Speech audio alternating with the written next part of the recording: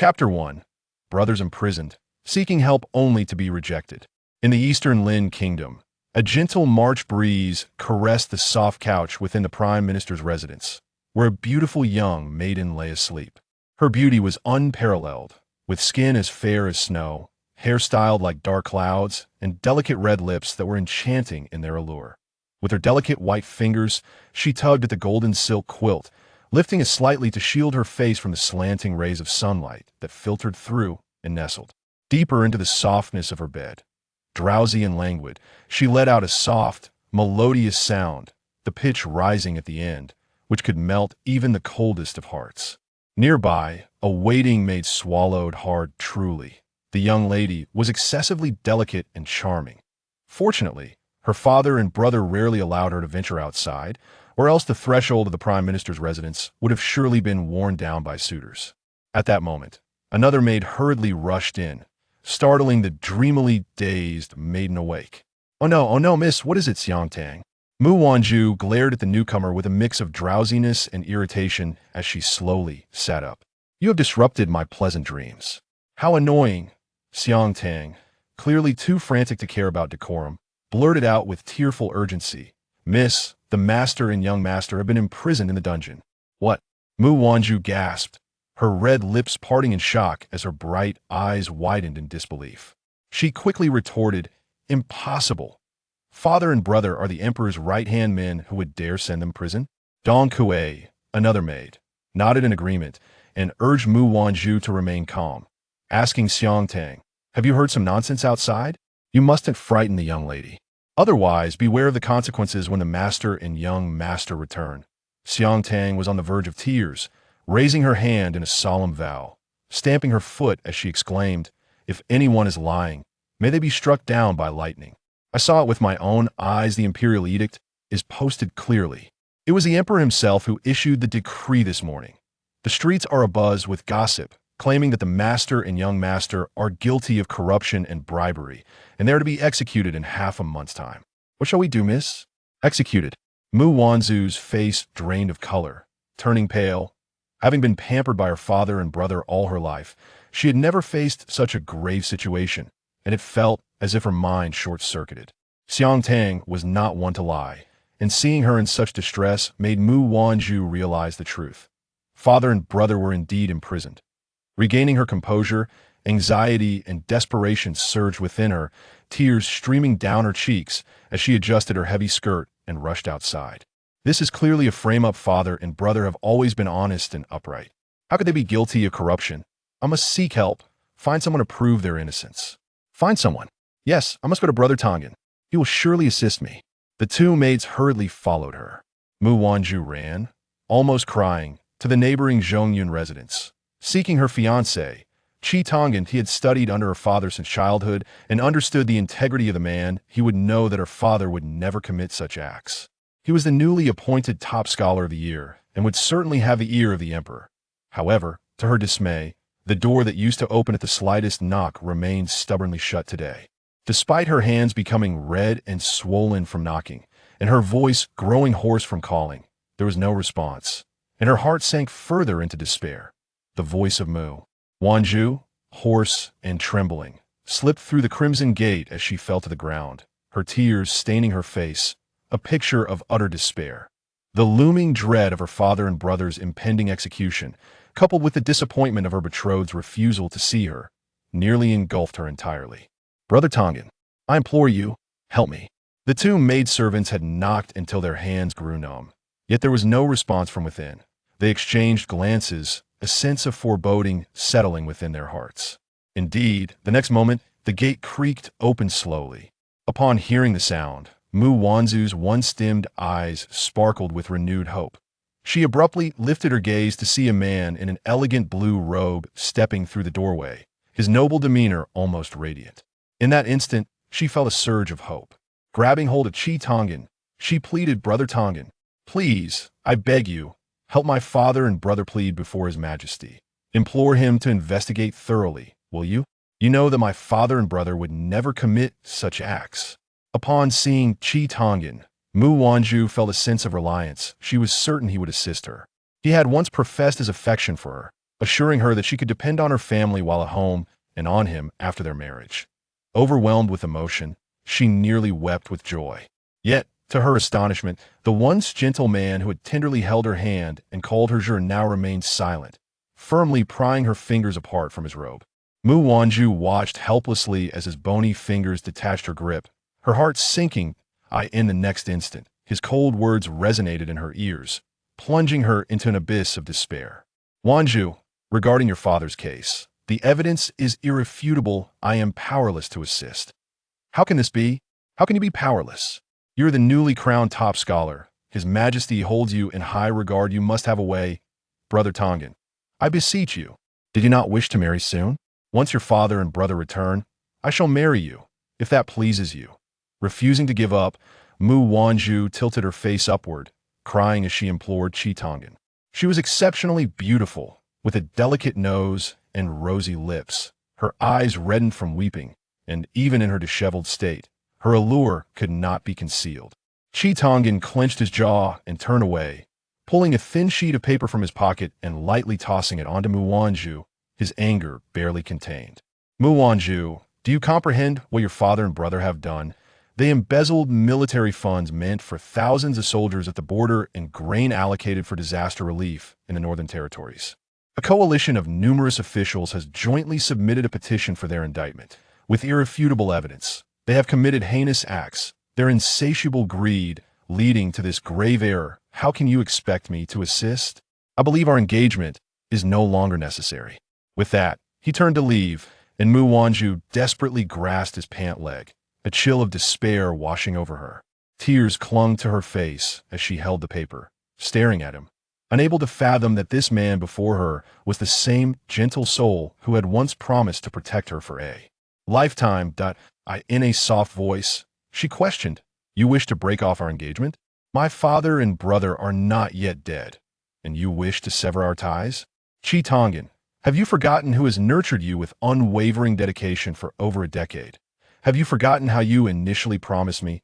Chi Tongan clenched his fingers, sweeping his sleeve to mask his unease, deliberately avoiding her gaze. I have toiled for a decade, laboring under the cold window.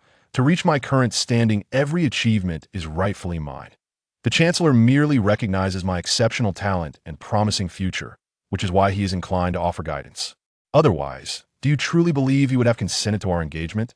Such words are futile. You should return at once. From this moment forth, we shall have no further entanglements. With that, he forcefully released Mu Wanzhu's hand and stepped through the door. The sudden slam sent a gust of wind that struck Mu Wanzhu's face. Regaining her composure, Mu Wanzhu cried out in fury, Chi Tongan, you despicable coward. My father must have been blind to have educated you for so many years. Chapter 2.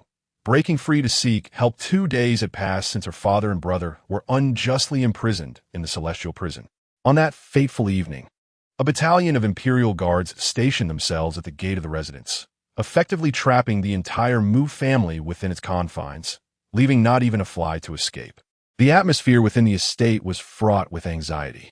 Mu Wanzhu had spent these days weeping incessantly, her heart heavy with despair as her attempts to seek aid from her father's friends were thwarted by the guards' unsheathed swords. With swollen eyes, she lamented the loss of hope in her fiancé, pondering her next steps. Father, brother. The mere thought of her beloved father and brother facing execution pierced her heart like a dagger. Orphaned from her mother at a tender age, she had been cherished by her father and brother, who treated her as their most precious gem. How could she stand idly by and witness their demise? At that moment, Don Kuei rushed in breathlessly. Miss, I found a way. We may truly escape. Mu Wanzhu lifted her head abruptly, disregarding her disheveled appearance, and grasped Xia Tang's arm eagerly. From where? The northeast corner. Miss, I have been observing these past few days. There exists a bamboo grove outside, and the Imperial Guards change shifts every 2 hours, allowing us a brief window of roughly half a quarter to flee. The bamboo grove is thick with undergrowth. Once we manage to get out, we can seek assistance from the minister. He has always been on good terms with my father and will surely help us. The last part of Xia Tang's statement came out weakly. In these 2 days, Xia Tang had witnessed the fickleness of loyalty, Even young Master Qi, who had previously treated the young lady with kindness, had distanced himself upon the onset of trouble. The other servants, had it not been for their contracts, would have fled long ago, and some still dared to approach the young lady, clamoring for their own redemption. She harbored doubts about whether the minister would indeed extend his aid. Though her mind raced with uncertainties, Mu Wanzhu had no time to dwell on them. All she knew was that if she could escape, she might implore her uncle to intercede on her behalf before the emperor, thus buying more time for her father and brother. The thought of her uncle, potentially as cold as Qi Tong and in severing ties with her, was one she refused to entertain. With tear-streaked cheeks, Mu Wanzhu gazed imploringly at her two maidservants. Dong Kuei, Xia Tang, please assist me. I shall need to climb over your shoulders to escape. The wall stood towering, at least 2 men high, making it impossible for all 3 to escape together. The 2 maidservants were reluctant to let Mu Wanzhu, their delicate mistress, ascend. Given the current situation, the outside world is wary of our family. You might not even gain access to the minister. Perhaps, Mu Wanzhu said, her voice trembling yet resolute. I will plead with my uncle on my knees, imploring him to help my father and brother. Though she was acutely aware that her efforts might yield little, she felt compelled to act. Ultimately, the 2 maidservants could not withstand her determination, especially since the emperor had yet to issue any decree concerning the families of those in the prime minister's household. Should she be captured, they believed it would likely result in no dire consequences. Thus, as the imperial guards changed shifts, Xia Tang seized the opportunity to assist Mu Wanzhu in climbing over Dong Kuei's shoulders to scale the wall. The master and servant were trembling with fear, anxious about being captured by the imperial guard. Fortunately, Xia Tang acted swiftly, successfully leading Mu Wanzhu to evade the guards, as their stealthy figures quietly approached the minister's residence. After they departed, 2 tall men clad in silver-gray armor, wielding swords, emerged from the bamboo grove. General, shall we capture them? The muscular man at the forefront gestured dismissively. Not for now. You will send someone to follow them discreetly, ensuring no trouble arises. Otherwise, when that old scoundrel returns, he and the one above will both be hard-pressed to explain. After assigning his men, the general turned and entered the palace. Upon entering the hall, he beheld the emperor reclining lazily on the dragon throne, one hand draped casually over the armrest, rhythmically tapping his fingers, exuding an air of languid malevolence while casting a sly smile in his direction. Virtue, the emperor mused, how I long to strike him.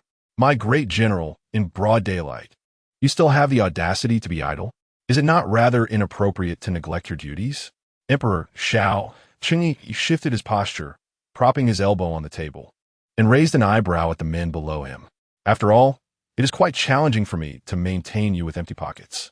If you do not appreciate this, do you not realize my silver would go to waste?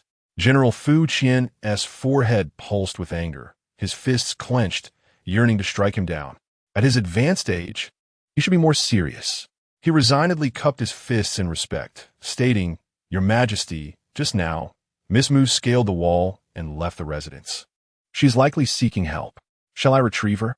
Xiao Qingyi, finding the exchange dull, merely replied with a nonchalant "Oh." Fuqian, contemplating murder. Questioned again, with a firmer tone, should I bring her back? The emperor scoffed dismissively. Did you not hear? The bond between father and daughter is profound. She has gone to fetch assistance for that old scoundrel. Your Majesty, I am but a mortal. Your royal words elude my understanding. Could you speak plainly? Xiao Qingyi shot Fu Qian a disdainful glance. You're truly dim-witted. As long as the girl lives, what concern is it of mine? I have a multitude of affairs to attend to daily. I have neither the time nor inclination to bother with a mere child. Understanding dawned upon Fu Qian. As he prepared to depart, he cast a lingering glance at Xiao Qingyi, realizing why the emperor had remained solitary for so long.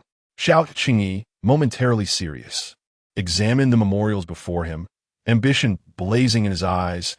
My aspirations lie with the kingdom, not with women. With that, he disdainfully regarded Fu Qian. A sparrow cannot comprehend the ambitions of swan. Fu Qian turned to leave, anticipating a future where the emperor's legacy would lack an heir. He refrained from sending men to capture Mu Wanzhu, who, on her end, arrived at the minister's residence without hindrance. However, the once open doors of the minister's estate were now firmly shut, much like those of the Qi residence. Anxiety gripped Mu Wanzhu's heart as she feared her uncle might act similarly to Qi Tong'an. With trepidation, she knocked on the door. "Miss, do not be anxious. The minister has a good relationship with the master. He will surely not turn a blind eye," Xia Tang reassured her, noting her nervousness. Mu Wanzhu nodded, her gaze fixed intently on the door, praying to hear the creaking sound of it being opened. However, time passed, and there was no response. Mu Wanzhu, undeterred, knocked repeatedly. "Uncle, please, I implore you to open the door." Yet the door remained shut. Xia Tang furrowed her brow, murmuring, "Could it be that the Minister of Rights?" Upon hearing this, Mu Wanzhu's heart sank into despair. Tears welled up, ready to spill, but before they could fall, the door swung open. Chapter 3. The first encounter. The one who opened the door was none other than Su Shangshu, a close friend of the esteemed Mu Chancellor. Upon seeing them, he quickly ushered them inside and peered outside to ensure no one was watching before closing the door behind them. "Dear niece, I beseech you, help me. My father and brother are truly wronged."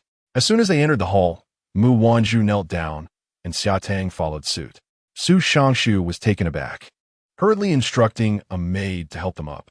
"What is the meaning of this, my dear niece? Please rise." He continued, "Surely you understand the characters of Zirin and Jing'an. How could they possibly commit such treachery against heaven and ancestors, let alone the emperor? However," he added, his voice heavy with regret, "I fear I may be powerless to assist. Since the Mu Chancellor's impeachment, a coalition of officials had presented irrefutable evidence against him, compelling Su Shangshu to stand firmly by his side. Yet, the emperor dismissed his attempts at explanation.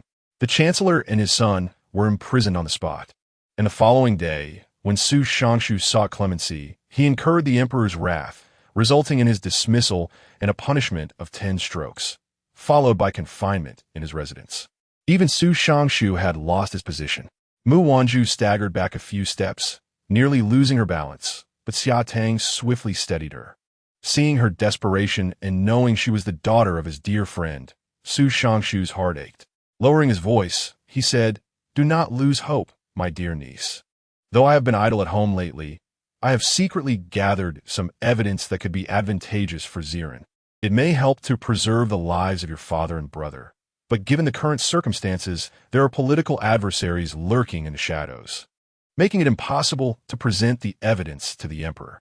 The situation was perilous, with enemies watching closely, fearing a misstep could lead to their downfall.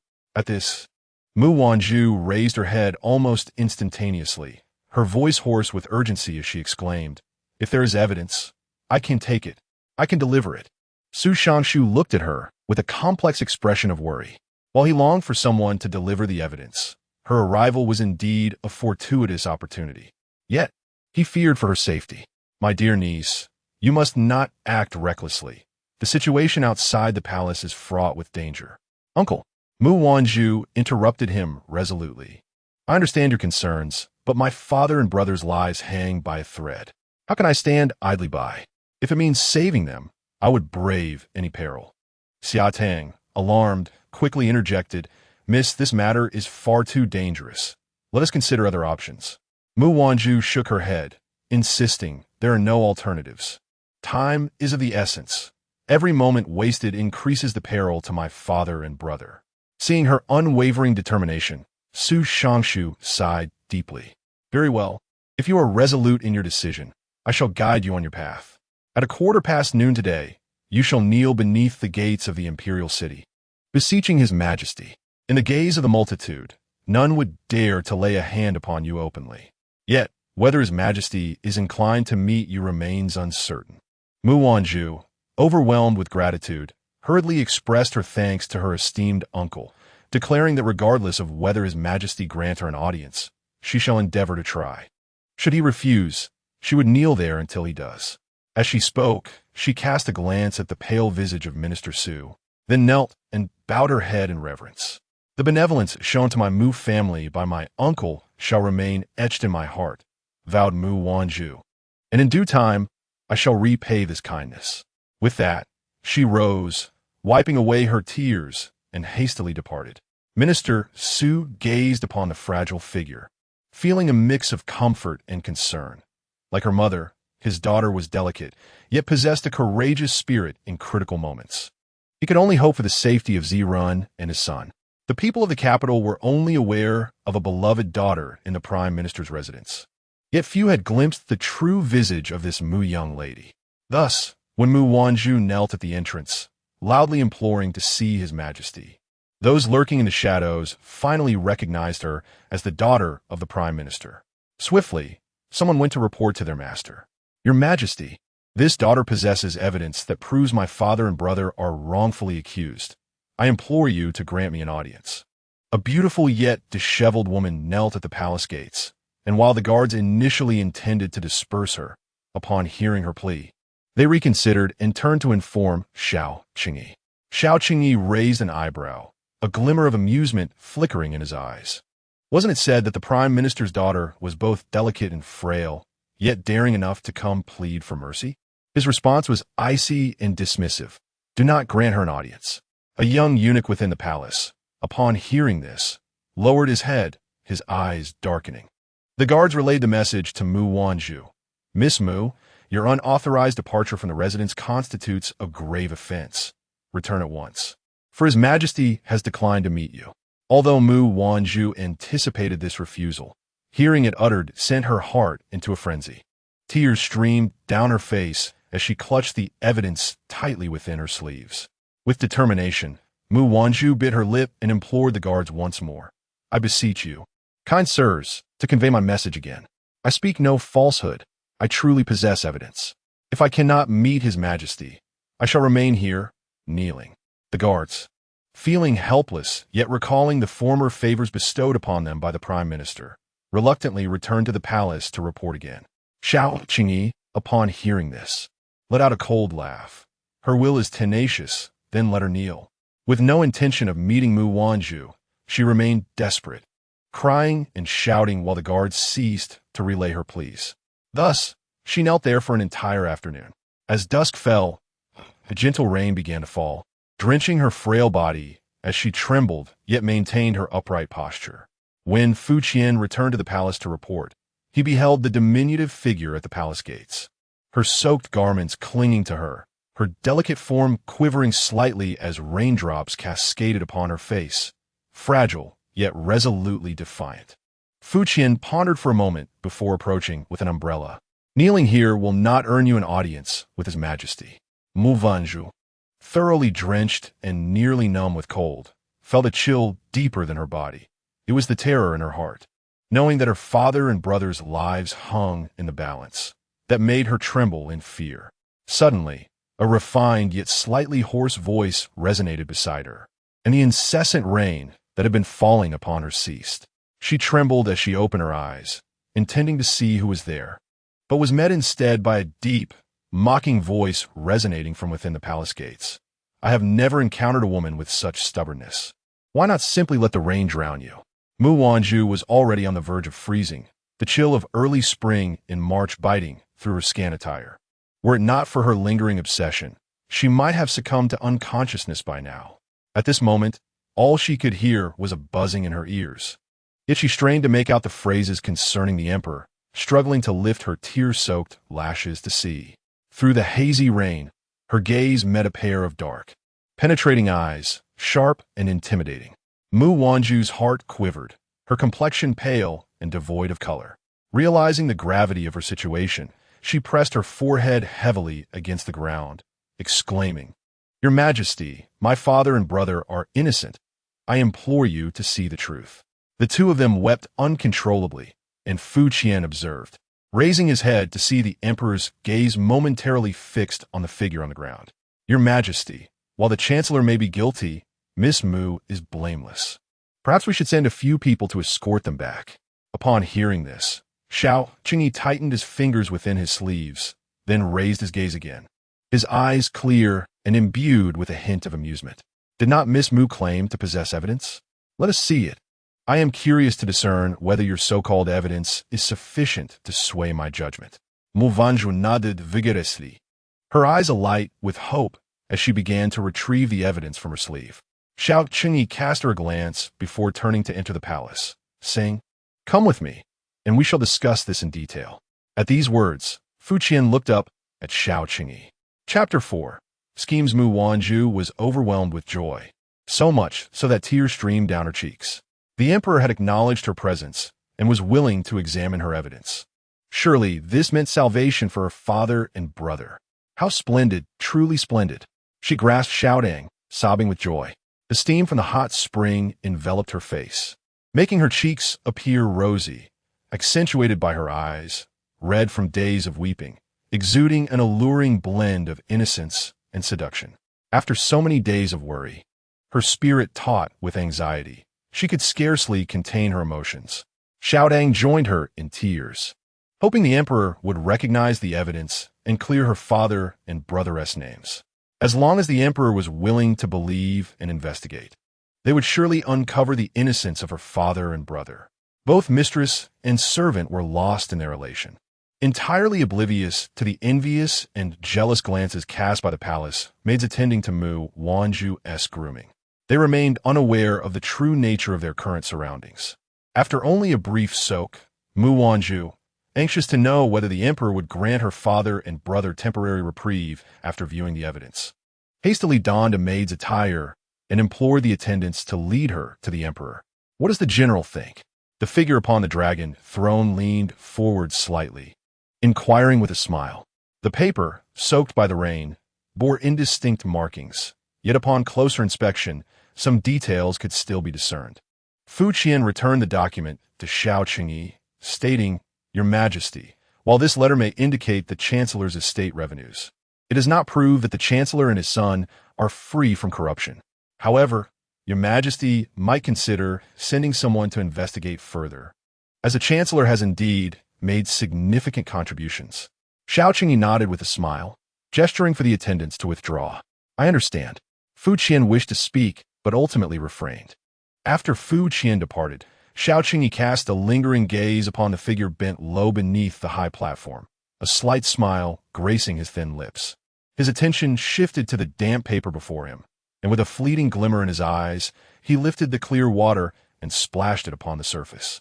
The chief eunuch, observing from the side, noted the palpable tension in the great hall.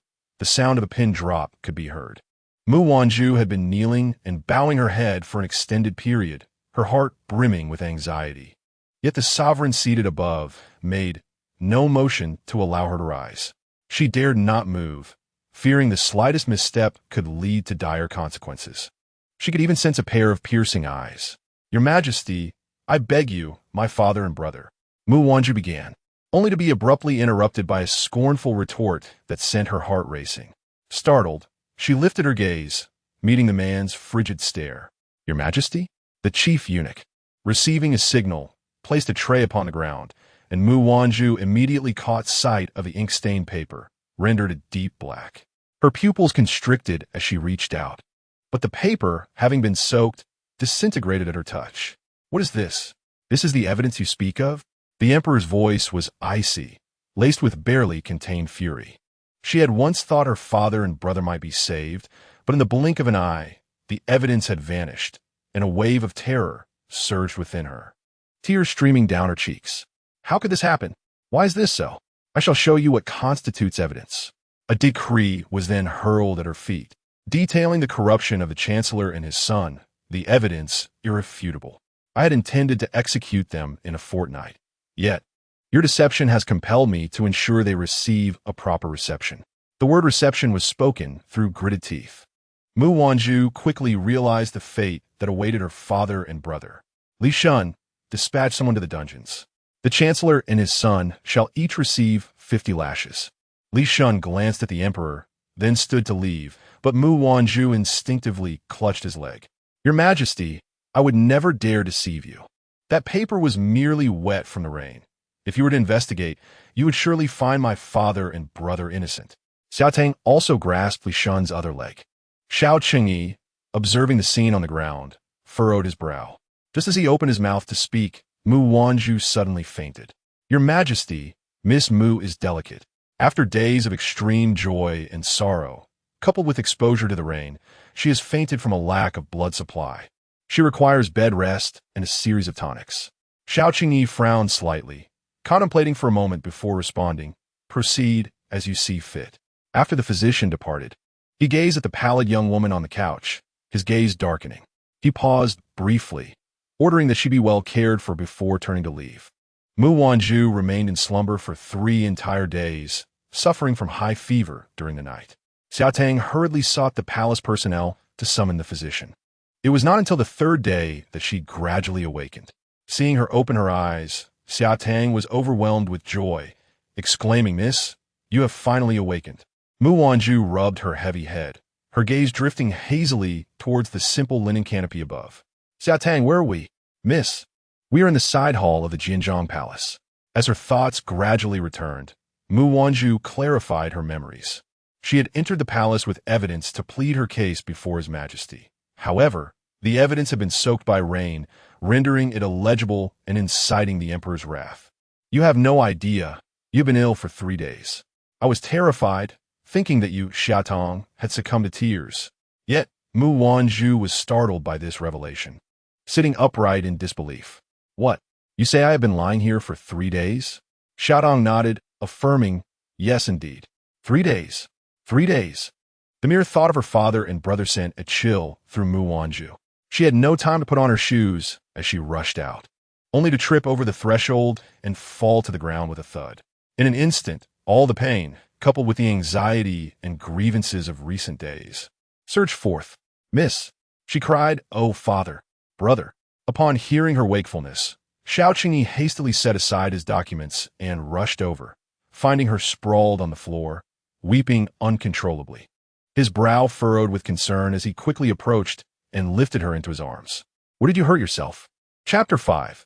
Let her bear a prince. Upon hearing his voice, Mu Wanzhu grasped Xiao Qingyi's sleeve with desperation. "Your Majesty, I implore you. My father and brother are truly innocent. My father has always been upright and incorruptible, and my brother has aspired to emulate the sage since childhood, adhering strictly to his principles. It is simply impossible." Her tears flowed like rain on a pear blossom, her eyes brimming with pleading, fragile and helpless, evoking an instinctive desire to protect her. Xiao Qingyi lowered his gaze, carrying her inside. "Do not weep. They are not in immediate danger." He then dispatched Li Shun to summon the imperial physician. Mu Wanzhu was so consumed with worry for her father and brother that she remained oblivious to any impropriety in Xiao Qingyi's embrace. She paused at his words, tears glistening on her lashes. Might His Majesty send someone else? Xiao Qingyi placed her gently on the couch and cast her a cool glance. "No," he replied firmly, his tone brooking no argument. It was only then that Mu Wanzhu realized he had carried her inside. Fear mingled with the sting of his refusal, causing her heart to tremble. "Your Majesty, silence!" Xiao Qingyi interrupted, glaring at her, prompting Mu Wanzhu to lower her gaze, stifling her cries. Unbeknownst to her, the man watching her had darkened eyes, his fingers tightening within his sleeves. The physician arrived promptly.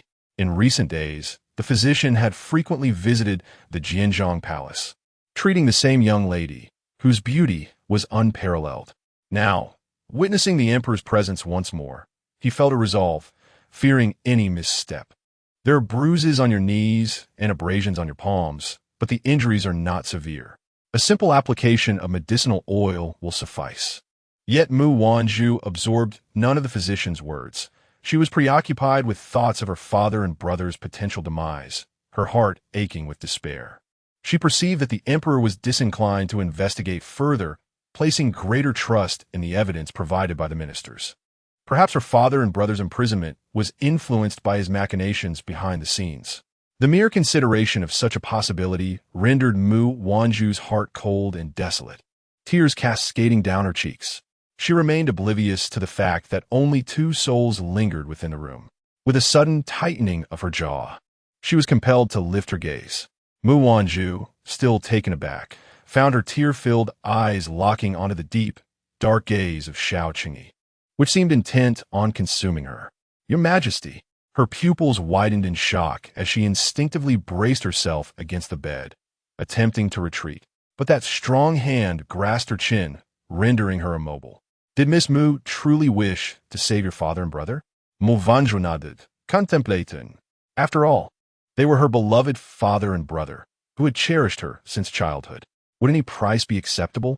The emperor's eyes gleamed momentarily, a fleeting glimmer, his tone icy and detached. Daring not to meet the emperor's gaze, Mu Wanzhu felt an instinctive urge to nod in response to his words, only to suddenly realize the ambiguous implications behind them, her eyes darting back to him. Unexpectedly, the man reached out, his warm and slightly invasive fingertips brushing against her delicate cheek, sending a jolt of electricity through her, causing her to tremble and instinctively shrink back. Yet the small bed offered no escape, forcing her closer to the edge. A foreboding thought flashed through her mind, and her complexion paled further as she stammered. What price would be required? The emperor's lips curled into a smile, his peach blossom eyes sparkling with mirth. Yet all Mu Wanzhu could perceive was a terrifying spectacle. A single misstep could lead her to utter ruin. Observing her fear-stricken expression and the violent tremors of her small form, clad only in a thin garment, Xiao Qingyi felt a surge of warmth in his heart, though his countenance remained impassive. The offenses of the chancellor and his son were unforgivable, with irrefutable evidence against them. No plea would sway the outcome. Yet, he fixed his intense gaze upon Mu Wanzhu, who felt her heart race under his scrutiny, sensing that his next words would be beyond her capacity to bear. If the mother of the crown prince were to beseech me, perhaps I could be persuaded to seek evidence. The unexpected revelation caused Mu Wanzhu to breathe a sigh of relief. She could indeed appeal to the crown prince's mother. The notion of the crown prince struck her suddenly. The emperor had no consort, let alone an heir. Where could a crown prince possibly come from? Her pupils dilated as they met the emperor's teasing gaze, her heart constricting in confusion. What did your majesty mean? The suspicion she had just dismissed resurfaced. Seeing the wariness etched across Mu Wanzhu's face, Xiao Qingyi understood that she had likely discerned the meaning behind his words. Deciding against further jest, he stepped back, hands clasped behind him, and declared solemnly, "An heir is the foundation of a nation. I have reigned for 15 years without an heir. If Miss Mu were to bear me a crown prince, she would indeed be a benefactor of Donglin. The chancellor and his son are merely the maternal grandfather and uncle of the crown prince, the external kin of the heir. Naturally, I cannot allow them to come to harm." Boom! Mu Wanzhu's mind buzzed with confusion, even though she had vaguely anticipated this possibility. Hearing the emperor articulate, it left her trembling uncontrollably. "Your Majesty, my father and brother have devoted themselves entirely to you and the prosperity of Donglin. You are a benevolent ruler. If you were to clear their names, they would undoubtedly support you even more fervently in the future." "How could you not?" Xiao Qingyi raised a hand to silence her, his gaze turning icy. "Miss Mu, I am not a benevolent ruler. It is either your father and brother's demise, or you bear me a crown prince, after which I shall release them. Miss Mu, I have heard that your father and brothers have cherished you since childhood. When it comes to making a choice, I trust you understand without my need to elaborate." Mu Wanzhu's heart was filled with turmoil. She was acutely aware of the implications. Should she acquiesce, she would be irrevocably ensnared in the depths of the harem. Yet, to refuse would endanger the lives of her father and brothers. "Your Majesty, may I request time to contemplate?" Mu Wanzhu summoned her courage to speak. Xiao Qingyi feigned a frown. "How long do you require to consider?" His furrowed brow emanated an unspoken pressure, truly formidable. Mu Wanzhu instinctively recoiled. 3 days. At most 1 day. By tomorrow, I expect a response. Should there be no reply, this promise shall be rendered void. Please." Upon hearing this, Mu Wanzhu hastily grasped his sleeve. "Just 1 day will suffice." Xiao Qingyi, indifferent, acknowledged her with a nonchalant hum, then turned to retrieve a vial of medicine from the table, his lips curling upwards in a hidden smile unseen by Mu Wanzhu. "Come here. I shall apply the medicine for you." Previously, Mu Wanzhu had never encountered His Majesty, having only gleaned information from the conversations of her father, brothers, and uncles. She knew him to be a young man of renown, ruthless and unforgiving, a man whose slightest misstep could lead to severed heads. No courtier was unafraid of him. To have him apply medicine for her felt like tempting fate. Moreover, Propriety dictated that men and women maintain a respectful distance. Without a moment's hesitation, Mu Wanzhu declined. "Thank you, Your Majesty, but I can manage on my own." Xiao Qingyi's displeasure was palpable. The weight of his presence bore down upon her. Considering her father and brothers, Mu Wanzhu reluctantly extended a hand, bowing her head. "Thank you, Your Majesty." Xiao Qingyi observed her dark tresses with a hint of satisfaction as he applied the medicine. His calloused fingertips glided over the ointment, creating a tingling sensation in her palm, while the alluring scent of his cologne filled the air. Mu Wanzhu felt a blend of embarrassment and fear, longing to withdraw her hand, yet wary of inciting his wrath.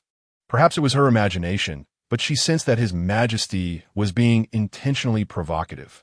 Yet, she dared not voice her thoughts. "Now for your knees." "Knees? I can manage that myself." The notion of exposing her knees to him startled her, prompting her to snatch the ointment from Xiao Qingyi's grasp. However, he swiftly turned, and she found herself tumbling into his strong embrace, enveloped in his arms. Chapter 6.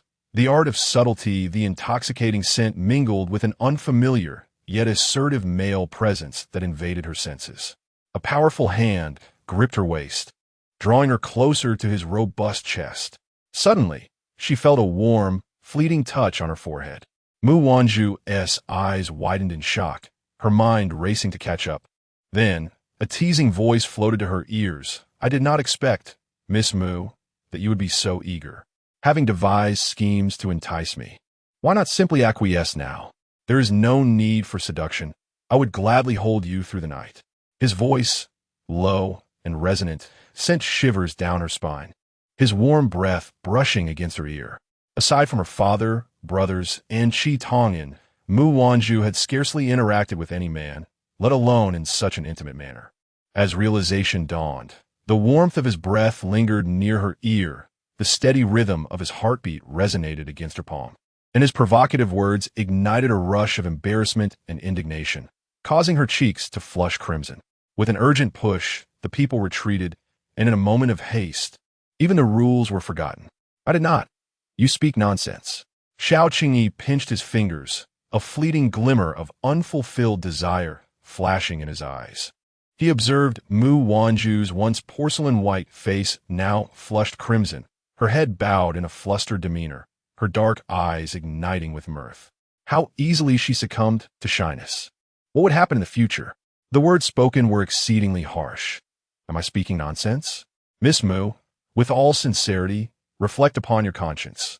Did you not leap toward me? Or was it I who pulled you into my embrace? This was not merely a misstep. Did she not rush into my arms and present her forehead to my lips? No, it was not." Mu Wanzhu's face turned a deeper shade of red, especially under Xiao Qingyi's teasing, suggestive gaze. She hurriedly attempted to defend herself. "That was unintentional." "Oh, unintentional?" Xiao Qingyi nodded knowingly, his unwavering gaze fixed upon Mu Wanzhu.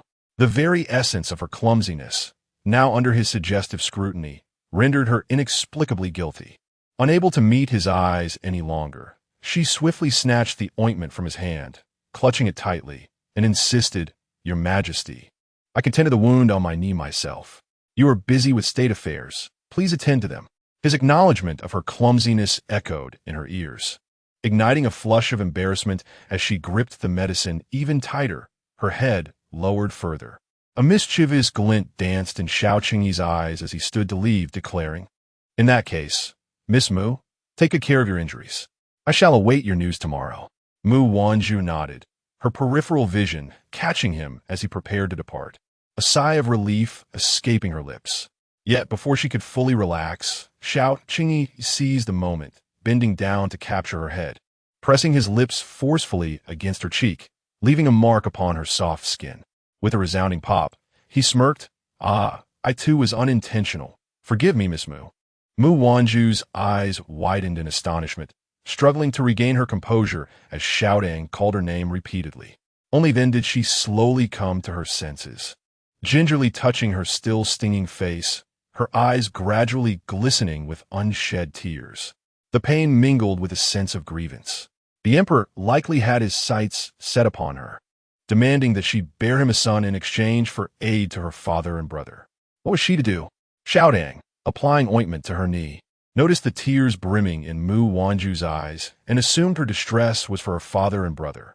While tending to her, she asked, "Miss, what did the emperor say to you? Was it concerning your father and brother?" Mu Wanzhu responded with a muted "But does that mean there is hope for them?" It was no wonder Xiaodang inquired so. The emperor had left with a smile, clearly in high spirits. Miss Shirley did not forget to implore him to reinvestigate the matter of her father and brother's alleged corruption, which could only indicate that their conversation had been amicable. However, observing her current state, it seemed something was amiss. Could it be that I misjudged? Miss, did the emperor not agree? Mu Wanzhu lifted hergaze. Looking at her companion, who had grown up alongside her, her eyes filled with sorrow. Xiaodang, the emperor, he agreed to investigate the matters concerning my father and brother. But what?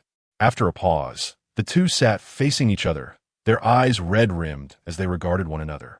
Madam, for these past years, both the master and the young lord have prohibited you from venturing out, wishing to shield you from the scrutiny of the royal family and the powerful elite. Should you enter the palace, the master and the young lord would undoubtedly be enraged upon learning of it. Perhaps we should seek the advice of the minister once more? Mu Wanzhu was well aware of her father and brother's intentions to keep her distance from such influential figures, notorious for their numerous concubines. Not to mention the emperor's own 6 palaces. Were it within her power, she too would prefer to avoid the palace. She nodded, "Very well. I shall request evidence from my uncle." Resolute in their decision, the pair rose to leave. As they stepped out, news swiftly reached the Grand Hall. Xiao Qingyi raised an eyebrow. That old rogue, who professes his loyalty to the eastern frontier and claims to serve me faithfully, spreads malicious rumors about me behind my back. His intentions are clearly nefarious. Does he wish for the emperor's harem? If so, why has he remained unwed until now? The old rogue dares to provoke me. The chief steward and his entourage shrank back. Had the chancellor once again incurred the emperor's wrath? Even the dungeons could not quell his unrest. Li Shun jolted upright, "Your Majesty." Xiao Qingyi cast a cold glance his way. "Why do you tremble? Dispatch a carriage to escort him out of the palace." Li Shun cumplía swiftly. However, he was genuinely perplexed. Based on his years of service to the emperor, it seemed that his Majesty harbored feelings for that Mu girl. With the chancellor absent, it was the perfect opportunity to claim her for himself. How could he simply let her go? With audacity, Li Shun voiced his thoughts. Xiao Qingyi, pen in hand, smirked lightly. That old rogue advises her to stay away from the imperial family. After years of such instruction, she must be resistant to it. If she does not realize that seeking help from others is futile without my intervention, how could she willingly enter the palace? What I desire is not merely her presence. With that, he set down his pen, folded the paper, and placed it into an envelope. Soon, a shadowy figure appeared in the hall, taking the letter and departing swiftly. Xiao Qingyi watched the retreating figure, his eyes glinting with determination. In his lifetime, he sought little, yet whoever caught his eye, he would ensure they became his. Meanwhile, Mu Wanzhu could hardly fathom that upon their exit, the emperor had sent a carriage to escort her. A man so perceptive of human nature could easily discern her reluctance to comply with his wishes. Yet, he bore no resentment and even sent her on her way. The accompanying coachman was exceedingly respectful, showing no inclination to impose upon her. How does this align with the ruthless persona my father spoke of? Mu Wanzhu pondered. But her thoughts were quickly set aside as she sought to obtain her evidence. However, when the carriage hastily arrived at the minister's residence, chaos reigned outside. The estate was encircled by a throng of citizens, and upon entering, she discovered the entrance was guarded by officers of the Dali Temple, forming layers of barricades. The young official of the Dali Temple wore a serious expression, holding an arrest warrant. "Minister, you conspired with the chancellor, abusing your position for personal gain, selling titles and offices. It seems I was blind to believe you a good official."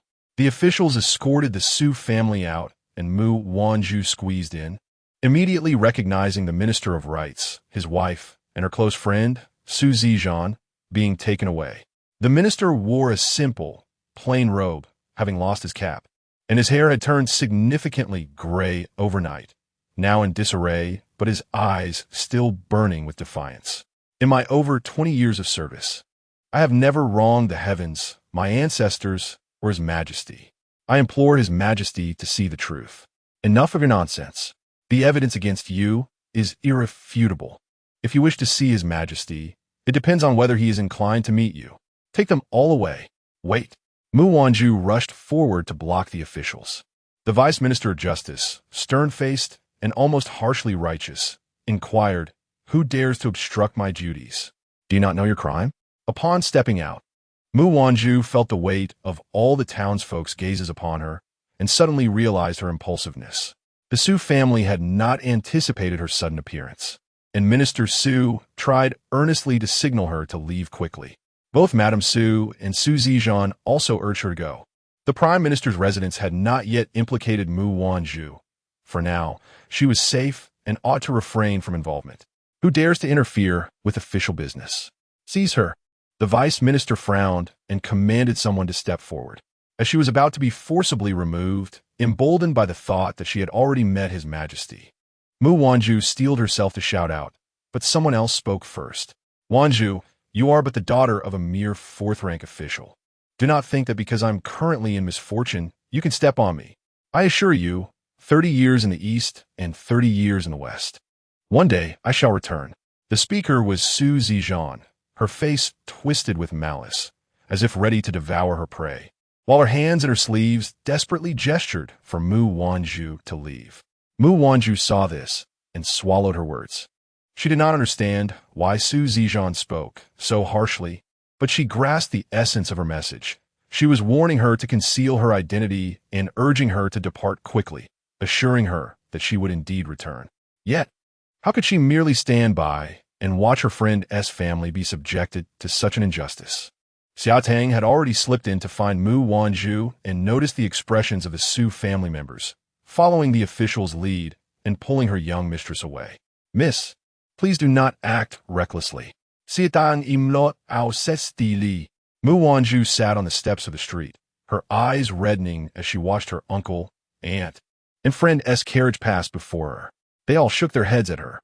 "See, even the minister and his wife do not wish for you to take risks." Mu Wanzhu nodded, perplexed. Just days ago, the minister's residence had been fine. How could it be that in just a few days, arrests had spread from the Prime Minister's residence to the Ministeress? Although she did not comprehend political intricacies, she understood that unless someone had conspired, the wealthy families of the capital remained unscathed, while those aligned with the Prime Minister had fallen into trouble. Now, even the minister's residence was implicated. She had heard clearly the Vice Minister's accusations against her uncle and father for selling offices and disregarding the law. How could that be possible? Her father and her uncle would never engage in the despicable act of selling positions and titles. Even if it came to murder, they would only target those deserving of such a fate. Thus, it must be that some treacherous individual is plotting behind the scenes, seeking to frame them. "Miss, what shall we do next? With the minister's predicament, how can we possibly secure evidence?" "Indeed," Xiao Hang exclaimed, slapping her thigh. "Evidence?" Mu Wanzhu was startled. "What is it? Miss, do you not find this all too coincidental? We are in dire need of evidence, and just at this moment, the minister's household is in turmoil." A dreadful thought surged in Xiao Hang's mind. Could it be that His Majesty is orchestrating this from the shadows? At this, Mu Wanzhu's complexion paled slightly. After a moment's contemplation, she shook her head. "Unthinkable. Both my father and uncle are loyal ministers to His Majesty, having supported him since he was a prince. They are both advisors and mentors. Besides, they are mere civil officials without military power. There is no reason for the emperor to target them. What if? Impossible." Mu Wanzhu remained steadfast in her belief. Although she uttered that it was impossible, doubts began to take root in her heart. The two had ventured out of the palace to gather evidence, and now that seemed unattainable.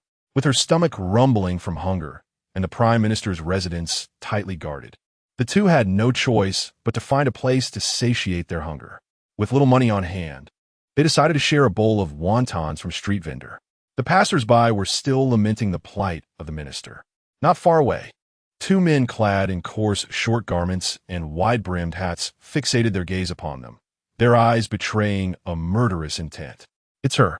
Mu Wanzhu felt a wave of despondency wash over her, when suddenly a small stone struck the edge of her bowl, startling both her and Xiaodang into a frightened gasp. Fortunately, the bustling street was lively enough that no one noticed anything amiss. The two exchanged glances. The stone was wrapped around Note, and when Mu Wanzhu picked it up, she saw a few ominous words written upon it. If you wish for your father and brother, as well as the Su family, to remain unharmed, come alone to the Sanli temple outside the city at the hour of the dog tonight. Otherwise, next year on this date, it shall be their memorial. Mu Wanzhu had never encountered such coercion before.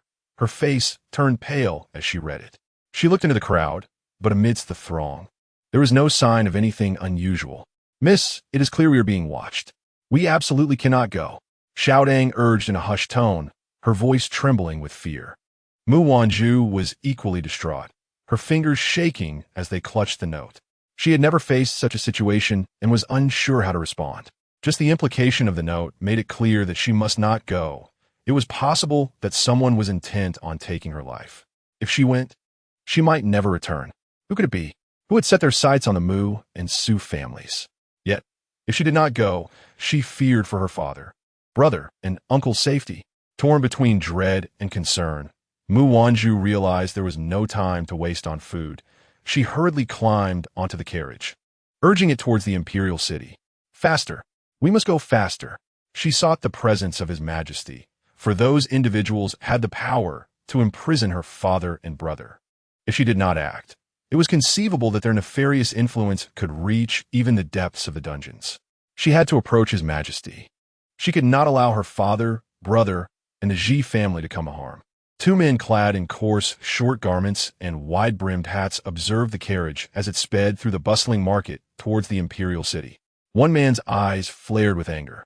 The other quickly reported to their master.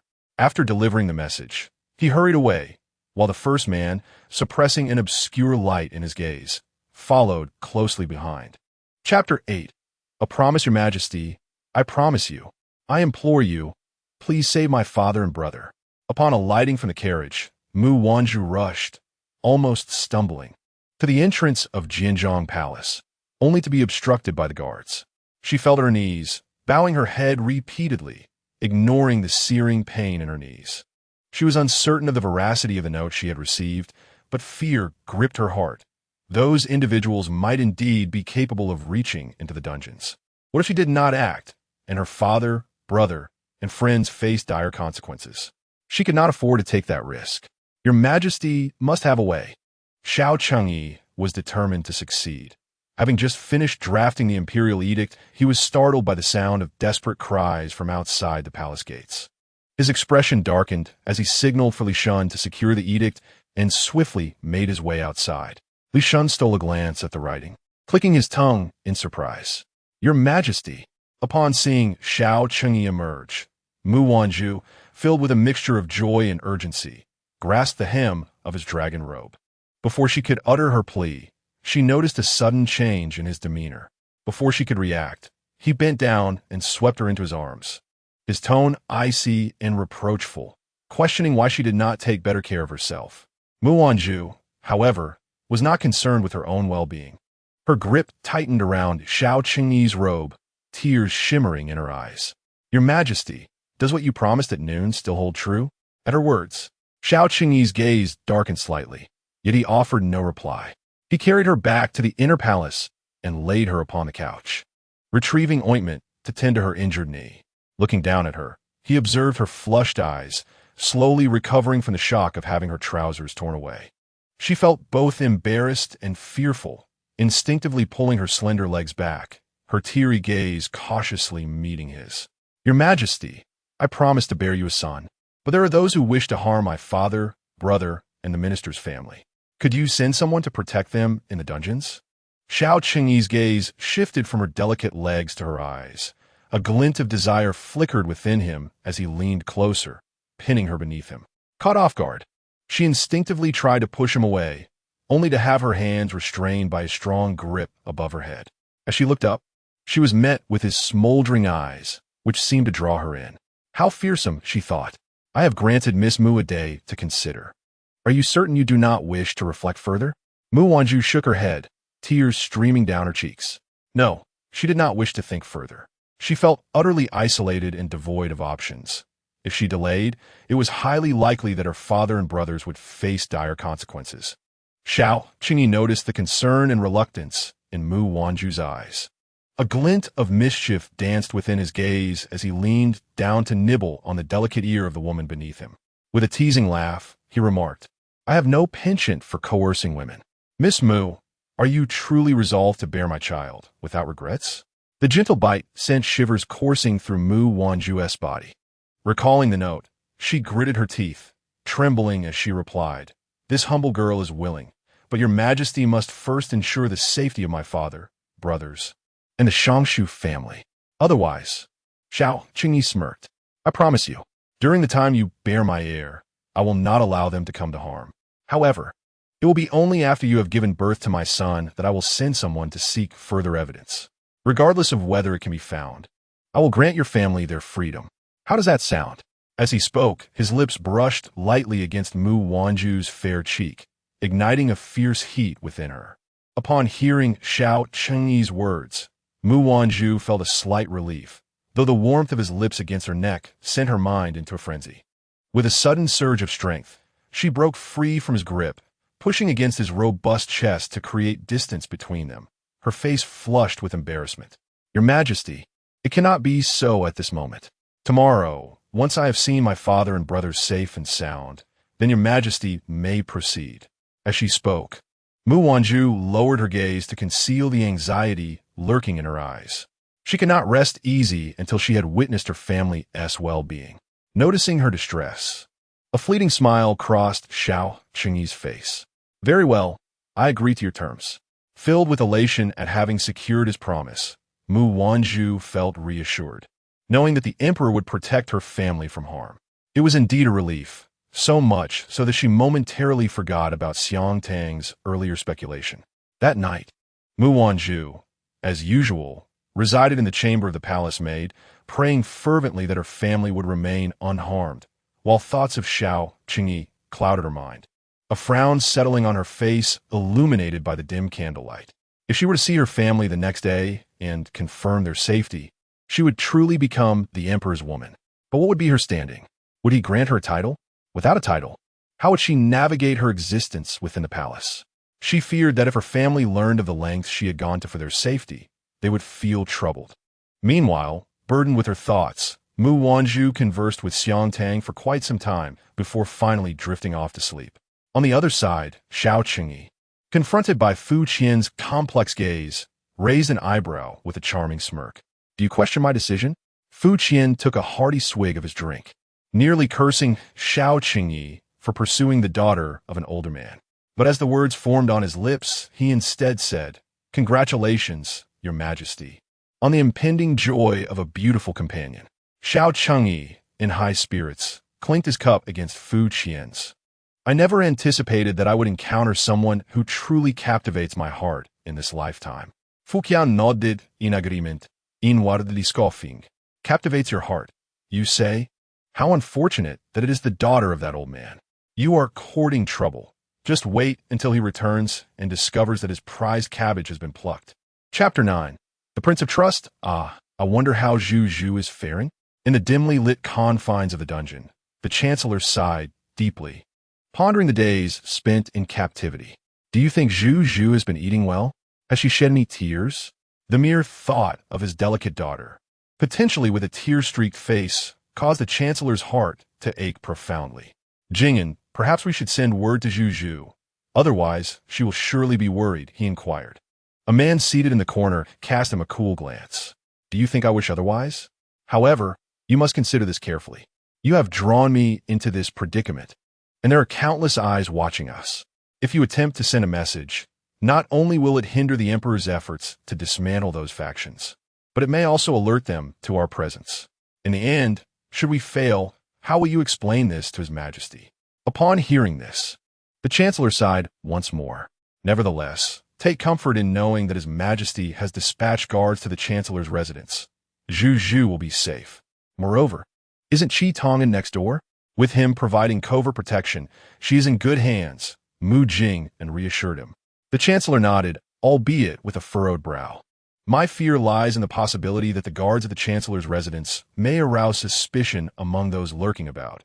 Mu Jing and expressed his concerns. The chancellor agreed. This is indeed a matter of my concern. Their exchange was overheard by others, who walked away with knowing smiles, their eyes alight with shrewdness. In a grand estate, two men wearing wide-brimmed hats knelt for an entire afternoon until darkness enveloped them. Before them stood a tall figure clad in white, his back turned, as he delicately traced the smooth surface of a jade ring with his fingers. Nearby, another man in black listened intently. The man in white smiled warmly. I never believed Xiao Qingyi would relinquish Mu Gue so easily. Indeed, he could not withstand the test. This trial has revealed his true colors. But how curious it is that despite the father and son being imprisoned, the Mu family's daughter remains unharmed. She even has the freedom to enter and exit the palace at will. Does Xiao Qingyi think me a fool? How laughable. Master, your wisdom is unmatched. How could the emperor be your rival? The kneeling men praised. The man turned back with indifference. You could not eliminate even a single woman. Calling you worthless would be an understatement. Forgive us, master, they replied. Very well. Issue orders that no one is to act recklessly. The two men exhaled in relief as they departed, soon followed by the man in black. The man in white narrowed his gentle eyes, gazing toward the imperial city. Xiao Qingyi's little tricks do not concern me. However, it seems I harbor a peculiar interest in Mu Gui's daughter. The following day in the court, the atmosphere shifted dramatically with the decree from the Grand Eunuch Li Shan. What? His Majesty intends to elevate an unknown common woman to the rank of imperial consort and bestow upon her the title of Chun? This is utterly unacceptable, Your Majesty. Before the officials could voice their concerns, Xiao Qingyi raised a hand to silence them. My decision is made. There is no need for further discourse. After the court session, the ministers exchanged glances filled with uncertainty as they discussed amongst themselves. His Majesty has never ventured beyond the palace. Where could he possibly find a common woman? Murmured one, in a city teeming with noble ladies. How could His Majesty overlook them in favor of a commoner? I have heard that just a few days ago, the daughter of Prime Minister Mu pleaded for him and entered the imperial palace, never to emerge again. Consider this, dear friends. Is this mere coincidence? Upon hearing this, the crowd quickly understood, suspecting that the newly conferred concubine was, in fact, none other than the young lady from the Mu household. How could a prime minister, currently imprisoned in the dungeon, have his daughter elevated to such a position by the emperor? What could this signify? As the assembly speculated on Xiao Qingyi's intentions, a young and handsome man clad in a deep blue official robe clenched his fists, increasingly troubled by the conversation, ultimately striding away in agitation. By the time the crowd recalled that the Mu lady was betrothed to this year's top scholar, Qi Tong'an, he had already distanced himself considerably. Several elderly ministers were so enraged that their beards trembled. The notion of a ruler taking a minister's wife would surely provoke ridicule across the realm. Meanwhile, Qi Tong'an returned to his residence, his expression dark, as he entered his study, burdened by the words of the ministers. He had never anticipated that Mu Wanzhu would obtain a divorce decree only to ascend to the emperor's bed. How could she dare? Fearing repercussions, he had hastily returned to draft the divorce papers upon hearing of the troubles surrounding the Mu family. Yet, his mentor had merely been cast into the dungeon. The emperor had granted a fortnight, clearly intending to safeguard his teacher. With his mentor still alive, how could she be so impatient to claim the emperor? His divorce was merely a precaution against being embroiled in the scandal. However, should the emperor protect his mentor, he would still marry her upon her return. How could she abandon him for another man, especially one as exalted as the emperor? Grinding his teeth, Qi Tong'an resolved to confront Mu Wanzhu for clarity. Unbeknownst to him, Mu Wanzhu had risen late after a sleepless night and hurried to the Jianzhong Palace, only to be informed by a palace maid that the emperor had already departed for court. The threats from the previous day still loomed vividly in her mind. Anxious about her family, she chose to wait on the steps of the hall for Xiao Qingyi to return. Xiaotong, do you think our father and brothers will be all right? Xiaotong, uncertain but wishing to alleviate Mu Wanzhu's fears, nodded reassuringly, of course. Our lord and the young master have weathered many storms. No one can ensnare them with unfounded schemes. You are right. The two awaited, the rosy hue of dawn rising beyond the palace walls. Suddenly, a voice, warm as spring breeze, interrupted their thoughts. Two little maids, do you know where this is? Be cautious lest you lose your heads. At the sound, Mu Wanzhu turned to see a gentleman of striking elegance approaching, clad in pristine white brocade, his presence radiant, a gentle smile gracing his lips. He embodied the ancient ideal of a gentleman, akin to the jade-like figures spoken of in classic literature.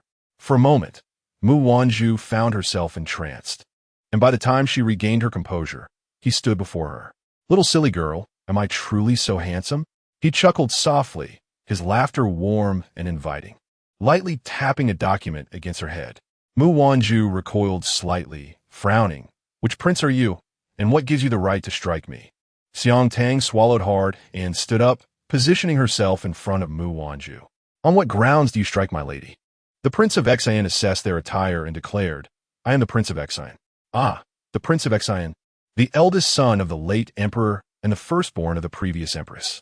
The world praises him for his gentle demeanor, a soul attuned to nature, who rarely engages in royal affairs.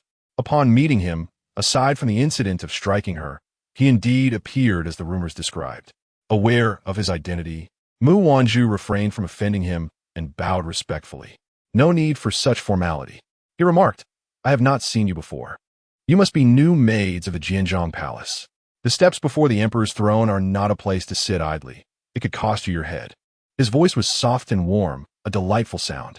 Mu Wanzhu thought to herself, nodding in gratitude. By the way, is His Majesty present? I possess evidence that the Chancellor has been falsely accused, and I would appreciate your assistance in conveying this to him.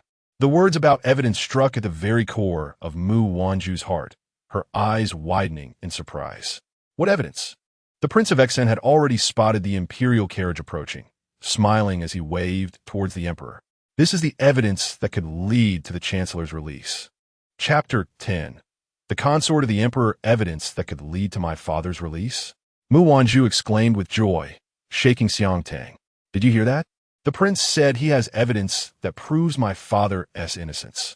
Xiang Tang nodded enthusiastically. Yes, my lady, indeed. Mu Wanzhu could hardly contain her excitement, eager to learn the outcome. However, after a considerable time, she saw the Prince of Xian emerge from the hall. His head hung low, and he departed. Mu Wanzhu's heart sank. What did this mean? Did the emperor refuse to release him? Your Highness, what did His Majesty say? Mu Wanzhu inquired urgently. The Prince of Xian shook his head with a weary smile. I cannot ascertain why His Majesty. Just then, Li Shun appeared, calling for Mu Wanzhu to enter. Although she wished to ask more, she dared not delay further. Upon entering, Xiao Qingyi gestured for her to ascend the high platform. As she stepped up, a large hand encircled her waist, and before she could react, she found herself in his embrace. The crisp scent enveloped her, and the warmth of his hand at her waist was unfamiliar, yet disarming. Distracted by the earlier encounter with the prince, she summoned her courage to inquire, Your Majesty, why do you not release my father and brother? She could not believe that the Prince of Xian would present useless evidence to the emperor. Surely, he was aware of what was at stake. This could only imply that the evidence was indeed sufficient to prove their innocence. Yet the emperor had no intention of granting their release. But this remained merely her conjecture. Xiao Qingyi, with a playful smile, replied, Did not Miss Mu promise me yesterday? As long as you bear me a son, I shall send someone to procure the evidence. Moreover, I assure you that during your time bearing my heir, I shall not harm them, including those from the Su family. But if there was evidence, why does His Majesty not release them? Mu Wanzhu clenched her fists, boldly meeting Xiao Qingyi's gaze. Hearing her words, Xiao Qingyi's expression turned slightly cold, his hand on her waist beginning to explore, reminiscent of a claw emerging from the depths of hell, sending shivers down her spine. Mu Wanzhu trembled slightly, suddenly realizing that she had provoked the man before her. Just as she intended to offer an explanation, he seized her chin with one hand, pain radiating through her as he fixed her with a gaze that was both amused and unsettling. Was it the Prince of Faith who informed you?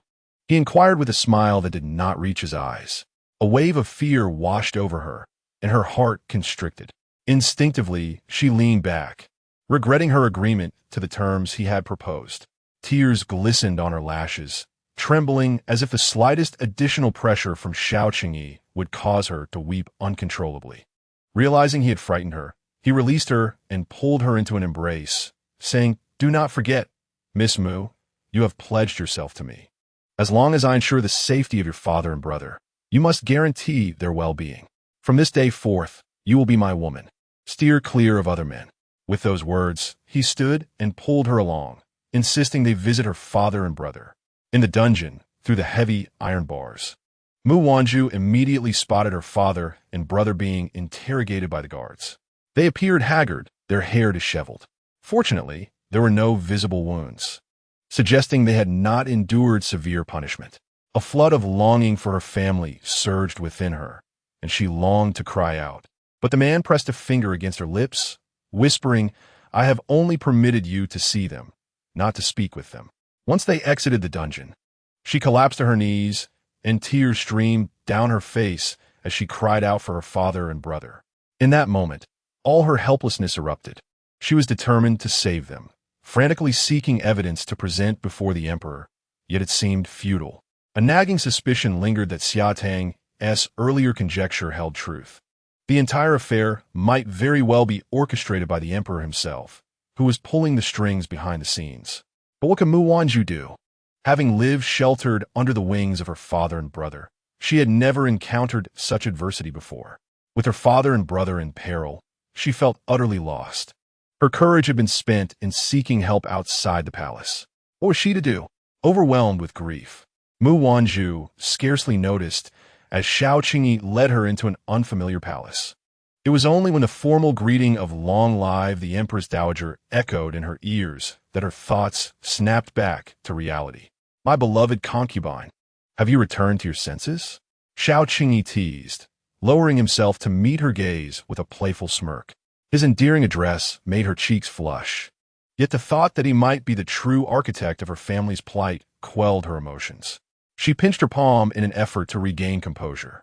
Observing her surroundings, she noted the intricately crafted wooden beams, pearl drapes, and golden columns which upheld the grand structure of the hall.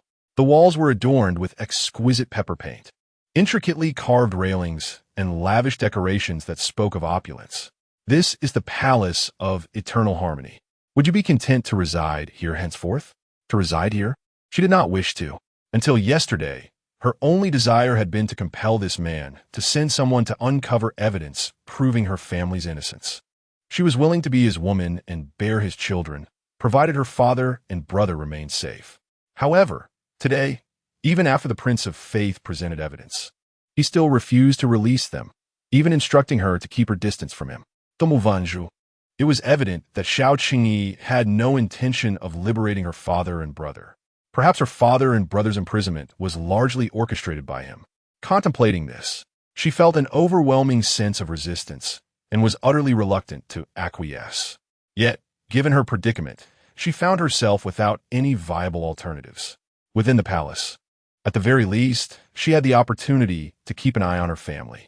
If she were to rebel, considering His Majesty's previous unpredictable demeanor, she couldn't be certain of her own survival, let alone the possibility of rescuing her father and brother. Weighing the various pros and cons in her mind, Mu Wanzhu reluctantly nodded, agreeing to the circumstances. Xiao Qingyi was taken aback. He had anticipated a display of tears from Mu Wanzhu, as she had been weeping since their first encounter.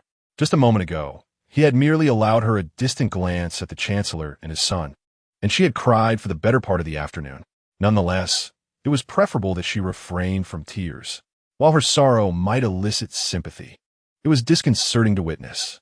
Xiao Qingyi instructed the palace attendants to assist Mu Wanzhu with her bath and grooming, then leaned closer to her, his deep, resonant voice whispering, "I shall attend to state affairs first, my beloved. Do take your time, and I shall return this evening." The implications of his return were all too clear. After their engagement, a designated matron had instructed Mu Wanzhu in the matters of the inner chambers, causing her to tremble with anxiety. "Miss, are we truly to remain in the palace?" Xiaodang had dismissed the attendants who were to assist with her bathing. Before Mu Wanzhu could respond, a crumpled piece of paper struck Xiaodang, startling her as she scanned the room, finding it eerily deserted. Upon unfolding the paper, it bore a chilling message. His Majesty once extinguished the evidence against the young lady with a cup of tea. Xiaodang gasped in shock. Miss. Mu Wanzhu clutched the note, laughter mingling with tears as she realized the truth. It was indeed he behind her family's plight, their imprisonment, and the troubles befalling the Su family. What shall we do now? You have been bestowed the title of imperial concubine, and even if we wish to leave the palace, we cannot. Mu Wanzhu crumpled the paper and tossed it into the bathwater, wiping her tears with the back of her hand, a flicker of hatred igniting in her gaze. What need is there to leave the palace? If he desires me as his woman, to bear him an heir, then I shall dutifully embrace that role. Perhaps, in consideration of my bearing his child, he might spare my father and brother.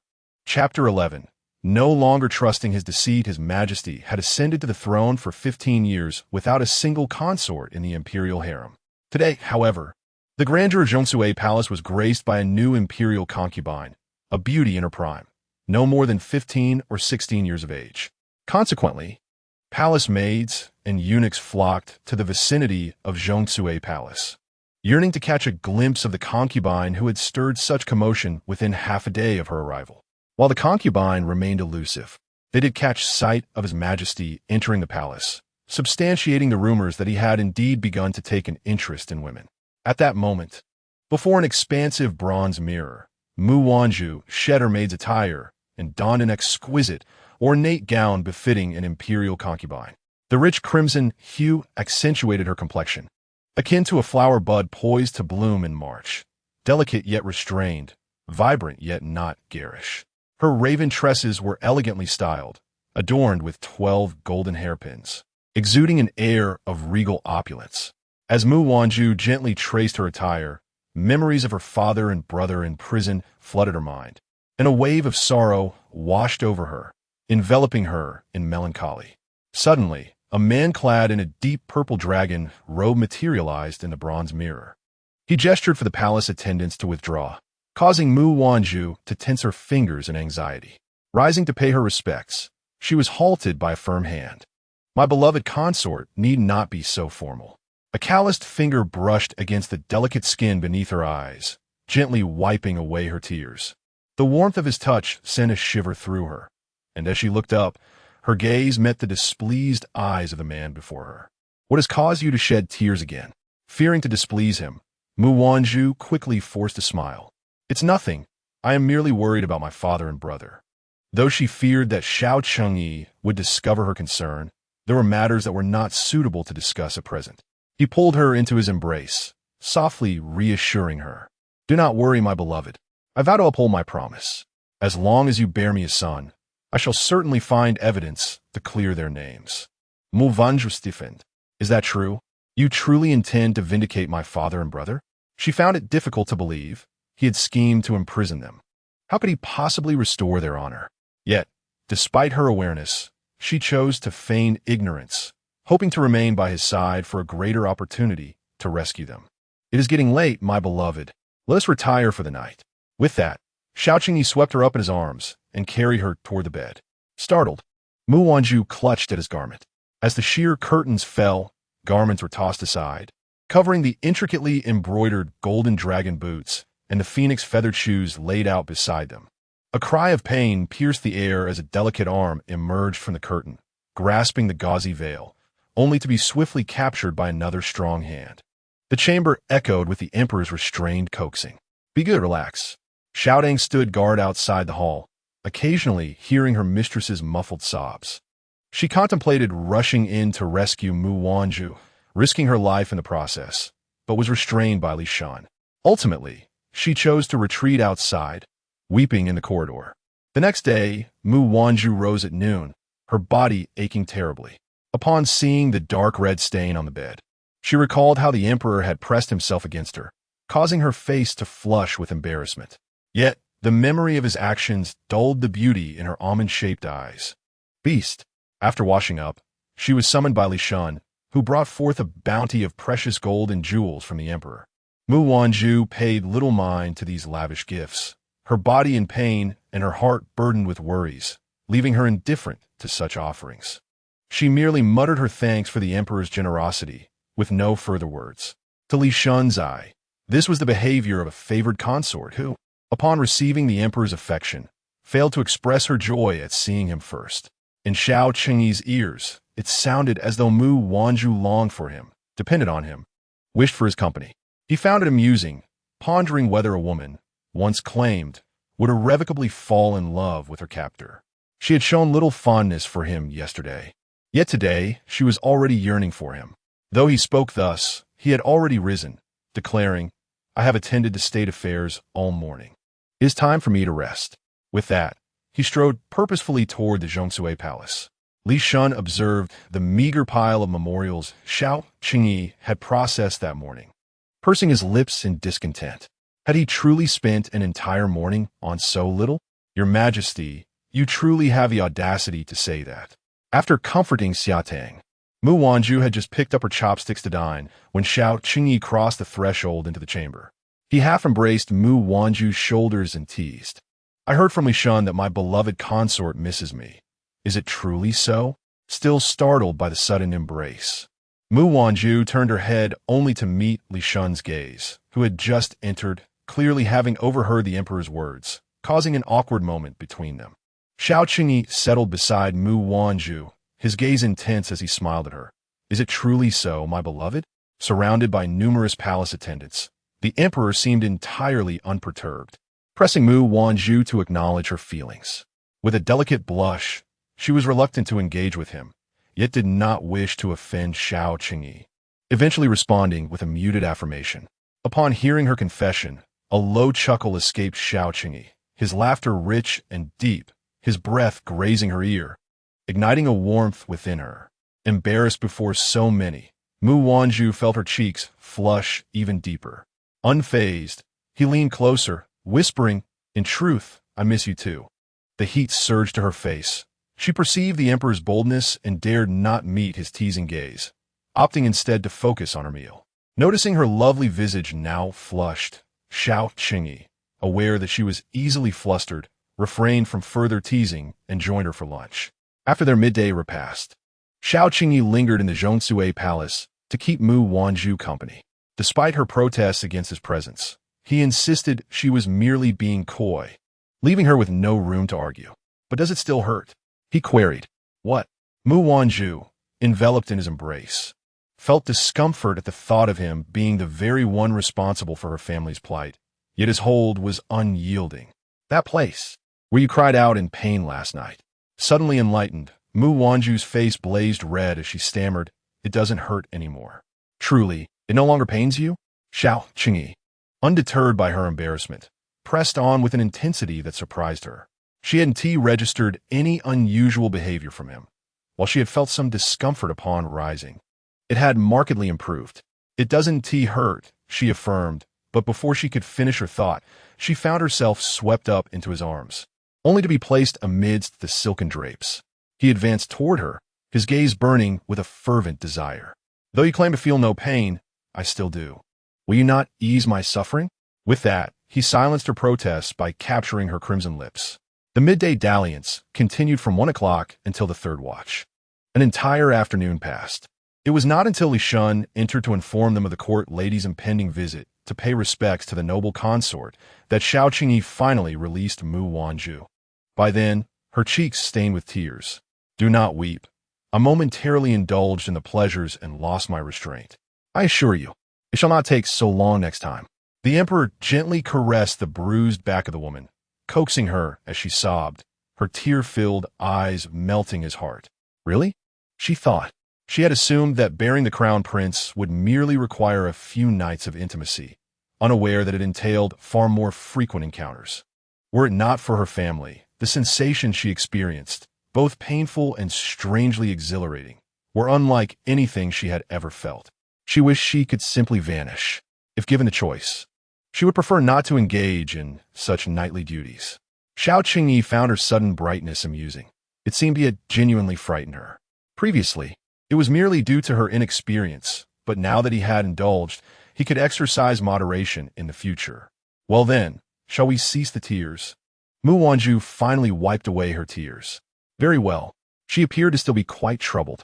Xiao Qingyi was utterly charmed by her innocent demeanor.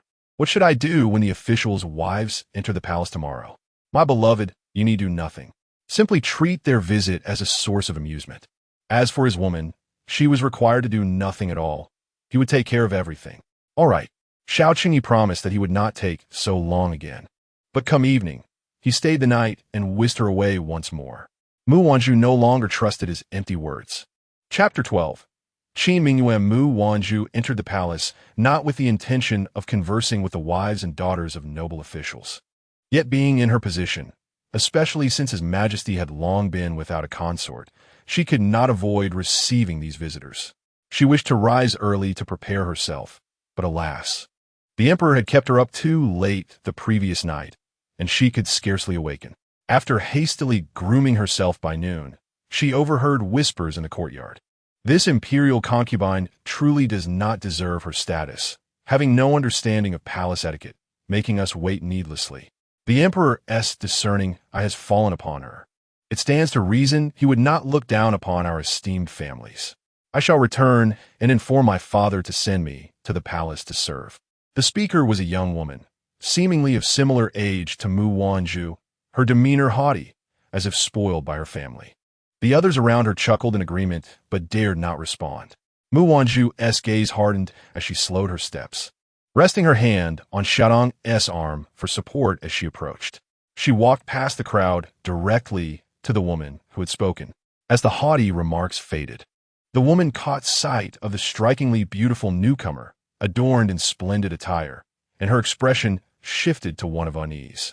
Before the others could react, bowing in unison to greet her, the woman prepared to rise as well, only to receive a sharp slap across her face. "Who dares?" she exclaimed, incredulous as she clutched her cheek, glaring furiously at Mu Wanzhu. After enduring such torment from Xiao Qingyi, Mu Wanzhu's legs trembled with anger, and she had no outlet for her frustration. Xiao Qingyi was not one to be trifled with, yet she would not allow a mere noblewoman to bully her. Though her temperament was gentle, she was not one to be easily oppressed. Just look at her, daring to glare back. Raising her hand to deliver a slap to the other side of her face, she was indeed addressing you. This palace is a place where customs are disregarded, and yet you presume to uphold them, speaking of my status in a public forum as though the audience were deaf. The crowd, taken aback, found themselves startled by this imperial consort's commanding presence. They had not anticipated that a woman of humble origins could exude the aura of a national consort. Some rushed forward to plead with Mu Wanzhu to quell her anger. Calm down, they urged, but Mu Wanzhu was far from placated. Though she seldom attended banquets, she was well aware of the thoughts swirling in the minds of these onlookers, each of them brimming with curiosity about this newly emerged consort, eager to gauge her temperament and see if she could be easily manipulated. After all, none of them had intervened when that woman had spoken so freely. Since they wished to know, she was more than willing to enlighten them. To privately discuss the affairs of this palace was a grave offense. Xiaotong summoned the guards to drag her to the palace gates to kneel and instruct her father to personally come before His Majesty to retrieve her. Though Xiaotong was astonished by her mistress's unexpected fierceness, she dared not delay and quickly gestured for the guards to take the woman away. The woman, shocked and struggling against her captors, shouted, "How dare you? Do you know who my father is?" Even as she was pulled farther away, her voice echoed in the air. The onlookers exchanged glances, their understanding of this consort deepening. She was not to be trifled with. Following this incident, the other women quickly began to chatter amongst themselves. "Your Highness is indeed a beauty beyond compare. It is no wonder His Majesty has made an exception to appoint you as consort. Your Highness's complexion is radiant, clearly a sign of His Majesty's affection. It truly is enviable." Amidst the flattery, Mu Wanzhu smiled politely, but soon felt fatigued and prepared to dismiss her guests. As she was sending everyone away, one woman dressed in a purple robe lingered, reluctant to depart. Mu Wanzhu turned to her and inquired, "Do you wish to engage in casual conversation with me? However, I am quite weary today. If you wish to enter the palace, perhaps another day would be more suitable. The woman in purple shook her head, stating, I have something I wish to convey to your highness. What is it? The woman glanced around at the palace attendants. Her intent clear. Mu Wanzhu rose, ready to leave, thinking that if the girl did not wish to speak, then it was of no consequence. The palace was still unfamiliar to her, and with the current uncertain situation of the Mu family, she could not afford to be careless. Does it concern the Chancellor's entourage? Is your highness truly uninterested in hearing? Father? Mu Wanzhu halted abruptly. As the girl moved away, Mu Wanzhu asked, What did you wish to say? The woman in purple bowed slightly and smiled, introducing herself. I am Qin Mingyue. You may call me Mingyue. What does Miss Mingyue know? Who informed you? Mu Wanzhu's tone became slightly frigid. Currently, my family is in disgrace. When His Majesty conferred upon me the title of consort, my identity was that of a common woman. I can only assume that few are privy to my true identity. How did you come to know this? What is your purpose in revealing it? Does your highness think I possess knowledge of your true identity, that you are not merely a common girl, but the legitimate daughter of the Chancellor's household? Is it true that the recent imprisonment of the ministers associated with the Prime Minister was orchestrated by your Majesty? Even the rise of your highness as the Emperor's favored consort was part of your Majesty's intricate scheme? Although Mu Wanzhu had already formed a definitive conclusion in her heart, hearing others mention it again, especially the notion that her ascension to consort was manipulated by that man, sent a chill down her spine. Clenching her fingers tightly within her sleeves, Mu Wanzhu forced herself to regain her composure and admonished, Such nonsense. Do you dare believe I will have you thrown out of the palace? Qin Mingyue chuckled lightly. Your Highness, please do not take offense. I did not come today to provoke your ire. Pausing for a moment, she leaned closer and whispered into Mu Wanzhu's ear. Prince Xian has instructed me to convey that you need not worry about the Prime Minister's life. The prince has sent people to bring the citizens of Yangshuo to the capital. The people, having once benefited from the Prime Minister's kindness, will certainly advocate for him. Even if your Majesty wishes to eliminate the Prime Minister, it would be impossible to go against the will of the people. They will undoubtedly arrive before the scheduled execution in 3 days. Before Mu Wanzhu could fully absorb the shock of this revelation, Qin Mingyue bowed and swiftly departed. Miss, are you all right? Xiaodong hurriedly approached after the others had left. Mu Wanzhu shook her head and instructed, Xiaodong, please help me inquire about certain matters. Upon exiting the palace, Qin Mingyue encountered a woman kneeling at the palace gates, crying out about the cruelty of the favored consort and the injustices she had suffered. To her surprise, she witnessed the chief eunuch beside the emperor, Li Shun, darken his expression, flick his feather duster, and strike the woman's face, exclaiming loudly, You dare to slander the favored consort? Master Yang, you too heard the emperor's words. To offend the favored consort is tantamount to offending His Majesty himself. Given the emperor's temperament, he would surely decree a death sentence. It is only out of the favored consort's magnanimity that she allows you to take her back. You must discipline Miss Yang properly, for should there be a next time, the emperor will not be so lenient. As the carriage moved away, Qin Mingyue caught only fragments of the conversation. After returning to the courtyard of Prince Xian's residence, she relayed everything she had heard to him, including the exchanges at the palace gates. A gentle smile graced the face of Prince Xian, reminiscent of an ethereal being descended from the heavens. Such a person deserved the finest, Qin Mingyue mused, her heart fluttering. Mingyue, you have done exceptionally well. Feeling a slight blush of embarrassment, Qin Mingyue replied, It is truly my fortune to offer my humble assistance to your highness. Today, she had only shared part of her thoughts. Undoubtedly, the consort was filled with doubts about how the prince had learned of her identity, why he feigned ignorance that day, and his motivations for aiding her.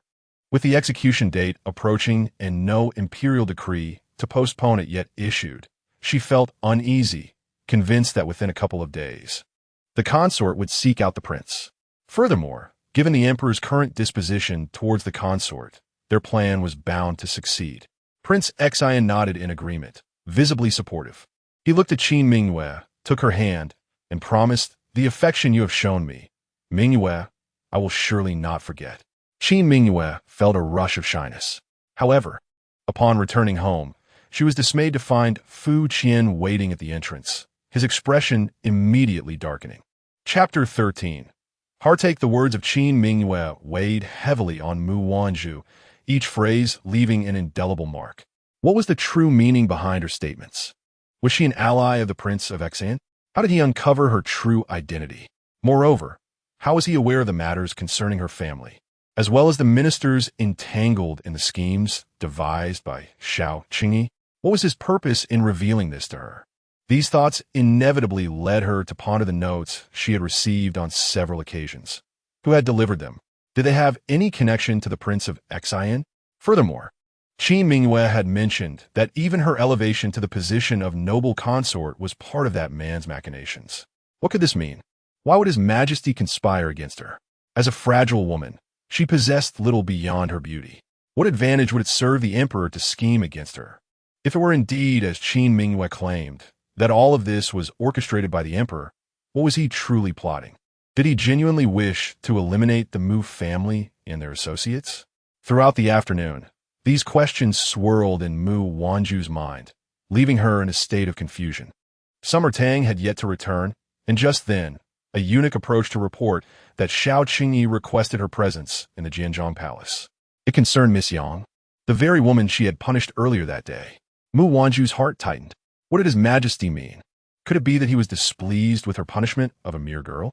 With such thoughts racing through her mind, Mu Wanzhu felt a flutter of anxiety.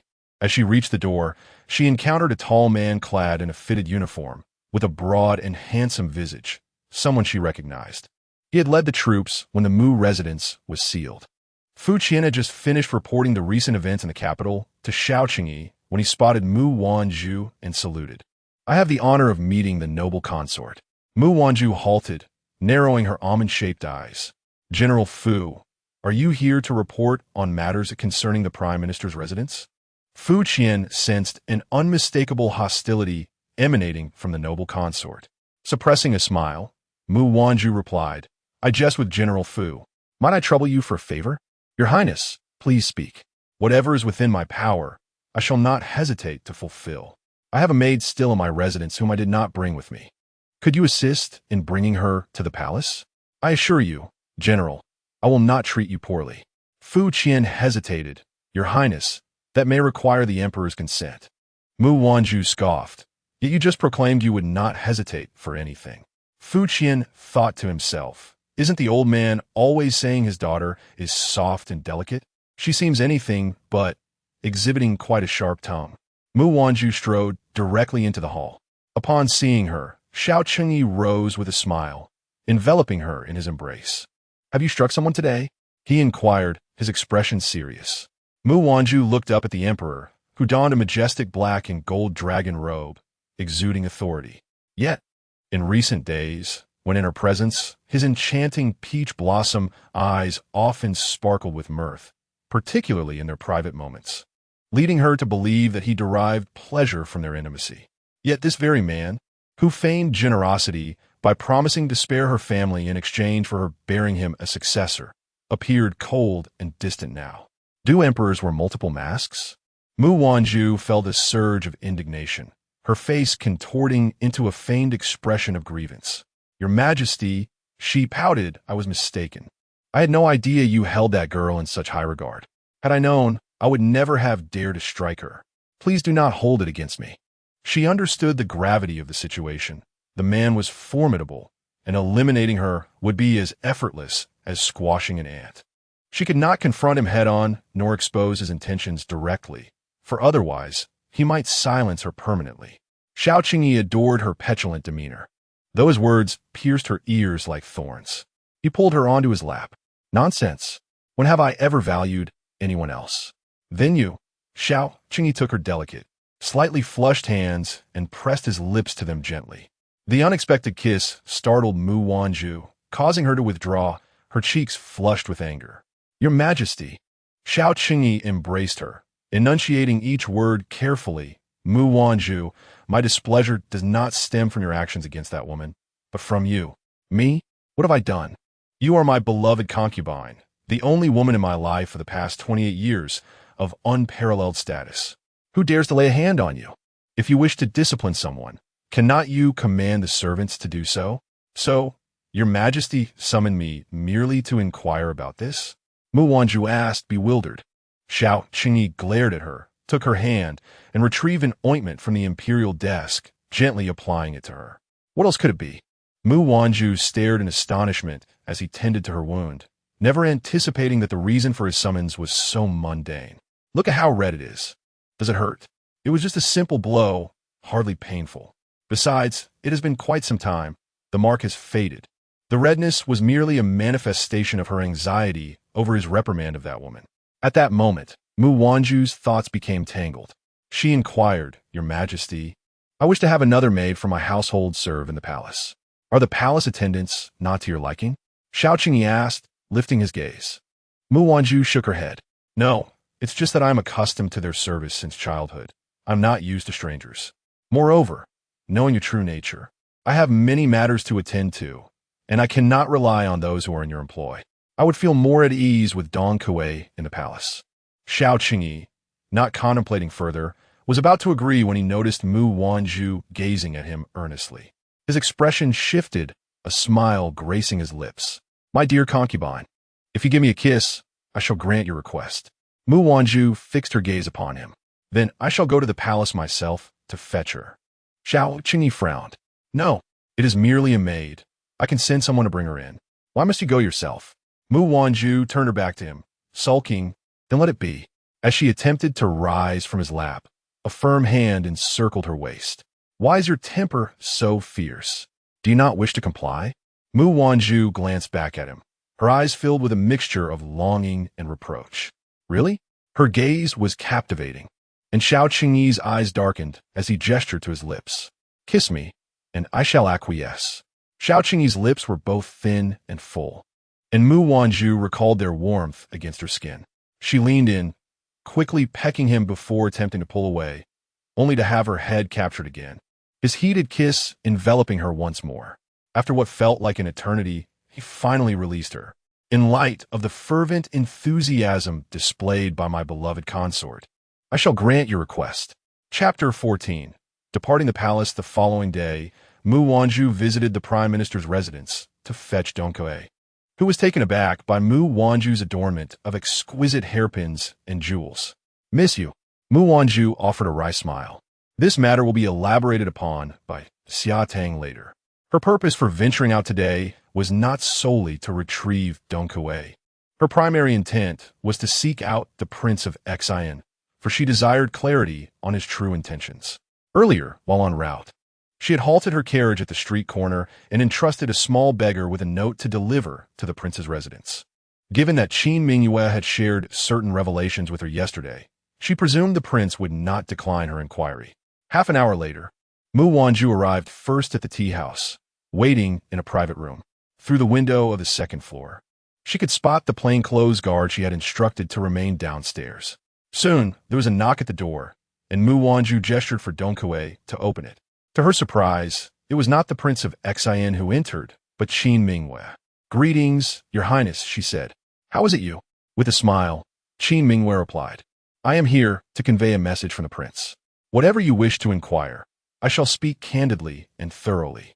Though Mu Wanzhu harbored numerous questions, she understood the importance of concealing her true intentions in the presence of others, lest she become vulnerable to manipulation.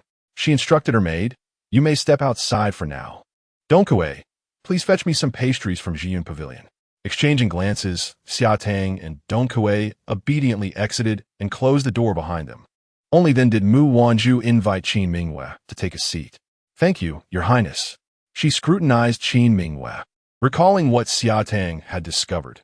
Qin Mingyue was indeed a renowned talent in the capital, remaining unwed at the age of 20, while other young ladies had long since married. Mu Wanzhu straightened her posture, leisurely lifted a cup of tea to her lips, and regarded her coolly. I have heard that Miss Mingyue is both beautiful and talented, and that many suitors have sought your hand, yet you have remained steadfastly unattached.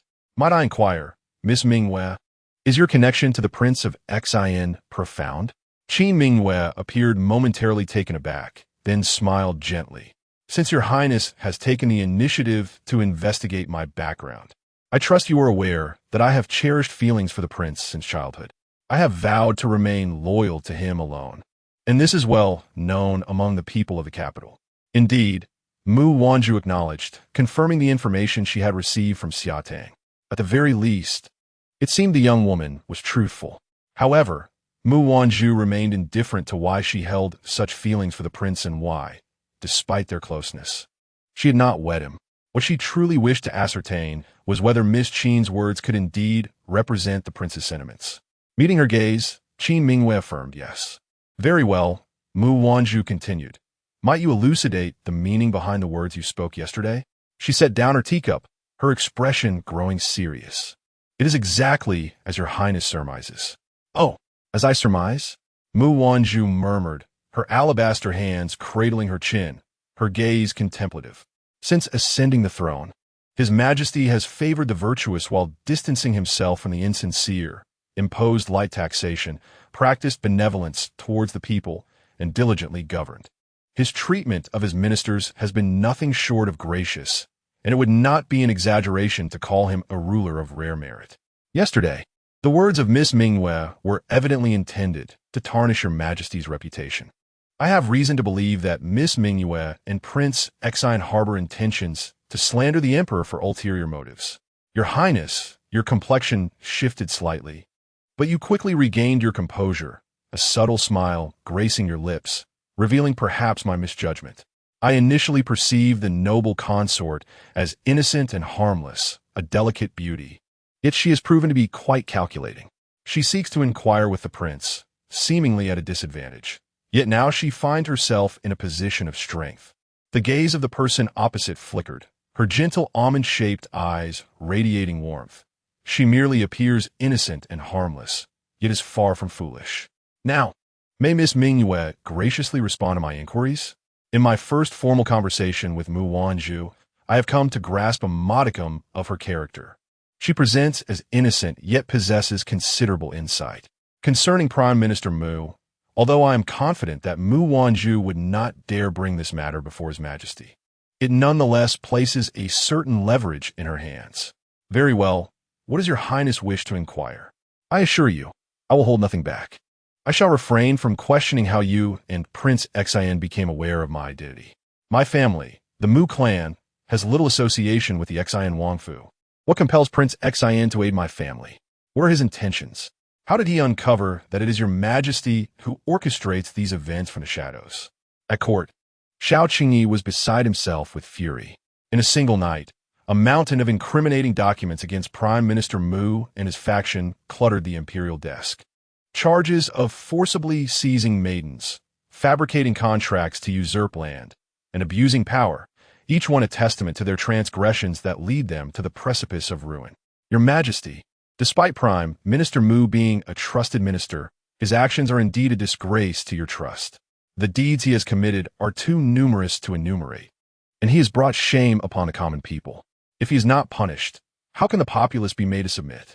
Your Majesty, the Prime Minister occupies the highest position among officials and should set an example for the court.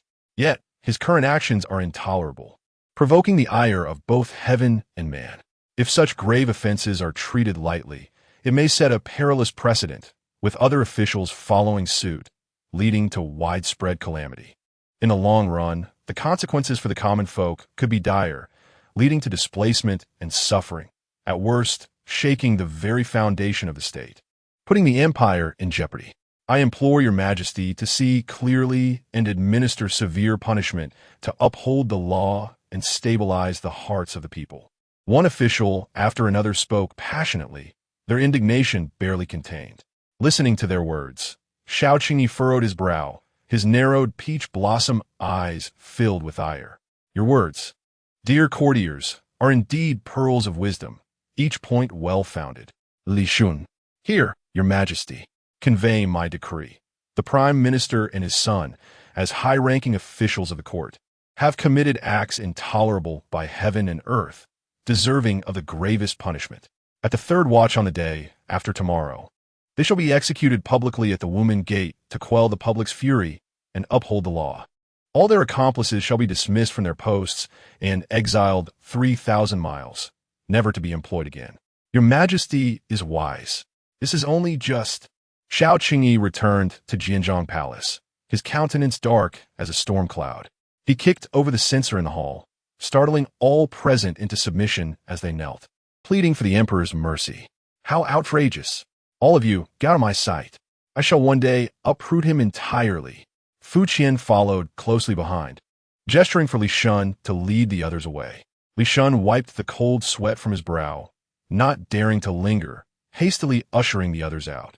It seems that not long ago, His Majesty confiscated a mine from him, prompting a desperate act on his part, seizing the opportunity of the Prime Minister's imprisonment. He sought to sever a limb from the emperor. The evidence presented is clearly not without foundation, and it raises the question of how long they have been scheming behind the scenes. Should His Majesty refrain from issuing a decree for the execution of the Prime Minister and his son, it is likely that public sentiment will falter. Xiao Qingyi reclined heavily on the dragon throne, closing his eyes to take a deep breath. I am well aware of this. Otherwise, I would not have decreed the execution of the Prime Minister and his son. Fu Qian pondered for a moment. What course of action should His Majesty take? We cannot truly allow the Prime Minister and his son to perish, nor can we excommunicate the officials aligned with the Prime Minister. They are, after all, loyal to your Majesty. If we were to heed the desires of others and eliminate them, the court would likely fall under their control. Xiao Qingyi inhaled deeply several times, his expression remaining tense, with turbulent undercurrents concealed beneath a veneer of calm, as if preparing to emerge from despair. As for the noble consort, do not let her know. Chapter 15.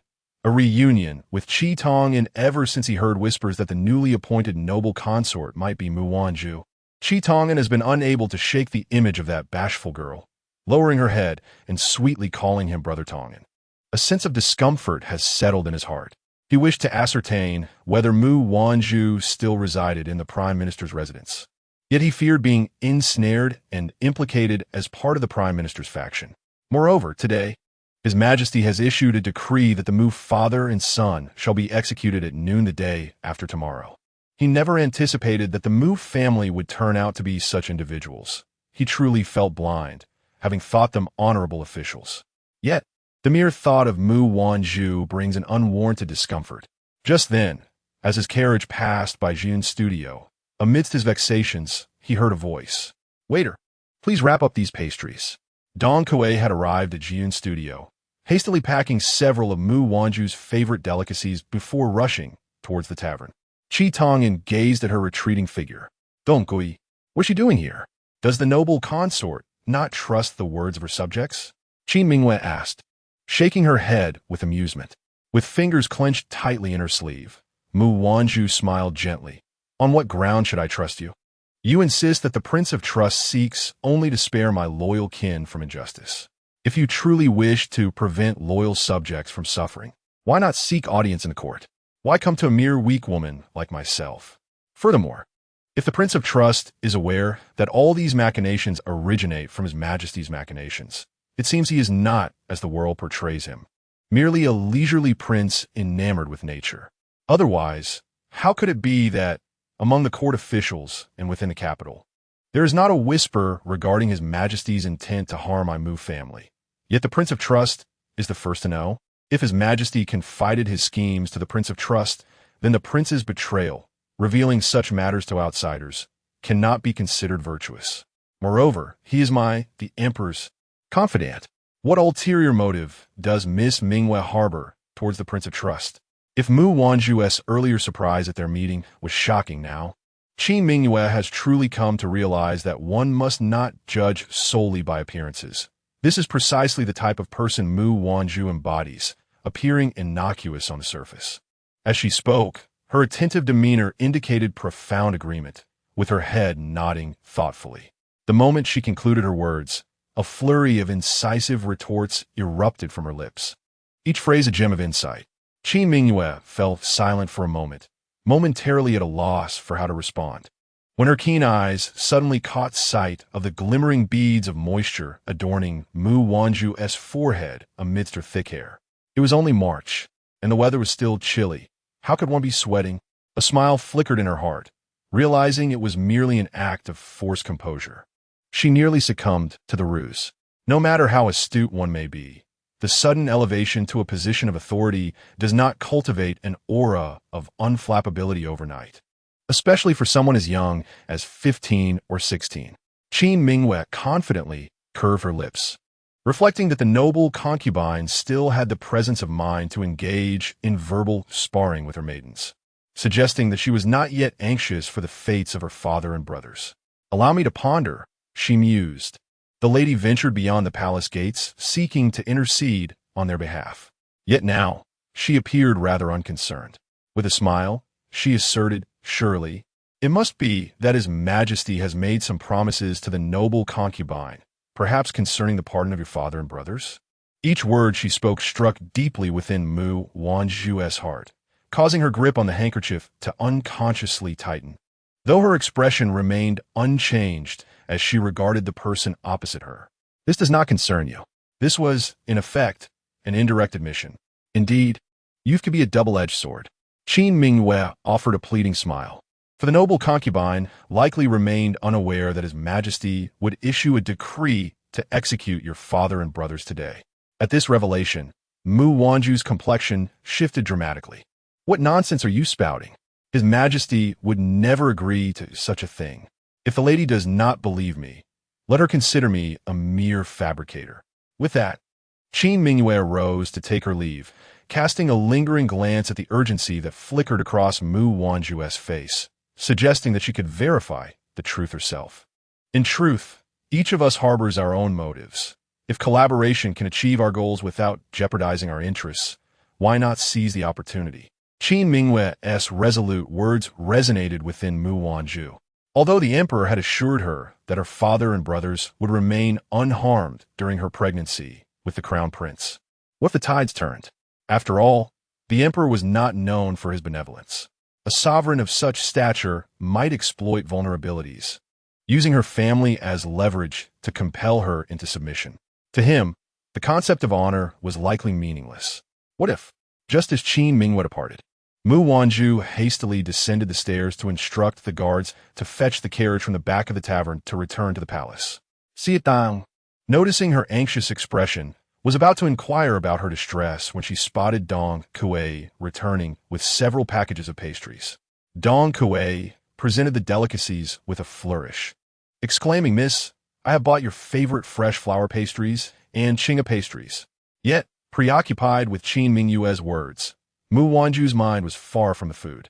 She nodded absent-mindedly, stretching her neck to peer outside, wondering why the guards had yet to bring the carriage. Suddenly, a familiar figure emerged within her line of sight. "Mu Wanzhu, is that truly you?" Qi Tong'an stood at the foot of the tavern steps, instantly recognizing Mu Wanzhu, who was flanked by two maidens. Her raven tresses had already been elegantly styled into an updo. 12 golden hairpins adorned her hair, artfully placed, while delicate golden beads dangled at her forehead, enhancing her youthful beauty. Clad in resplendent silk from the west, paired with flowing fabric from the south, she exuded an air of both nobility and grandeur. He had not anticipated that by following Dong Kuei, he would indeed encounter Mu Wanzhu.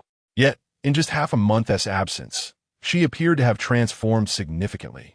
Her beauty enhanced beyond measure. Chapter 16.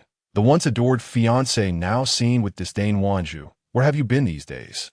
Mu Wanzhu was equally astonished to meet an acquaintance in such a vast city. However, recalling the events before the Qi family gate, she could not muster a pleasant demeanor and turned away, refusing to acknowledge Qi Tong'an. What was her whereabouts to him? Beside her, Xia Tang and Dong Kuei were filled with indignation, blocking Qi Tong'an from approaching, urging him to maintain his dignity. Qi Tong'an was pushed back a step, and only then did he notice Mu Wanzhu clad in court attire. Seeing Xia Tang in similar garb, an unwelcome realization began to dawn upon him. His eyes darkened as he clenched his fists within his sleeves, glaring at Mu Wanzhu. "Wanzhu, there are rumors among the officials that the newly appointed concubine is you. Tell me, is this true?" His tone was accusatory, igniting a fire of indignation within Mu Wanzhu. Her furious almond-shaped eyes shot back at him. "Why should I tell you? Who do you think you are?" "Wanzhu, after just a few days, Why have you become so harsh in your words? Qi Tong'an frowned, clearly disapproving.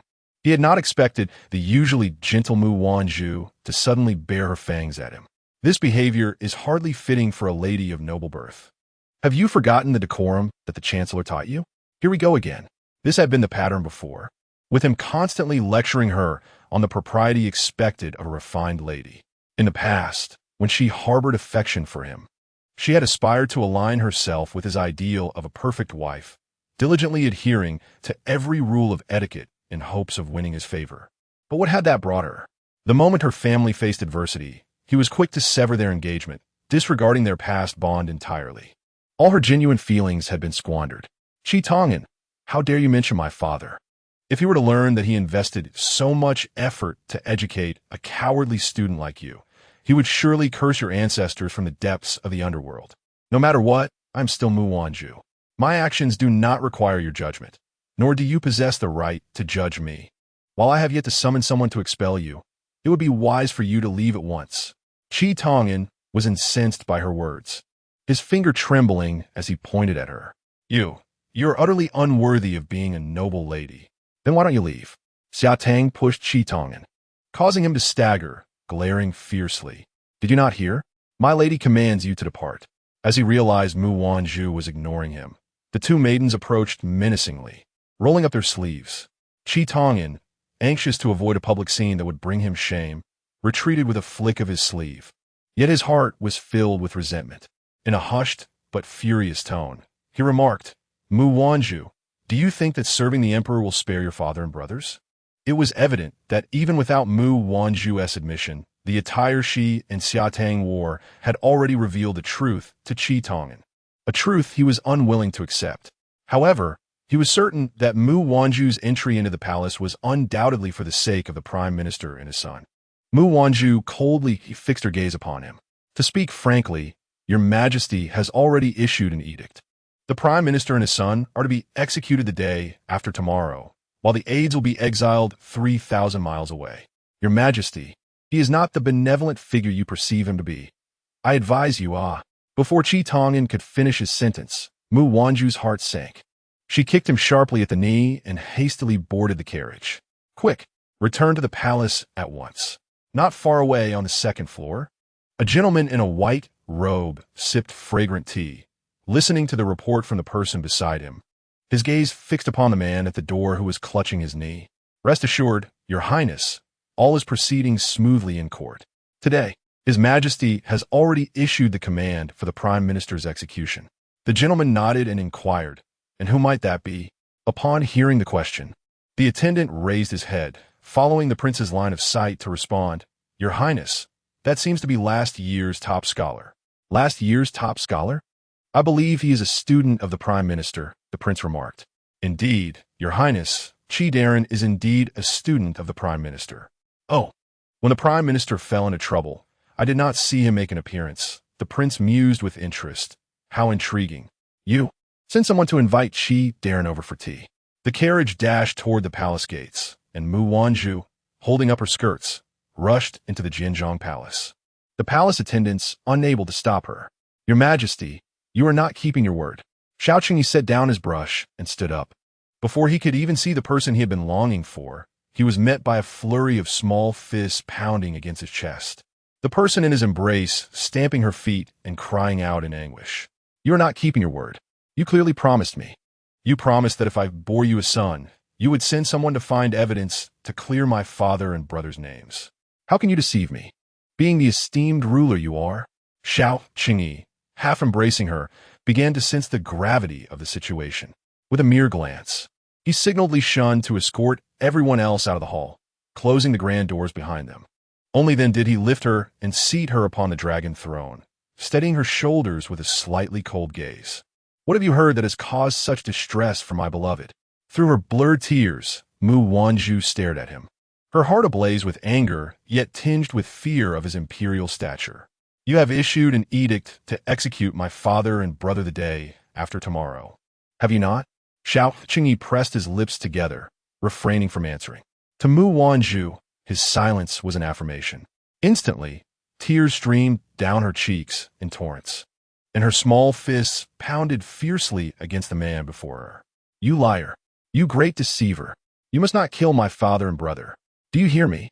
Mu Wanzhu was driven to the brink of despair, knowing that the man before her intended to take the lives of her beloved kin.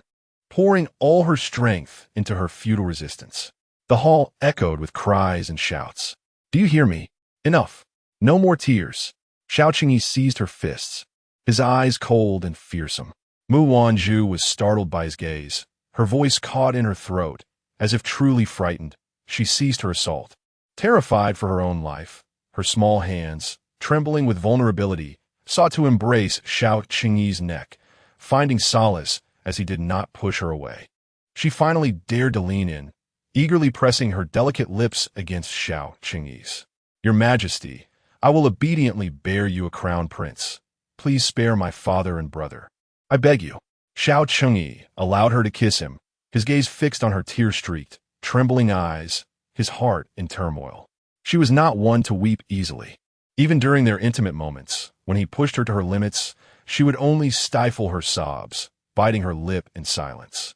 Yet he had witnessed her cry many times, almost always for her father and brother, during the rain, when she knelt at the door, and now again. He detested seeing her tears. He longed to see her smile. His woman should radiate brightness and exuberance. Gently cupping Mu Wanzhu's face, he pushed her away just enough to wipe the tears from her cheeks with his fingertips, sighing in resignation. "Do not cry. I have promised you. I will not go back on my word. But you have already decreed it," Mu Wanzhu replied, looking at him with a pitiful expression. Xiao Qingyi's heart softened under her gaze. He lowered his head and tenderly kissed her neck. "Do you trust me, Wanzhu?" "No," she thought silently, too afraid to voice her doubts, tears continuing to cascade down her face. "Wanzhu, please believe me. I will ensure nothing happens to them." Yet Mu Wanzhu remained unconvinced and wished to argue further. But Xiao Qingyi's next words left her stunned, her heart racing. "My foolish Wanzhu, I cherish you. How could I bear to see you cry? Rest assured, I swear by the ancestors of the Xiao family that your father and brother will be safe. All right?" "What? Cherish?" Chapter 17. A declaration of affection. Mu Wanzhu had always thought that the emperor desired her solely for her beauty. After all, what man does not appreciate youth and allure? Yet now, he professed that he cherished her. Wasn't it said that emperors were often cold and unfeeling? But he claimed to cherish her. In that moment, her almond-shaped eyes quivered, frozen in Xiao Qingyi's embrace, her delicate fingers clutching the fabric of his robe, unsure of how to respond. Her heart began to flutter in tandem with her thoughts. Seeing her in a daze, Xiao Qingyi couldn't help but smile. "What are you thinking, Wanzhu?" It was then that she realized he had called her by her name, rather than simply referring to her as his beloved concubine. The way he said Wanzhu inexplicably made her cheeks flush and her heart race. Nevertheless, Mu Wanzhu did not forget the matter at hand. She steadied her gaze and straightened her posture, fixing her eyes on Xiao Qingyi.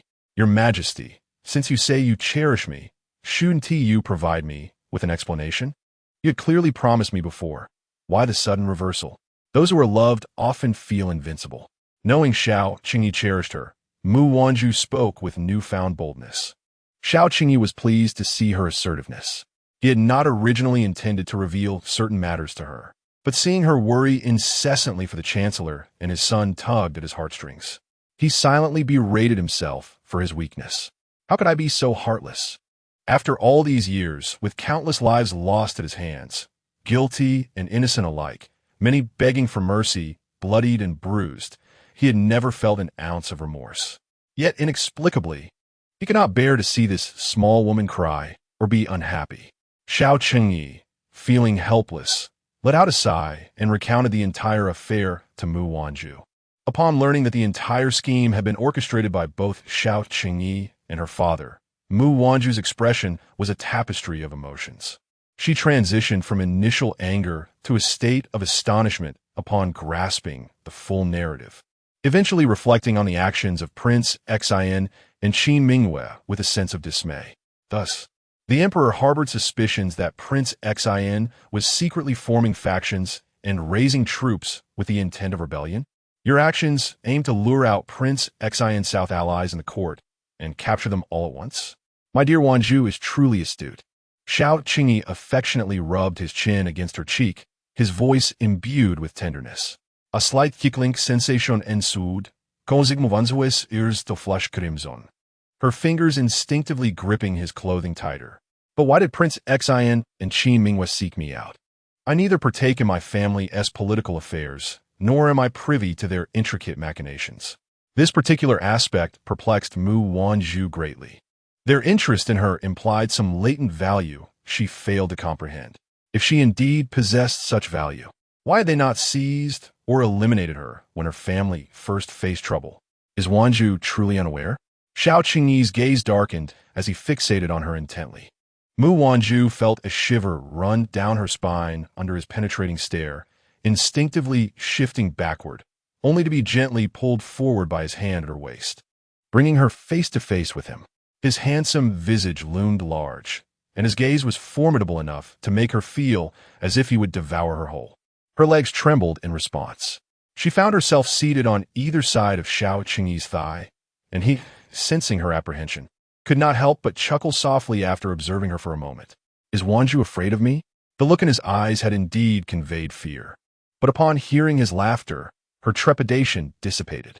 His smile was captivating, his lips curled elegantly, and as a man approaching maturity, the passage of time and accrued experiences lent his rugged features a compelling charm, one to which a sheltered young lady like her could scarcely resist. Moreover, he was the sovereign of the realm. People are naturally drawn to admire or love the powerful. She was but an ordinary person, and she was no exception. Most importantly, she had shared intimate moments with him on numerous occasions. With her cheeks flushed, she nestled her head against Xiao Qingyi's neck and shook her head, asserting that she was not afraid. He was her husband. Why should she fear him? This response took Xiao Qingyi by surprise. He had anticipated her to express fear. Yet, this was indeed the correct answer. Gently embracing her back, he rubbed his chin against her cheek, cherishing her as one would a precious jewel. The smile that crept upon his lips was uncontrollable. This was how it should be, regardless of his ruthless demeanor outside, in Wanzhu's presence. He longed to be merely a devoted husband. Just as Mu Wanzhu was enveloped in this warmth, she was abruptly reminded of her own status by his words, causing a chill to sweep through her heart. She gently pushed him away, saying, "Your Majesty, perhaps you are mistaken. I am merely your concubine." Indeed, she was only his concubine. In the future, he would have a legitimate wife, and perhaps countless other concubines. Yet, the mere thought of sharing this man with numerous women in the not-so-distant future filled her heart with a bittersweet ache, almost bringing her to tears. However, unbeknownst to him, she was in distress while he merely laughed. A concubine? Is that not the truth? Mu Wanzhu, with her eyes brimming with tears, retorted. No matter how esteemed the favored consort may be, in essence, is she not still a concubine? She merely clings to a man of higher status, rendering her a tad more distinguished than other concubines. Xiao Qingyi had intended to jest, yet the evident discomfort Mu Wanzhu valiantly suppressed. Yearning to weep, but forcing herself not to, did not escape his notice. Thus, it dawned upon him that Zhu Zhu indeed cared for him. This realization swiftly dispelled his previous concerns upon hearing the hidden guard report her displeasure regarding her former fiancé, leaving only a sense of joy. He gently enveloped her in his embrace, tenderly caressing her shoulder and affectionately kissing her ear. His words dripped with sweetness and evoked a fluttering in the heart. What can I say, Zhu Zhu? I am indeed biased. I wish to bestow upon you all the affection meant for a favored consort, while the queen's singular noble status shall be yours alone. My wife, my concubine, shall only ever be you. You possess my entirety. Mu Wanzhu, with her ears pricked in attention, absorbed every word he uttered as if they were warm water, soothing her heart, melting away her worries. Once the matter of Prince Xin is resolved, you shall be my queen. So, Zhu Zhu, while you still can, indulge in the pleasures of being a favored consort, for the opportunity may not present itself again. Mu Wanzhu, momentarily taken aback, looked up with sparkling eyes, her expression turning serious. You are not deceiving me, are you? Xiao Qingyi furrowed his brow. When have I ever deceived you? However, a fleeting shadow crossed his gaze, betraying an inkling of guilt. You still deny it? I am but a pawn in your game. Who was it that threatened my family? Say if I did not become your woman and bear you an heir, you would provide evidence against them and have them executed? Yet this was all part of your scheme. Xiao Qingyi hastily covered Mu Wanzhu's mouth, coughing lightly. That does not count. I promise this time to speak truthfully. I swear upon my throne. Very well. Upon realizing that the matter had passed, Xiao Qingyi felt a heavy sigh of relief. Zhu Zhu knew he had deceived her, yet they brushed past the issue lightly, far less complicated than he had anticipated. Thank goodness. In truth, it was not Mu Wanzhu who dismissed the matter lightly. It was the overwhelming affection reserved for a favored consort, the noble status of queen. All intended for her. You possess my entirety, he assured her, bewildering her heart. She found herself immersed in a honeyed reverie, where all else seemed trivial. How then does one indulge fully in the pleasures of being a favored consort? Teach me. Chapter 18. The relationship between Qin Mingyue and Fu Qian to truly revel in the role of a favored consort. Xiao Qingyi meticulously guided Mu Wanzhu. Be vibrant and assertive.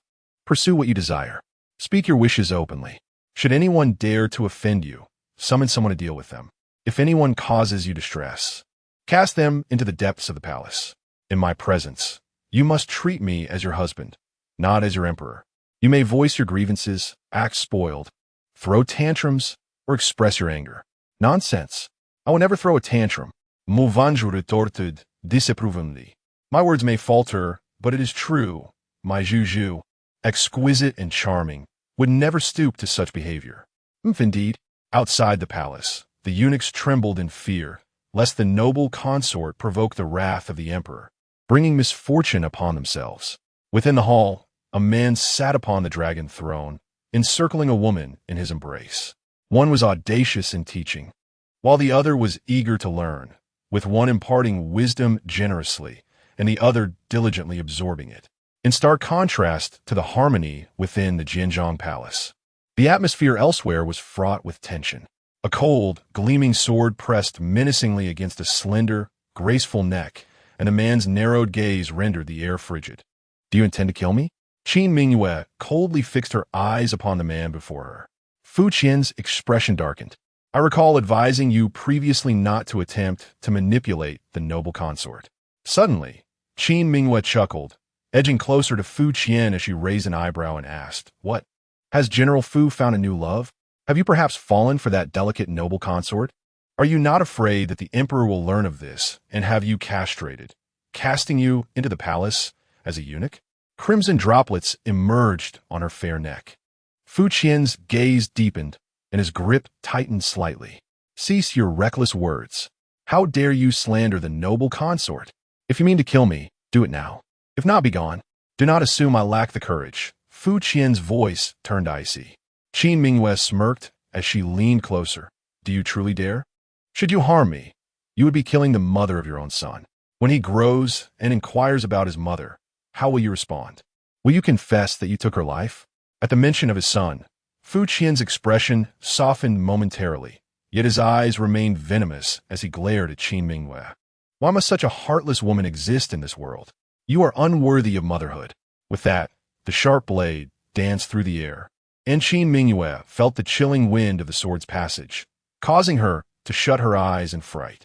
After a long moment, she opened them to find a shattered pair of gem-encrusted earrings lying silently on the ground, gifts he had once bestowed upon her. Turning her head, she met Fu Qian's utterly indifferent gaze, her heart clenching painfully. You are utterly unworthy. Should you not relent when the emperor issues his command, I shall not hesitate to end your life. With that, Fu Qian turned and departed. Qin Mingyue stood frozen, watching his retreating figure while tracing the bloodstains on her neck, feeling an inexplicable surge of emotion. Suddenly, a warm voice startled her from behind. What? Have you fallen for him? Qin Mingyue shuddered and whirled around to meet the gaze of the jade-like man, who wore a half-smile. Surely, your highness is jesting. Prince Xian approached, lightly tapping a folding fan against Qin Mingyue's shoulder. His usually warm eyes turned frosty as he remarked, Mingyue, a spy should harbor no feelings. Otherwise, it is your life that will be forfeit. His words reminded Qin Mingyue of her past sisters, those who had fallen for men while executing their missions, betraying the prince, and ultimately meeting a tragic end, their bodies dismembered and discarded. With a sudden clarity, Mingyue vowed never to allow herself to develop feelings for any man other than the prince. This is well. Rest assured, on the day I achieve my ambitions, you will be my noble consort. Qin Mingyue nodded gratefully. Thank you, Your Highness. The man she admired had always been the prince, while Fu Qian was merely a fleeting figure in her mission. Upon returning to the residence of Prince Xen, Qin Mingyue recounted every word exchanged during her meeting with Mu Wanzhu to the prince. Rest assured, Your Highness, the imperial concubine will undoubtedly seek confirmation from His Majesty regarding this matter. It cannot be concealed. In due time, a rift will undoubtedly arise between the imperial concubine and the emperor to our advantage. The prince sipped his tea, pondering for a moment before responding. We must not be complacent. It is entirely possible that Xiao Qingyi will disclose to Mu Wanzhu that this has been his scheme alongside the prime minister from the very beginning. Rather than fostering discord, it may strengthen their bond. Qin Mingyue hesitated, questioning, surely that cannot be the case? Such confidential matters are not easily shared with a woman from the harem, especially by someone like His Majesty. She remained unconvinced. Historically, the harem has been barred from political involvement, no matter how favored the imperial concubine. Such secrets would likely remain unspoken. What I fear is that he may indeed speak, replied the prince. Qin Mingyue was perplexed, but why? The prince scoffed. As you have noted, someone like Xiao Qingyi would not casually disclose his calculated machinations to a woman. However, if he were to speak, what would that signify? After a moment's contemplation, Qin Mingyue's eyes brightened with understanding. It would indicate that His Majesty holds the imperial concubine in high regard, fearing her misinterpretation of his intentions. Precisely. The more he values her, the greater her significance in his heart, rendering him vulnerable, which serves our interests. And the events of today? She inquired. Merely my test. Should that woman foster discord with Xiao Qingyi, it would be advantageous for us, but ultimately, her weight in his heart surpasses mine, which is more beneficial. You are indeed wise, Your Highness. Tomorrow, you must personally visit the palace to ascertain the dynamics between that woman and Xiao Qingyi. Qin Mingyue nodded in agreement. Furthermore, Xiao Qingyi will not allow the prime minister and his son to perish. They will be replaced. Inform Lu Bowen to invite the loyal general to keep a watchful eye on the prison, ensuring that no one escapes our grasp. Xiao Qingyi severed a limb from him. He will surely seek retribution. Meanwhile, Fu Qian had just returned home when the butler rushed out, exclaiming, General, you have finally returned. A sense of dread washed over Fu Qian as he hastened forward, asking, What has happened? The young master is having another episode. Upon reaching the door, Fu Qian found the servants trembling in a row, while inside, the frantic cries of a child echoed, accompanied by the sound of porcelain shattering against the floor. Inside, a small boy, around 5 years old, clad only in his undergarments, stood barefoot on a chair, howling with all his might, his voice a piercing wail of pure anguish. As he grasped the chair, shaking it feebly, his head repeatedly colliding with its frame. It was a pitiful sight. Several vases teetered precariously on the shelf, threatening to topple. And Fu Qian swiftly stepped forward, enveloping his son in his arms, just as a vase crashed against his back, shattering upon impact with the ground. In his embrace, the child fell silent. Fu Yuan, with his dark, vacant eyes, turned slowly to gaze at Fu Qian, staring blankly for a moment before tears streamed down his cheeks. Fu Qian's heart ached at the sight. Chapter 19. Where did this child come from? Dong Kuei and Xia Tang have always divided their roles, with Dong Kuei managing domestic affairs and Xia Tang overseeing external matters. In the present day, Dong Kuei has entered the palace, and all matters concerning Mu Wanzhu's grooming have been entrusted to her. Dong Kuei's heart is filled with complex emotions. Yesterday, Xia Tang recounted their recent experiences outside.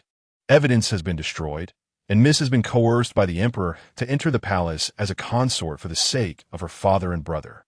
Yet, gazing into the bronze mirror, she observes the rosy lips and bashful countenance of her mistress, whose delicate hands play with her hair, seemingly lost in thought. Lightly biting her pink lip, exuding both shyness and allure. She appears to be smitten with love. Moreover, during the night watch, the soft, seductive sounds of her mistress echoed in the silence, hardly suggestive of coercion. "Miss, do you harbor feelings for His Majesty?" Mu Wanzhu is momentarily taken aback. Regaining her composure to meet Dong Kuei's curious gaze in the mirror, her face flushing. "Dong Kuei, why do you ask such a thing?" "Because Miss seems happier. Even more so than when she was with that young Master Qi." The maid replied, her curiosity piqued. Mu Wanzhu's mind drifts back to the visage of the man from the previous night, his restrained yet passionate demeanor, the strong rise and fall of his chest. Last night was the most tender encounter they shared, and his gaze felt as if it could melt her very being. Clenching the handkerchief tightly, she stammers, I do not know. All she knows is that his words had stirred her heart. He always gives her the impression that as long as she is his woman, he would cherish and protect her. Whether it is genuine affection for him, or if she would feel the same should another man utter those words, she remains uncertain. "Did not His Majesty reveal the truth to you? Surely your father and brother are unharmed," Dong Kuei remarked. "Thus, there is no animosity between you and His Majesty. Besides, he is merely 12 years your senior, which seems quite suitable." Coughing, Mu Wanzhu nearly choked. "Older?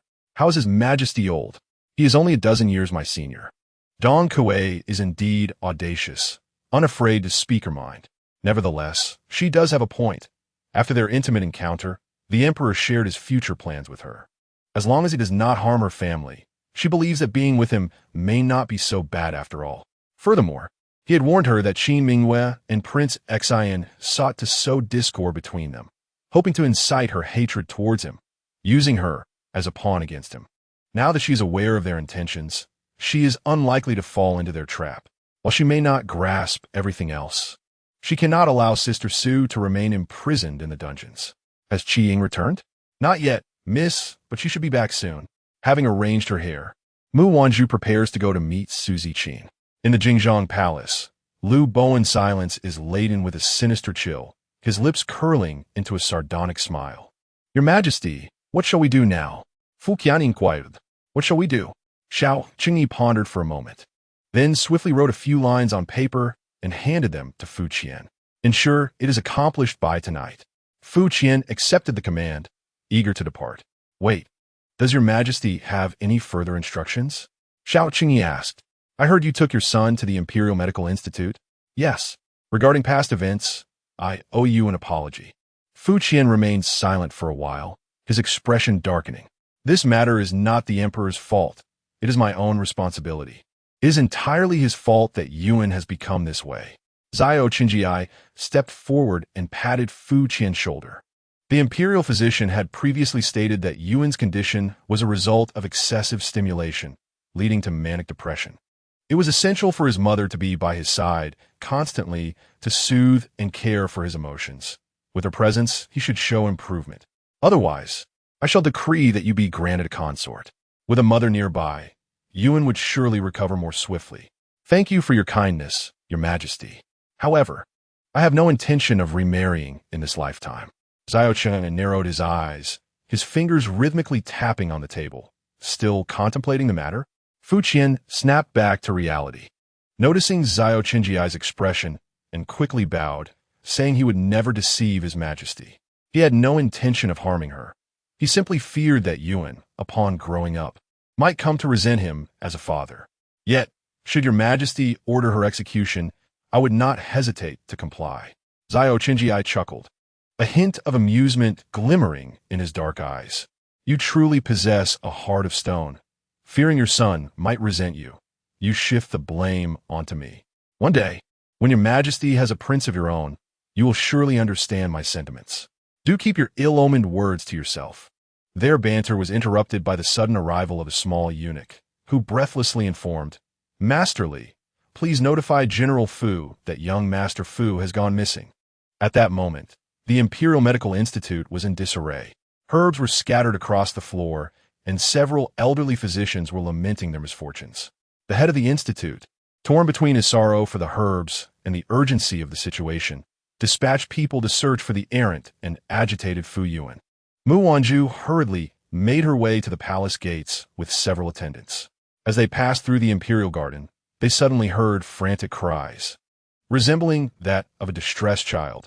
Mu Wanzhu exchanged glances with her two maids. "Whose child is that?"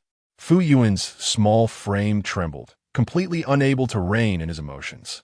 With his hair in disarray, he furiously stomped on a patch of peonies, reducing the once vibrant blooms to a carpet of fallen petals. Suddenly, a melodious voice, as lovely as a distant memory, reached his ears. It was gentle like the mother he longed for, with a hint of playful charm. Instantly, his little body shuddered, and the tumult within him began to subside. After a moment, he timidly peeked out from his tangled hair. Before him stood a strikingly beautiful face. "Is she a fairy?" The child turned around, and Mu Wanzhu recognized him. Dressed in luxurious brocade, he appeared to be a young nobleman. Upon closer inspection, her heart sank at the sight. His hair was a tangled mess, his cherubic face smeared with dirt, and his pudgy body looked as though he had rolled in a coal pile. A bandage was wrapped around his forehead, stained with blood, and his large, dark eyes, glistening with unshed tears, were fixed on her, making him seem utterly pitiable. Mu Wanzhu's heart softened, and she crouched down and asked, "Child, whose are you? How did you end up here? Where are your parents?" The child remained silent, hesitating for a moment before slowly approaching her. In broad daylight, he nestled himself into Mu Wanzhu's embrace. As Mu Wanzhu regained her senses, she discovered a little boy, just over 5 years old, nestled in her arms. The sight was startling. A bandage on his forehead appeared to be seeping blood. Without a moment's hesitation, Mu Wanzhu dispatched someone to summon the imperial physician and another to locate the child's parents. Chapter 20.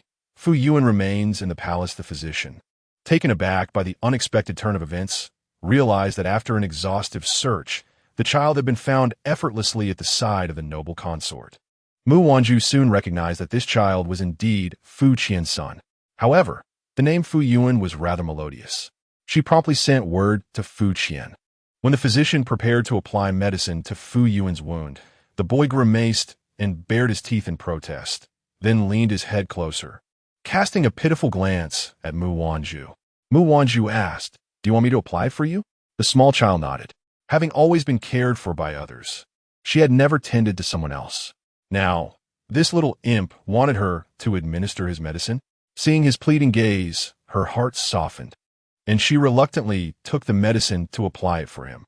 His forehead was a vivid shade of red, and Mu Wanzhu dared not apply too much pressure, instead gently dabbing at it.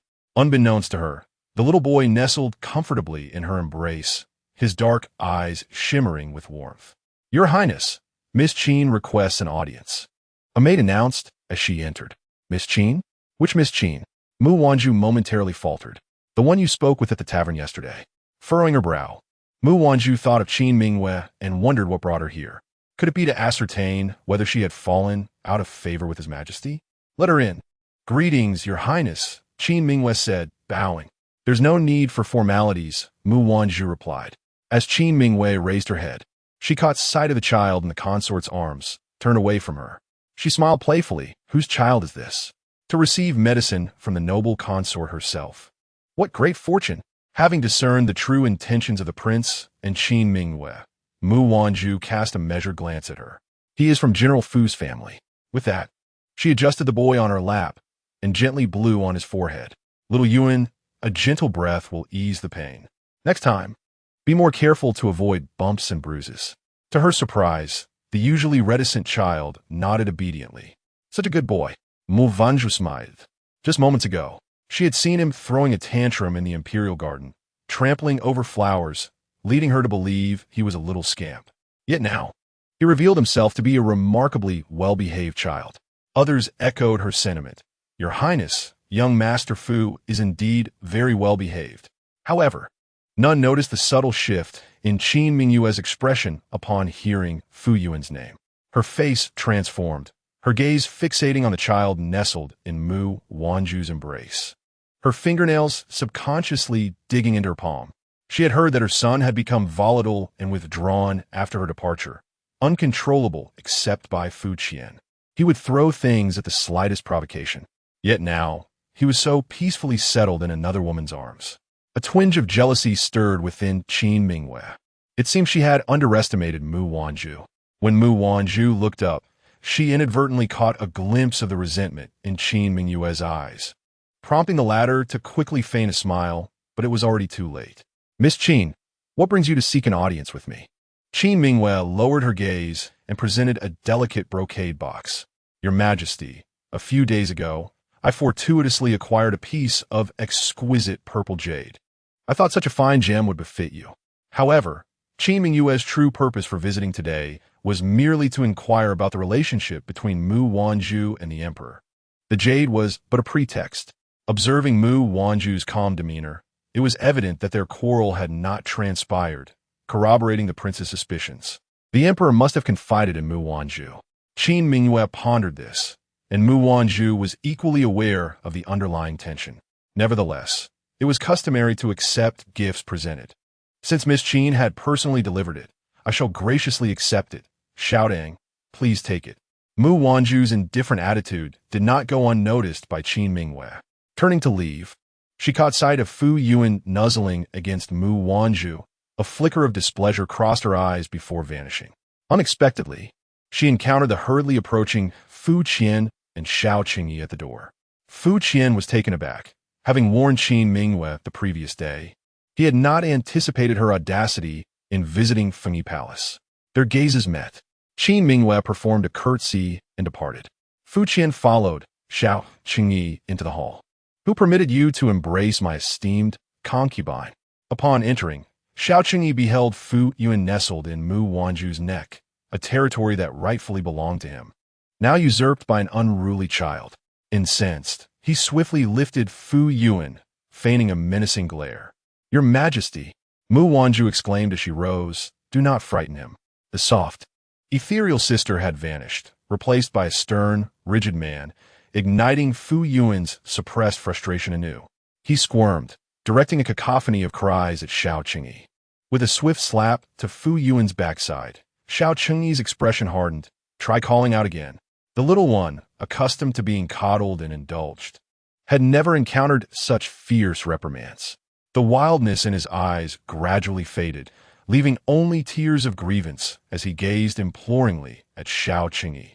Reaching for Mu Wanzhu for comfort, his small face crumpled, tears welling in his eyes, a sight that tugged at Mu Wanzhu's heartstrings.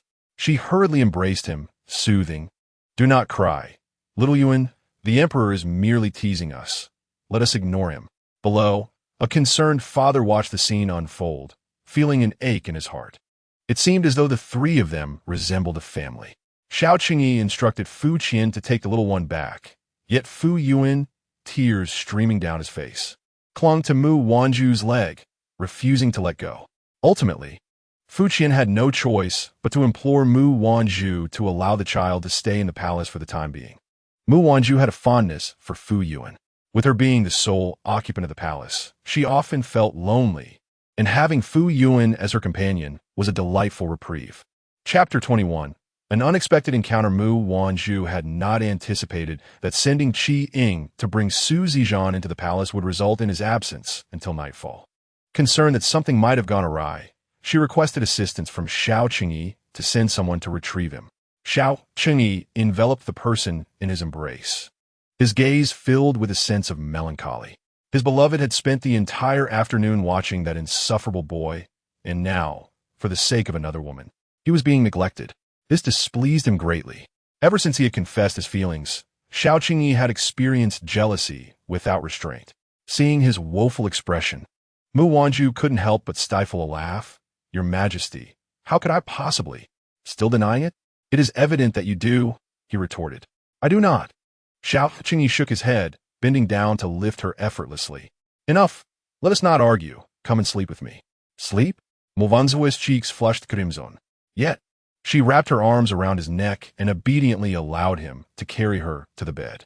After the clouds of passion had dispersed, Mu Wanzhu fell into a deep slumber, utterly exhausted. The man, having satisfied his hunger, gently placed a kiss upon her forehead. Instead of lying beside her, he donned his robes and vanished into the night through the window. In the dark confines of the prison, Having endured a night of bloodshed, the atmosphere was ominously oppressive. Xiao Qingyi conferred with the two men imprisoned within, discussing strategies before he turned to leave. From the shadows, one of them spoke first. "Your Majesty, is my daughter safe in the manor?" Xiao Qingyi paused, his fingers twitching slightly. "She is very safe. I am personally safeguarding her. How could she not be?" The man sighed. "I must trouble your Majesty to send more guards to protect her. She is my only daughter, and I truly worry for her safety." Xiao Qingyi clenched his fist against his lips, his dark eyes betraying a hint of guilt. "Rest assured, Minister, I shall take good care of your daughter." Upon hearing this, the two men inside expressed their gratitude profusely. Fu Qian, standing at the corner, listened to the exchange and felt his lips twitch in disbelief. Meanwhile, at the stronghold of the Xian Wang, Chu Xianglo had suffered severe damage. He dispatched men to the site only to find that the enemy had set fire to Chu Xianglo. His face turned a deep shade of anger. At this moment, Liu Bowen arrived with news that a group of highly skilled assailants had infiltrated the prison and injured their men. It must be Xiao Qingyi. Tomorrow is the day of execution. How could he possibly remain idle? You must quickly dispatch more men, join forces with other officials, and submit a report overnight, stating that the minister's accomplices have entered the prison with the intent to rescue him. Tomorrow, please have His Majesty present to verify whether the person to be executed is indeed the minister. If Xiao Qingyi wishes to save Minister Mu, he must seek permission first. An hour later, the bells and drums echoed throughout the imperial city as dozens of officials jointly submitted a petition. It was reported that the assailants had violently assaulted the guards in an attempt to rescue Minister Mu. This was a blatant challenge to imperial authority.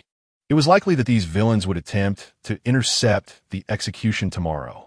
They urged His Majesty to be present, ensuring that those accomplices were apprehended.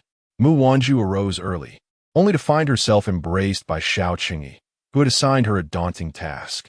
At noon, Mu Wanzhu knelt, tears streaming down her face, pleading, "Your Majesty, I implore you to spare my father and brother. They are truly innocent." The onlookers cast curious glances at the suddenly weeping woman. Wasn't this esteemed consort a commoner? Who was her father?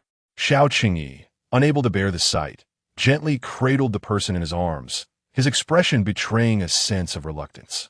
He raised his voice slightly. "My beloved, you must understand the predicament I face. The emperor is bound by the same laws as the common folk. If I were to pardon the prime minister for such heinous crimes, would it not invite others to follow in his footsteps?" However, Mu Wanzhu still wished to continue her performance, yet the spectators had already begun to sense the underlying tension, erupting in praise for the emperor's esteemed reputation and calling for the removal of such treacherous individuals. The crowd surged in excitement. In that moment, Mu Wanzhu watched in horror as her father and brother were thrust toward the guillotine, witnessing the executioner spit a mouthful of wine upon the sharp, menacing blade. The blade was raised high, and as it swiftly descended, Mu Wanzhu was truly terrified, letting out a scream and burying herself in Xiao Qingyi's embrace. He held her close, his eyes narrowing slightly. But just then, before the blade could fall, a sudden crack echoed as the floor gave way, and the two plunged directly into a deep pit. Instantly, the atmosphere became tumultuous, with the imperial guards rushing to the scene. Among the chaos, Prince Xian observed the unfolding drama and exchanged a knowing glance with those below. Amidst the disorder, Xiao Qingyi first escorted Mu Wanzhu back to the palace. As he turned to leave, he felt someone tugging at his sleeve. Upon looking back, he saw Mu Wanzhu's face etched with concern. "Your Majesty, please take care," she implored. Xiao Qingyi did not miss the expression on her face. A playful smile crept onto his lips. "My beloved cares for me," he teased. He had anticipated that Mu Wanzhu would deny it, yet to his surprise, she blushed, clutching her skirt and softly murmuring in agreement. At his age and in his position, there was nothing more heartwarming than having a woman who cherished him by her side. With a light chuckle, he drew her closer, leaning down to plant a gentle kiss on her forehead, jesting, "Were it not for pressing matters at hand, I would shower you with affection." Mu Wanzhu covered the spot he had kissed. Her cheeks flushed as she playfully stomped her foot and shot him a reproachful glance. "You are incorrigible," always thinking about such things. Yet, she couldn't help but feel a sweetness in her heart. Suddenly, an awkward cough echoed from behind, startling Mu Wanzhu. Turning around, she was taken aback to see her friend Su Ziji, whom she hadn't seen in half a month, eyeing her with a predatory glare.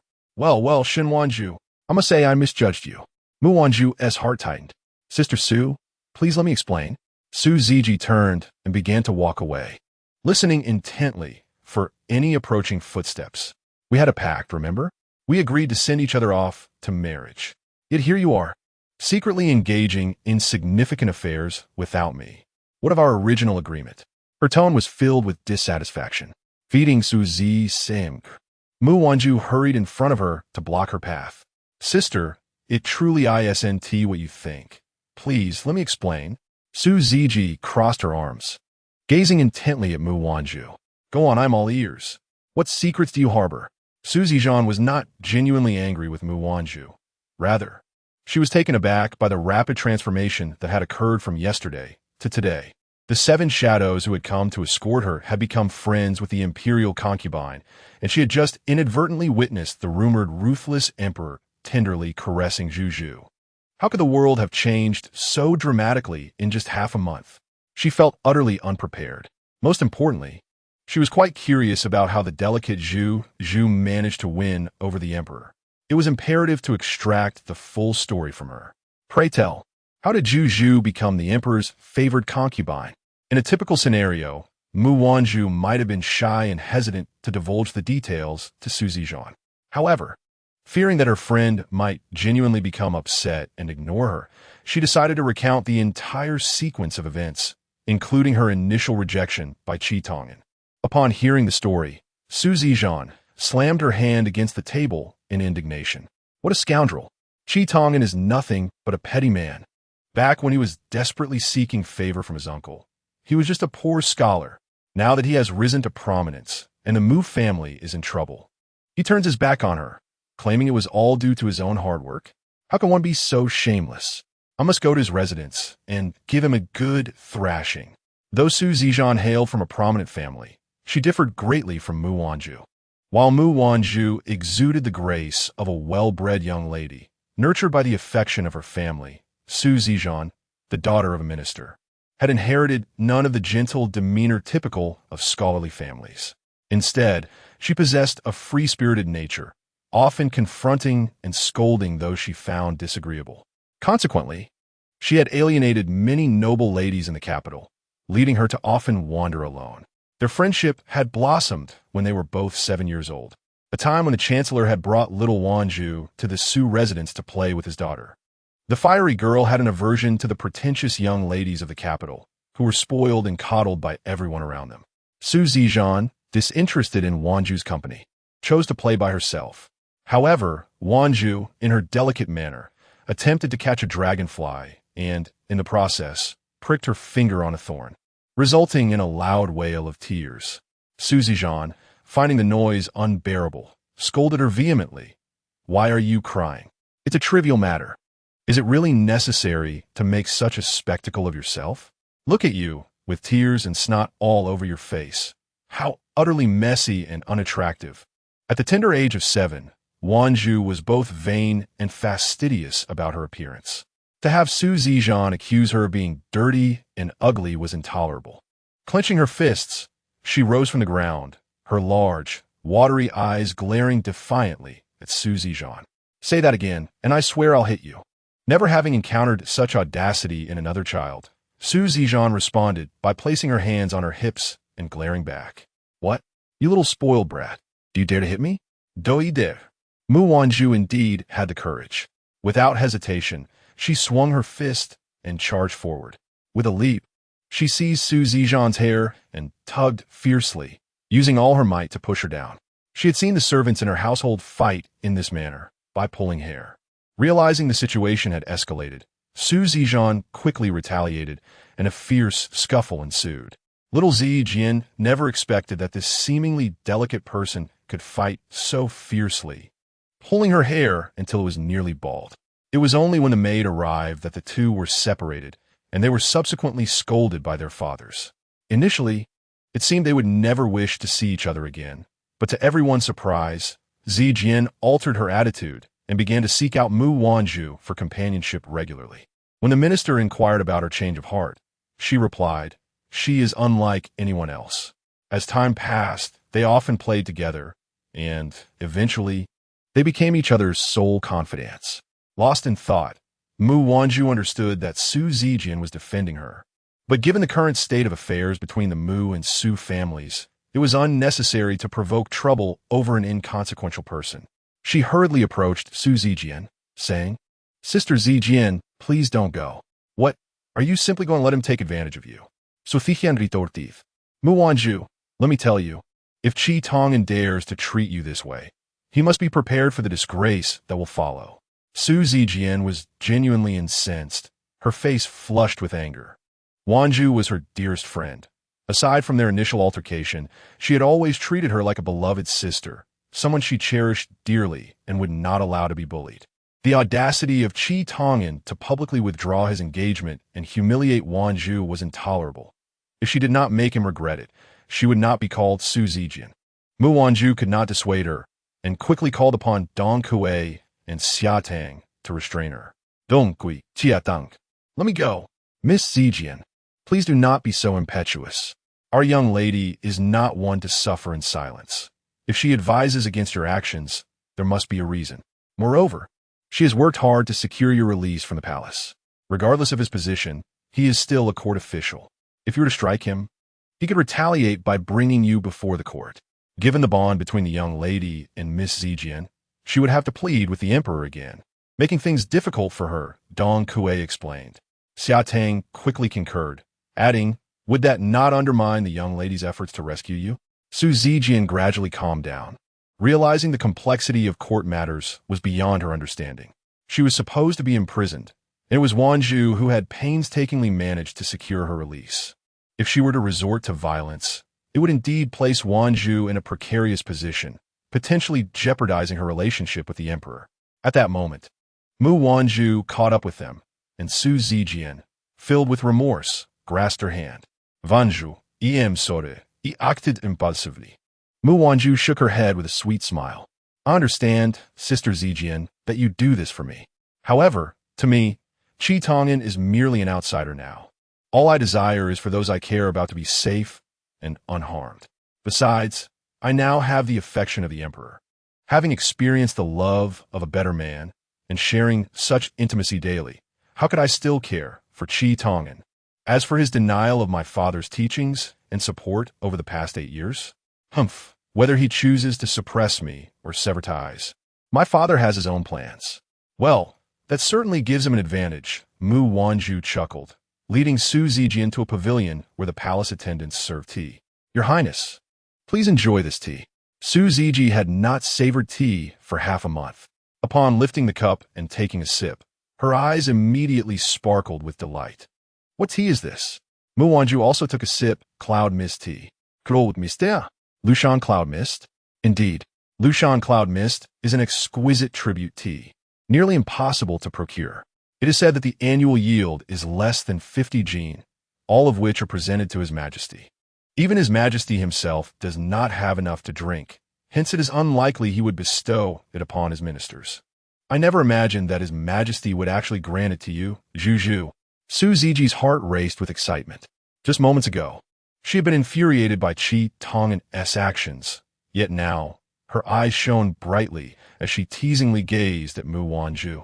Flushed and flustered under Su Ziji's gaze, Mu Wanzhu turned slightly away, partially concealing her face with her sleeve, suspecting what Su Ziji was about to inquire regarding matters of romance.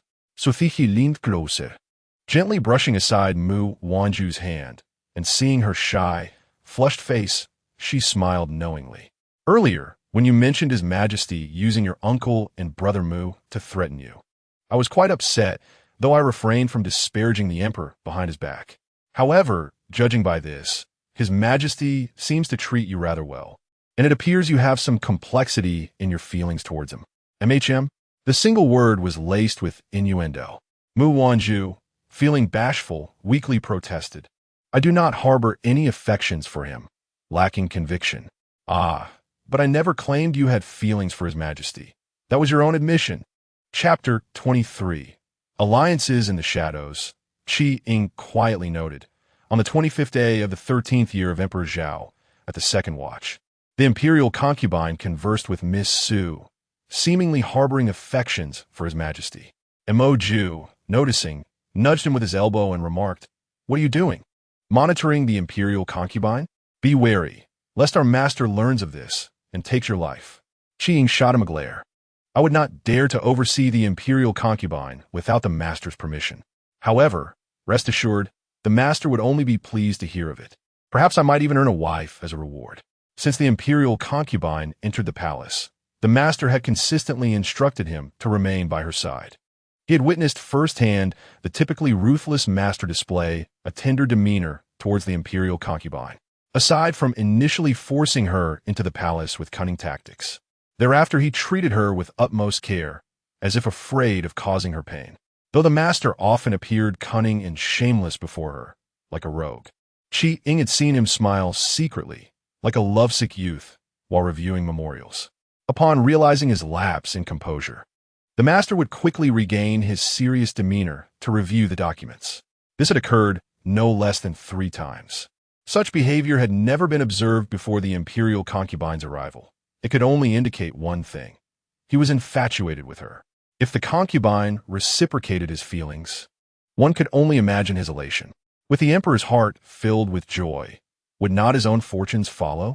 Qi Ying pondered silently, his quill taking a new turn. On the 25th day of the 13th year of Emperor Zhao, at the second watch, the imperial concubine conversed with a friend, openly admitting her affections for His Majesty. Mu Wanzhu shook his head. Qi Ying must be utterly consumed with thoughts of marriage. Mu Wanzhu remained unaware that her denial had been effortlessly perceived by Qi Ying, transforming it into an admission of her affection for that man. 2 days later, when the man returned, he relentlessly pursued her for love, which solidified the rift between her and Qi Ying. Embarrassed, Mu Wanzhu attempted to defend herself, asserting, "I did not." "Did you?" Su Zijiang interjected, fully aware of Mu Wanzhu's past. Having grown up alongside her, Su Zijiang understood her better than she knew herself, save for the secret of whether there was a mole on her backside. "Pearl, do you know the saying that an explanation is merely a disguise? Your current demeanor is nothing but a veil." Mu Wanzhu fell silent, turning away from the person behind her, though her ears flushed crimson. Su Zijiang already knew the answer. Whether Mu Wanzhu admitted it or not was inconsequential. She had indeed not anticipated that her uncle would hide Pearl away, ultimately failing to foresee this outcome. Pearl had still entered the palace, recalling the eavesdropping on her father and uncle's conversation. She wondered what her uncle would think if he were to find out. Su Zijiang refrained from inquiring further about the two families, as Qi Ying had already divulged some information. In short, the Mu family would remain unscathed, as would the Su family. As friends reunited, they engaged in conversation for an extended period, having not rested well during her days in prison. Mu Wanzhu arranged for someone to escort Su Zijiang to the rear hall to rest. Meanwhile, Mu Wanzhu sat alone in the pavilion, resting her chin on her hand, gazing at the fish in the pond. Her thoughts inevitably drifted to Xiao Qingyi, recalling the flirtatious glances he cast her way, the way he relished kissing her and nibbling her ear, and the warmth of his strong chest in their intimate moments, all of which left her heart in turmoil. Did she harbor feelings for His Majesty? She was uncertain, yet she recognized that she relished the affection he bestowed upon her. She adjusted her hair, sighing, "How troublesome." Ultimately, she resolved to cease her pondering. She also wondered how her father and brother were faring. Elsewhere, in the forest, a group pursued while another fled, clashing repeatedly until darkness fell on the following day. After several skirmishes, the black-clad men protecting the Mu Chancellor and his son suffered casualties, prompting one of them to launch a smoke bomb into the sky as a distress signal. Observing this, the opposing leader warned, "It's bad. Commander, they seek assistance." The cold moonlight illuminated the terrifying fangs of the masked man leading the charge. Upon hearing the report, his bloodthirsty eyes narrowed. "Ahead lies a cliff, shoot. We must eliminate Mu Zirin and his son tonight." "Yes." With that, a flurry of arrows pierced the night sky, casting a haunting silence over the bamboo grove. "Commander, someone has jumped off the cliff," a masked man alerted. "Shall we send someone down to investigate?" The fang-masked man halted him, searching among the fallen bodies until he finally spotted the two he had been seeking, a satisfied smile gracing his face. "The targets have been dealt with. Return to report." "My lord, the targets are deceased." Beyond the crimson curtain, a refined man in a white robe confirmed. "Is that so?" The fang-masked man grinned smugly. "My lord, you should know that I never boast." He gestured for his men to receive their rewards and dispatched others to verify once more.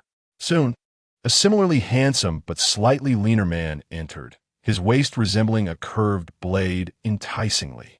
"Prince Xian, how has Lord Qi contemplated the matter?" Prince Xian lifted his tea, turning his back to Qi Tong'an, the thin mist rising from the tea obscuring the sharpness beneath his gentle gaze. Qi Tong'an bowed his head, momentarily speechless.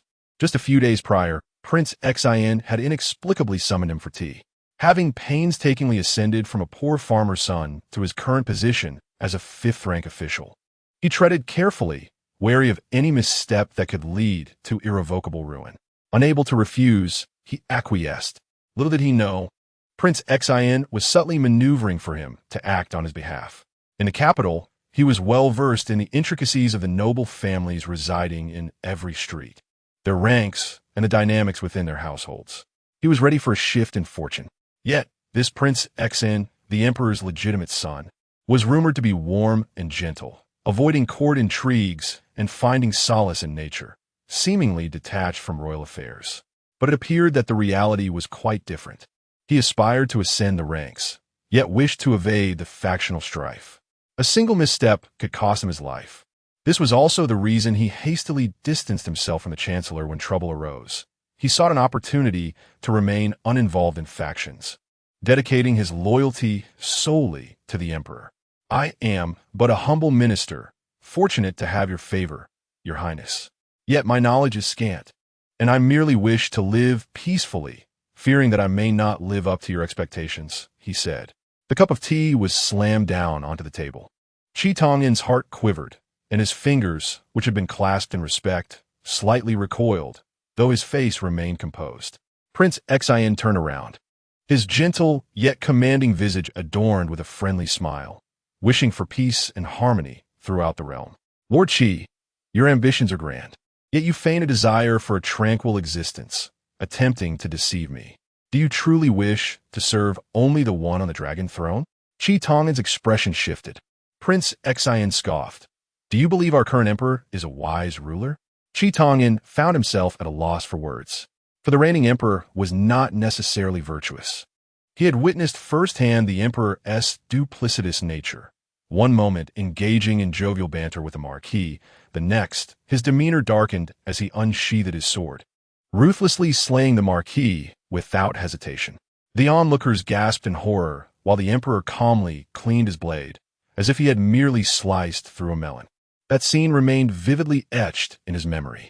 Thus, whenever he encountered the emperor, he scarcely dared to breathe. But what of it? Historically, how many sovereigns at the pinnacle of power have been amiable? Ruthlessness instills fear among ministers and respect from the populace. Weakness invites treachery from courtiers, interference from powerful families, and the dominance of eunuchs, leading inevitably to the downfall of dynasties. I have heard that Lord Qi publicly renounced his engagement with the imperial concubine. Do you not realize the humiliation you have inflicted upon her? In her eyes, you are a traitor, a coward. Women harbor grudges deeply. Do you not fear that the whispers of discontent may unravel your years of diligent study and lead you to your grave? At these words, Qi Tong'an's eyes widened in shock. Chapter 24. Hearing that the beloved consort holds affections for me last night. Li Shun informed me at the Zhongsui Palace that Xiao Qingyi was still preoccupied with matters at the execution grounds and would not be coming, advising Mu Wanzhu to rest well. Thus, she spent the night in the company of the clingy Fu Yuan, retreating into Su Jian's chamber, where the three of them slept soundly. "Zhu, does little Yuan not seem quite normal to you?" Su Jian curiously inquired, gently pinching the soft, delicate face of the little one. Mu Wanzhu shook her head, replying, "I do not know either, It was His Majesty who mentioned it. However, I feel it may not be as exaggerated as he described. Little Yuan is very well behaved. Aside from the first encounter, when he seemed as if he might devour me, he has been quite obedient otherwise. During meals, he refuses to be fed by the palace servants, instead taking a bowl for himself and eating with great delight. Just observing him makes me want to indulge in a few bites myself. I truly find him to be an adorable, soft little dumpling. Nevertheless, can you believe that General Fu has a son? TSK. I have heard that in the Fu family, there are no wives or concubines. The man who appears so composed in public is surprisingly different in private. Who knows? As for Fu Qian, it is of no concern to Mu Wanzhu. She remains indifferent. At dawn, Mu Wanzhu overheard palace servants discussing that the bodies of the prime minister and his son had been discovered in a bamboo grove 5 miles outside the city. Their bodies riddled with wounds, a horrifying sight indeed. Their eyes remained wide open in death.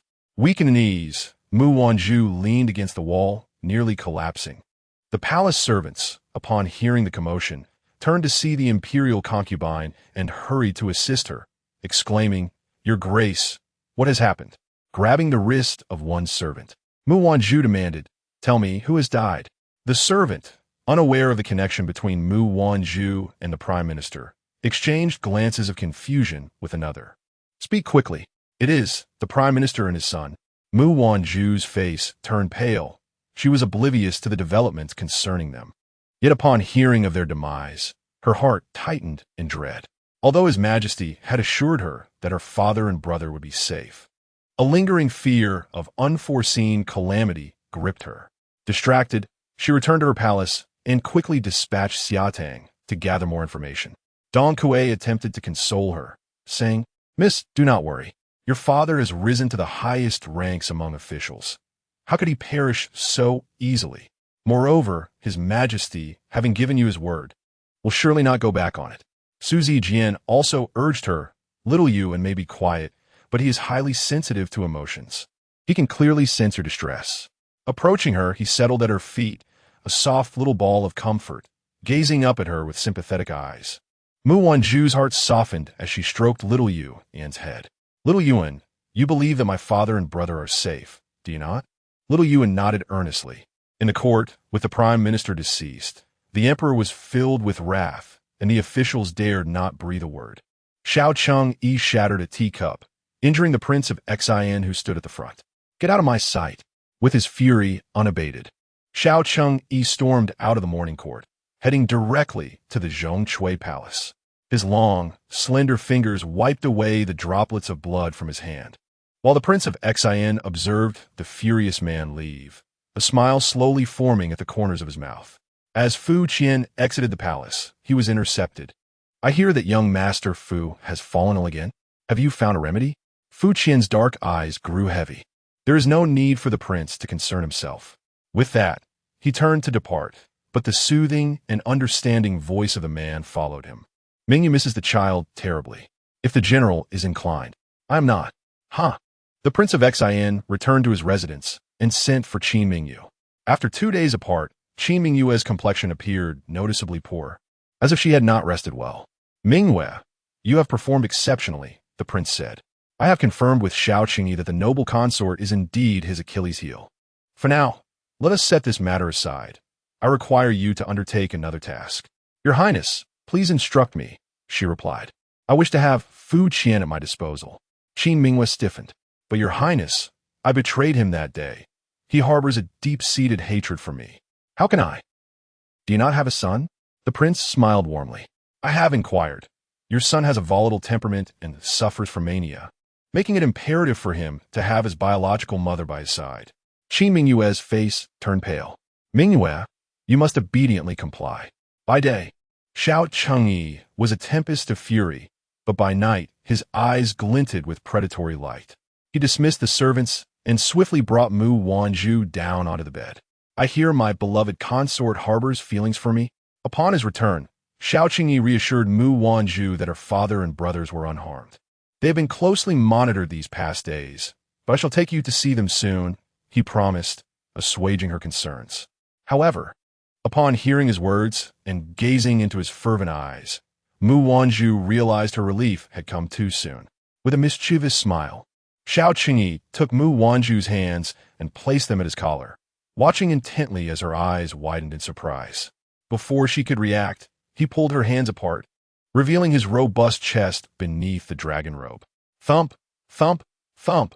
Something seemed eager to break free.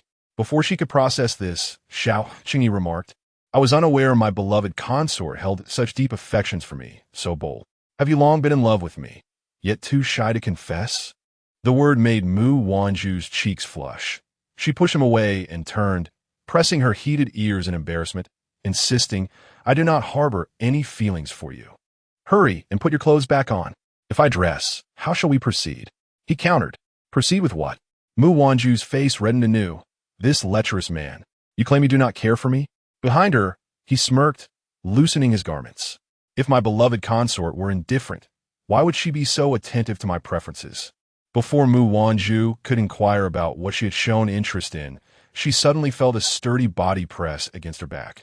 A large hand slipping around her waist and gently squeezing. The man behind her held her firmly. She barely had time to react before the sound of tearing fabric pierced the air, followed by a heated body pinning her down. His warm breath brushing against her ear as he teasingly whispered, "I find this very appealing." Mu Wanzhu was too astonished to articulate her shock, her whole being succumbing to a soft moan. Outside, the guards Xia Tang and Dong Ke blushed deeply, covering their ears in trepidation. Since entering the palace, they had not enjoyed a good night's sleep. They only hoped tonight would conclude early. Yet, it turned out they were overly optimistic.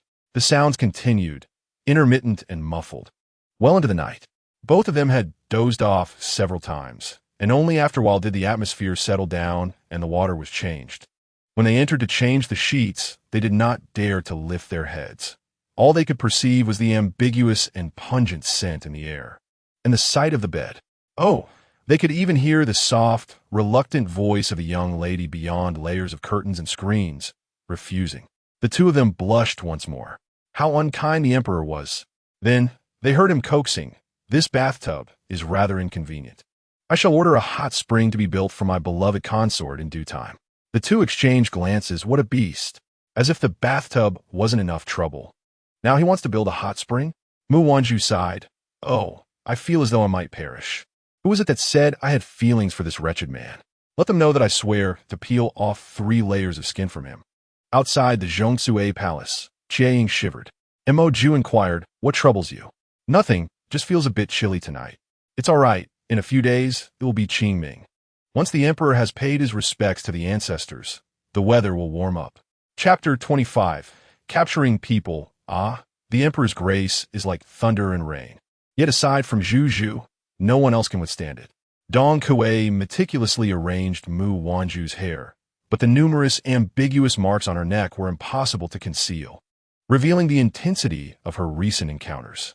Su Ziji couldn't help but tease, "It seems as if someone wishes to devour your Zhu." Xia Tang and Dong Kuei were already accustomed to such banter. Mu Wanzhu, who had been drowsy and nodding off, suddenly felt a rush of embarrassment spread through her upon hearing this, instantly waking her up. "Sister Su, please do not jest. Even I, a woman, cannot help but want to protect her, let alone a man." "All right, I shall refrain from teasing you. I know you are shy, Zhu Zhu." Mu Wanzhu's face flushed. Was this not teasing? However, the most embarrassing moments were yet to come, as Li Shun arrived with around 20 little eunuchs, greeting the noble consort and Miss Su. "Li Gonggong, is His Majesty bestowing another fine gift upon Zhu Zhu?" Su Ziji asked curiously. Li Shun chuckled. Miss Su, that's not quite right. Everything belonging to His Majesty is the consort's. There is no question of bestowing." Oh, Su Ziji elongated her tone, winking at Mu Wanzhu. Mu Wanzhu's face burned as she averted her gaze, her heart racing. "His Majesty has sent this old servant to bring people to construct a hot spring in the Zhongsue Palace." "A hot spring?" Dong Kuei's hand, holding the earring, trembled violently, nearly embedding it into Mu Wanzhu's flesh. Xia Tang, bringing in tea for washing, trembled at this revelation. The two exchanged glances, realizing that the emperor was indeed a beast, not just pretending to be one. Mu Wanzhu recalled the enchanting scenes from the previous night, her ears flushing crimson, wishing she could burrow into the ground. She truly did not expect him to be serious about constructing a hot spring. A lecture. Among all present, only Li Shun and Su Ziji were oblivious. Thinking that the emperor was genuinely fond of Mu Wanzhu, the construction of the hot spring progressed swiftly, completed in just 3 to 4 days. In the side hall, the connection between the sleeping quarters and the side hall was established, allowing for bathing without the need to change water repeatedly in the winter cold. During this time, Su Ziji visited several times, while Mu Wanzhu did not dare to go, unable to face it directly. In recent days, the man incessantly whispered in her ear that the hot spring was finally repaired, making it nearly impossible for her to listen while standing there. She could only wish for a delay in its completion, yet how could her desires be fulfilled? On the night when the spring was completed and water flowed in, the scene that the man had longed for unfolded in the pool. A fair-skinned, beautiful figure struggled mightily, her body adrift like a leaf upon an endless sea, desperately clinging to the pool's edge. As she turned, unable to maintain her balance, her delicate arms wrapped tightly around the man's neck, her soft pleas mingling with gentle moans. "Spare me, my love. You hold my heart, and I yours. I cannot bear to see you in distress. I shall respond to your affections sincerely." However, Mu Wanzhu heard nothing but the splashing of water against the edge of the pool. Who had dared to claim that her heart belonged to him? She yearned to unearth the culprit and exact her vengeance. The following afternoon, upon rising and completing her morning rituals without touching food or drink, Mu Wanzhu, consumed by rage, summoned over 30 palace attendants and eunuchs, young and old, to the grand hall's entrance. With a resounding slap against the jade railing, she demanded, "Who has spread the rumor that I am enamored with His Majesty?" Since her arrival in the palace, Mu Wanzhu had always been gentle and kind, never reproaching the servants. Her sudden fury startled everyone, prompting frantic headshakes in self-preservation. "Your Highness, we would never dare," murmured the attendants in fear. One of the palace maids whispered, "Could it be Miss Su? After all, we have never heard your Highness say such things." As Su Ziji and Fu Yuan emerged, they were instantly caught in the crosshairs of her gaze. Su Ziji, sensing the scrutiny, hastily raised her hand in a vow. "Zhu, you must believe me. I would never." Mu Wanzhu nodded, reassured that Sister Su would not betray her. Narrowing her almond-shaped eyes, she focused on the smaller figure, noticing Fu Yuan's trembling lashes. A glance towards Su Ziji and the sight of her vow prompted him to raise his hand to his forehead, shaking his head. Who could it be? The atmosphere grew tense, and the chamber's air thickened with anticipation. If the truth were to emerge, someone would surely face dire consequences. Just then, a small object fell from above. Mo Ju looked down, and upon seeing it, his gaze sharpened. "Your Highness, look." A hand scroll had dropped, its sound neither too loud nor too soft, perfectly resonating within the crowd. A sharp-eyed, clever little maid darted forward, snatching it from Qieying's hands before presenting it to Mu Wanzhu. Mu Wanzhu glanced at Qieying's guilty expression before accepting the scroll. Upon opening it, the first line read, "In the 15th year of Emperor Zhao, on the 10th day of the season, His Majesty conferred the title of noble consort upon the Prime Minister's daughter, Mu Wanzhu, with the honorific name Chun." The scroll continued. "On the 13th day of the same month, at the hour of the dragon, a young lady from the Yang family slandered the noble consort, only to be met with a slap from her hand and cast out of the palace. His Majesty was enraged, punishing Lord Yang with a 6-month salary reduction and confining the young lady for half a month." It further detailed, Qin Mingwei secretly conspired with the noble consort to sow discord between her and His Majesty. Although His Majesty was aware of the noble consort's purpose for leaving the palace, he still granted her permission and dispatched hidden guards for her protection. On the 14th day of the 10th month in the 15th year of Emperor Zhao, the favored concubine exited the palace to meet with Qin Mingwei at a tavern. Qin Mingwei divulged the emperor's decree to execute the chancellor, causing the concubine's countenance to darken significantly. Outside the tavern, she encountered the newly appointed top scholar, Lord Qi Tong'an. Unyielding, Lord Qi disparaged the emperor while attempting to win back the concubine's favor. The emperor, in secret fury, sought to suppress Lord Qi. On the 25th day of the 10th month, at the second hour of the afternoon, the concubine conversed with Miss Su, openly confessing her affection for the emperor. Upon learning this, the emperor could scarcely contain his smile. On the 27th day of the same month, he issued a decree to construct a hot spring for the concubine, which was completed 3 days later. That evening, the atmosphere in Zhongzue Palace was filled with harmonious intimacy. As she continued reading, Mu Wanzhu felt a surge of emotion. Her cheeks flushed with anger. With a sharp clap of her hands, the kneeling attendants trembled. With a stern expression, Mu Wanzhu pointed at Qi Ying, exclaiming, "It was you. You have caused me such distress these past few nights." Qi Ying knelt, pleading, "Your Highness, please allow me to explain." Mu Wanzhu shook her head, declaring, "I shall not listen to you. I believe you're ill-suited for a guard and would be better suited as a record keeper. Should I request the emperor to assign you a different position? A record keeper? That would not do. I cannot compose those flowery, scholarly phrases. Besides, I am a dark guard, relying on strength rather than intellect. Were these things you speak of? Speak plainly, that I may hear as well." A light remark from behind caught Qi Ying's words in his throat. Chapter 26. Clarity. Xiao Qingyi entered, prompting everyone to bow in respect. The man's gaze swept over the crowd with a hint of curiosity, landing momentarily on Qi Ying, who froze before his softened gaze settled on Mu Wanzhu. "My beloved, has someone angered you?" Mu Wanzhu did not forget how he had disturbed her the previous night. She nearly thought she was destined to meet her ancestors. Turning her head away in disdain, she ignored him. To Xiao Qingyi, she appeared adorably defiant. He stifled a chuckle, feigning seriousness as he instructed, "Mo Ju, take Qi Ying away and give him 20 lashes." Qi Ying, shocked back to reality, was led away by Mo Ju. Mu Wanzhu, puzzled, asked why punish Qi Ying. Xiao Qingyi enveloped her in his embrace, his tall frame accentuating her petite stature. Surrounded by so many, Mu Wanzhu felt embarrassed and gently resisted. "Anyone who displeases Zhu should be punished. If he has upset you, then 20 lashes are but a light sentence." Mu Wanzhu muttered, "Foolish monarch." Yet her heart swelled inexplicably with sweetness.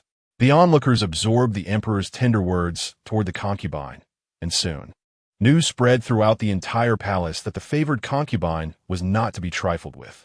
Consequently, upon encountering her, others became increasingly respectful, wary of any missteps. As a result of this incident, Mu Wanzhu endured further teasing from Su Ziji, but that is a tale for another time. The 5th day of the 4th month in the 15th year of Emperor Zhao marked the Qingming festival. In accordance with ancestral customs, the Qingming holiday lasted 7 days. The emperor must, 3 days in advance, accompany his consort and court officials to the imperial tombs to pay homage to heaven and earth and to honor their ancestors. On the 2nd day of the 4th month, a gentle rain fell. Su Zihan remained in the palace, while Mu Wanzhu, alongside Xiao Qingyi, set forth to the royal tomb. Having grown up in seclusion, Mu Wanzhu had seldom ventured beyond the palace walls, let alone outside the city.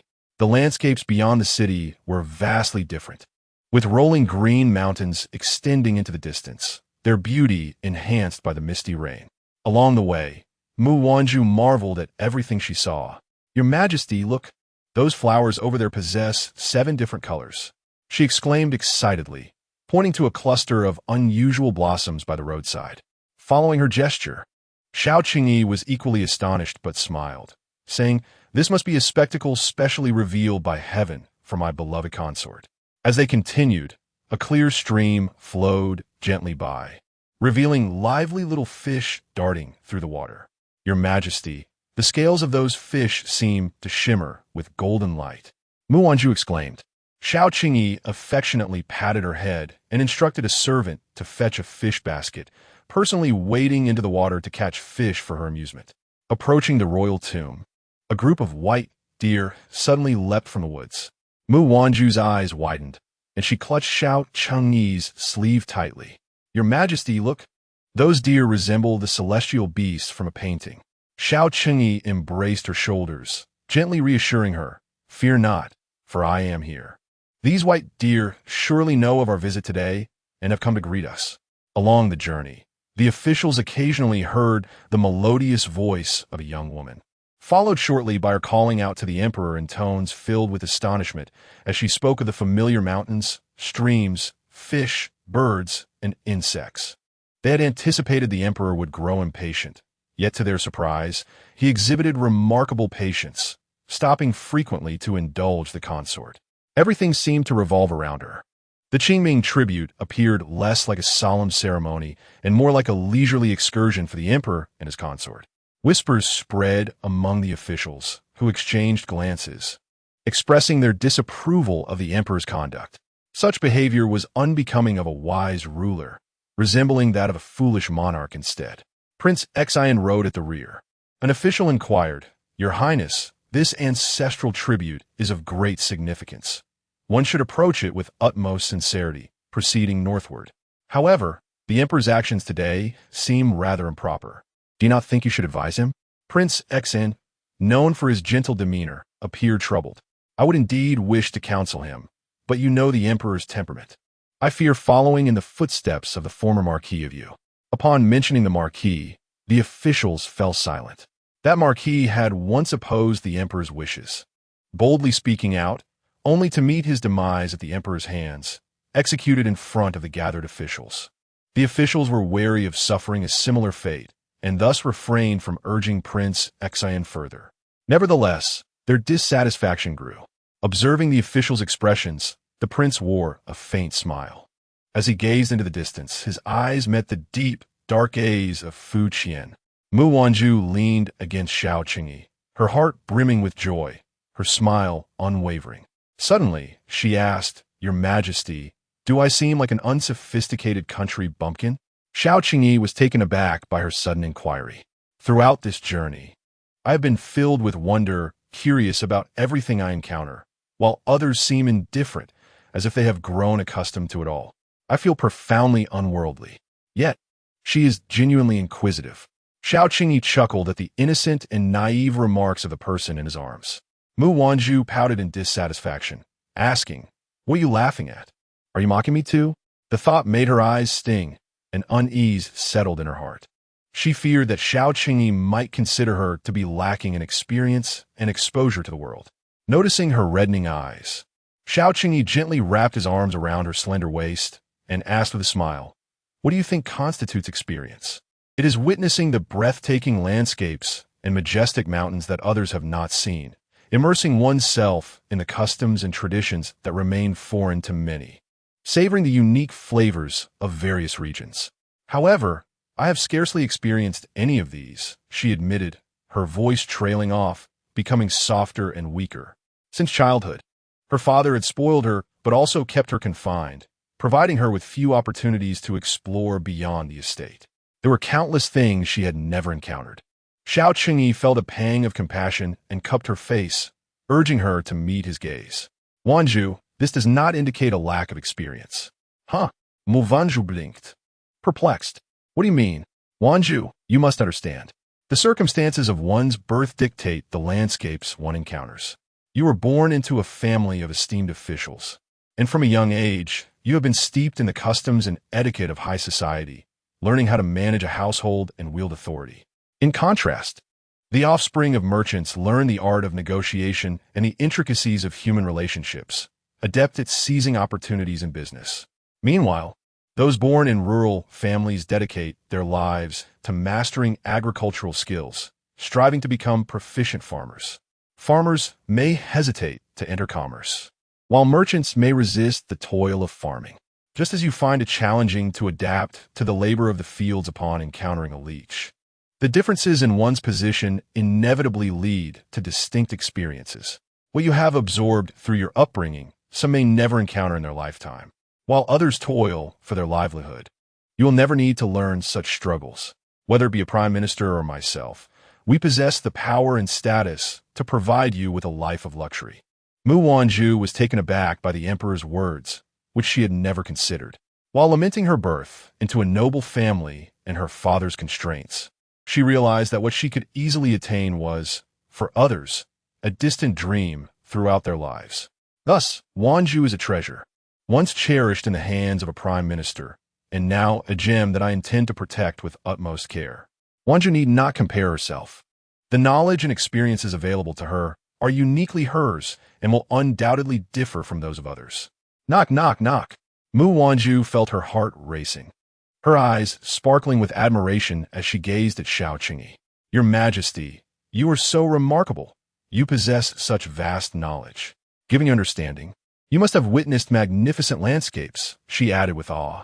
Xiao Qingyi had initially intended to comfort Mu Wanzhu, but upon receiving her adoring gaze, he felt a sudden lightness in his heart. Clearing his throat awkwardly, he raised his chin slightly.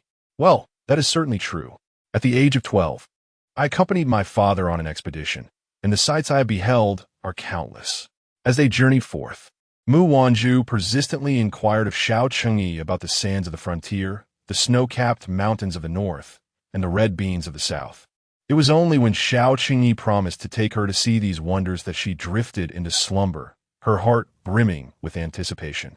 Xiao Qingyi tenderly brushed her hair behind her ear. His previously commanding gaze softened, resembling honey poised to overflow from its hive. I shall not allow Zhu Zhu to be disappointed. Chapter 27. Intentions. The entourage encamped outside the imperial tombs. On the 5th day of the 4th month, during the Qingming festival, Xiao Qingyi sought to accompany Mu Wanzhu into the tomb for ancestral worship. Traditionally, only the empress was entitled to enter the tomb alongside the sovereign, while other concubines were expected to remain in their quarters, offering their devotions and prayer. Consequently, the ministers erupted into vehement opposition against Xiao Qingyi. His countenance darkened as he pressed the blade of his sword against the throat of the Grand Inspector, threatening, "Do you seek death?" The Grand Inspector, resolute and indignant, retorted, "If your Majesty wishes to be a tyrant, then simply kill me.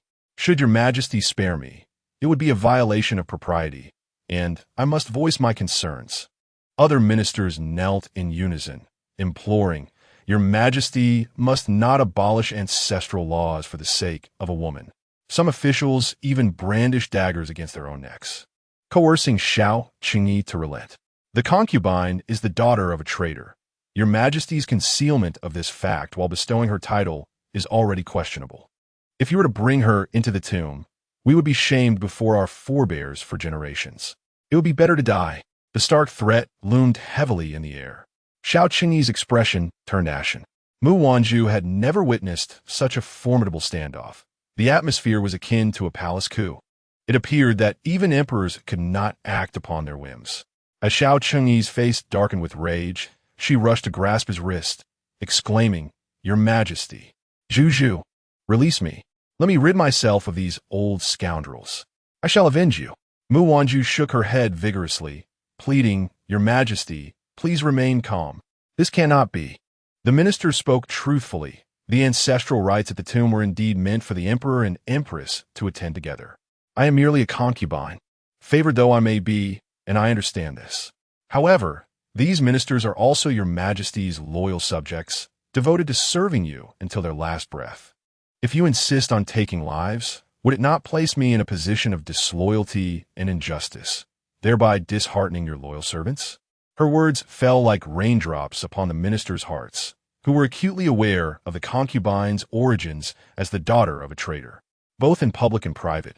Their dissatisfaction was palpable, particularly given the leniency Xiao Qingyi had shown her on their journey. Today, he nearly contravened ancestral rites for her. They perceived her as a potential harbinger of calamity. They had anticipated that she would incite the emperor to tyranny, yet she had instead interceded on their behalf. In that moment, many ministers found themselves at a loss, their heads bowed in shame. Naturally, some felt it was only right. Xiao Qingyi's cold gaze bore down upon them, a mocking smile playing at his lips as he mused, "What say you? You trouble my beloved concubine, yet she advocates for you?" The ministers lowered their heads in acknowledgement. "The concubine possesses a magnanimous heart. We are ashamed." Yet, they added, "But the concubine hails from a family of ministers and should understand these customs." Amidst the crowd, an unknown voice arose, uttering a single phrase. With that utterance, the ministers felt a slight alleviation of their guilt, and they began to echo in agreement. Very well. Very well indeed. Xiao Qingyi sneered coldly. Since you wish to adhere to your rules, I shall not contest with you. However, the one I favor must not be wronged. Must she? A collective sigh of relief swept through the assembly, astonished and delighted. Had the emperor truly compromised? As long as the rules remained intact. If the emperor were to compensate the favored concubine, any rare treasures would be his to bestow as he pleased. Indeed, your majesty speaks truly. Yet the emperor was not finished. In the next moment, his words caught them off guard. Li Shun, draft the edict. On the 18th of April, concubine Mu, of the Moron clan, is to be elevated to the status of imperial concubine, wielding the phoenix seal and granted authority over the 6 palaces. Thus decreed. What? The crowd gasped in astonishment. Having just returned from ancestral rites, Mu Wanzhu, still dazed, was escorted back to her tent by Sheng and Dongkue, her mind still spinning. In the blink of an eye, she had transformed from concubine to imperial concubine. An imperial concubine? In the 3 centuries since the founding of the Eastern Lin dynasty, while countless concubines and empresses had graced the courts, the title of imperial concubine had only been held by a select few. 2, to be precise. One was the esteemed Jiao Min, the imperial concubine of the founding emperor, who was later made empress, reigning supreme over the harem. The other was Xiao Qingyi's own mother, Irin, the imperial concubine, who was the object of unparalleled affection, and upon her illness, the late emperor disregarded the still-living empress and directly conferred upon her the title of Empress Irin. After her passing, the late emperor bequeathed the throne to Prince Xiao Qingyi, who followed his beloved into death by poison. The status of concubine and empress is indeed exalted, yet does not guarantee the emperor's affection. The position of imperial concubine, however, is one solely reserved for the object of the emperor's love. It is not a matter of lineage or status, but rather a testament to the emperor's favor. Just like Jiao Min, a humble farmer's daughter, whom the founding emperor, defying the opposition of his ministers, resolutely elevated to a position envied by all women. Likewise, Irin, a merchant's widow, was embraced by the late emperor despite societal scrutiny, and they were laid to rest together after death.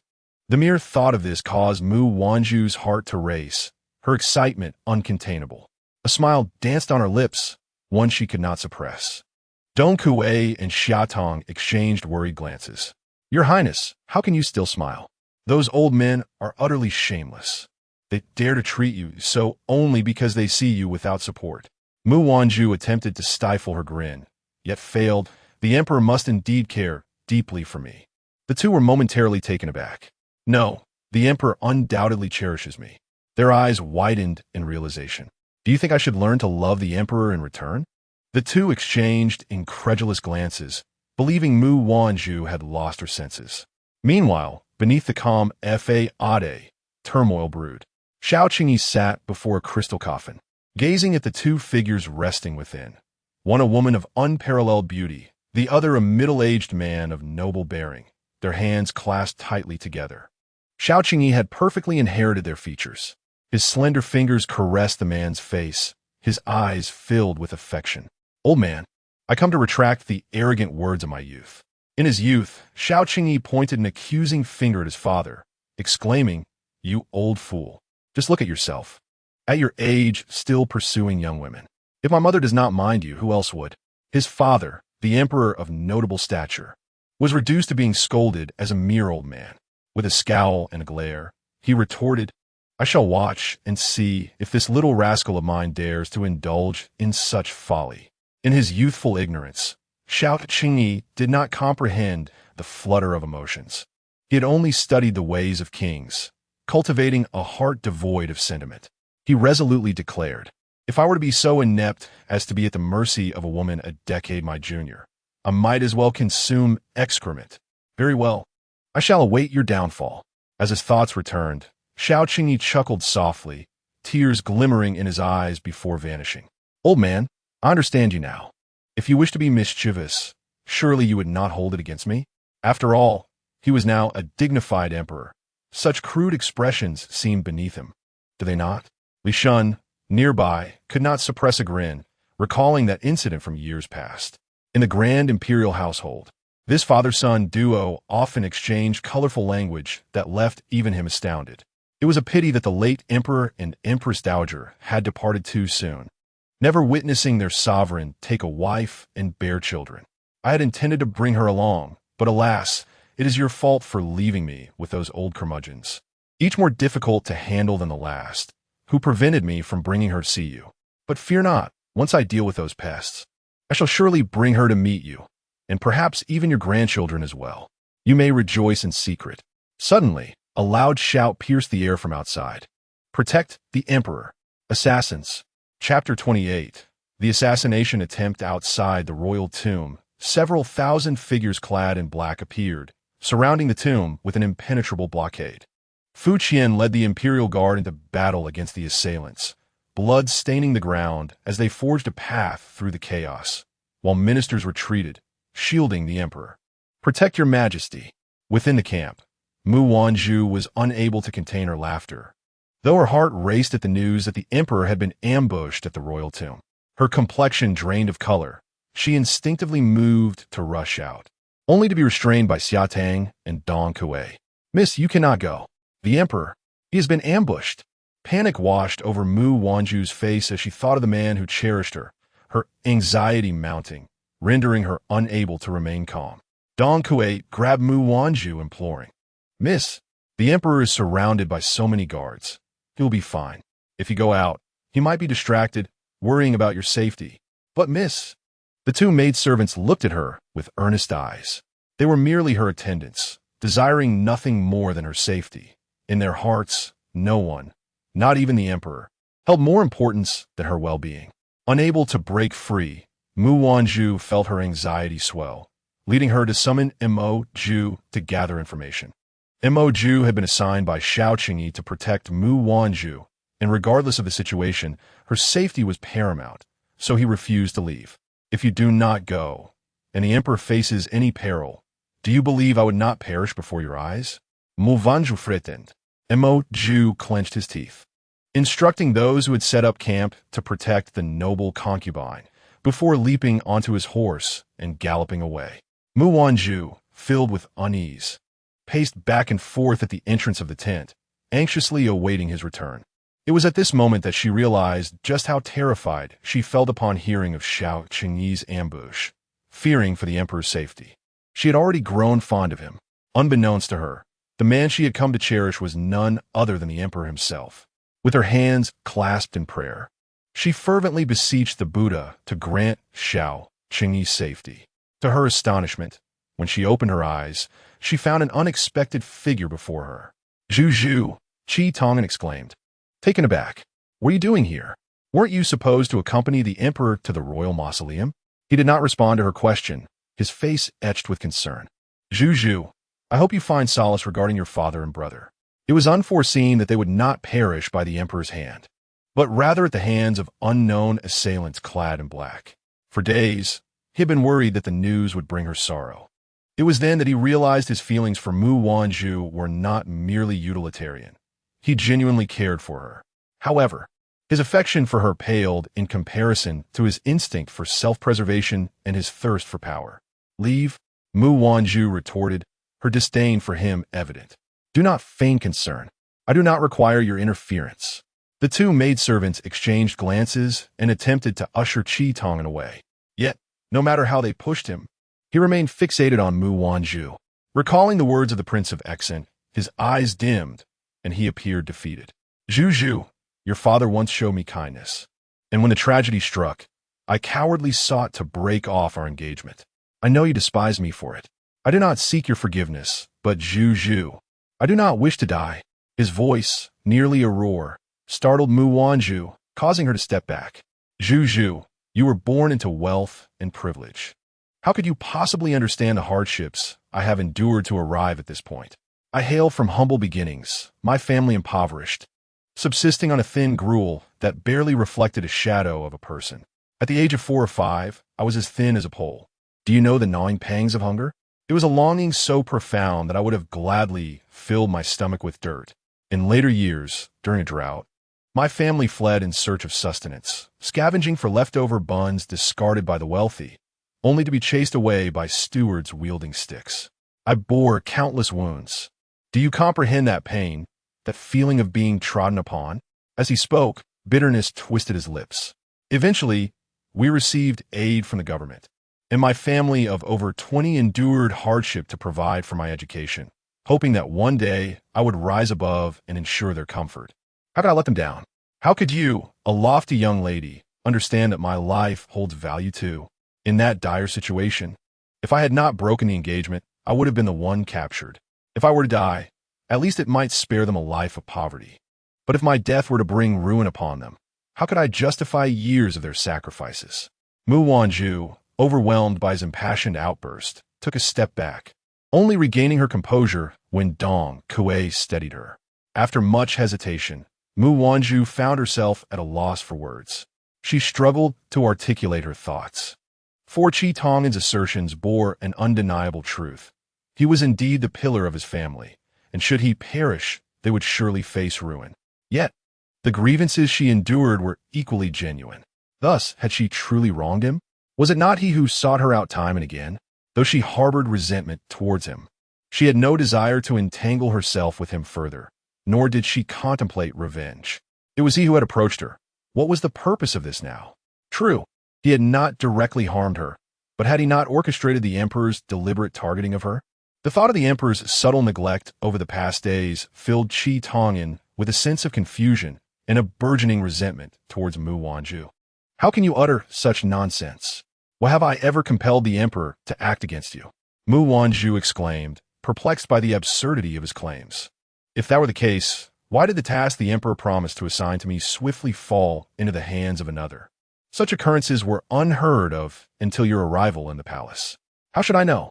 Mu Wanzhu pondered, then continued, even if the Emperor were behind this, so what? He cares for me. Is it not permissible for him to provide me with some respite? Qi Tong'an regarded her in silence. The more she contemplated, the more she felt her suspicions were indeed justified. Perhaps this was truly the Emperor's doing. Furthermore, if the Emperor genuinely wished to target you, would it not be far more straightforward to eliminate you entirely? Would you still have the opportunity to confront me? At her words, Qi Tong'an's eyes flickered, and he exhaled quietly, a subtle release of tension. Just then, an arrow sliced through the air, hurtling toward Mu Wanzhu. Be careful, she cried out as she was unexpectedly pushed aside, not having time to voice her pain before a muffled grunt escaped the man as warm blood splattered across her face. Outside the two tents, a crowd had gathered, with imperial physicians bustling in and out, carrying large basins filled with blood. Nestled in Xiao Qingyi's embrace, Mu Wanzhu felt a wave of anxiety wash over her. He held her hand firmly, gently kissing her hair and whispering soothing words. Do not fear, my jewel. I shall never leave you behind again. Heaven knows, when he rushed back, fearing for her safety, only to find her distraught and covered in blood, his heart shattered. Thankfully, his precious jewel was unharmed. Your Majesty, he cannot be dead, can he? Mu Wanzhu's face was smeared with tears and blood, a sight of utter disarray. She had never anticipated that Qi Tong'an would shield her from that arrow. Though she should have despised him, her emotions became increasingly complicated. Another, too, was consumed by tangled sentiments. Fu Qian's dark gaze remained fixed on another tent, his expression one of terror. Not long ago, he had protected the Emperor during his escape. Surrounded by black-clad assailants, he had been caught off guard by a surprise attack from behind, just when he thought blood would be shed. Qin Mingwei had inexplicably emerged from nowhere to intercept a blade meant for him. Fu Qian gritted his teeth, pondering what her intentions could be. Qi Tong'an had sustained an injury to his left shoulder, yet fortunately, it was not life-threatening. After the physician removed the arrow, he was deemed out of danger. Qin Mingwei, however, was gravely injured. The sword had pierced her heart, nearly claiming her life. The physicians were at a loss, shaking their heads in despair. Fu Qian's brow furrowed deeply. Qi Tong'an was unharmed, while Xiao Qingyi carried Mu Wanzhu back to the tent, fetching water to cleanse her face. Noticing her dazed expression and dimming gaze, a spark of jealousy ignited within him. Zhu, Mu Wanzhu snapped back to reality. What's the matter? Are you still worried about him? Worried about whom? Xiao Qingyi grasped the back of her head, pulling her close, his gaze fierce and penetrating. What? He saved you, and now you have feelings for him? Although Xiao Qingyi was grateful to Qi Tong'an for saving Mu Wanzhu, witnessing her concern for another man, especially her former fiancé, stirred a tumult of emotions within him. He felt an overwhelming urge to shoot 2 more arrows to ensure that man would never again appear before Mu Wanzhu. His fierce demeanor jolted Mu Wanzhu's thoughts back to the present. She wiped away her tears and couldn't help but chuckle. You dare to laugh. Xiao Qingyi's jealousy flared, his expression darkening. If Mu Wanzhu admitted to still liking that man, he would not hesitate to punish her.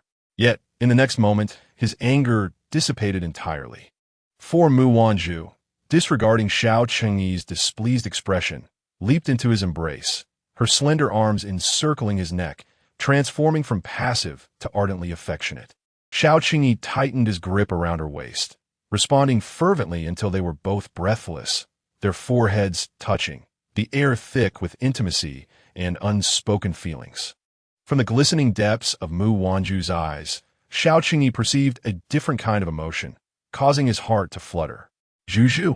Mu Wanzhu smiled radiantly, teasing him. In my heart, there resides a person I cherish deeply. Your Majesty must not falsely accuse me of harboring feelings for Qi Tong'an. Her laughter was as enchanting as the blossoms of March, her gaze brimming with affection directed at him. Xiao Qingyi felt a warmth spread through him, a truth yearning to escape his lips. Feigning ignorance, he grasped her chin, playfully taunting, You are my woman. Do you dare to like another? Do you believe I wouldn't take drastic measures against you? Had she not witnessed his frantic rush to her rescue, Mu Wanzhu might have been deceived by his words. He loved her dearly, yet pretended otherwise. She refused to be the one who played coy. But I love you, Your Majesty. You are my husband. Isn't that enough? Mu Wanzhu blinked innocently, her eyes wide with curiosity. Xiao Qingyi turned his head away, feeling a twinge of discomfort. Clenching his fist, he cleared his throat. Who says it isn't? And what about you, Your Majesty? Do you love me? He had previously expressed his fondness for her. Yet she yearned to hear him say it again. Love? Xiao Qingyi did not answer directly, but instead chose to convey his feelings through actions, revealing the depth of his affection for her. He loved her dearly, cherishing her deeply, until the midnight hour passed and dawn broke. Even then, he continued to soothe her. Zhu, your calling me husband sounds delightful. I adore it. Do call me once more. A 1T. Call. A mournful silence enveloped the air. Husband, be gentle. Came a soft plea. Winter's gourd and summer's peony clasped their ears and gazed skyward as ancestral rituals turned grim with countless casualties. The officials were gripped by a palpable anxiety, all awaiting His Majesty's guidance. Yet, the Emperor, upon his return, chose to ruffle the feathers of the young lady instead, exhibiting an unsettling disposition. The young lady, indeed, was a pitiable figure. The 2 handmaidens sighed in unison. His Majesty's jealousy dissipated in the fervor of a hearty meal. At that moment, he genuinely sensed the profound connection between Mu Wanzhu's mind and body, deciding not to stoop to the level of that surnamed Qi. After all, he was a benevolent ruler and could not indulge in the indiscriminate slaughter of innocents for selfish gains. Following the recent upheaval, the officials were in a state of disarray. Congregated before Xiao Qingyi's tent, their anxious glances darting around, fearing a recurrence of yesterday's calamity. The bodies of the slain officials lay before the tent, a grim reminder of the chaos. Your Majesty, beneath the Emperor's feet, there are indeed vile individuals conspiring to assassinate you. Such audacity is intolerable. For both public and private reasons, you must ensure a thorough investigation and bring these villains to justice, an official implored. Others echoed his sentiments. Xiao Qingyi, twirling the jade ring on his thumb, gazed solemnly as he declared, This matter shall be resolved by me. He handed over the captured assassins to the Vice Minister of Justice. By whatever means necessary, pry the truth from their lips. The Vice Minister of Justice acknowledged, I shall not fail Your Majesty's trust. Once the matter of the assailants was settled, attention turned to the deceased officials. Prince Xian, how do you believe we should properly handle the affairs of these ministers? Suddenly called out, the prince's expression faltered momentarily. The slain officials were all his allies, and Xiao Qingyi's inquiry was evidently intentional. As the assembly turned to observe him, their astonishment was palpable at his momentary lapse. The prince quickly donned a serene facade. "Your Majesty, I believe that a lavish burial would be a fitting tribute to these officials." "Ah, how easily you speak of lavish burials.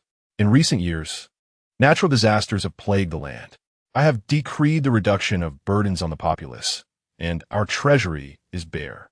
Where shall the funds for such burials come from?" Xiao Qingyi retorted coldly. The prince's countenance remained unyielding. "Your Majesty's benevolence is well known. You would not wish to impose further burdens upon the people. I believe that if you can bring the perpetrators of this heinous act to justice, it would suffice to console the spirits of these ministers." The prince's words resonated. He sighed in relief. Yet the emperor continued, "In that case, the task of finding the murderer falls to you, Prince Exen. The late emperor often praised your intelligence and capabilities, and I am certain that within half a month you shall capture the assassin. I grant you this time. Should you fail, I suggest you resign from your post." With that, Xiao Qingyi angrily swirled his robe and departed. The prince clenched his fingers within his sleeves, his gaze fixed upon the emperor's retreating figure, his eyes glinting with a venomous intensity that vanished in an instant. Chapter 30. A meeting with Father Qi Tong'an awoke, his shoulder throbbing with pain. With a swift glance, he caught sight of a tall figure positioned beside him, the light reflecting off the black dragon robe, adorned with gilded edges, that he knew all too well. "Your Majesty." Xiao Qingyi turned around, his dangerous gaze fixed upon him.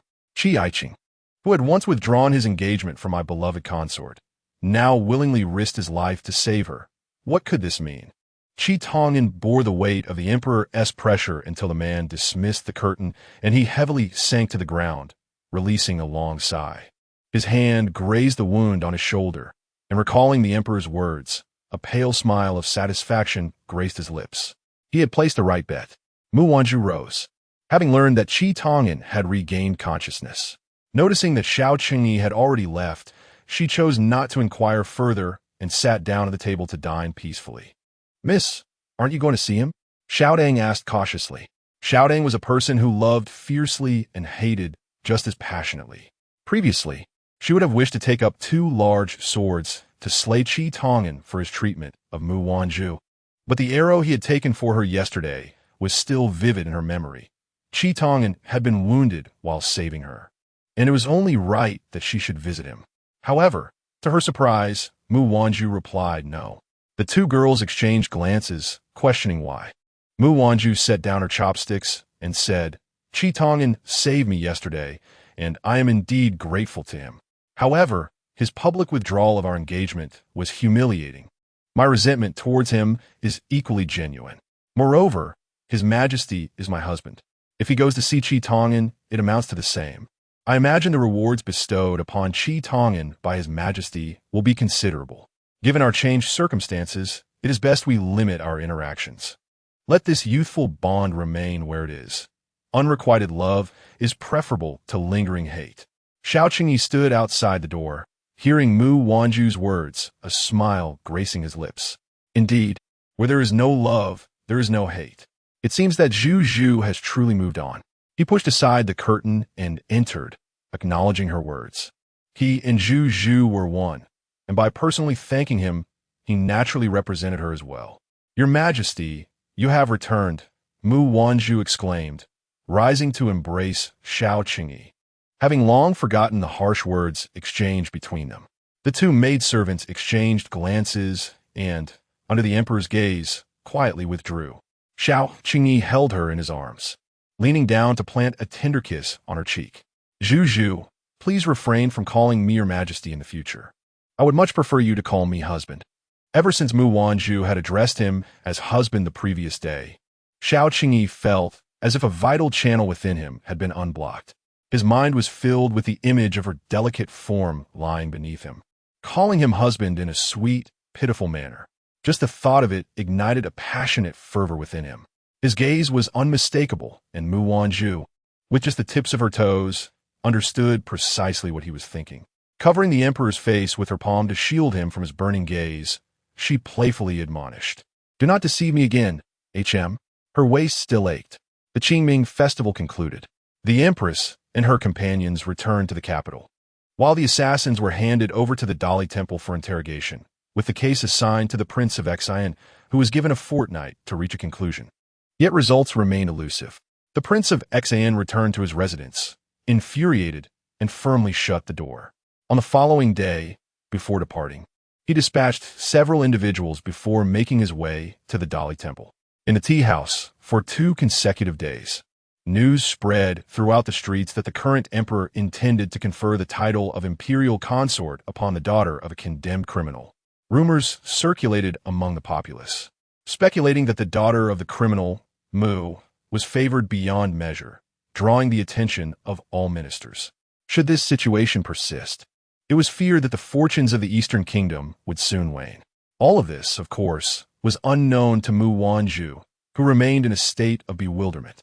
After finishing their evening meal, the emperor would almost always carry her to the bed.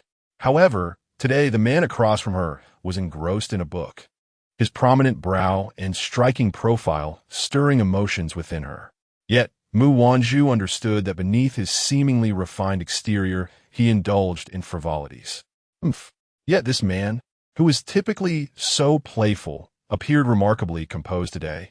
In her view, such odd behavior hinted at something amiss. "Your Majesty?"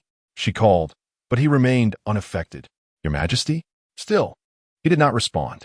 With a playful glint in her eyes, Mu Wanzhu rose and wrapped her arms around his neck, affectionately nuzzling against him. "Your Majesty, why do you not reply? Are you perhaps still angry with me?" For the past few days, he had insisted she refer to him as her husband. Was it possible that her reluctance to comply had displeased him? But she was genuinely apprehensive. Each time she addressed him as such, it felt akin to administering an aphrodisiac, provoking him to seize her and indulge in his desires, a prospect she could scarcely endure. Fearful that Xiao Qingyi might indeed be upset, she timidly uttered husband, planting a gentle kiss on his cheek. "Husband, please do not be angry." Finally appeased, he turned to embrace her waist, assuring her, "I am not angry with you.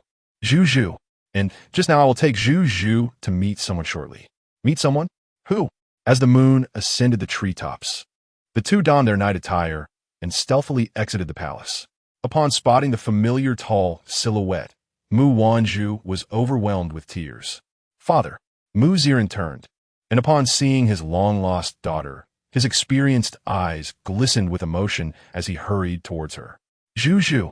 Seeing Xiao Qingyi, Mu Ziren respectfully addressed him, "Your Majesty, I wish to speak privately with Zhu."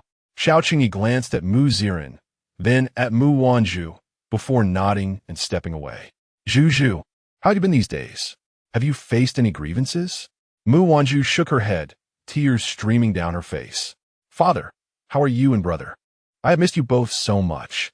Faced with his daughter's tears, even the usually composed old chancellor found himself at a loss. Do not cry. It is all my fault. I have caused you worry. Please do not be upset with me." The more he tried to comfort her, the more aggrieved Mu Wanzhu felt. After sobbing for a considerable time, she was finally soothed. "By the way, Zhu, for now, your father and brother should remain concealed. During these days, you must stay in the palace and keep your distance from the emperor." In the darkness, Mu Wanzhu was momentarily stunned, tears trembling on her lashes. "Why?" Just as Mu Ziren was about to explain, an anxious guard rushed in from the shadows. "My lord, we must leave quickly. The Prince of Xian's men are approaching. That hypocritical scoundrel. Damn it." Mu Ziren could only urge Mu Wanzhu to take care of herself before hurriedly following the guard. "Father," Mu Wanzhu called out, attempting to pursue him, but Xiao Qingyi arrived as well, his tone urgent. "Zhu, we must leave at once." Chapter 31. The expansion of the harem as they emerged. They coincidentally heard a group approaching. Xiao Qingyi's gaze turned icy as he swiftly led Mu Wanzhu away, leaving Mo Ju to handle the aftermath. The location was situated north of the capital, remote and seldom visited, particularly at such a late hour.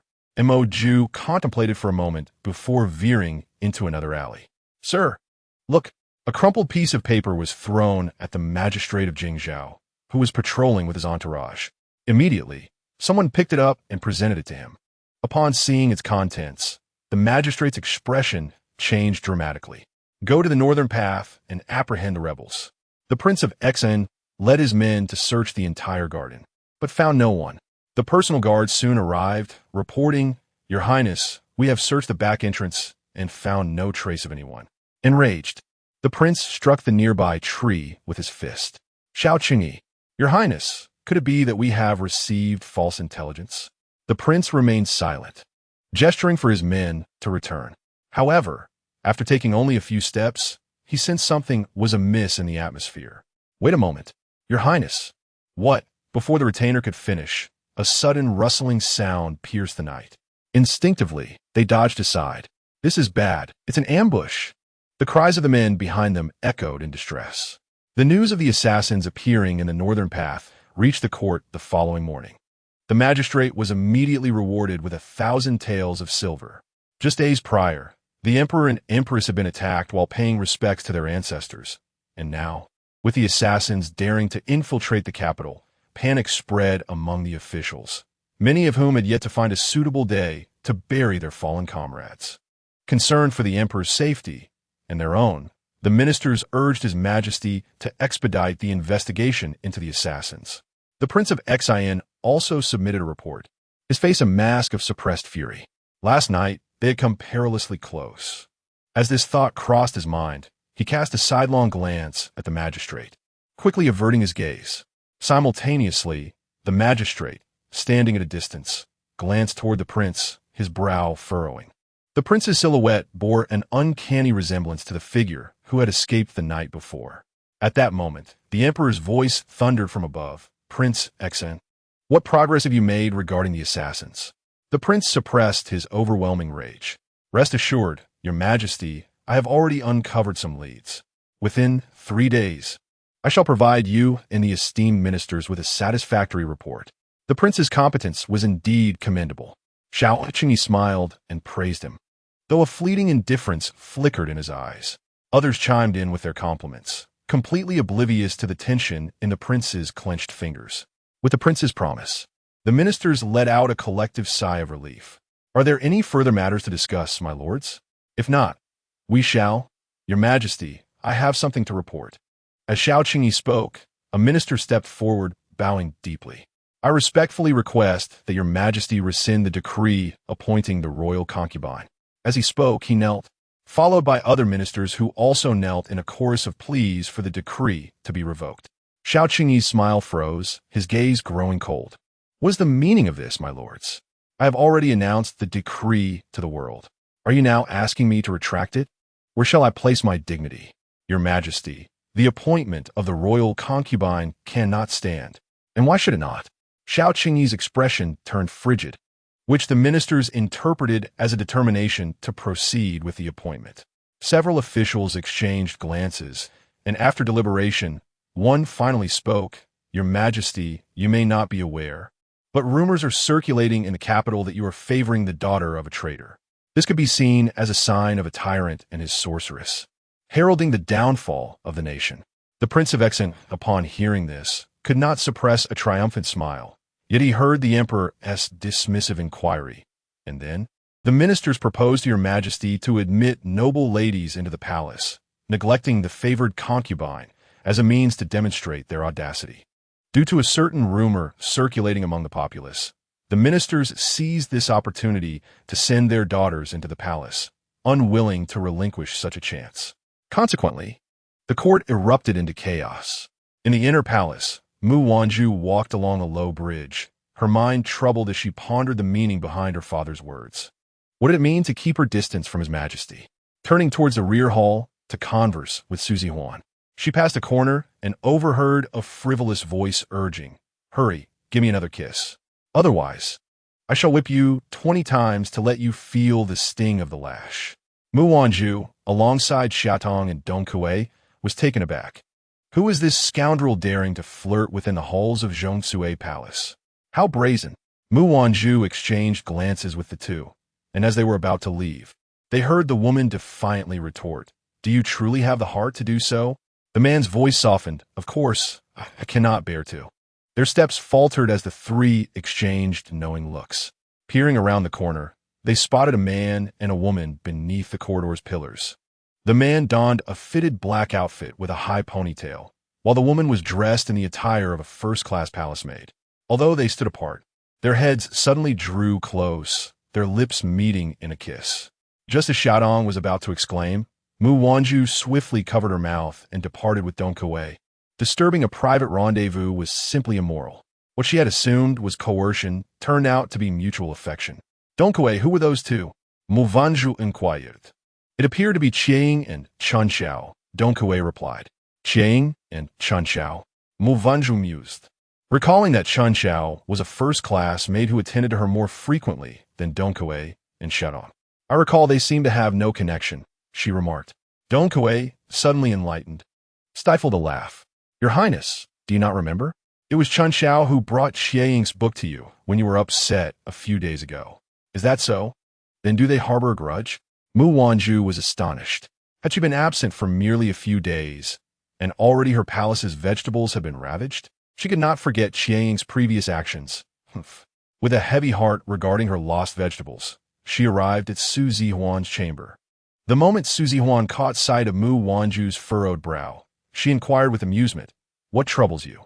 Did His Majesty anger you, Dearju?" Flushing, Mu Wanzhu replied, "Not at all. Last night, after His Majesty escorted me back, he had to attend to other matters, and I have yet to see him since. How could he have possibly upset me? Dong Kuei, Xiaodong, do tell me what transpired." The two exchanged glances, and, seeing Mu Wanzhu's encouragement, recounted the events they had witnessed. Mu Wanzhu anticipated Su Zihuan's astonishment, but instead, Su Zihuan smiled with satisfaction. "Oh, I was already aware. Let's not dwell on this matter, Sister Su. Last night, I encountered my father." At this, Su Zihuan's eyes brightened. "You saw my uncle?" "Yes." "And did you see your elder brother? How is he?" Su Zihuan exclaimed, grabbing Mu Wanzhu's arm, momentarily surprising her with such fervor. As Su Ziji met her gaze, she suddenly noticed Mu Wanzhu's eyes transitioning from surprise to playful mockery. Sheepishly retracting her hand, she chuckled nervously. "I was just asking." As she spoke, her head lowered in embarrassment, wishing fervently to bury it in the ground. However, Mu Wanzhu appeared to have gleaned something, her eyes twinkling as she leaned closer to Su Ziji with an unmistakable knowing smile. "Sister Su, I never expected you to." Her words trailed off, rendered mute, as Su Ziji raised her head and covered her mouth with her hand. I do not have feelings for your elder brother," she vehemently denied, her explanations serving only as a veil for her true emotions. Chapter 32. Dance for him. Mu Wanzhu blinked her large eyes, nodding emphatically, managing to stammer, "I know you don't like my elder brother." "I know." She wore a face of utmost belief, yet Su Ziji was acutely aware that she harbored doubts. "Oh dear." With a resigned sigh, she plopped down, embracing her fate. "All right, I shall tell you the truth. I do indeed like your elder brother. Not only do I like him, but I also wish to become your sister-in-law." This confession was rather too direct, leaving Mu Wanzhu momentarily stunned. Upon regaining her composure, she clenched her fists enthusiastically. "Sister Su, I support you." Having grown up alongside her, if Mu Wanzhu could become her sister-in-law, they would not only remain friends, but also become sisters-in-law, ensuring more opportunities to meet and spend time together. Moreover, reflecting on her elder brother's demeanor towards Su Ziji, who was generally stern, she recalled how gentle he was with her. Perhaps, just perhaps, there was a chance for their romance. "Really?" Su Ziji exclaimed in delight, seizing Mu Wanzhu's hand. "Wanzhu, do you truly believe I would be a suitable sister-in-law?" "Absolutely," Mu Wanzhu affirmed without hesitation. Not only were their families comparable, but her elder brother's stern disposition would benefit from the vivacious spirit of someone like Su Ziji to temper his rigidity. "Then it is settled. Once your elder brother returns, I shall express my feelings to him," Su Ziji declared with determined conviction. Mu Wanzhu cheered from the sidelines. "Sister Su will surely be my sister-in-law." The two sisters frolicked in the backyard, playfully lifting each other's spirits. On her way back, Mu Wanzhu had completely cast aside her father's words. After meeting with him and confirming that both he and her brother were well, the heavy burden in her heart had finally lifted. She now truly believed that Xiao Qingyi had not deceived her. Filled with joy, She wished to bring happiness to Xiao Qingyi in return. She initially considered making pastries for him, but alas, her culinary skills were non-existent. Her talents lay solely in music, chess, calligraphy, and dance, with the latter being her forte. Thus, upon her return yesterday, she discreetly commissioned the clothing department to craft a dance outfit, intending to perform her favorite dance for him. With this thought in mind, Mu Wanzhu lightly patted her slightly flushed cheeks and instructed, "Donkey, go see if the outfit is ready." At that moment, a maid in pink attire entered, carrying a tray and bowing respectfully. "Your Highness, Sister Donkey instructed me to bring this to you early this morning. Please try it on." Peering into the mirror, Mu Wanzhu recognized the maid as the one she had seen earlier that day at the corner with Qi Ying, whose name she recalled to be Chun Xiao. Upon seeing her, Mu Wanzhu could not help but conjure images of their intimate moments together. She coughed lightly, her eyes sparkling with mischief, causing Chun Xiao to feel a wave of anxiety. Trembling, she inquired, "Your Highness, what is the matter? Is there something I have failed to do?" Dong Kui, feeling equally awkward, turned her gaze away, having witnessed the scene and fully understanding her mistress's thoughts.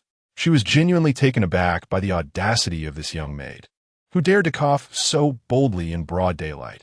Indeed, one should not judge by appearances. "It's nothing," Mu Wanzhu replied, shaking her head. Initially intending to teach Qi Ying a lesson to avenge past grievances, she reconsidered and said, "Inform Qi Ying that His Majesty has already punished him last time, so there is no need for him to clean the chamber pots again. Let him return and fulfill his duties." Upon hearing this, Chun Xiao's face lit up with joy. "Thank you, Your Highness. I shall convey your message at once." With that, she skipped out, completely unaware that she had inadvertently revealed her and Qi Ying's secret. Mu Wanzhu watched her retreating figure, shaking her head with a smile. Having the Emperor's affection, she naturally wished for every woman to find someone who would cherish them. Xia Tang had gone to inquire about Xiao Qingyi's whereabouts, while Mu Wanzhu spent nearly 2 hours adorning herself. After the Qingming festival, the weather gradually cleared, and today a crescent moon hung high in the sky. The cool moonlight spilled into the courtyard, casting a silver glow upon the ground. Mu Wanzhu dismissed all attendants, donned her makeup, and adorned herself with delicate floral decorations. Dancing gracefully in the courtyard like a fairy under the moonlight, eagerly awaiting someone's arrival. Her heart was filled with anticipation and trepidation. Would His Majesty like it? Xiao Qingyi furrowed his brow repeatedly, as Xia Tang had blocked his path since the end of the evening hour, preventing him from going to the Zhongsui Palace, claiming that his Zhu Zhu was preparing a surprise for him. However, this surprise had kept him waiting for 1 hour, then 2, and time was slipping away. If he did not hurry, Zhu Zhu would likely grow weary. She was the most delicate. If he disturbed her in her tired state, she would surely be displeased with him. At last, after exchanging glances with a palace maid, Xia Tang smiled and gestured for him to enter. Xiao Qingyi hurried to the Zhongsui Palace, peering inside to find the room aglow with candlelight, yet nothing was visible. With a creak, he opened the door, intending to call out, but abruptly stopped, captivated. In the center of the courtyard stood a young woman clad in flowing crimson sleeves, no more than 15 years of age. Her youthful innocence was tinged with a hint of mature allure, her exquisite face illuminated by the flickering candlelight through the window, creating an ethereal beauty.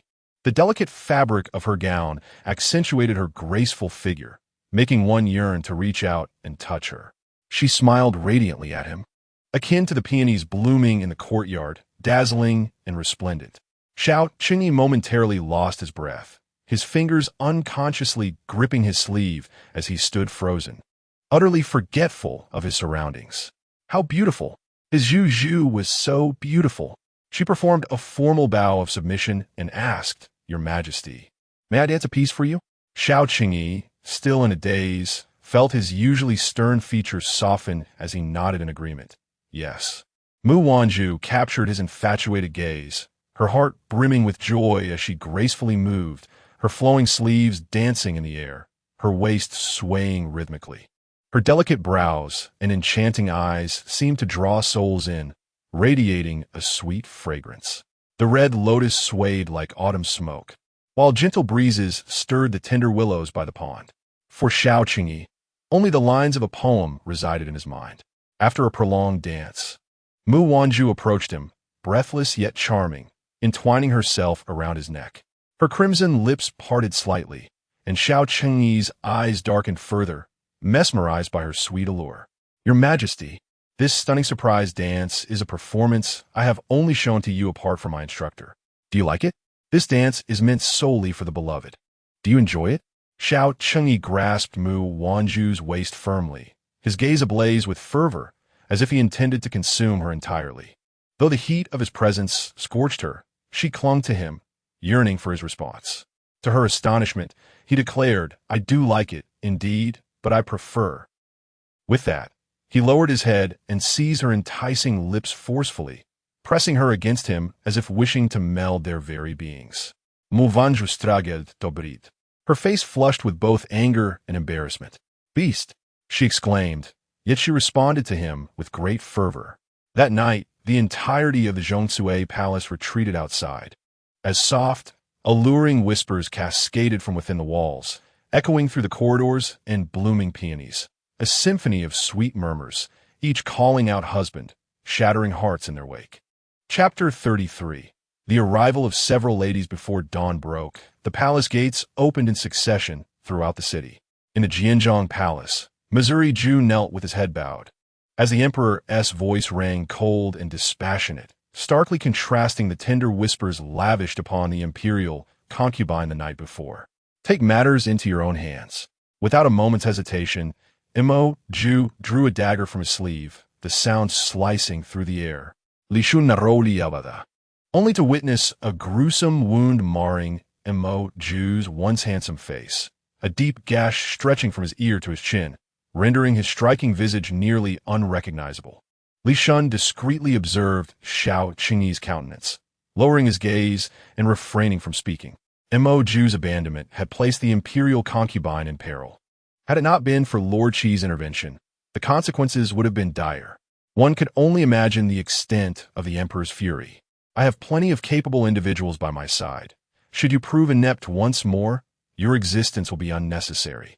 Mo Ju's spine stiffened as he prostrated himself, expressing gratitude for the emperor's mercy, vowing to protect the imperial concubine with his life, ensuring she would never again be frightened. Upon his departure, the Jingzhao Yin entered, immediately taking note of the horrific wound etched on Mo Ju's face. Adjusting his court attire, he approached with heightened caution. Your Majesty, I have a matter that weighs heavily on my mind, requiring your decision.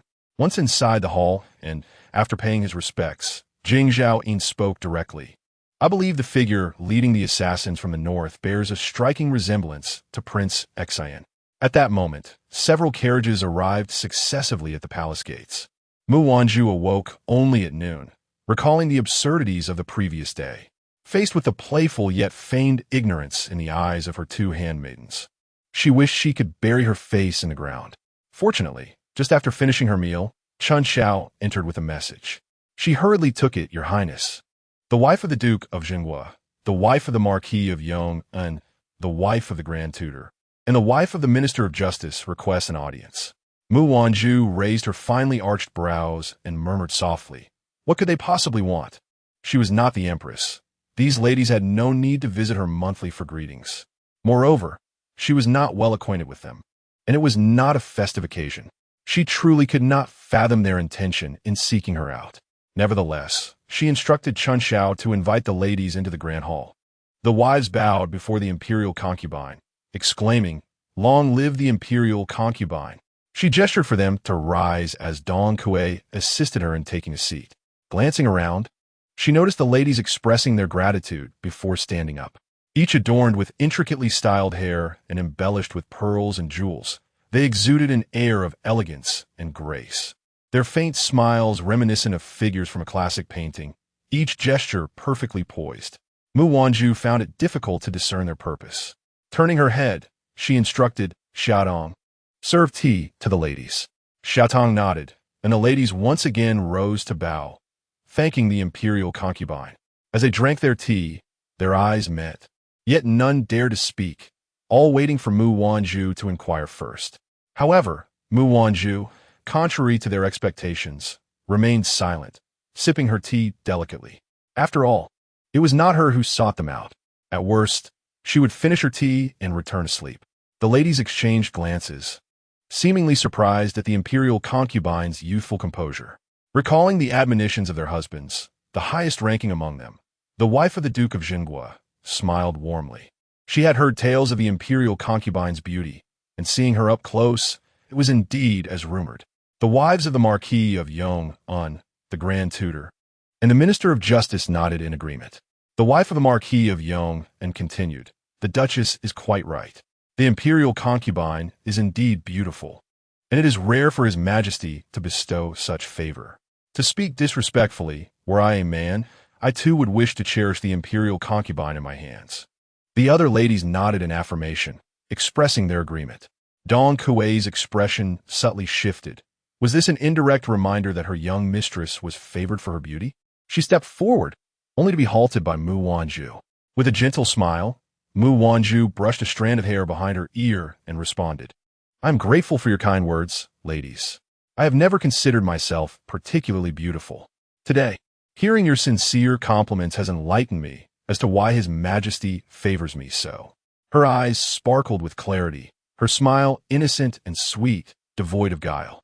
"So, His Majesty truly appreciates my beauty?" The ladies observed her closely, and the wife of the Duke of Jingua felt a twinge of sympathy, but still remarked, "Your Highness, beauty is fleeting, and imperial favor is not everlasting. As women, we must secure some tangible assets." Mu Wanzhu's expression grew solemn. She withdrew her innocent gaze and looked earnestly at the Duchess, adopting a posture of inquiry. "May I ask, what constitutes a tangible asset, and how might I acquire it?" Several individuals were momentarily taken aback by the sudden shift in the favored consort's demeanor. Just moments ago, she had presented herself as a naive and unassuming figure, yet now, her gaze revealed an absence of innocence, instead betraying a depth of cunning. The lady of the Duke of the State, the lady of the Marquis of Yong'an, the lady of the Grand Tutor, and the lady of the Chief Justice each pondered their own calculations, coming to the realization that the consort was not as simple-minded as the rumor suggested. Indeed, if she were truly devoid of any guile, how could the emperor, who was accustomed to beauty yet remained indifferent to the charms of women, bestow upon her such singular affection? The presence of intellect was advantageous. What truly posed a threat was if the consort were genuinely devoid of thought. The lady of the Duke of the State surveyed the surrounding attendants, and within her heart, Mu Wanzhu smirked, recognizing that there was indeed a matter at hand that required her attention. Maintaining an air of caution, she instructed Xia Tang to escort the others out, closing the palace doors behind them, leaving only Mu Wanzhu, Dong Kuei, and the four ladies remaining within. Mu Wanzhu descended the steps and approached the lady of the Duke of the State, pulling her down to sit beside her, feigning a serious demeanor. "Might you share any clever strategies with this palace? If they prove effective, I shall not forget your kindness." With a sigh, she continued, "To be candid, what you mentioned earlier aligns precisely with my own concerns. Should a day come when my beauty fades, would His Majesty still love me? I cannot say for certain." She then discreetly dabbed at her eyes, her expression laden with worry, portraying the quintessential image of a consort in the palace, perpetually anxious about her future and favor, thus dispelling any lingering doubts among the ladies regarding whether the consort was testing them. "Your Highness, to speak frankly," one of the ladies began, "look, the rumors have indeed surfaced." She was eager to uncover what schemes they might be plotting. Over the past few days, several unfavorable rumors regarding her had circulated among the populace, and the ladies took turns relaying these tales to Mu Wanzhu. Until now, she had been unaware of the extent of these rumors. They accused her of captivating the emperor's heart, of being maliciously jealous, of preventing any other women from entering the emperor's harem, and of showing no regard for His Majesty's heirs, only concerned with monopolizing His Majesty's affections. Such slander was abundant. Yet, whether these accusations held any truth, Mu Wanzhu was not inclined to take their word alone. She resolved to send someone out of the palace to investigate further. Chapter 34. A disturbed state of mind as the ladies had anticipated, Mu Wanzhu feigned outrage, slamming her palm upon the table. causing tea to splash everywhere. What insolence! This group of ruffians dares to slander me. If I catch them, I shall ensure they face a most brutal fate. The ladies exchanged glances, with the lady of the Duke of the State leading the charge. Your Highness, do not let your temper flare. You are of noble birth. Do not allow such baseless words to disturb your health. Mu Wanzhu nodded obediently, placing a hand upon her chest. You speak wisely. My status is exalted, and I must not allow myself to be unsettled by these disrespectful individuals. The lady of the Duke of the State exchanged a knowing glance with the lady of the Marquis of Yong'an, who then ventured, Your Highness. Take note that the public's gossip often stems from your exclusive favor with His Majesty. It seems certain interests might be threatened, prompting someone to orchestrate these attacks against you. Mu Wanzhu remained silent, while the Duchess of Yong'an spoke candidly. Today, several of us have come to address the concerns of our esteemed husbands. They have petitioned His Majesty multiple times to expand the imperial harem, hoping to secure a lineage and stabilize the hearts of the people. However, if this continues, it will undoubtedly lead to unrest among the populace. Moreover, we wish to collaborate with you, Your Highness. Expand the harem? Mu Wanzhu's gaze sharpened, her fingers lightly tapping within her sleeves. What sort of collaboration?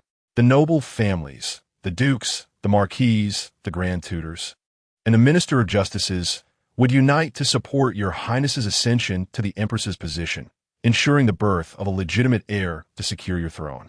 And what role do I play in this? Mu Wanzhu inquired. Your Highness, we urge the Emperor to accept more concubines, allowing suitable young women from our families to enter the palace as consorts. Noticing Mu Wanzhu's expression darkening, the Duchess of Yong'an hastily added, Rest assured, we pledge that if any daughters from our households bear princes, they will be raised under your care, and our children shall pose no threat to your position. What do you think, Your Highness? Mu Wanzhu was momentarily at a loss for words, her unwavering gaze fixed upon the Duchess, leaving her feeling uneasy. Behind her, Dong Kuei clenched her fists tightly, and an eerie silence enveloped the room. The Minister of Justice's wife, perceiving Mu Wanzhu's reluctance to concede, sighed softly.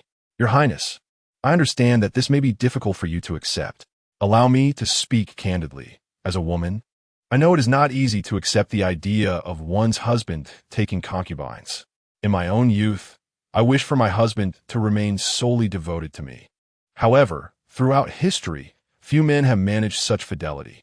Do you believe that common folk are limited to one wife? That is a misconception, often arising from their inability to afford concubines. Look around. Even those with modest means often have multiple wives. Consider your father, the former chancellor. He and your mother were a match made in heaven. Yet did he not also have a few concubines in the courtyard? Mu Wanzhu lowered hergaze, which the Minister of Justice's wife interpreted as an indication of her willingness to listen. She continued, We all acknowledge the Emperor's genuine affection for you, Your Highness, without a hint of doubt. Yet consider how long such favor can last. Had the Chancellor not fallen from grace, you might have had a powerful family to rely on. But now, your only support rests with the Emperor's favor. Can such favor be trusted? The Duchess of the State continued to persuade her. If you agree, our families will stand as your pillars of support. Together, we can surely ensure your ascension to the Empress's position. One by one, they urged Mu Wanzhu to reconsider. Frowning, Mu Wanzhu knitted her brows tightly and dismissed them. Allow me some time to ponder. The women exchanged glances, unhurried. Take your time, Your Highness. Once you've made your decision, simply send word. When Dong Kuei returned after seeing them off, she brought Xia Tang along, who was infuriated, stomping her feet and spitting towards the palace gates. They claim to be noble women. If they can't find happiness, they wish to see others equally miserable. Miss, do not heed their words. They are clearly trying to place their own into the harem. Unable to approach the Emperor directly, they see you as an easy target to manipulate. Xiaotong observed Mu Wanzhu lost in thought, her demeanor heavy with contemplation, and concluded that she had absorbed the words of those individuals. Immediately, she retorted sharply. Dong Kuei nodded, having regained her composure, and said, Miss, you must not heed the words of those ladies entirely, yet you cannot disregard them altogether. Upon hearing this, Xiaotong was instantly incensed. springing to her feet and pushing Dong Kue, her eyes wide with anger. What do you mean, Dong Kue? Do you also believe that once the Miss S beauty fades, His Majesty will turn his affections elsewhere? Do you not wish the Miss to have a brighter future? Dong Kue stepped back, her gaze piercing as if attempting to peer into Xiaodong's very soul. Can you be so certain that His Majesty will never change his heart? Xiaodong felt a pang of uncertainty. Deep down, she was unsure if His Majesty would remain steadfast, yet she instinctively did not wish to see her exceptional Miss being wronged. The thought of such an outcome was unbearable, and she defiantly asserted, "We have both witnessed His Majesty's feelings for the Miss. He would never do that." Dong Kue, realizing that Xiaodong was merely deceiving herself, felt a surge of anger and raised her hand to strike her. Just then, Mu Wanzhu intervened. "Enough. Both of you leave me for a while. I require solitude." It was evident that the words of the few ladies had left an impression on her, and her mind was in disarray, necessitating a moment of calm. Reluctantly, the two exchanged glances, recognizing Mu Wanzhu's distress, and withdrew. Once Xiaodong and Dong Kue had departed, Mu Wanzhu sent Chun Xiao out of the palace to inquire about the rumors circulating among the common folk. Alone, she leaned against the beautifully adorned railing, gazing into the distance as the evening glow bathed the garden of peonies in a surreal light, enveloping everything in a dreamlike atmosphere. The earlier remarks from the ladies had not greatly affected her, save for the mention of her parents, which had stirred a fleeting uncertainty within her.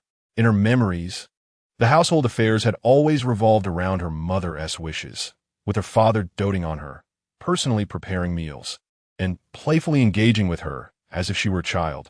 He had professed his deep love for her mother, and over the years since her passing, he had never ceased to mourn her. Each year, during Qingming or on her memorial days, she had witnessed her father secretly shedding tears in her mother's room, expressing his longing. Yet, this did not prevent him from residing with his concubine for years.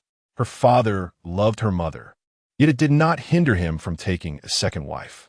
His Majesty professed his love for her and vowed to cherish her. But could his words truly be trusted? Mu Wanzhu pondered these thoughts for a long while, unable to reach a conclusion.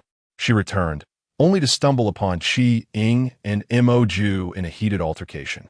"What are you two doing?" Chapter 35. Resolute, the two turned at the sound of her voice, and Mu Wanzhu, startled, took a step back, her fingers trembling as she pointed at the injury on Mo Ju's face. "Mo Ju, what happened to your face?" A large scar marred his visage, flesh torn and grotesque, a sight both alarming and distressing. Mo Ju lowered his head and replied, "Your Highness, it was an accident. I injured myself." Qi Ying immediately countered, "Nonsense. It was clearly His Majesty's reprimand for your failure to protect the imperial concubine, which led her into danger and resulted in your punishment." Mo Ju shot Qi Ying a glare, while she frowned in displeasure. "Did I say anything incorrect? Is it because of me?" Mu Wanzhu pointed at herself, engulfed in guilt. She had not anticipated that her momentary fear for His Majesty's safety, which prompted her to send Mo Ju for assistance, would lead to his punishment. In that moment, her emotions became increasingly intricate, tears welling in her eyes. "I am sorry, I never anticipated. Your Highness need not blame herself. It is I who has placed you in peril, and this is the consequence I deserve. Moreover, His Majesty is benevolent. It is merely a scar upon my face, which will fade with time. However, such a substantial scar, dark red and deep enough to reveal bone, stretching from beneath the ear to the chin, cannot simply be dismissed as something that will diminish with the passage of time. Qiang, swiftly make your way to the Imperial Hospital and summon the royal physician." In that moment, Mu Wanzhu could think of no other way to atone. "Thank you, Your Highness," Qiang responded promptly, expressing her gratitude before hastily pulling Mo Ju towards the Imperial Hospital. "I meant for you to fetch the physician." Yet, the two had already dashed far away, oblivious to her murmurs. As Mu Wanzhu observed their retreating figures, the tears she held back suddenly transformed into a smile. She reprimanded herself for causing Mo Ju to face punishment, while simultaneously chiding her own foolishness for allowing the words of a few ladies to disturb her peace of mind. Regardless of what the future may hold, His Majesty's feelings for her in this moment are genuine, are they not? No matter how things may change, at the very least, his heart remains steadfast for now. Should he one day stop loving her due to her fading beauty, she can still cherish the splendid memories of his affection. If she truly allows another woman into the palace, she will be the architect of her own misfortune, a fate she could never forgive herself for. Having resolved her thoughts, Mu Wanzhu wiped her tears away, adorned her enchanting smile, and once again became the beloved concubine Chun. Meanwhile, the Duchess of Zhenghua, the Duchess of Yong'an, the Duchess of Taifu, and the Duchess of the Imperial Censor returned home and recounted the day's events to their husbands. The Duchess of Zhenghua sat beside her husband with a smile, reassuring him, "Rest assured, my lord, I believe the concubine has taken our words to heart. This matter is likely to succeed." Her husband, in his 40s, with a dark complexion and a long beard, bore a dignified presence despite his pallor.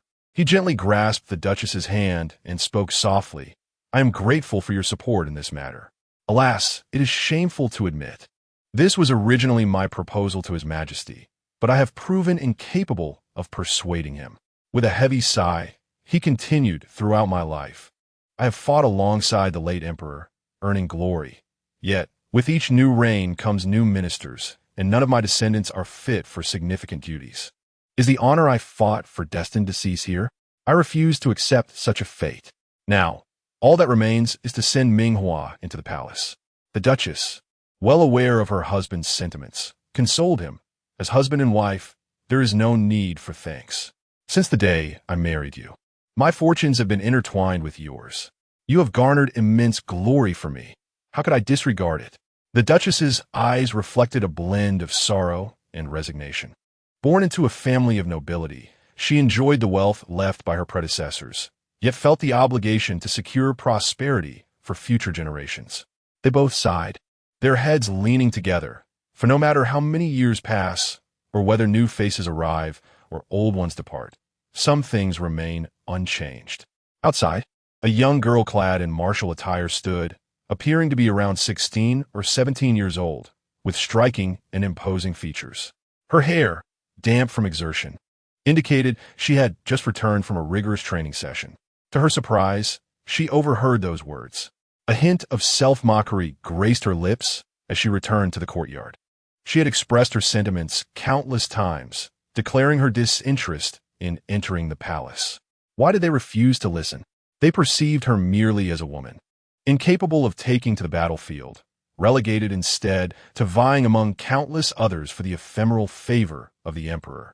She had no desire to enter the palace, no wish to compete, nor did she hold any disdain for such contests. The more she pondered, the angrier she became. Her brows furrowed with intensity as she turned towards the ancestral hall, seizing the treasured sword offered in reverence. The faint scent of incense enveloped the hall, shrouding the intricately arranged tablets. A glance at them ignited her resolve, and with determination, she departed.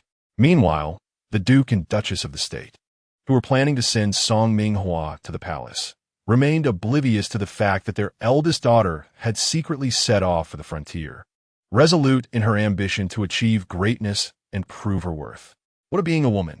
Women, too, could carve their names in history. The Marquis of Yong'an and the Minister of Justice, aligned in their thoughts with the Duchess, were convinced that sending their daughters to the palace was a near certainty. They had already begun selecting the most distinguished candidates among the eligible young ladies in their households. Only the Grand Tutor's wife harbored doubts about the feasibility of this endeavor. A few ladies sought the favor of the imperial concubine to facilitate the introduction into the harem, but this information had somehow leaked, stirring a tempest of speculation. Those loquacious ministers urged the emperor to expand the harem, endlessly extolling their views, yet there was not a glimmer of response from him. It was akin to dropping a heavy stone into water, creating not a ripple. Their efforts were met with futility, akin to striking a fist against cotton. The ministers, consumed by their distress, were taken aback upon hearing such news. While cursing the Duke of State and his cunning, they realized that it was no wonder he had risen to prominence, for his wits surpassed that of others. In haste, they returned to their estates to arrange for their wives to present lavish gifts and their daughters to seek the imperial concubine's favor. They incessantly reminded them to articulate their requests beautifully, insisting that they must secure the concubine's agreement before leaving. Mu Wanzhu, unaware of the challenges that awaited her the following day, felt a faint crease of concern as she listened to the rumors gleaned by Chen Xiao. The whispers were even more disparaging than those of the other ladies, alleging that she, the seductive consort, was a calamity for the nation, indifferent to the plight of the people, and frivolously engaging the emperor in debauchery. There were even more scandalous claims, suggesting that she had ensnared the emperor's senses, leading him to squander state funds on building her a bathing palace. Such accusations were blatant slander, setting aside the fact that the emperor would never misuse state finances. He was diligent and committed to his duties, never neglecting state affairs. These were all fabrications. How could it be that the emperor had not yet caught wind of these rumors? Given his nature, had he heard, he would surely not allow such gossip to proliferate. Furrowing her brows, Chen Xiao shook her head, voicing her concern that while the emperor's servants might be unaware, it appeared that someone was deliberately spreading rumors to incite public sentiment. Mu Wanzhu looked at Chen Xiao in astonishment, inquiring about the basis for such a claim. Chapter 36. It seems she has truly fallen for the emperor. Chen Xiao recounted how, during a covert visit to a tavern that day, she had observed several individuals with shifty eyes intentionally stirring public sentiment, and had even spotted a young maid whom she believed she had seen before. The servant observed with clarity and discernment that someone was indeed acting with deliberate intent. Mu Wanzhu had not anticipated that such a seemingly delicate figure as Chen Xiao could possess such adept means of intelligence gathering. A thought struck her, causing her brow to furrow. This implied that rumors were being intentionally disseminated. But what could be the motive behind this slander? Was it aimed at her, or perhaps the emperor? The weight of these possibilities unsettled Mu Wanzhu, prompting her to seek out Xiao Qingyi without delay. Upon reaching the Jianzhong Palace, she was informed that the emperor had stepped out. "Do you know where his majesty has gone?" she inquired of the palace attendant, who merely shook his head. With no other recourse, Mu Wanzhu turned to leave, only to encounter a figure along the palace path, General Fu. Fu Qian strode forward with great urgency, clutching the physician's collar with a sense of impatience, his brow furrowing in evident concern. The physician, a frail old man with a thin white beard, seemed barely able to keep his feet on the ground, clutching a worn copper pipe in his hand. Upon noticing Mu Wanzhu, Fu Qian released the physician and bowed respectfully. "Your Highness." The physician finally caught his breath, his face reddening with indignation as he slapped Fu Qian's back, exclaiming, "You reckless boy, do you wish to strangle me? Strangle me, and you'll inherit my legacy." Mu Wanzhu was taken aback by the unexpected ferocity of the diminutive elder, a nervous laugh escaping her lips. This was her first encounter with such a spirited physician.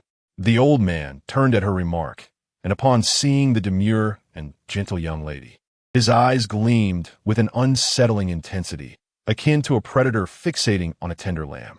He then cleared his throat, adopting a serious demeanor. "Ah, so you are the esteemed concubine of that rascal. Have you considered inheriting my legacy?" Fu Qian, exasperated, pressed his palm to his forehead and swiftly silenced the old man. Turning to Mu Wanzhu to explain, "Your Highness, this old fellow is often quite eccentric, even in the presence of his majesty. Please do not take his antics to heart." "Very well," Mu Wanzhu replied, observing the old man's face, which was turning a shade of purple with indignation as he struggled to articulate his thoughts. This struck her as oddly amusing. Yet, she wondered about the audacity of this old man, who dared to be so brazen even before the emperor. Before she could pose her questions, Fu Qian's expression shifted to one of hesitation. "Your Highness, if General Fu has something to convey, he may do so directly. I have been preoccupied at home these days. I fear that Xian will require your assistance for a while longer," he continued. Mu Wanzhu initially assumed it was a trivial matter, merely a request to keep Xian within the palace. She was aware of Fu Qian's recent endeavors. After all, he had returned bearing bloodstains from the assassination attempt on Qin Mingyue, his eyes aflame with anguish. When the imperial physician suggested that Qin Mingyue might not survive, Mu Wanzhu had witnessed the usually robust and formidable General Fu seem utterly bereft, his spirit visibly crushed as he implored the physician to save her. It was evident that he held deep feelings for Qin Mingyue. Yet, Mu Wanzhu had not anticipated that General Fu harbored affections for her. It was common knowledge throughout the capital that Qin Mingyue's heart belonged to Prince Xin, and she frequently visited his residence. There were even whispers suggesting that she had already engaged in an affair with him. However, these matters did not concern her. Xian was a sweet and endearing child, and Mu Wanzhu cherished having him accompany her in the royal harem to alleviate her boredom. Very endearing? Fu Qian's eyes flickered with intrigue. Upon hearing shocking news, the old man slightly turned his head to glance at Mu Wanzhu, only to be seized by Fu Qian.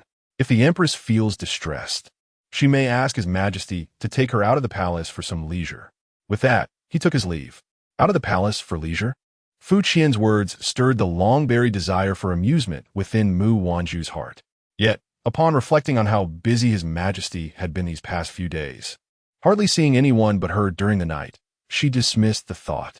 It would be better to wait until His Majesty had some free time. Or perhaps, she could seek a favor to venture out herself for some diversion. Unbeknownst to her, Xiao Qingyi was currently occupied with addressing the rumors circulating among the populace. He had dispatched individuals to investigate, and all clues ultimately pointed towards the Fu family. They even apprehended those spreading the rumors, who bore the insignia of the Fu family. Just as Fu Qian had invited the old man into his residence, Xiao Qingyi appeared in his study. Whatever was said between them left Fu Qian's countenance darkened. After Xiao Qingyi departed, he strode into the main courtyard, stepping into the inner chamber. The old man had just finished examining a pulse when he stroked his beard and frowned. I was about to tell you. However, before he could finish, Fu Qian gritted his teeth and abruptly drew a sword from the wall, aiming it at the chest of the woman lying on the bed.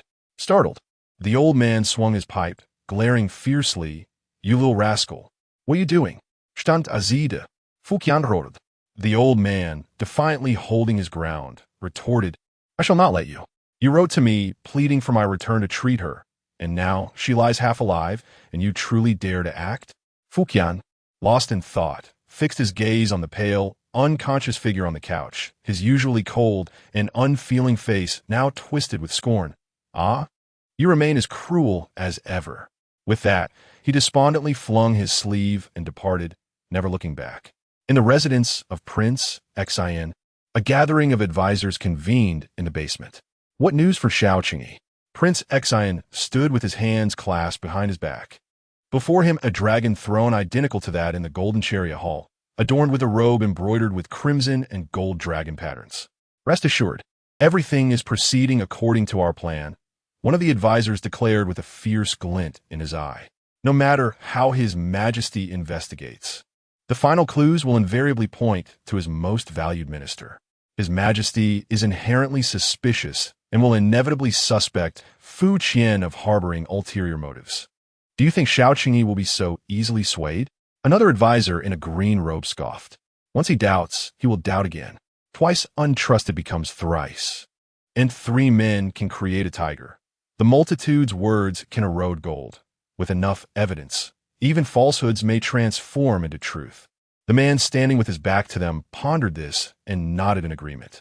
That night, Xiao Qingyi did not arrive at Zhongsui Palace.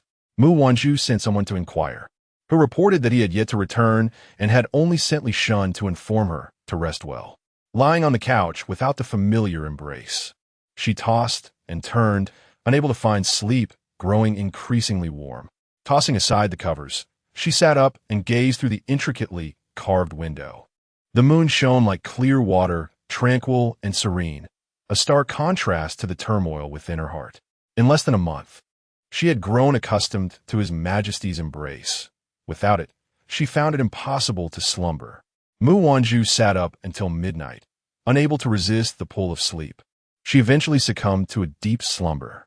Before drifting in a slumber for over an hour, she had come to a profound realization. She seemed to have genuinely fallen in love with His Majesty. Chapter 37. If you have the ability, come and snatch at the break of dawn. Mu Wanzhu observed the courtyard filled with noble ladies. Each lady was adorned with makeup, dressed in vibrant, embroidered garments. and one might mistakenly believe they were gathered for a selection of concubines. Indeed, they were. It was Mu Wanzhu, the sole woman in the imperial harem at present, who was tasked with selecting women for her husband. The sight made her countenance distinctly unpleasant. "Your Highness, I beseech you to grant me an opportunity," implored one bold lady in purple, stepping forward to advocate for herself. Although her words were laced with respect, her demeanor and gaze betrayed a lack of reverence. Mu Wanzhu recognized her as the very woman who had audaciously confronted her the day after she was conferred the title of concubine, earning herself a slap for her insolence. If she remembered correctly, her surname was Yang. According to Li Shun, it seemed she had received a lesson from His Majesty afterward, though it appeared she had not learned her lesson well. With someone taking the lead, several young ladies, around 15 or 16 years of age, quickly followed suit, each clamoring for the favor of the Empress. "We implore your Highness to grant us your blessing." The chorus grew, 1, 2, 3, and so many more. The others exchanged glances, emboldened by the notion that the law does not penalize the multitude. Surely, even if the Empress were to be furious, she would understand the gravity of the situation. It was unlikely she would punish all the daughters of esteemed officials. After all, their fathers were pillars of the realm, holding significant positions in the court. Feeling emboldened, the other young ladies adjusted their garments and collectively bowed, beseeching the Empress for an opportunity. Below the platform stood a throng of individuals, all pleading with Mu Wanzhu to relinquish her husband, to share his affection with them. Mu Wanzhu's fingers tightened, nearly causing her to laugh in disbelief. Handing over her husband to others? What a fanciful notion. Though her exterior appeared soft, her spirit was anything but. If she did not assert herself firmly, these women would soon trample over her dignity. With a flick of her sleeve, she coldly declared, "This Empress does not consent." The crowd fell into stunned silence. They had anticipated that, given their numbers, 50 or 60 strong, along with the promises of benefits and gifts, the Empress would, if only to appease the situation, allow a few of them into the palace. They feared the rumors of jealousy that might arise if she were perceived as too harsh. Yet, they were taken aback by her utter lack of awareness of the situation. Some could no longer maintain their facade of polite smiles. Yang Yun was the first to lose her composure, her teeth clenched in anger. "On what grounds does the Empress refuse?" she exclaimed defiantly. "How dare you speak to my lady in such a manner?" Xiao Tong glared furiously at Yang Yun. Having been pampered since childhood, Yang Yun was accustomed to being spoiled and domineering, never having been reprimanded by anyone. The thought that the man she had adored for years could be so easily captivated by Mu Wanzhu, a woman bearing the misfortune of having lost her family, filled her with resentment. Just the other day, His Majesty had even dispatched Chief Steward Li to admonish her at the palace gates, leaving her the subject of ridicule among the noble ladies in the capital. Jealousy and anger consumed her mind. In a fit of rage, she exclaimed, "You insolent servant! What do you think you are? I am speaking to your mistress, and it is not your place to interject." Turning her gaze towards Mu Wanzhu, her once delicate oval face was twisted by a pair of venomous eyes, and with a disdainful snort, she declared, in truth, "The noble consort is nothing but a lonely girl, relying solely on the Emperor's fleeting affection. You are indeed, as the rumors suggest, consumed by jealousy and unable to tolerate others. Should you one day fall from favor, you might find yourself living a life even less esteemed than that of a palace maid." Upon uttering these words, an oppressive silence enveloped the air. The maid beside her turned pale with fright, hastily grasping Yang Yun's sleeve. "Do not pull me." No one dared to take a breath, astonished by Yang Yun's audacity to openly curse the consort in her presence. Was she not courting death? Yet, some recalled that Yang Yun's closest friend was Princess Chongning, the most beloved granddaughter of the Empress Dowager, and suddenly it all made sense. She had support at her back. Chun Shao watched the maid intently, whispering to Mu Wanzhu. Just when everyone anticipated that the consort would erupt in fury, she instead let out a couple of mocking laughs, tinged with derision. The crowd lowered their heads even further. Mu Wanzhu stole a sidelong glance at the maid, her red lips curving into a smile as she leaned closer to Dong Kuei, whispering a few words. Dong Kuei then hurriedly exited. After all, she was merely a maid, and no one thought much of it.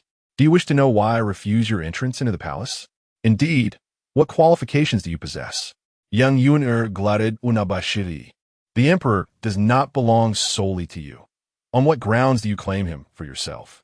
Lowering her gaze among the others. They all were aware they were provoking the consort, but dared not be as reckless as Yang Yuner. Yet, Yang Yuner had voiced their innermost sentiments.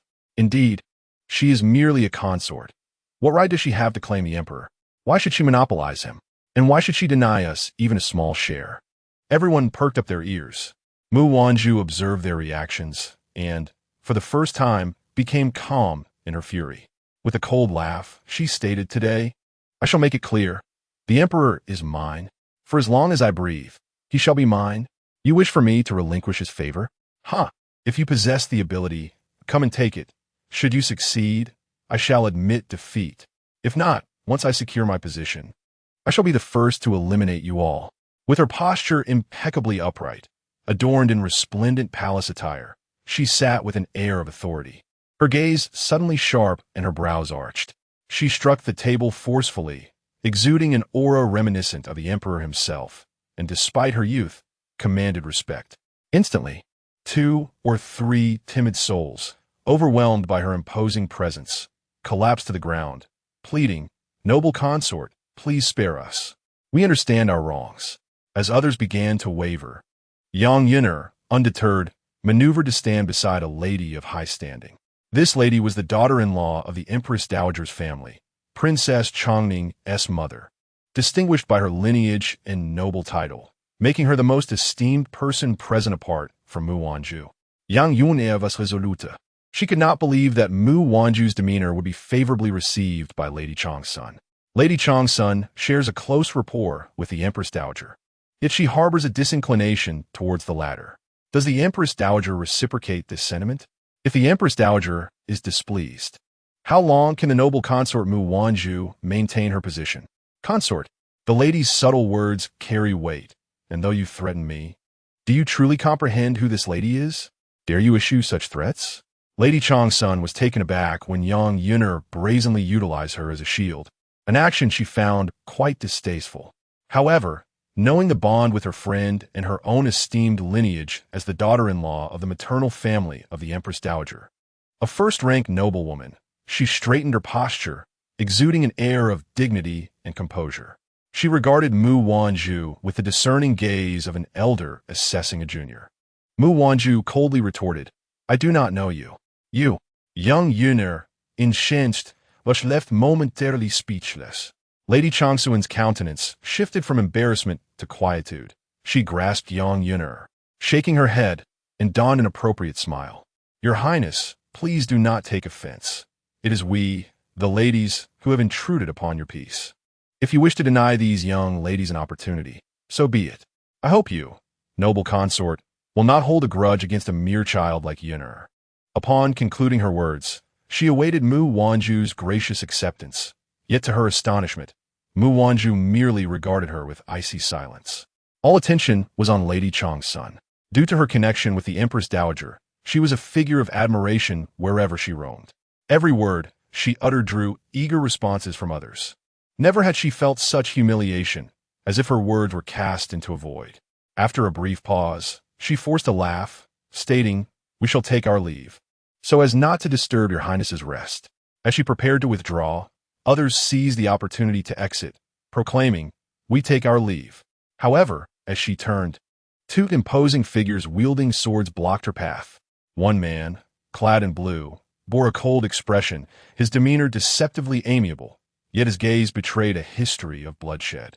The other, marked by a grotesque scar that traversed half his face, exuded an aura of terror.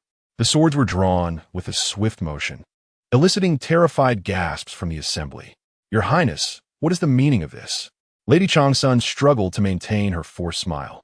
The noble women present, having grown up within the confines of the inner court and well-versed in clandestine maneuvers, found such overt displays of violence to be rare, their legs trembling with unease.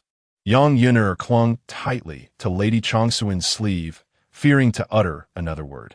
Mu Wanzhu rose with a smile, her beauty striking and dignified, yet exuding an air of innocence. The crowd briefly relaxed, believing her intentions to be merely a scare tactic. Yet, in an instant, that sense of relief dissipated as her eyes turned icy. I have heard rumors circulating outside the palace about me. They claim I am a seductress, narrow-minded, envious, monopolizing the emperor and denying him the right to take concubines. In their hearts, the onlookers acknowledged the truth of the allegations. However, they were perplexed as to what this had to do with them, for they had played no part in it. Given the intentions of the ladies and misses who sought an audience with me today, their demeanor, along with the veiled slanders woven into their words, instilled an ominous premonition within me.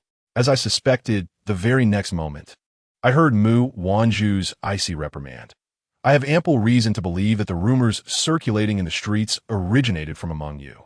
How audacious you are to slander a royal consort. Turning to Qieying, I inquired, what does our law dictate concerning such offenses?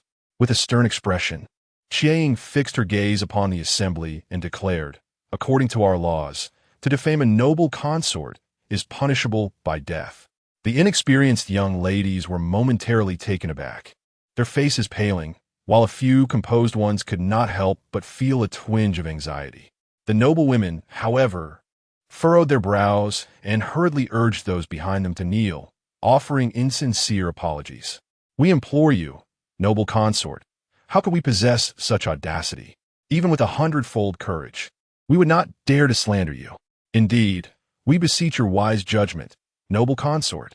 Mu Wanzhu regarded them thoughtfully, recalling the discoveries made by Chun Xiao the previous day, which were evidently orchestrated by those with ulterior motives. She remained uncertain of who was stoking the flames from behind the scenes, or whether the rumors were aimed at her or the sovereign. Nevertheless, one truth resonated within her. If public opinion is not skillfully guided, it may ferment into a putrid force, leading to death or worse. The downfall of the imperial authority and the cycle of dynastic changes. Having failed to locate the sovereign, she found herself at a loss on how to address the troublesome rumors, only to have these individuals present her with a sword. If she did not wield it to exact retribution, it would be a waste of the resources and manpower of these noble families. Wise judgment, I am fully aware of your machinations. It is precisely because I understand too well that I am convinced you are the culprits. Just moments ago, Miss Yang boldly accused me of jealousy, which aligns perfectly with the rumors being spread. Yang Yin'er, eager to defend herself, displayed a flicker of guilt in her eyes. Just because I said it, does that mean I am the one spreading it? Noble consort, you're being unreasonable. Mu Wanzhu, notijin her silenge, kantarit. You assert that I am jealous, which implies something else. Otherwise, one might think you harbor a grudge against me, constantly maligning my character. Yang Yin'er sought to refute this, but found herself at a loss for words. Mu Wanzhu then turned her keen gaze back to the others, her eyes clear yet shrewd. Moreover, your motives are evident. The patriarch of your household, having previously advised the sovereign to select consorts without success, resorted to disseminating rumors about my character in the public sphere, intending to pressure me into submission today, compelling me to accept your kin into the palace. This was the case with the wife of the Duke of Jingwei yesterday, and it applies to you all as well. Thus, it is your head of household who is the mastermind, while you merely play the role of accomplices. If you confess truthfully, I may yet consider sparing your lives. Mu Wanzhu's assertions were not only logical, but backed by evidence, revealing the motives of these noble women and young ladies. The assembly fell into stunned silence, including Lady Chong's son, as they realized that, had they not lacked the audacity to spread royal gossip, they might have almost believed her. Noble consort, this is unjust. Unjust. I have always emphasized the importance of evidence in my dealings. Mu Wanzhu proclaimed, as she was supported by Chun Xiao, moving towards Yang Yin'er. The latter, feeling guilty, lowered her head, prompting Mu Wanzhu to smirk derisively, her gaze shifting to the maidservants behind her. Spring Spoon, please recount what you observed and heard yesterday. The crowd was perplexed. Yang Yin'er, feeling an inexplicable unease, began to perspire. Indeed, Spring Spoon gestured towards a maid behind Yang Yin'er, yesterday at the fragrance gathering pavilion. I witnessed this servant girl disguised, maligning the lady on the first floor. What was said? Spring Spoon lowered her gaze, struggling to voice the words. Speak. It was said that the lady has beguiled the sovereign, with her prowess on the bed, leading his majesty to neglect state affairs and oppress the common folk. The faces of the crowd turned pale. Nonsense, you lie. The maid immediately blanched, her guilt manifesting in her vehement denial. I did not go to the fragrance gathering pavilion yesterday. Is that so? Mu Wanzhu chuckled. Look, she does not confess. Is there any evidence to prove that Miss Yang's maid visited the pavilion? Spring Spoon pondered, and suddenly her eyes brightened. I recall, the one spreading rumors wore tattered garments, with a black mole and a black hair near her wrist. As her words fell, all eyes converged on the maid, whose complexion turned ashen. Young Yunair, terrified, felt her legs weaken, collapsing onto the ground, shaking her head. No, it was not I who sent her. She went of her own accord. This matter has nothing to do with me. The maid, now in tears, knelt behind Yang Yuna. Miss, you clearly instructed me to go. You cannot abandon me now that you have achieved your aim. In a fit of rage, Yang Yuna slapped the maid, signaling her to be silent. You lie. It was your own doing. I have no grievances with the imperial concubine. My actions would benefit me not. Had it not been for your urging, why would I risk my life to spread rumors against her? The maid, frightened, hoped that if she clarified everything, the concubine might spare her life due to her role as a mere servant. Before she could reveal her arm, the exchanges between Yang Yuna and the maid had already spoken volumes. Spring Spoon would not let this opportunity slip. She seized the maid's left arm, rolling up her sleeve. Indeed, beside the vermilion mole, there lay a small black mole adorned with a black hair. Gasps of shock echoed through the crowd as they recoiled, drenched in cold sweat, exchanging anxious glances before hastily kneeling to express their stance. Your Grace, the actions of Miss Yang are in no way related to us. We were entirely unaware. We implore your Grace to discern the truth. Had we known that Miss Yang was truly spreading rumors to defame the concubine, even with our bravest hearts, we would not dare to associate with her. We beseech your Grace to see the truth. The tone of their pleas, once insincere, now reflected genuine fear. They had not anticipated that Miss Yang would audaciously reach such extremes, implicating them as well, though they wished to defend themselves. They understood that the evidence against Yang Yuna was irrefutable. Their prior attempts to pressure the concubine into admitting them into the palace now painted them as accomplices in her eyes. Even if they had valid points, all evidence would be to their detriment. Yet, they still hoped the concubine would be magnanimous and let them off lightly. However, ultimately, what she desired was vastly different from what transpired. How could Mu Wanzhu possibly let this go? The evidence is irrefutable. None of you shall escape. Bring them forth and confine them. Furthermore, send word to each household, stating that their ladies and daughters conspired with those who spread rumors about me. Thus, I have sufficient grounds to suspect their complicity in this matter. I even suspect that the rumors circulating in the streets were orchestrated by them, making them the true masterminds of this affair. Once I report to His Majesty, I shall ensure that he renders a judgment, compelling them to cherish their positions. Chapter 39. Clue cherish? How could they possibly cherish anything? The imperial concubine is driving them towards an inescapable path. Mu Wanzhu moved swiftly, brandishing a gleaming blade that forced individuals into the firewood room in the back courtyard. The anguished cries for mercy ceased after he struck a noble lady, leaving the others too frightened to utter a sound, huddled together in misery and fear. Not a single one dared to speak. Upon reaching the hall, they reported, Your Highness, those individuals have settled down. Mu Wanzhu nodded. Qiying, please check if His Majesty has returned. Should he have, kindly request him to come here. Qiying, still unaware of the imperial concubine's intentions, recalled the 20 lashes he had received previously and winced at the memory. Your servant will attend to it at once. As Qiying departed, he encountered Chun Shao at the entrance, casting a flirtatious glance her way. That scoundrel man truly grows bolder by the day. At that moment, Mu Wanzhu, positioned near the entrance, witnessed their interaction and averted her gaze, unable to bear the sight. Truly, those close to His Majesty, regardless of their outward demeanor, possess a deeply hidden allure. Turning her attention to Mu Wanzhu's round eyes glimmered with a coldness that contrasted starkly with her delicate beauty. Montak Yue, go and inform the various households to clarify today's events thoroughly. The emphasis on thoroughly was intentional, and Mo immediately grasped her meaning. Rest assured, Your Highness. As Mo stepped outside, he unexpectedly glanced back at the main door, initially believing the imperial concubine to be a delicate canary in need of protection. He had previously felt indignant that his illustrious master favored such a seemingly fragile flower. In truth, on the day of the ancestral rites, his departure to rescue His Majesty was not due to coercion from the concubine. Rather, he deemed her life far less significant than that of His Majesty. It was precisely because His Majesty understood him that he had been punished in anger. Now, it appeared that the imperial concubine increasingly mirrored His Majesty's formidable presence. In the Jianzhong Palace, His Majesty, regarding the matter of the rumors, the Deputy Minister of Justice had gathered some clues. He raised his eyes briefly to gauge His Majesty's reaction before averting his gaze once more. Continue, commanded His Majesty. Despite the weight of His Majesty's authority, the Deputy Minister of Justice, disregarding the potential for offense, continued, This matter seems to be related to Prince Xian. As these words fell, the officials of the Dali Temple and the Jingzhou exchanged glances, their expressions suddenly turning grave.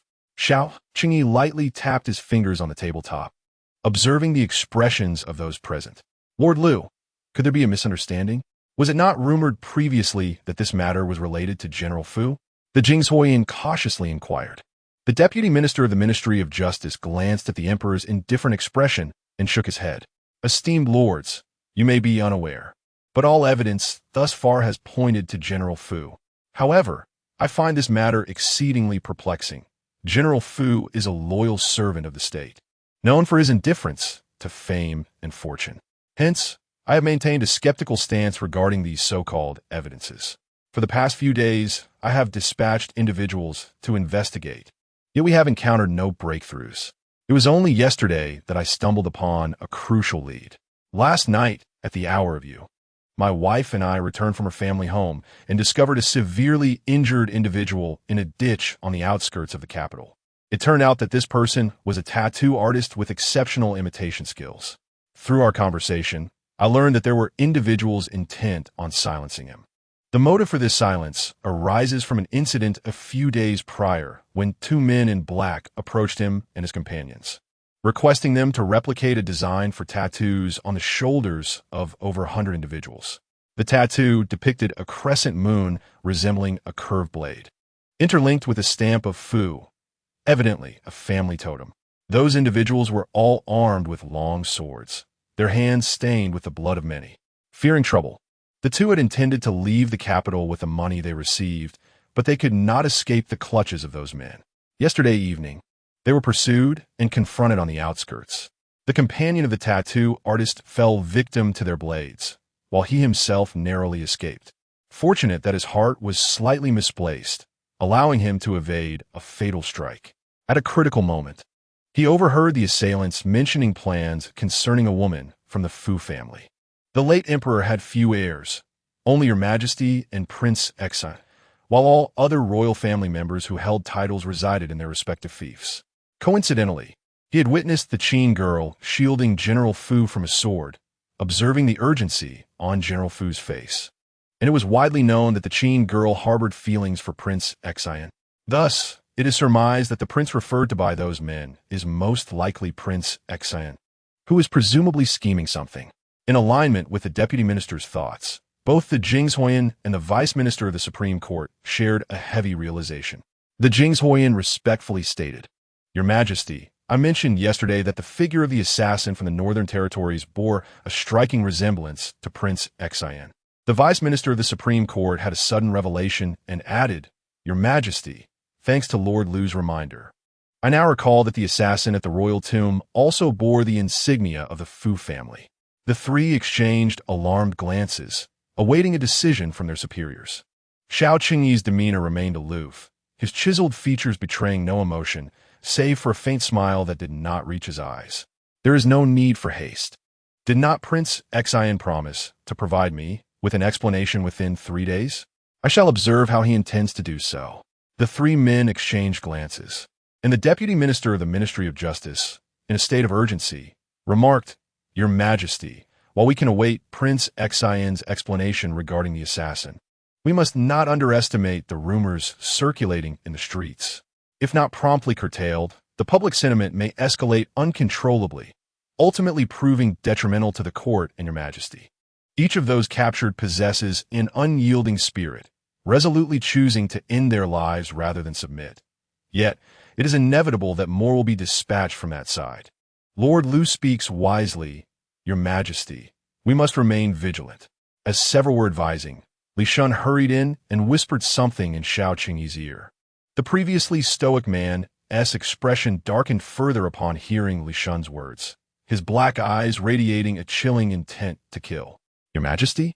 The moment Xiao Qingyi turned his gaze to the three, his countenance transformed, emanating a fierce murderous intent that caused their hearts to tighten. "This matter shall be decided by me. Rather than dwell on it, it would be prudent for you to accompany me first." Chapter 40. A lesson. The seven shadows swiftly returned to report to Mu Wanzhu, who awaited their arrival on the sunlit white jade platform at the front of the Grand Hall. The weather gradually warmed after the Qingming festival, with the sun shining pleasantly. Meanwhile, several ministers who had just exited the morning court were struck pale upon hearing Mu Wanzhu's announcement, hastily offering explanations as they rushed in. Mu Wanzhu remained impassive, stating he had matters to discuss with the Empress. The ministers found themselves in a dire predicament. Among the ladies who had entered the palace yesterday, only the anxious Duchess of State and the usually reticent Lady Taifu were preoccupied with their daughter's elopement.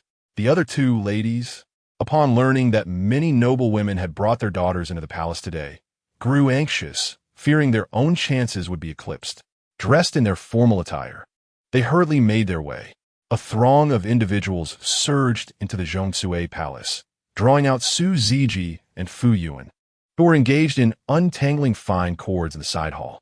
Su Ziji, startled by the commotion, noticed the cunning smile reappearing on Mu Wanzhu's face, sending a shiver down her spine as memories of past mischief flooded her mind. One thought echoed in her mind. Disaster loomed. Someone was bound to suffer. Cautiously approaching, she asked, "My dear Zhu, who has offended you?" Mu Wanzhu instructed her attendants to bring forth 2 stools, gesturing for them to take a seat. The stools were lower than her own, and the pair sat obediently, resembling 2 celestial children guarding a revered deity. As Xiao Qingyi and the others arrived, they encountered the officials who had come from outside the palace, along with the Duchess of Yong'an and the Lady of the Grand Historian. The officials turned pale with fear. How could this matter have alarmed the emperor as well? It was all over.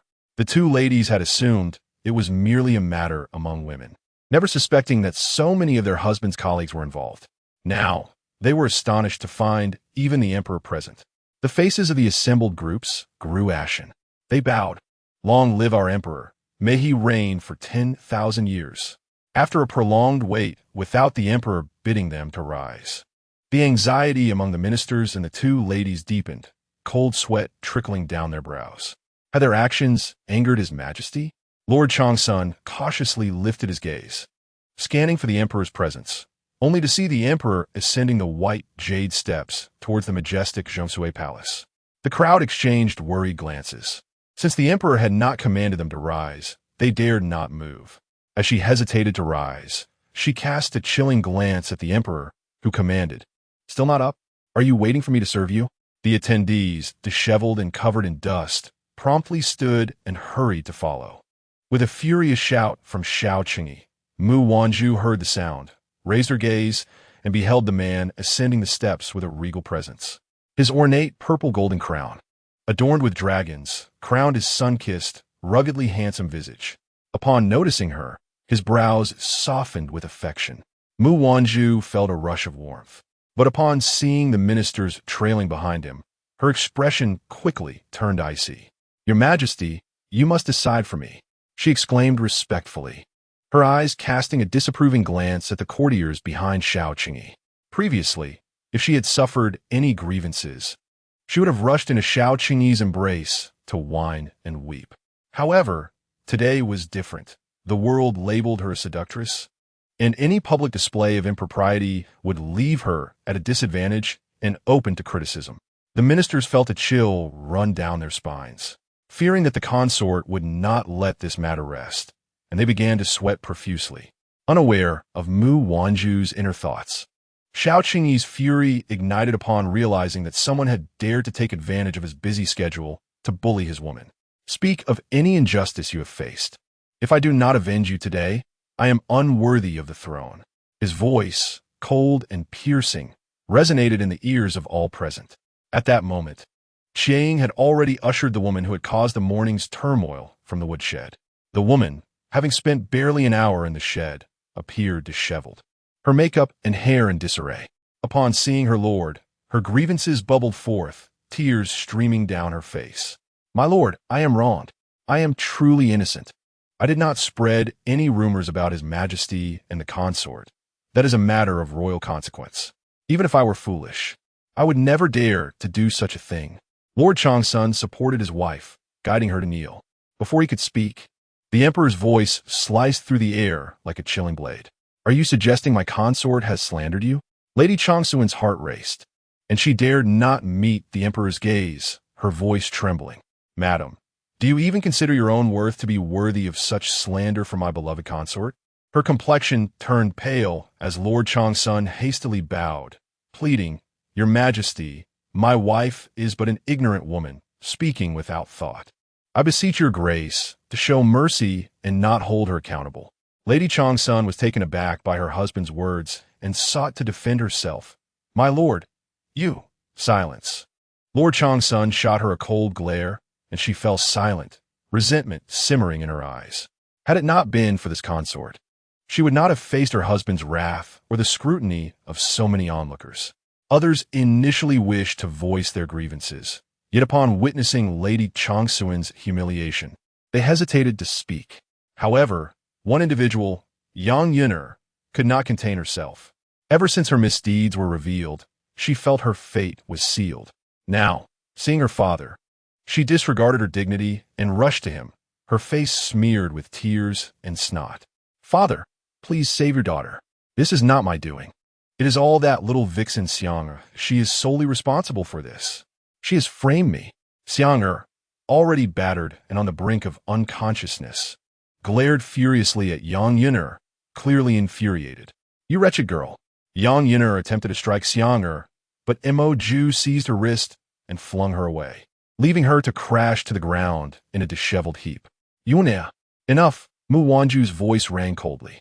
The crowd instinctively turned their attention to her. "Have you all finished your tirades? Now it is time for me to speak." Mu Wanzhu glanced at Xiao Qingyi, her eyes shimmering with grievance. "Your Majesty, you have no idea how these people have conspired against me." She pointed at Yang Yun'er, asserting, "This young lady has instructed her maid to spread unfounded rumors about me, claiming I said such things," and she began to weep. Xiao Qingyi, holding Mu Wanzhu gently, felt his heart ache at her tears. A chill swept through the assembly, causing everyone to shudder in fear. He lowered his gaze to wipe the tear stains from Mu Wanzhu's cheeks. "Do not cry, my dear. Speak your mind, and I shall advocate for you." Xiao Qingyi was well aware of the rumors circulating among the populace. He had been dealing with the matter for days. However, he understood that Mu Wanzhu depended on him, and he must support her so that no one would dare belittle her. With his comforting words, Mu Wanzhu clung to her last hope and sobbed, "I am jealous. I am but a seductress, continually pestering you with my lewd behavior." As her words fell, a wave of terror swept through the crowd, followed by the emperor's furious voice. "Impudence!" The assembly prostrated themselves in fear, imploring, "Your Majesty, please temper your wrath. Your Majesty, please." Lady Changsun was the first to accuse Yang Yun'er, declaring, "Your Majesty, this is all the doing of Miss Yang. It has nothing to do with us." Upon her utterance, the other ladies, emboldened by the presence of their lords, echoed, "Indeed, Your Majesty, the evidence presented by the esteemed concubine is irrefutable. This matter is solely the doing of the Yang family and has nothing to do with us." They sought to distance themselves from the situation, But Mu Wanzhu was unyielding. Nonsense. The ladies and ministers turned to her, realizing that the emperor's disposition clearly indicated he sought to defend her, and they feared she might utter something that could jeopardize their lives. I believe you're all complicit with her. Your Highness, that is an injustice. One person attempted to protest, only to be silenced by Xiao Qingyi's thunderous reprimand. When the concubine speaks, it is not your place to interrupt. The individual, seeing the emperor's countenance, was too frightened to utter another word. If you were not in league with her, why would you repeatedly come to the palace to pressure me into taking her as a consort? Had it not been for this, how could one so easily trust the rumors circulating among the common folk and use them to exert pressure upon me?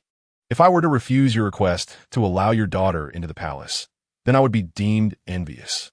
You truly play your cards well. As she spoke, Mu Wanzhu feigned distress, dabbing at her non-existent tears, her sobs laced with sorrow. Before anyone could gather their thoughts to refute her claims, Xiao Qingyi furrowed his brow tightly, his icy gaze sweeping across the assembly. Those ministers, those noble women, how audacious you are! Seeking the softest fruit to squeeze when my side proves unyielding. Do you then turn your schemes against my women, spreading rumors abroad and coercing the imperial consort to select a concubine for me? Even the deputy minister of revenue, the prefect of Jingzhou, and the junior minister of the Supreme Court, who had just spoken with such conviction in Jianzhong Palace, now dared not utter a word, for their wives were entangled in this affair. In that moment, regret washed over the three of them. They had witnessed the emperor's recent favor towards them, seen the clues they had uncovered, and envisioned promotions on the horizon. Now, it all seemed lost. Your Majesty, the deputy minister implored, allow me to clarify that the rumors are unrelated to us. Even if I possessed the audacity of 1,000 men, I would never dare to spread tales about your Majesty and the imperial consort. If I speak falsely, may my descendants be cut off, he vowed, raising his hand in solemn oath. Yet, he could not escape the taint of complicity. Mu Wanzhu interjected quickly. The deputy minister cast a resentful glance towards her. Your Highness, do you truly wish to bring about our ruin? Mu Wanzhu was a treasure held delicately in Xiao Qingyi's palm. He would not dare to raise his voice against her, let alone cast her a cold glance. Yet, now, someone had the audacity to regard her with contempt. Even if that individual was one of his trusted ministers, it was unacceptable. With a swift kick to the deputy minister's chest, he declared before my very eyes, you dare to bully those I cherish? Do you take me for a fool?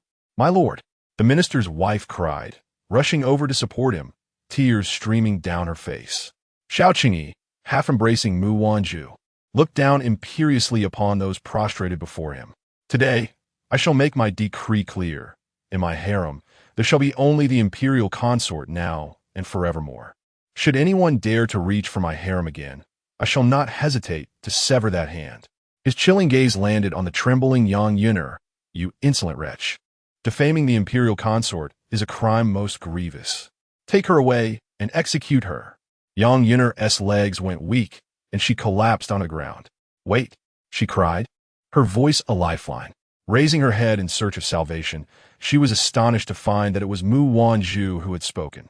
Zhu, your Majesty, I believe that after today, the ministers and their wives will have learned their lesson.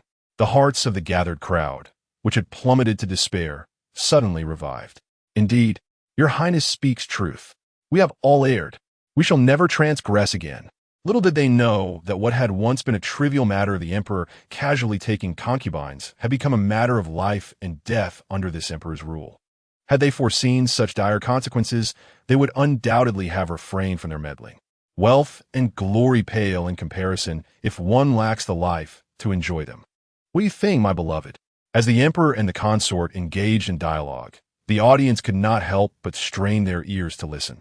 Under the cover of invisibility, Mu Wanzhu cast a sly smile at Xiao Qingyi, suggesting that transforming merit into absolution could be quite beneficial. Transforming merit into absolution? What method do you propose? She mused. Why not have the esteemed ladies and ministers extol the virtues of both myself and His Majesty, so that the citizens of the capital may realize that their sovereign is not merely a foolish monarch distracted by beauty, nor am I the seductive vixen they claim me to be? From the words of Chun Xiao, Mu Wanzhu discerned that Yang Yuner was not the mastermind behind the rumors. She merely seized the chaos to spread some tales. The true orchestrators surely harbored ill intentions. If they sought to tarnish her and His Majesty's reputation, why not counter by promoting their good name? I state this plainly. Whether this matter remains unresolved or not rests entirely upon your actions. Should I hear further slander concerning myself and His Majesty in the coming days, I shall not be lenient. The ministers and their wives departed with trepidation, their foreheads drenched in cold sweat. Yet, how could they extol the virtues of the emperor and the imperial concubine? Did they even possess such virtues? Each was more ruthless than the last, truly not a family one would wish to enter. Unbeknownst to Mu Wanzhu, the thoughts of those individuals were far from benign. Once she had seen off all visitors, she turned her gaze to Xiao Qingyi's profound eyes, while Su Zijian hastily took Fu Yuan and withdrew. How perplexing it was! Every time she stood beside His Majesty and Zhu Zhu, she felt as if she radiated brilliance. Chapter 42. A Letter from Brother. Su Zijian departs. Why did you not inform me of Zhu Zhu's grievances sooner? Xiao Qingyi inquired, cradling Mu Wanzhu as they entered the palace. His gaze intensely fixed upon her. Had it not been for today's intrusion, would you have kept this from me? The thought alone filled him with ire. Yet he felt he could not express it in her presence. At this juncture, Mu Wanzhu felt a surge of indignation, puffing her cheeks. She placed one hand on her hip and poked Xiao Qingyi's firm chest with the other. How dare you say that? I wish to find you. You did not return yesterday. How could I locate you? Pray tell, where have you been? Have you been consorting with some enchanting spirit? Nonsense, Xiao Qingyi exclaimed, seizing her delicate hand and pressing a kiss upon her lips. My little enchantress has always been you, and there is no one else. At his words, Mu Wanzhu felt her ears flush with warmth. She nestled into his embrace, wrapping her arms around his neck in a playful manner. Well, I did not mean to keep it from you. I simply could not find you. Indeed, it is my fault that Zhu Zhu could not locate me. I apologize for my earlier words. It shall not happen again. Mu Wanzhu was taken aback. She had not anticipated such an easy admission of fault from him.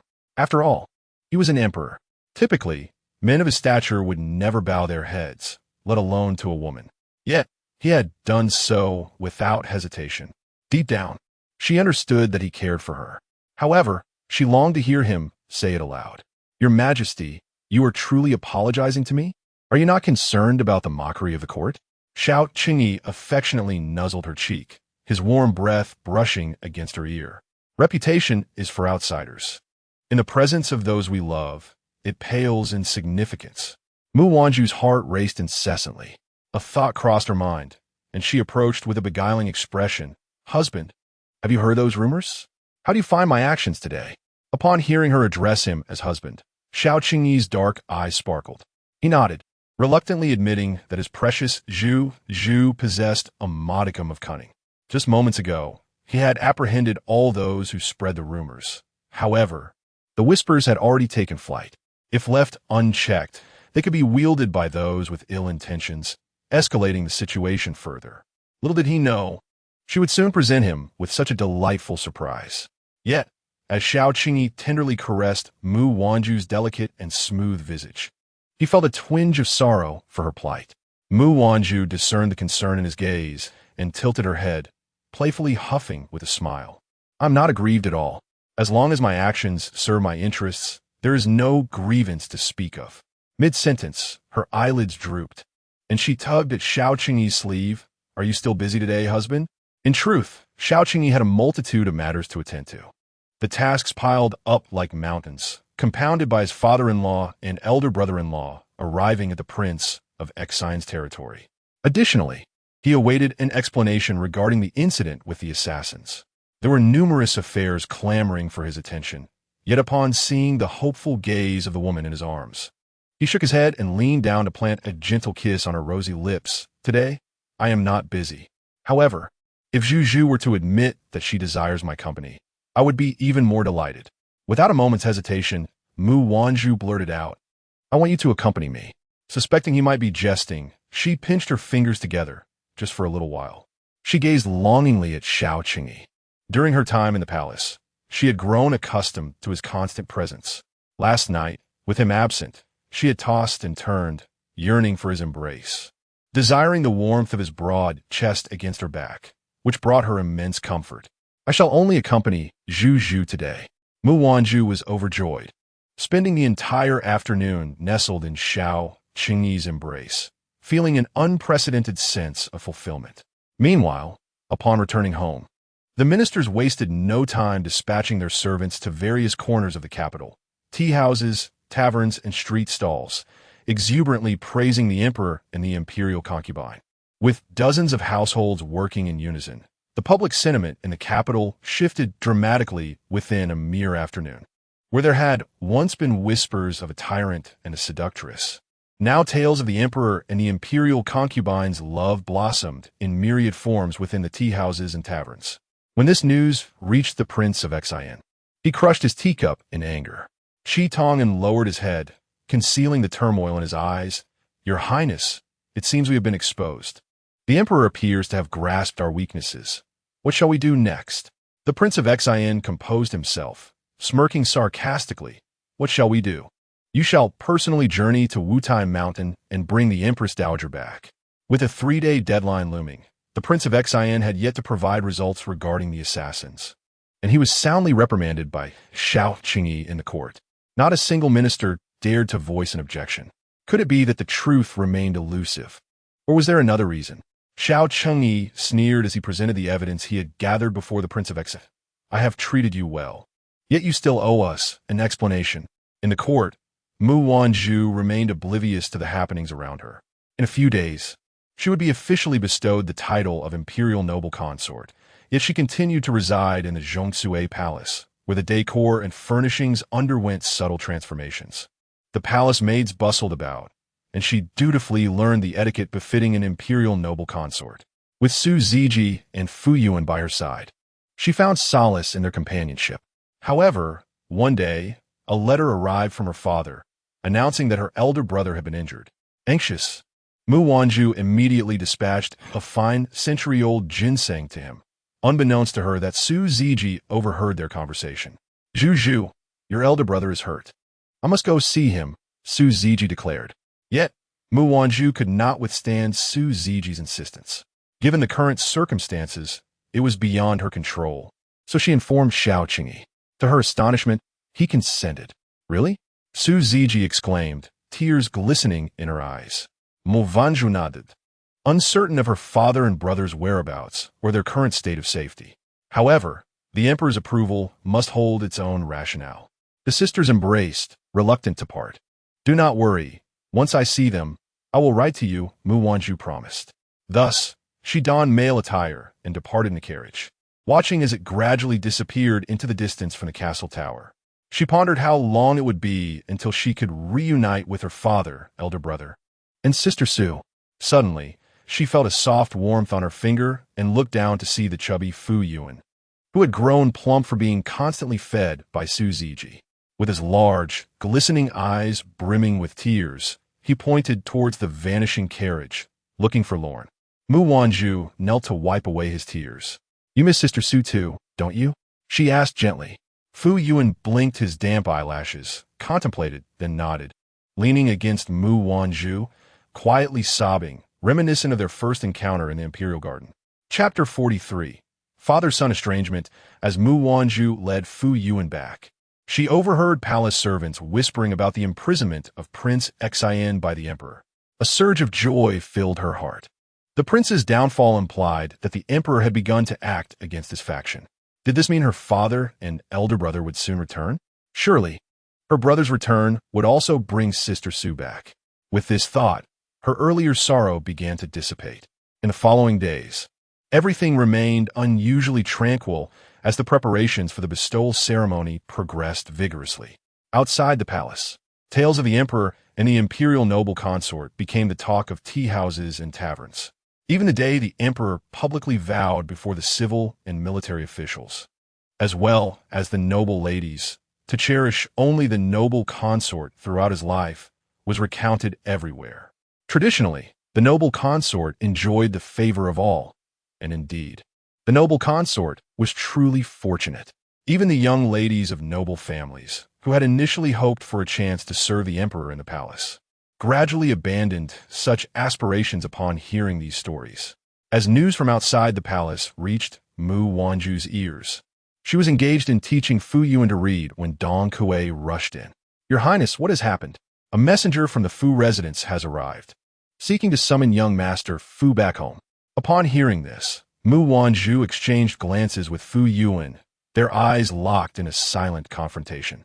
During their journey, Mu Wanzhu intended to inquire about the Fu family's circumstances. However, the servant remained tight-lipped, only disclosing that General Fu wished for Fu Yuan to return and nothing more. Upon their arrival at the Fu residence, they were promptly escorted to a courtyard where the inhabitants, upon learning of their presence, hurried out to greet them. "Your Highness." The Empress, Fu Qian, knelt on the ground. In just a few days of absence, his chin had sprouted stubble, rendering him a disheveled and despondent figure. The bold old man from the other day wore a grave expression beside him. Mu Wanzhu furrowed her brow, urging them to rise. "Thank you, Your Highness, for personally bringing Yuan here. The situation is urgent. I shall take Yuan inside first." With that, Fu Qian swiftly lifted Fu Yuan and carried him indoors. Mu Wanzhu wished to ask more questions but ultimately refrained, recognizing that little Yuan was Fu Qian's son, and it seemed inappropriate for her to pry further. Thus, she meandered through the estate instead. Unexpectedly, as she passed a rockery, she overheard voices from behind it. "I never imagined the lady would return," one voice remarked with a sense of sentimentality. This was followed by a disdainful scoff. "Humph. Lady? What lady?" With her betrayal of the general and the young master, leading him to such a state, she dares call herself a lady. She might as well have died outside to spare the general and the young master further calamity. It would be best if she never woke up. She'll keep her voice down. Regardless, she is still the lady. Just look at how much the general cares for her. It's evident he has never truly let go. Otherwise, he wouldn't rush to bring her back when she was injured, placing her in Wudong courtyard. I simply believe that such a wanton woman is unworthy of the general. Having lingered by Prince Xin's side for so long, who knows if she is not just a loose woman? Clearly, the unspoken words from the other side were stifled. Mu Wanzhu turned to leave, her mind swirling with the implications of their conversation. The term lady they referred to could be Qin Mingyue. She was young Yuan's biological mother. Yet, Wazti had said that Qin Mingyue harbored feelings for Prince Xin and remained unmarried to this day. Lost in thought, Mu Wanzhu unknowingly returned to Wudong courtyard.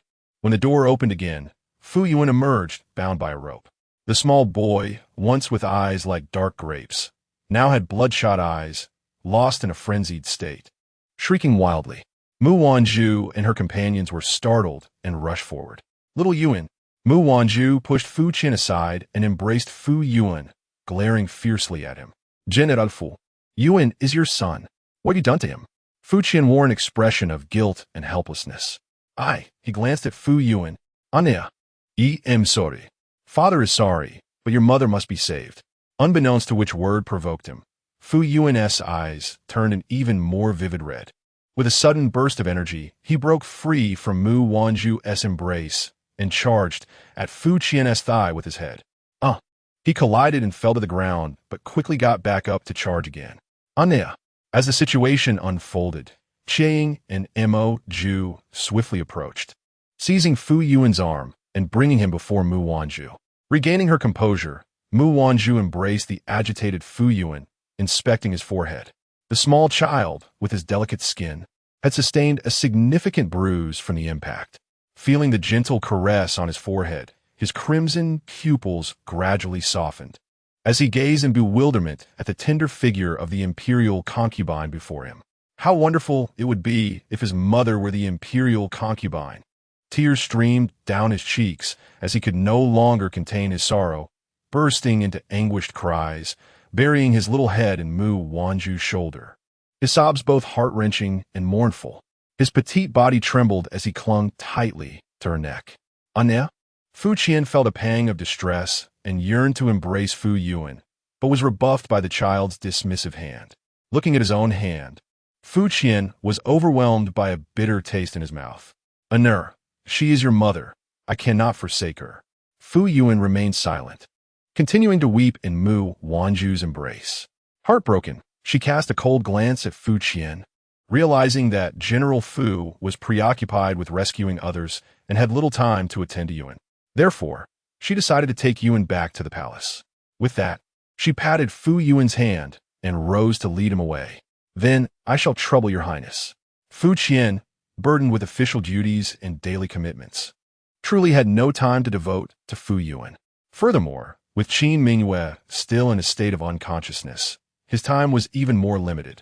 Although he understood that Yuan had developed a rift with him, he lacked the energy to address it, as he was soon to depart to handle state affairs.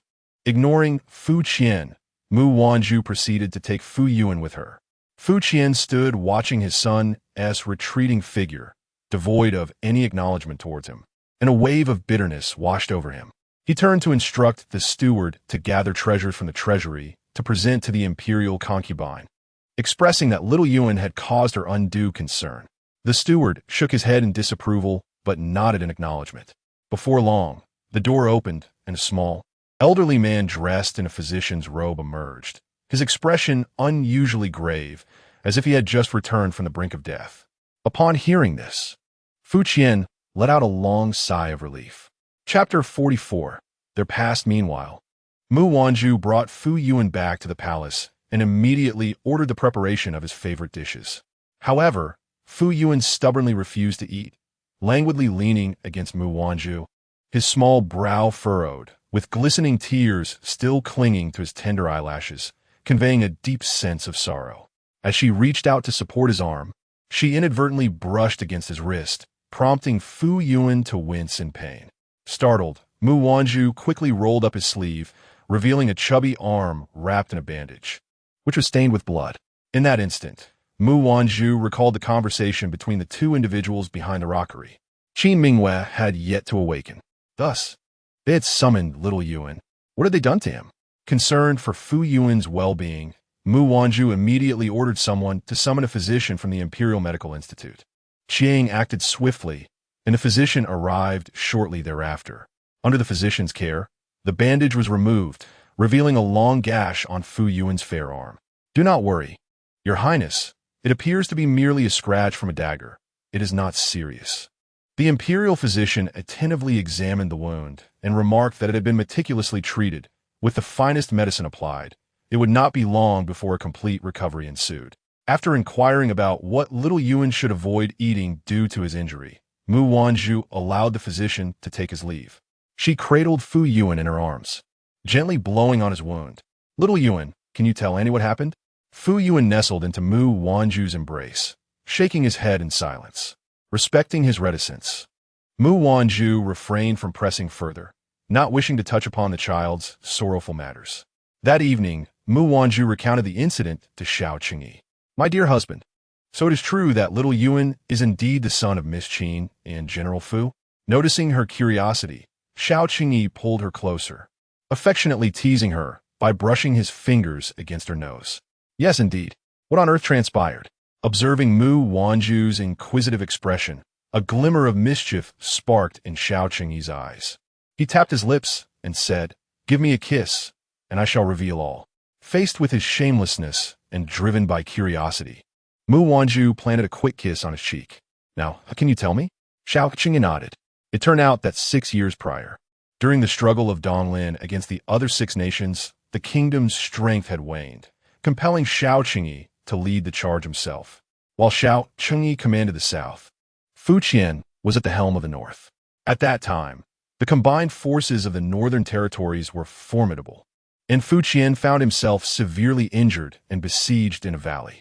It was there that he encountered Qin Mingyue, who was disguised as the daughter of a household in the valley. Over the course of 2 months, they developed affection for one another. More precisely, Fu Qian fell in love with Qin Mingyue, who ultimately was nothing more than a spy. Upon making his escape back to the military camp, Fu Qian brought Qin Mingyue, who was over a month pregnant, along with him. The two were wed in the northern reaches. Less than a year later, they welcomed Fu Yuan into the world. The war continued for an entire year without resolution. Furthermore, their battle plans seemed to be effortlessly deciphered by the enemy.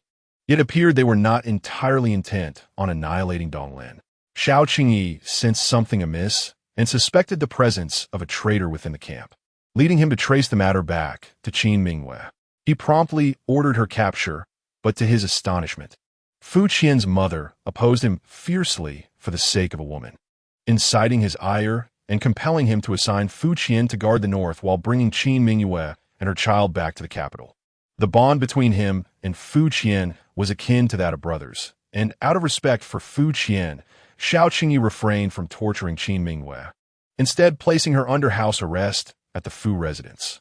However, during this time, Qin Mingyue inexplicably descended into madness, tormenting Fu Yuan day after day. Xiao Qingyi learned of this when Fu Yuan was 3 years old, finding the child pale and unconscious, requiring extensive effort from the physician to revive him. After his recovery, he was left in his current state. It was also during this period that Qin Mingyue audaciously stole the capital's defense plans, inciting a wave of assassins to infiltrate the imperial city. This event caused quite a stir in the capital, and at that time, Qin Mingyue vanished without a trace. A year later, she re-emerged as a daughter of the Qin family, now affiliated with Prince Xan. It was then that Xiao Qingyi gradually began to discern the intentions of his esteemed elder brother, the emperor. Mu Wanzhu did not anticipate that Xiao Yuan had encountered such tribulations. What, in those 2 years spent with Qin Mingyue, had he truly endured? Why did the emperor choose not to execute Qin Mingyue? Stealing the military defense plans of the capital is no trivial matter. By law, it warrants death. Xiao Qingyi scoffed. I would relish the opportunity to rend her to pieces, yet someone is intent on protecting her. Fu Qian had surrendered 30,000 troops solely to safeguard Qin Mingyue. He is an emperor, and although he regards Fu Qian as a brother, entrusting military power to another leaves him uneasy. 30,000 troops weighed against a woman. He could discern which was of greater significance. Furthermore, he was well aware of Fu Qian's capabilities. He is loyal and honest. Yet human nature is prone to change. While he may currently be devoted to him, as time passes, he may develop ulterior motives. If he is willing to relinquish his military power for the sake of a woman, it indicates that she holds considerable importance in his eyes. Should he decide to take her life, it is likely that Fu Qian would harbor resentment. Conversely, should he spare her, and if one day Fu Qian's loyalty wavers, that woman would become his bargaining chip. These thoughts remained unspoken between Xiao Qingyi and Mu Wanzhu. Some truths are too cold and ruthless. Even the deepest of friendships can turn to dust in the face of self-interest. He did not wish to tarnish her innocent heart with such harsh realities. Xiao Qingyi himself was oblivious to the fact that while he deemed Qin Mingyue Fu Qian's Achilles heel, Mu Wanzhu, whom he diligently protected, was equally his vulnerability. So you mean to say that Miss Qin has betrayed General Fu, yet General Fu continues to protect her unwaveringly? Mu Wanzhu was taken aback. Xiao Qingyi nodded, essentially. To my knowledge, he has implored Qin Mingyue to return on numerous occasions. It is utterly contemptible. Once a commander of hundreds of thousands, he now humbles himself before a woman? Such behavior diminishes a man's honor. Mu Wanzhu could hardly believe that Fu Qian, so cold and expressionless, could possess such deep affections. She found it nearly unimaginable to envision that man consumed by love. However, if he cherished Miss Qin so dearly, why would he harm their only son? Xiao Qingyi gazed silently at her. Love for the house extends to the crow, but if the house is lost, how can one speak of loving the crow? On another front, Qin Mingyue awakened the next day, her pallid face resting against the headboard. Faced with Fu Qian's icy demeanor, her usual composure as a skilled spy faltered, leaving her feeling uncharacteristically flustered and somewhat guilty. You, Fu Qian mocked, your life was exchanged for within her S blood as the price. You may do as you please. With that, he turned and departed, leaving Qin Mingyue in stunned silence. What did he mean by in her S blood as the price? What had happened to her? She recalled the child she had carried for 10 months, her very life. Panic surged within her as she attempted to rise. Fu Qian, what has happened to her? Please tell me. Weakened and gravely injured, she collapsed from the bed with a thud. Outside the door, the maid heard the commotion and hurriedly entered to assist her. Madam, Qin Mingwei grasped the maid's sleeve. "Tell me, what has happened to the young master? Where is he? I must see him." As the maid relayed the circumstances within the room to Fu Qian, his hand, which had been sharpening a blade, faltered, a flicker of struggle and anguish crossing his eyes. Then, with a resolute heart, he sheathed the sword. If she wished to perish, let her do so far away. Let her not bring misfortune to the manor. The maid departed. Fu Qian turned his back to the desk, tilting his head to let his emotions gradually settle back into his eyes. "I pleaded with you countless times. If you were so heartless as to abandon me and our child, why return? Or do you simply wish to witness my distress? Or perhaps, is there still something about me that you wish to exploit?" April 15th marked the day of the imperial consort's enthronement. When the imperial decree was issued, the entire realm rejoiced. Previously, the scheming ministers, having been shaken by recent events, were now too fearful to provoke the emperor at such a critical juncture.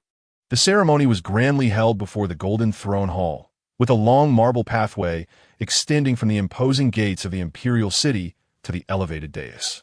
The sun shone brightly, the sky was clear and blue, and the majestic palace, with its red walls and yellow tiles, exuded an air of solemnity. Mu Wanzhu donned a phoenix crown atop her head, with 12 delicate phoenix tail hairpins adorning her hair.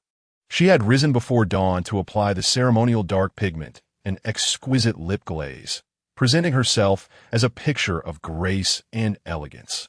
If not for her youthful age, which lent her a hint of innocence, she could truly be described as a paragon of beauty. 2 rows of soldiers stood in formation, extending to the end of the platform. Though Mu Wanzhu felt a flutter of nerves, she knew that her husband awaited her at the end. Before this moment, she had been his beloved consort.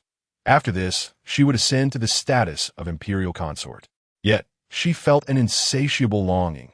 She yearned to be his wife, his queen. Amidst a whirlwind of emotions, anticipation and anxiety, she ascended the platform, flanked by dozens of palace maids.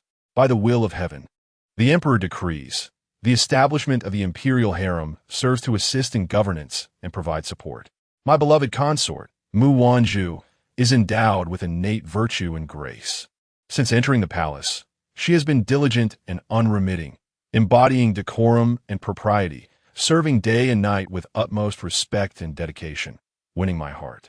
Her virtuous and gentle demeanor serves as a model for the 6 palaces. After careful consideration of her merits and character, I hereby elevate her to the rank of imperial consort, placing her above all others, bestowing upon her a golden decree and treasures, to signify my favor and to showcase her virtuous conduct. Thus it is decreed, unremitting in service, embodying decorum, serving day and night with utmost respect. Had Mu Wanzhu not known that she rose late each day, requiring him to wash her and dress her, she might have suspected the emperor had lost his senses. Ahem. However, this was a matter only known between her and the emperor. In the eyes of outsiders, she remained the dignified and graceful imperial consort. As Mu Wanzhu received the golden decree and seal, her hand was grasped by Xiao Qingyi. Rising, she met his adoring and indulgent gaze. "Zhu, from this moment forth, you shall be my imperial consort." With the entire court present, she felt a wave of shyness wash over her, lowering her head in a subtle nod. The voice was as delicate as a whisper, "Your Majesty is my husband." Despite its softness, Xiao Qingyi still caught her words, a smile curving his lips. He took Mu Wanzhu by the hand and turned to face the court officials, who knelt in unison, their heads bowed, chanting, "Long live the emperor! Long live the Empress Dowager!" The resonance of their voices was monumental, echoing with a power that could shake the heavens. This was Mu Wanzhu's first encounter with such a grand spectacle. The officials, ranked into 9 tiers, prostrated themselves, their forms stretching from her sight all the way to the palace gates. Once again, she witnessed the might of imperial authority. Just as she was about to bid them rise, a distant and urgent announcement broke the air. Xiao Qingyi frowned as a guard proclaimed loudly, "Your Majesty, the Empress Dowager has returned to the palace and is now at the gates. Please, Your Majesty, escort the ladies of the harem to welcome her." The Empress Dowager? It was said that she resided in Wutai Mountain for years, What could have prompted her sudden return without any prior indication? A sense of unease gripped Mu Wanzhu's heart. But with Xiao Qingyi by her side, her anxiety lessened. Outside the palace gates, as the messenger had indicated, the Empress Dowager's procession had indeed arrived. To describe it as grand would be an understatement. The crowd hastily adjusted their garments as Xiao Qingyi led Mu Wanzhu forward to greet her. Your grandson, accompanied by his beloved and the court officials, humbly welcomes the Empress Dowager back to the palace. Noticing the reverence in Xiao Qingyi's tone, Mu Wanzhu's demeanor grew increasingly respectful. The entire assembly of civil and military officials knelt in homage. As the palanquin of the Empress Dowager came to a slow halt, the curtains were drawn aside, revealing a well-preserved hand extending forth. A matron quickly assisted the Empress Dowager as she descended from the palanquin, clad in resplendent attire. She appeared to be in her 60s, with a countenance as solemn as a statue. Rise, Emperor, she commanded, and all the ministers may rise as well. Thank you, Empress Dowager. The Empress Dowager's gaze swept over the crowd, finally resting on Mu Wanzhu, her eyes scrutinizing. Feeling the weight of that intense stare, Mu Wanzhu's heart raced, and she hurriedly bowed. I humbly greet the Empress Dowager. The Empress Dowager frowned slightly. Is this the newly appointed Empress? Her inquiry was directed at Xiao Qingyi. He clasped Mu Wanzhu's hand, offering her reassurance and courage, replying, Indeed, Empress Dowager. Zhu Zhu is wise and kind, truly endearing. The Empress Dowager fixed her gaze on their intertwined hands and snorted softly. In my absence, the affairs of the harem have become quite chaotic. With that, she beckoned to someone behind her, her tone softening. Chongning, it has been long since you last saw your brother the Emperor. Come forth to greet him. Mu Wanzhu furrowed her brow at the mention of this name. As she looked up, she beheld a woman gracefully descending from a carriage. Clad in a moon-white cloak over a simple sky-blue dress, her demeanor serene and elegant. Supported by a matron, she approached Xiao Qingyi directly. Chongning greets her brother, the Emperor. Xiao Qingyi's displeasure was evident as he frowned, but out of respect for the Empress Dowager, he merely nodded.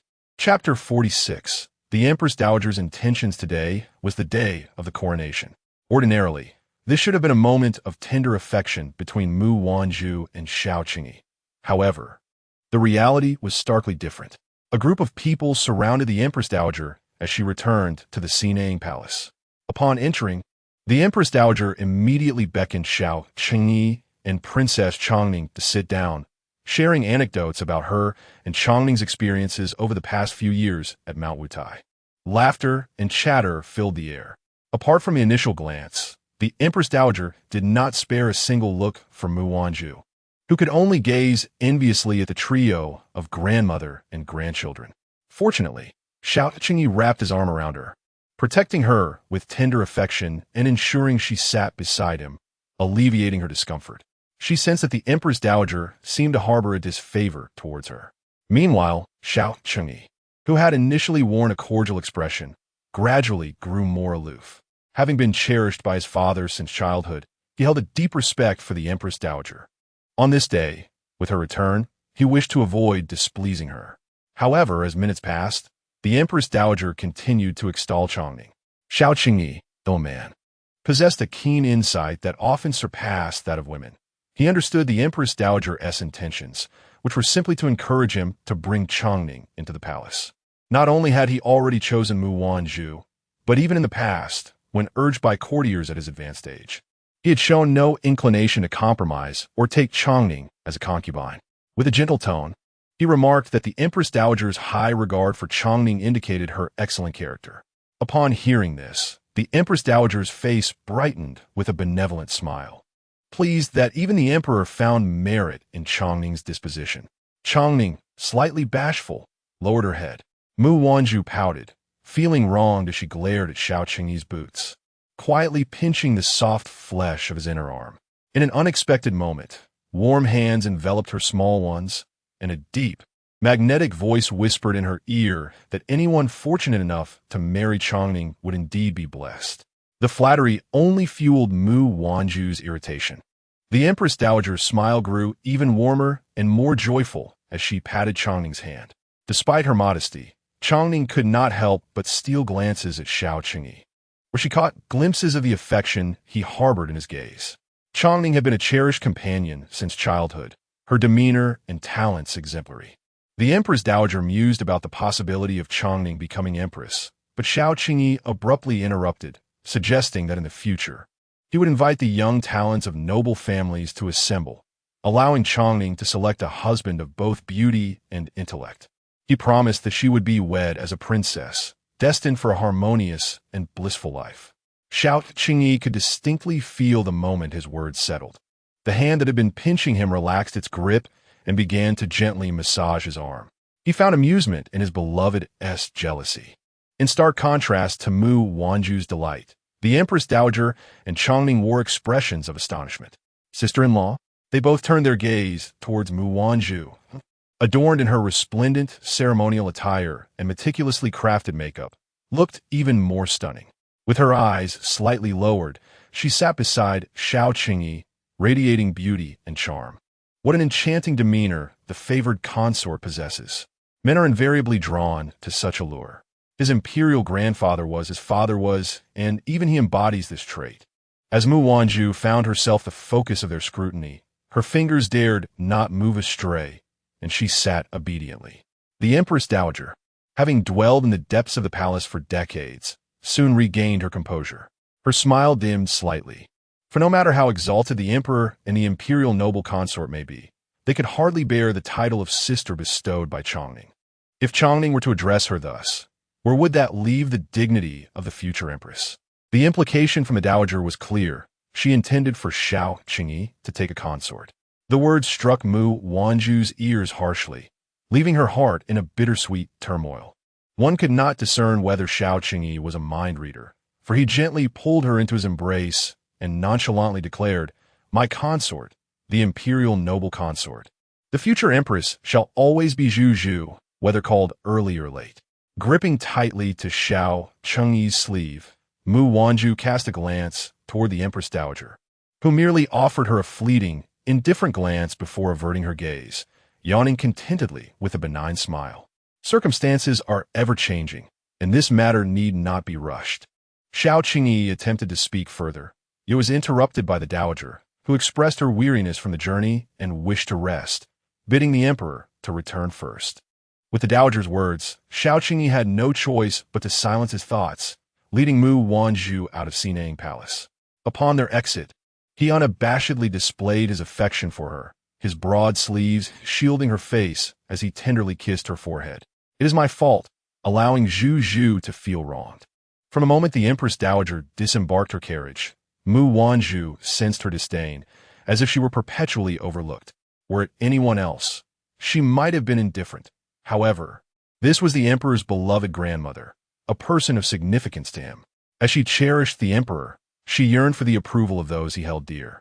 Yet, for reasons unknown, the Empress Dowager seemed to harbor an aversion toward her. Initially, Mu Wanzhu carried a multitude of grievances, but with Xiao Qingyi's defense and his clear stance, along with his affectionate gesture, much of her sorrow dissipated. She dabbed at her reddened eyes with his sleeve. As Changsun Yuyao emerged, she beheld the emperor and the imperial noble consort openly displaying their intimacy. The consort, in a manner reminiscent of a delicate maiden, wiped her tears on the exquisite dragon-patterned robe, crafted by skilled embroiderers. Instead of reprimanding her, the emperor spoke softly, soothing her. Changsun Yuyao's eyes sparkled with envy as she observed the couple depart. Gathering her resolve, she approached, calling out, "Your Majesty, imperial noble consort, please wait." Upon hearing the voice, Mu Wanzhu looked up to see Changsun Yuyao approaching in a simple, sky-blue gown. Her beauty was of a different nature. If Mu Wanzhu radiated warmth akin to the blazing sun, comparable to the dawn's early light or the evening's vibrant hues, then Changsun Yuyao embodied purity. With an ethereal presence and an exquisite visage, her voice akin to the gentle murmur of orchids in a secluded valley. "What is it?" Xiao Qingyi inquired coldly, his tone lacking the previous warmth he had exhibited within the palace. Changsun Yue offered a faint smile as she gazed at Mu Wanzhu. Chongning had come to atone for the misdeeds of the Yang family girl to the Empress Dowager. As she spoke, she meticulously crafted an exquisite golden inlaid box from sandalwood, hoping the empress would not hold it against her as a token of Changning's small gesture. Mu Wanzhu quickly wiped away her tears and stood upright, pondering which Yang family member was involved and what connection it had to Changning. The incident concerning Yang Yun'er was a grave transgression. Although she had not directly incited Xiao Qingyi to execute her, she merely wished for her to resolve the external rumors as effectively as others had done. Yet, the emperor could not bear the indignity she suffered and immediately ordered 30 strikes before sending her back. According to Xiaodong, Yang Yun'er left with her backside severely bruised, blood staining a bench. However, what relevance did this incident have to Princess Changning? Chapter 47. Affection unbeknownst to the Empress Dowager, the Yang family girl was a perpetrator, lacking the audacity to act alone. Likely, she relied on her status as a member of the Yang family and a friend of Changning, believing she had protection, which emboldened her to commit acts detrimental to the Empress Dowager. Fortunately, the Empress Dowager was unharmed. Otherwise, Changning would have felt uneasy remaining at Wutai Mountain for several more years. Changning, suspected of complicity in the wrongdoing, was indeed obliged to seek forgiveness from the Empress Dowager. Chang Sun Yue spoke candidly, leaving Mu Wanzhu in turmoil as she looked towards Xiao Qingyi. He nodded and instructed Li Shun behind him to take the box, acknowledging the gesture. For the sake of the Empress Dowager, I shall spare you this time. Should any such incident arise again, do not expect to remain a princess. With that, he embraced Mu Wanzhu and turned away without another glance. Upon hearing this, Changning's eyelashes trembled violently as she fixated on the retreating couple, her heart heavy with distress. The misdeeds of Yang Yun'er had no bearing on her. Her earlier remark was merely an attempt to engage the emperor in conversation and gauge the nature of the Empress Dowager, who was favored so immensely by him. Little did she anticipate that the Empress Dowager would say little before the emperor reprimanded her without reserve. At the gates of Sinang Palace, a matron beside the Empress Dowager had stood there for an indeterminate time before returning to report the occurrences outside the palace. The Empress Dowager's expression darkened as she forcefully placed her teacup on the ground, causing tea to splash. Indeed, as the rumor suggested, she is a captivating presence. Your Majesty, should I arrange for someone to keep watch over the Zhongsui Palace? The attending matron inquired. The Empress Dowager nodded, wishing to allow that woman a bit more time to maneuver, but only until the matter concerning the prince was resolved. Were the people sent out? Rest assured, everything has been prepared. Tomorrow, evidence will be presented, and the prince shall undoubtedly be vindicated, at worst facing a charge of negligence, and, I believe, within 2 days, he will be free. Upon hearing this, the Empress Dowager finally relaxed. Just then, Chang Sun Yue entered, her face devoid of excessive expression. Yet the Empress Dowager discerned her sorrow and beckoned her to sit beside her. Changning, to become a rightful wife, must possess the heart and responsibility of one. He is the emperor, and the 3 palaces and 6 courtyards, along with 72 consorts, are inevitable. I have always taught you that if you possess the capability, let him guard your solitary path. If not, then turn a blind eye and ensure that your responsibilities are fulfilled. A favored concubine today may belong to the Mu family, while tomorrow could see the Zhang, Li, or Wang families vying for attention. If your heart is entirely consumed by man, it is only you who will bear the wounds. Changning nodded, for she understood this well. Yet, how could one control a heart that feels pain? However, the Empress Dowager stated that the position of Empress would solely belong to the imperial noble consort. The Empress Dowager coldly retorted, I do not consent. The Mu family has no chance of ascending to the Empress's throne. That position is reserved for the daughters of the Chang Sun family. On another note, upon returning to the Zhongshui Palace, Mu Wanzhu opened a box crafted from rosewood, revealing an exceedingly rare piece of blood jade, an exquisite gem that is seldom found. A treasure sought after for a century. Even in Xiao Chengyi's private treasury, there was none to be found. Mu Wanzhu gazed longingly at the blood jade, prompting a chuckle from Xiao Qingyi as he affectionately nudged her nose and asked, Do you like it? Mu Wanzhu nodded enthusiastically. How could one not? This is blood jade, a rarity beyond measure. However, after admiring it, she instructed Dong Kuei to store it away in the treasury. Dong Kuei was puzzled, and Xiao Qingyi, too, was bewildered. He pinched Mu Wanzhu's delicate fingers and affectionately pecked her cheek, saying, "Since you like it, why not keep it close by for daily enjoyment?" Mu Wanzhu withdrew her hand with a playful huff, stating that having seen the blood jade was sufficient. She had no desire to gaze upon it daily. If she did, would it not constantly remind her of the one who gifted it to her?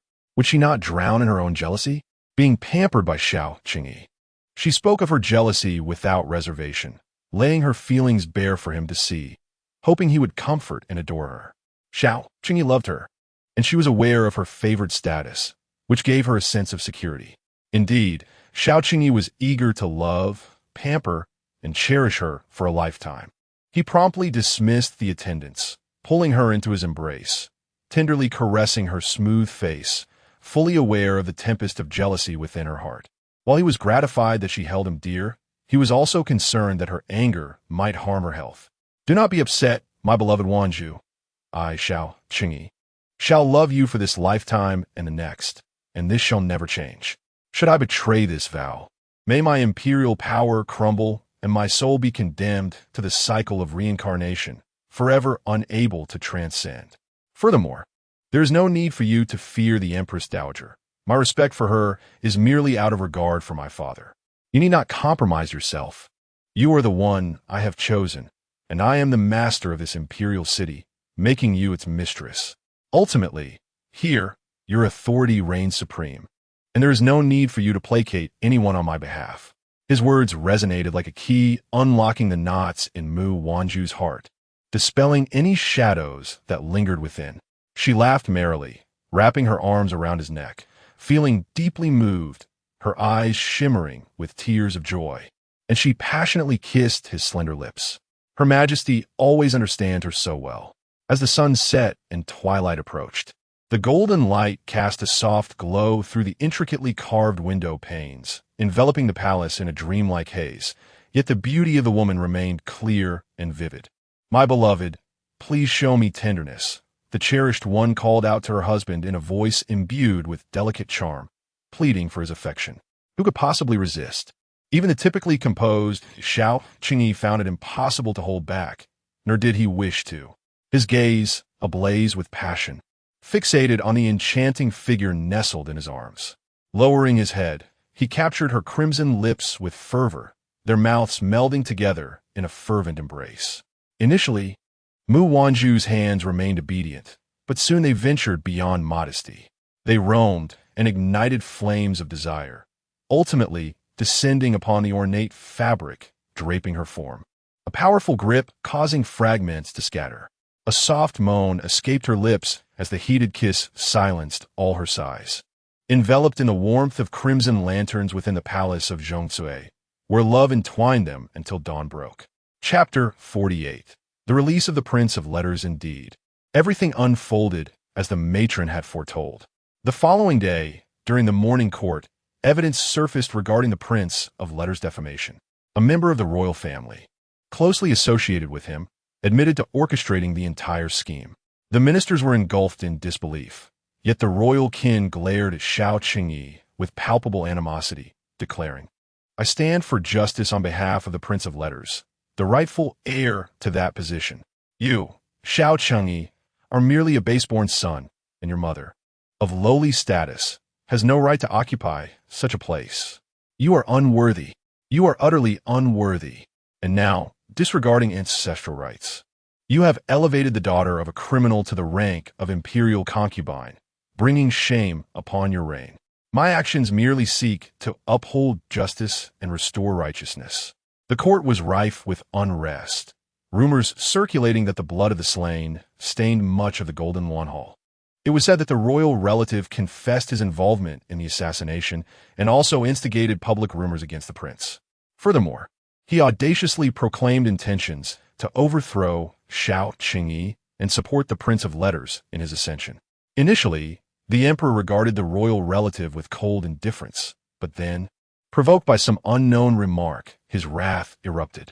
With a swift motion, he drew his sword and pierced the man's throat, silencing the court in fear. Subsequently, all associated with that royal kin, were executed before the gathered officials. Whether the Prince of Letters truly participated in these events remained uncertain, as later, the Empress Dowager entered the Golden Lawn Hall, appealing to both emotion and reason, which led the emperor to unexpectedly release the Prince of Letters, albeit under house arrest for 3 months. As these tidings reached Mu Wanzhu's ears, she was engaged in teaching Fu Yuan how to write. Little Yuan, now 5 years old, was at the age when one typically begins their studies. Generally, noble offspring would start learning at 3, reciting texts like the 3-character classic and 1,000-character classic.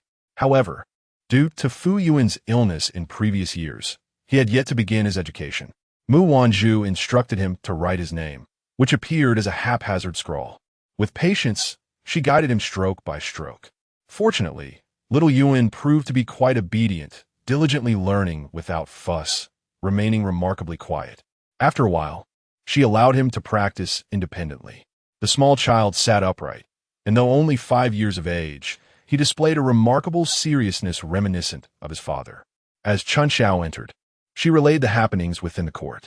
Mu Wanzhu furrowed her brow, pondering if the Empress Dowager had returned due to the matter concerning Prince Exen. The maid was uncertain, but she had heard that the Empress Dowager had not returned since her visit to Mount Wutai 3 years prior. After such a lengthy absence, her return coinciding with support for Prince Xin seemed too fortuitous. Mu Wanzhu suspected that the Empress Dowager's return was indeed largely motivated by Prince Xin.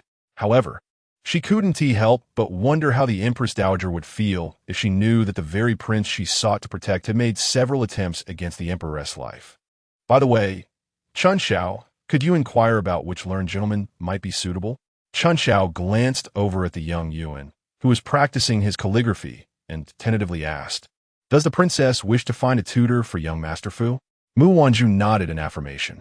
Although teaching a child the basics was not an arduous task that she could not handle, she recognized that Yuan, being of noble birth, would soon be exposed to the world of men, rife with power struggles and the ideals of loyalty to one's country. She was acutely aware of her own limitations as merely a woman of the inner chambers. Her heart was not expansive enough to cultivate such a student. The nurturing of a child's vision and spirit required a worthy teacher. Chun Xiao refrained from questioning why Mu Wanzhu did not wish to teach young Master Fu herself. Since the princess had tasked her with the duty, she obediently set about her inquiries. That evening, when Xiao Qingyi arrived at the Zhongsui Palace, Mu Wanzhu intended to discuss the matter of finding a teacher for Yuan. However, upon seeing the man enter with a weary expression, massaging his temples, she immediately sensed his exhaustion. Her heart ached, and she swallowed the words that were about to escape her lips. She approached him, guiding him to sit down, and gently pressed her small fists against his shoulders, an uncommon display of tenderness from her. "My husband, how does this pressure feel?" Xiao Qingyi turned to her, pulling her into his embrace as he cherished her delicate visage. "My dear, you need not trouble yourself with such tasks." To him, she was a precious gem, one he adored and cherished. How could he permit her to exert herself in such ways? Mu Wanzhu cupped Xiao Qingyi's handsome face, her eyes filled with affection. Yet she playfully replied, "I know you care for me, but we are one. If you care for me, I must care for you as well." Her smile was sweet and radiant, and in that moment, all the frustrations of the day faded away. He held her tightly, inhaling the fragrant essence that emanated from her. A profound sense of contentment enveloped him. After the departure of his parents, he had not felt the warmth of home in many years. This vast palace had always felt to him like a cold, empty expanse of white marble, devoid of life. It was only with her presence that he felt he had found a home once more. "Zhu, I thank the heavens for allowing me to meet you," Xiao Qingyi murmured, burying his face in the crook of her neck, his voice muffled yet imbued with a joy born from surviving calamity. Mu Wanzhu could not discern why the emperor seemed particularly sentimental that day. She speculated it might be related to the Empress Dowager, but she wisely refrained from asking. Gently placing her hand upon Xiao Qingyi's head, she affectionately patted him. "My lord, you are doing well. I am truly grateful that fate has allowed me to encounter you." Before meeting your majesty, her life was meticulously arranged.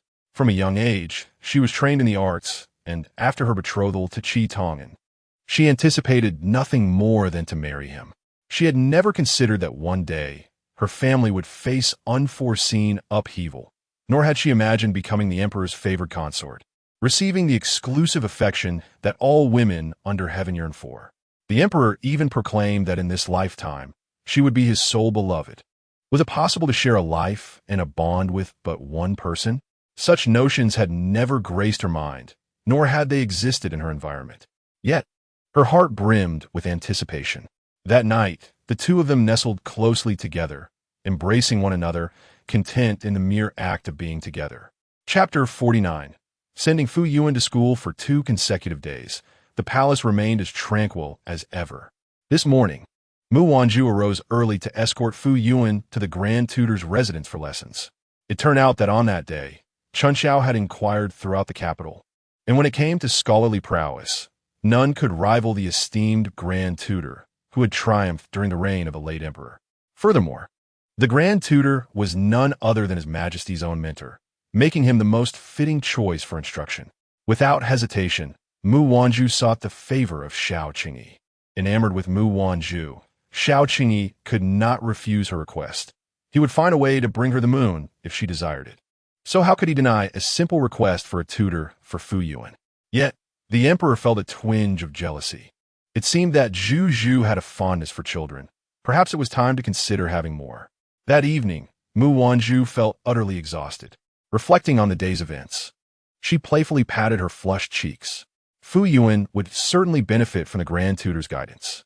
The Grand Tutor was a dignified man in his 40s with a stern visage, and upon greeting Mu Wanzhu with a bow, he led Fu Yuan inside. How arrogant this Grand Tutor is, treating you with such disrespect, Xia Tang exclaimed in discontent. Chun Xiao, fearing that Mu Wanzhu might be upset, explained, "It is said that the Grand Tutor has always been this way. Even before the emperor, he seldom smiles." Mu Wanzhu nodded, not taking the matter to heart. After arranging for Chun Xiao and Qi Ying to come and collect Fu Yuan at dusk, she made her way home. Passing through the bustling streets, she heard the lively calls of vendors and promptly instructed her attendants to procure some delicacies. Lifting the curtain, she gazed at the vibrant thoroughfare. Unexpectedly, her eyes met those of a familiar figure, and after a moment's contemplation, she offered a slight nod. Since the last incident where he defended her from a sword, Xiao Qingyi had decreed that Qi Tong'an rest at home and had rewarded him with a substantial sum of gold and vast tracts of land. Coming from humble beginnings, even after achieving success in the imperial examinations, his monthly stipend was meager compared to the lavish estates bestowed by the emperor. In contrast to the illustrious families with generations of merit, he was at a significant disadvantage. Naturally, the offspring of noble families, who had long looked down upon him as a mere scholar of modest means, now sought to visit him, having recognized the reason for their change in attitude. It is merely a manifestation of the emperor's favor towards Mu Wanzhu, who has been elevated to the rank of imperial noble consort. Those who are reluctant to acknowledge this undeniable truth must concede that Mu Wanzhu holds a significant place in the emperor's heart. He saved the favored consort of the emperor, and one can only surmise that his future is boundless. Reflecting upon this, he finds it rather ironic. They seem to have forgotten that he was once betrothed to Mu Wanzhu. No matter how much the emperor may feel gratitude for his act of salvation, it is unlikely that he would readily employ him again. Yet, the mere thought of Mu Wanzhu stirs an inexplicable discomfort within him, compelling him to seek solace outside. To his astonishment, he unexpectedly encounters her. She is seated in a resplendent carriage adorned with golden silk, her forehead adorned with a jeweled flower and golden hairpin. Her face radiant as pearls, lips like crimson blossoms. From a distance, she appears even more enchanting than when he last saw her. One can easily imagine the extent of the emperor's affection for her. However, he did not anticipate that upon seeing him, her gaze remained tranquil, devoid of any animosity. And she even offered him a nod. At that moment, he comprehended that she had forgiven him for his past actions, yet it was merely forgiveness. A sudden pang of bitterness surged within him, rendering Qi Tong'an momentarily unresponsive. When he regained his senses, The opulent curtain had already fallen, and the carriage gradually receded, taking with it the visage and silhouette of that captivating woman. Observing Qi Tong'an's unwavering gaze in a particular direction, the young servant, curious, glanced over, only to find his eyes slightly reddened, unaware of when tears had begun to well within them. Startled, the servant exclaimed, "My lord, what is the matter?" Qi Tong'an dismissed the handkerchief offered by the servant, wiping his eyes with his sleeve as he turned to walk back, forcing a smile. "It is nothing. Merely the wind has played tricks on my eyes. This is all quite appropriate. A noble lady, nurtured in the households of princes and dukes, is destined to shine brilliantly. And even in marriage, she ought to wed the most esteemed of men, rather than to him, a man of no possessions, uncertain of his own future, a mere sesame official. Should she marry him, he would strive to ascend the social ladder, perhaps even seeking a higher marriage alliance, taking in concubines. In such a scenario, she would be left with endless grievances. Conversely, marrying the emperor, who is nearing his 30s, already stands atop the pinnacle of power, wealth, status, and beauty. He has experienced the splendors of the world. Having witnessed the opulence of life, he still chooses Mu Wanzhu, who must surely be blissful. On a bustling street, two paths diverge as carriages dash by and figures stumble away. In the Fu residence, a maid hastily returned, spreading the news of the young master's calm demeanor, a stark contrast to his usual tumultuous nature throughout the estate. In recent days, Qin Mingwei had been recuperating in bed. Her injuries had begun to heal, prompting her to take a stroll. As she reached the corridor, she overheard the whispers of the maids. Having fought her way out of a multitude of adversities, she could discern their hushed conversation with clarity. He is remarkably well-behaved, just standing quietly behind the imperial noble consort when she asked him to greet the esteemed Wen Taifu. He complied graciously. He is nothing like at home, where a mere disagreement sends him crashing into walls, refusing to heed anyone's words. A concerned wet nurse clasped her hands in prayer, her eyes closed. Heaven bless. I never expected to witness the young master having a normal day. At this moment, a voice filled with indignation suddenly interjected, asserting that the young master had turned out this way because of that heartless woman. If it weren't for her, how could a young master have ended up like this? Someone hurriedly shushed the girl, admonishing her for daring to speak such words. The girl in the pink attire defiantly retorted, "Have I said anything wrong? If the young master were my son, I would cherish and pamper him in my hands. Unlike that venomous woman who mistreats her own child." Beside Qin Mingwei, a maid was about to rush out to teach the girl a lesson, but was halted by Qin Mingwei, whose eyes betrayed an unshakable sorrow. Yuan was the child she had carried for 10 months. How could she bear to see him treated so? Seeing her distressed, the maid comforted her, saying, "Madam, do not heed her foolish words. Shall I inform the steward to have her expelled?" "There's no need," Qin Mingwei replied, raising her head to wipe away the tears at the corners of her eyes. Yet, the truth was, those actions were indeed hers. The maid, noticing her tears, fell silent, lowering her gaze. "Moments latte, Qin Mingwei kumanda." Go find out what the imperial consort is taking the young master to the residence of the Grand Tutor for. Meanwhile, as Mu Wanzhu returned to the Zhongsui Palace, she found Dong Kuei kneeling before the hall with a large iron basin of water on her head, her body swaying precariously. In recent days, Chun Xiao had been of immense help to Mu Wanzhu, who increasingly relied on her, and knowing that Dong Kuei had suffered from the recent illness, Mu Wanzhu had permitted her to rest in the palace. However, upon her return, she was met with this distressing scene. As she approached, she noticed 5 distinct finger marks on Dong Kuei's left cheek. "Dong Kuei, what happened?" Xia Tang and Chun Xiao hurried forward, and with Mu Wanzhu's permission, set the iron basin down. Just as they helped her up, someone emerged from within the hall. It was none other than Ruo Gu, the matron in charge by the side of the Empress Dowager, a woman in her 50s whose aged eyes could not conceal her shrewdness. Behind her trailed a dozen palace maids. Dong Kuei rubbed her sore wrist and quickly leaned in to whisper the events of the morning to Mu Wanzhu. It turned out that not long after Mu Wanzhu had taken Fu Yuan out, Ruo Gu had arrived at Zhongsui Palace with a throng of palace attendants. declaring that she came with the Empress Dowager's decree to summon her young lady for questioning. Dong Kuei had personally accompanied her lady to meet the Empress Dowager that day and had sensed that the Empress Dowager did not seem fond of her young lady. Fearing to offend the matron beside the Empress Dowager and cause trouble for her lady, she respectfully welcomed them in and explained that her lady had left the palace. Upon her return, she would inform her to go to the Sinang Palace. Little did she know, that very statement earned her a reprimand from Ruogu. How presumptuous of the imperial consort! Historically, when women enter the palace as consorts, aside from the empress, none but close kin may leave the palace. Yet the imperial consort has not even been made empress and already carries herself with such airs. Dong Kuei calmly tried to explain, "Madam, there's been a misunderstanding. My lady would never overstep her bounds, and this matter has already been reported to His Majesty." Before she could finish her sentence, a slap struck her face, causing her to turn her head aside. "How dare you retort? As the chief maidservant beside the imperial noble consort, you have failed to adhere to proper decorum and have neglected to counsel her appropriately, constantly uttering your majesty without restraint. It is evident that the imperial noble consort has been led astray by those around her."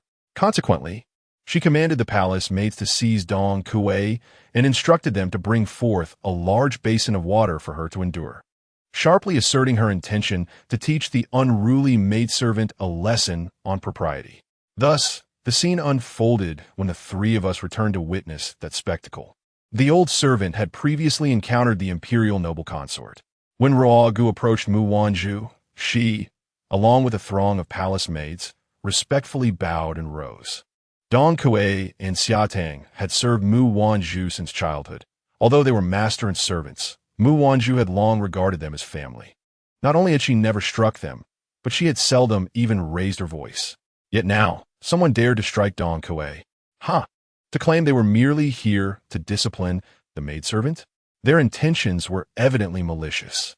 Mu Wanzhu clenched her fists tightly within her sleeves, forcing a displeased smile.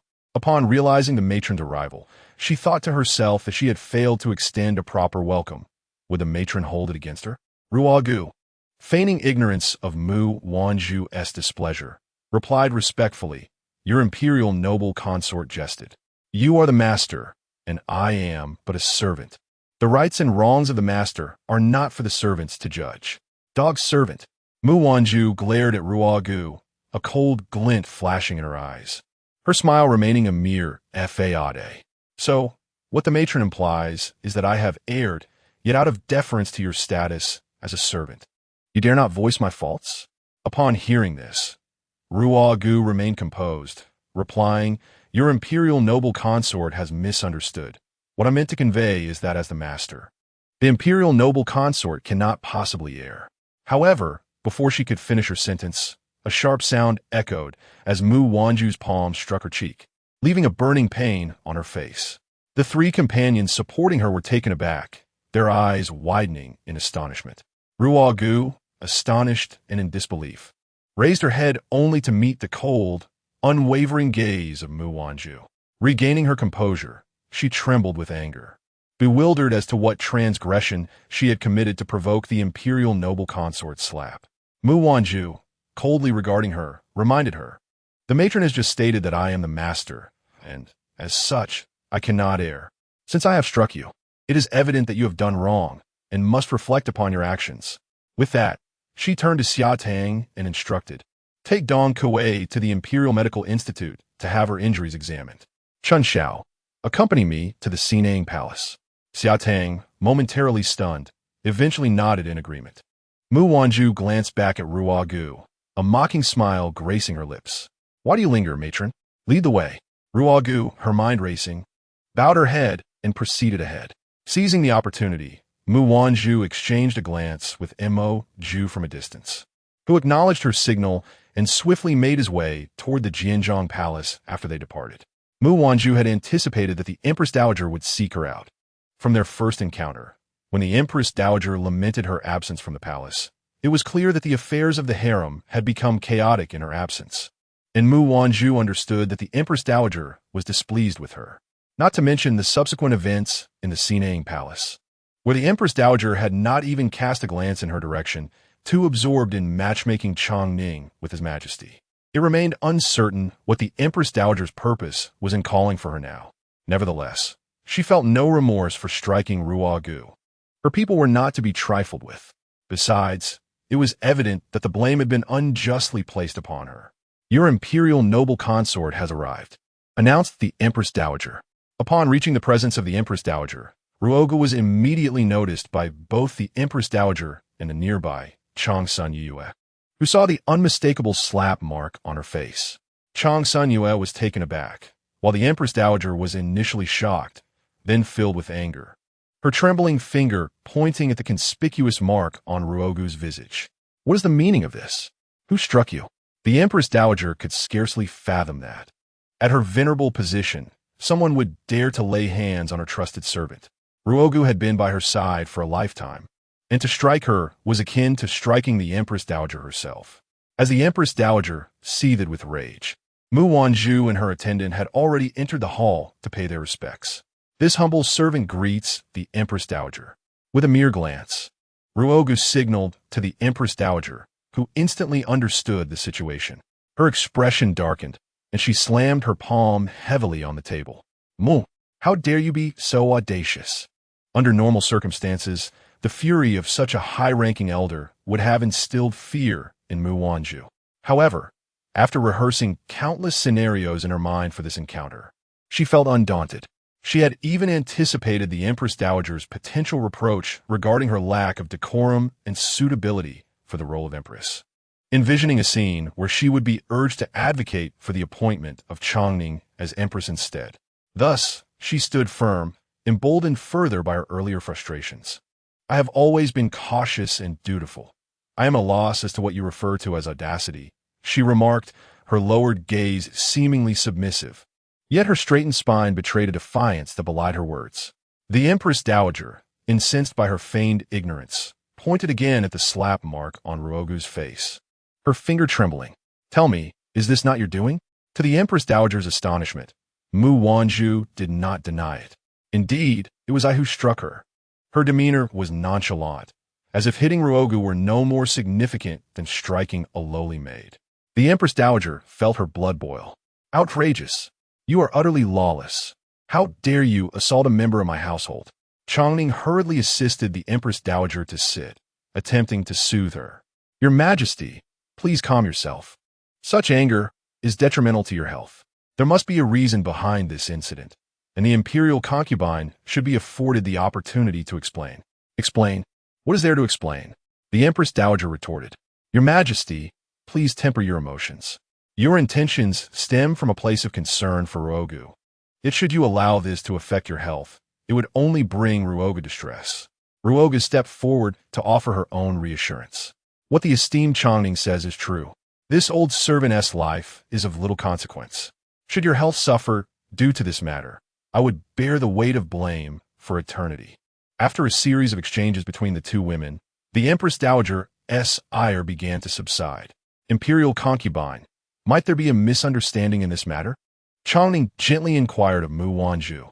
Mu Wanzhu was taken aback, surprised that Chongning would advocate for her. In her heart, she had long regarded Chongning as a rival for her husband's affections. While she did not wish harm upon her, there was a lingering sense of discontent. In that moment, her emotions became quite complicated. Yet, she did not forget the matters at hand. "I struck Elder Ruogu not for any other reason, but due to her disrespect towards me. I hold the Phoenix seal and wield authority over the 6 palaces. Though I may not have spent as much time in the palace as Elder Ruogu, I am nonetheless a mistress. To strike me is to slap my face, and it is only right to retaliate. Do you still have any shame?" The Empress Dowager, incensed, felt a surge of anger rekindle within her, reignited by a single utterance from Mu Wanzhu. "Outside and inside the palace, the deeds you have committed, do you still have the audacity to show your face?" Mu Wanzhu furrowed her brow, perplexed by the accusations. What deeds has she committed? Can one truly be so shameless? The Empress Dowager now questioned me regarding Elder Ruogu, merely because she believed that I had disrespected her. "You are an esteemed ancestor. What belongs to such a venerable figure should not be easily discarded by a younger generation. The Empress Dowager, infuriated, leaned back in her throne, her heart racing, struggling to articulate her thoughts. She never anticipated that a mere imperial concubine would dare to confront her publicly. Chong Sun Yue, witnessing the Empress Dowager's evident distress, hastily signaled to Mu Wanzhu to soften her stance. Observing the Empress Dowager's agitation, Mu Wanzhu, concerned for her health and the potential trouble it might bring to His Majesty, moderated her tone. Empress Dowager, your well-being is paramount. You are several generations my senior, and I must speak frankly. You have traversed more bridges than I have walked paths. It is not worth endangering your health over a trivial matter concerning a junior like me. The Empress Dowager gasped for breath, taken aback by Mu Wanzhu's sudden humility, which contrasted with her earlier defiance. Gradually, her expression softened. Indeed, she is not entirely obedient, yet she possesses some discernment. Nevertheless, a woman of such character is hardly fit to bear the title of a nation's matriarch. The Empress Dowager discerned that this woman, appearing naive and uncalculating before the emperor, was not as easily manipulated as she seemed. It is no wonder that she has captivated the emperor so completely. The Empress Dowager had summoned Mu Wanzhu today primarily to test her, and she had gleaned insights into the woman's disposition. After a moment of contemplation, the Empress Dowager gestured dismissively, stating, "Very well, as you say, I am indeed your elder, and I have traversed more bridges than you have walked paths. I shall not hold today's incident against you." "Thank you, Empress Dowager," Mu Wanzhu replied, understanding that this matter had been laid to rest. This also imparted a crucial lesson to her. When one possesses confidence, it is imperative to be resolute. Otherwise, others will exploit one's vulnerability to bully them. Yet, the question remains, will there be next time? She would not provoke others, but whether they would instigate trouble was uncertain. Though she harbored such thoughts, she still acquiesced verbally, affirming yes. At last, the Empress Dowager allowed Mu Wanzhu to rise, instructing a palace maid to bring forth a stool and tea. With the assistance of Chun Shao, Mu Wanzhu seated herself. In the silence that enveloped the Sinang palace, even as she sensed the unwavering gaze from above, she chose to sip her tea in quietude. Time passed without her noticing, long enough for Mu Wanzhu to nearly believe her backside had gone numb, before a voice inquired, "Mu, do you know why I have summoned you today?" What could it be? Naturally, she was unaware. Yet, anything that would draw the attention of the Empress Dowager must pertain to His Majesty. Matters concerning His Majesty that also involved her could only relate to heirs, marriage of concubines, the position of Empress, or perhaps the bestowal of favor. Indeed, the Empress Dowager stated, "You must know that while other men have established families by the time they reach maturity, not to mention those who marry early and are already grandfathers, our emperor, nearing his own maturity, has not a single prince or princess in the palace." Thus, what did the Empress Dowager imply? Mu Wanzhu asked with amusement. The Empress Dowager, displeased with Mu Wanzhu's demeanor, furrowed her brow and said, "I believe it is time to add to the family in the palace." Mu Wanzhu chuckled lightly, replying, "The matter of adding to the family should be discussed with His Majesty. As a mere woman, I cannot bring forth children." "Impudent! How dare you speak so?" The Empress Dowager retorted. "What I mean is, it is time for the emperor to take a consort." As she spoke, the Empress Dowager's gaze shifted to Mu Wanzhu's abdomen. "You have been in the palace for nearly 2 months, enjoying the emperor's favor exclusively. Why has there been no sign of a child yet?" Mu Wanzhu felt as though the Empress Dowager might as well be accusing her of being a barren hen. She discreetly touched her abdomen, yearning for a child with His Majesty. He had once said he wished for her to bear him a little heir. Yet, to this day, there had been no indication. Logically, considering His Majesty's vigor, they should have had children by now. Could it be her body that was the issue? Supire sin head in their doubts, Mu Wanzhu retorted. As for taking a consort, I cannot dictate His Majesty's decisions. If the Empress Dowager is capable of advising His Majesty, then you should take the initiative to arrange for a consort. Mu Wanzhu was confident that the Empress Dowager could not dictate Xiao Qingyi's choices. If she truly could, given the royal family's emphasis on heirs, arrangements would have been made long before His Majesty reached 28. rather than waiting until now when the palace remained devoid of any offspring. The Empress Dowager was evidently stating her inability to sway His Majesty, seeking to leverage Mu Wanzhu instead. One must consider whether she would be an easy target. The Empress Dowager had not anticipated that Mu Wanzhu would possess a spirit that belied her delicate and seemingly compliant appearance, and her sharp tongue proved to be quite infuriating. As Mu Wanzhu had surmised, if the Empress Dowager could indeed arrange matters for Xiao Qingyi, the palace would not be so barren of heirs.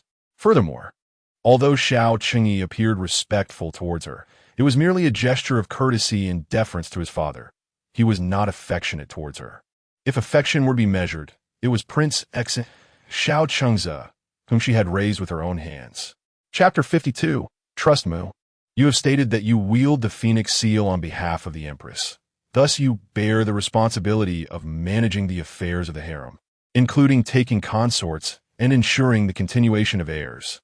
If you cannot manage the harem effectively, perhaps it will be better for you to relinquish the Phoenix Seal. She had been led into a trap. Mu Wanzhu scoffed inwardly, while maintaining a harmless smile on her face, pondering to whom she would relinquish the Phoenix Seal. To the Empress Dowager, perhaps? Could the Empress Dowager bear offspring on behalf of His Majesty? Or could she take concubines for him? Such remarks rendered the Empress Dowager's face a deep shade of anger, akin to that of liver, as her teacup was forcefully slammed onto the table. Mu, you are utterly shameless. This is an act of great rebellion. Mu Wanzhu found the situation amusing. What have I said to provoke such a furious response from the Empress Dowager? It would be wise for you to remain calm. Since you claim that holding the Phoenix Seal entails the responsibility of managing the harem, taking concubines, and ensuring the continuation of heirs, I must point out that I am the sole lady of the harem at present. I fail to understand to whom else this Phoenix Seal could be entrusted. Aside from you, Empress Dowager. As she spoke, her gaze shifted towards the silent Changsun Yuyo beside her. Or do you wish for me to transfer the Phoenix Seal to Princess Chongning? The princess's expression shifted slightly, and she wished to explain. The imperial noble consort interjected. I believe it unwise for Princess Chongning to engage in harem affairs before her marriage, for it may tarnish her reputation. If she were to be regarded as my sister, that would be acceptable. However, should it be otherwise and this information be spread by malicious individuals, even with her unparalleled beauty, she may struggle to find a worthy suitor among esteemed families. With that, her gaze fell upon the wrinkled face of old Madame Ruo beside them. Or perhaps the Empress Dowager intends for me to hand the Phoenix Seal over to old Madame Ruo.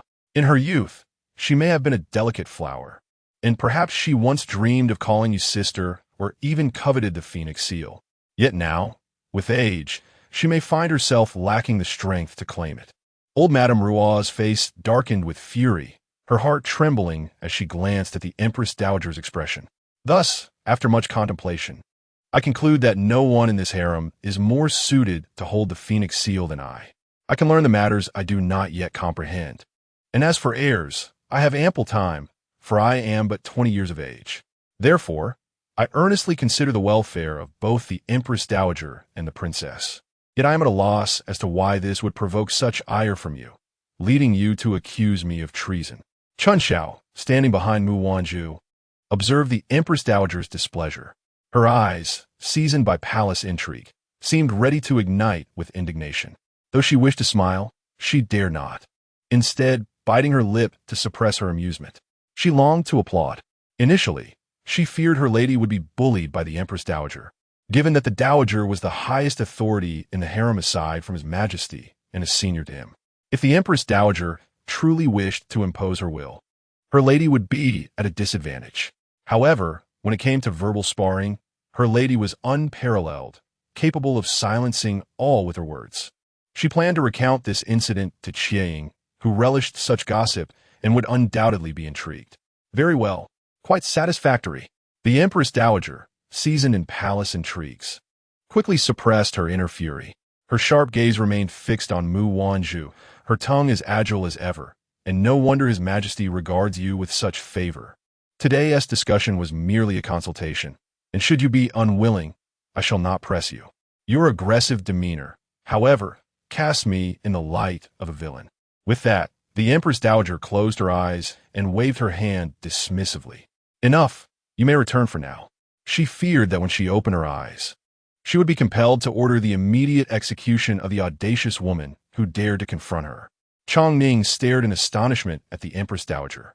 Even after being escorted out of the Xinang Palace, Mu Wanzhu remained in a daze. She glanced back at the imposing and magnificent gates, bewildered. Was it truly over? Since learning of the Empress Dowager's disdain for her, she had prepared extensively for a private audience, drafting no fewer than 50 rehearsals. She contemplated every possible tone and remark, whether assertive, ambiguous, flattering, or disparaging, that the Empress Dowager might direct her way. Even today, after enduring the trial of the palace, she had readied herself for confrontation. Yet, she had emerged so effortlessly. How could this feel so surreal? In a fog, as she descended the steps, a familiar figure lunged forward, enveloping her in an embrace. The scent of a man she recognized filling her senses. Zhu, are you all right? Did you sustain any injuries? Xiao Qingyi released her, scanning her for signs of distress. Noticing her rosy complexion and dazed yet clear eyes, he sought confirmation from Chun Xiao before he heaved a sigh of relief, drawing her once more into his arms. I'm so glad you're unharmed. You frightened me to death. It was sheer coincidence that when Mo Zhu sought him out, he had been preoccupied with matters concerning the Chancellor, ordering that no one disturb him. However, the captain of the guards had been excessively diligent.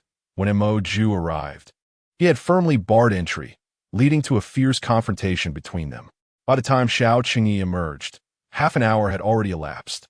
Upon hearing news of Mo Zhu, he had rushed over in haste. Thank goodness she was safe.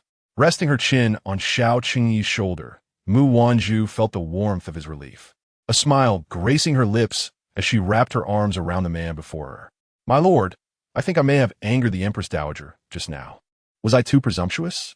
Xiao Qingyi gently released her, caressing her delicate face. Nonsense. Zhu is far from being impolite. If the Empress Dowager was indeed provoked, it only reflects her own narrow-mindedness. A soft laugh escaped Mu Wanzhu, touched by his unreserved affection, her heart swelling with sweetness as she took his hand, their fingers intertwining as they walked back. Does your majesty not wish to inquire what transpired? Do you trust me so completely? What if I was in the wrong? Xiao Qingyi, without needing to ask, was already well aware of the Empress Dowager's intentions toward Mu Wanzhu. It was merely a matter of heirs, a weighty concern in the eyes of the Empress Dowager and the royal family.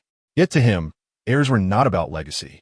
They were simply a manifestation of his love for a woman, a desire to share life with her. He halted, his usually cold and occasionally mischievous gaze now reflecting the image of Mu Wanzhu, filled with deep affection and indulgence. I believe in Zhu. Mu Wanzhu felt her cheeks flush under his intense gaze, playfully retorting, what if I truly did err? Even if Zhu was at fault in my eyes, she would still be right. With a playful huff, Mu Wanzhu responded, Your Majesty certainly knows how to soothe me. Though she spoke such words, her heart felt as though it had been coated in honey. Chapter 53.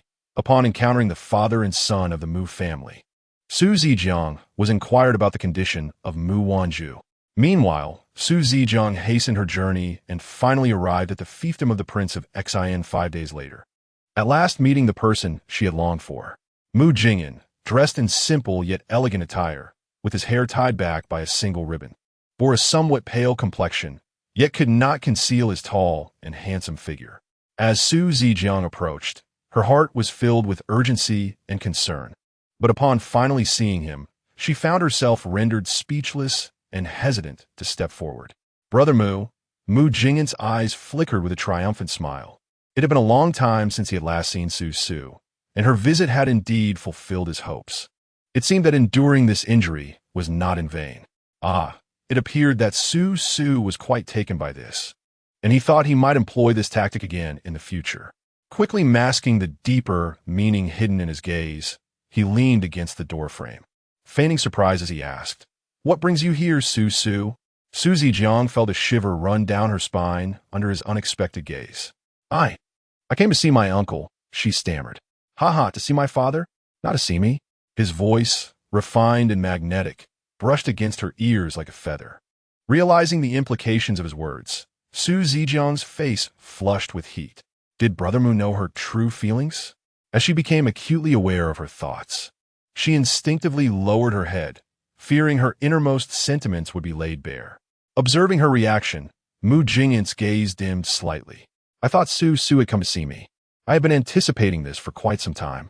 With that, he straightened up and walked into the room, his silhouette radiating a profound sense of solitude. Su Zijiang's heart ached at the sight, and without a moment's hesitation, she called out, Brother Mu, actually. What actually? Mu Jingyin turned to look at her. His gaze was decidedly ordinary. Yet Su Zijiang felt as if it could unravel her hidden thoughts. Just as she hesitated, contemplating whether to confess her true intention of coming to see him, a heavy voice boomed from behind her. Su family's niece, what brings you here? Mu Jingyin shot an annoyed glare at the newcomer, clicking his tongue in frustration. Sooner or later, he would drive his father out of the house. Surprised to see his friend's daughter, Mu Ziran invited her to stay for lunch. Though his true intent was to inquire about his own daughter's recent circumstances in the palace, he was not overly concerned about his daughter being bullied. He had raised her himself, and though she appeared delicate, she was not one to be easily intimidated. Especially since His Majesty had promised to take good care of Zhu, he believed there should be no issues regarding her safety. Yet, the more he pondered, the more uneasy he became. Xiao Qingyi was a notorious bachelor, and the thought of a lone man and woman together made him apprehensive. Is Zhu doing well in the palace? Su Zijiang sensed that Mu Ziran's warm invitation for her to dine was undoubtedly tied to inquiries about Zhu.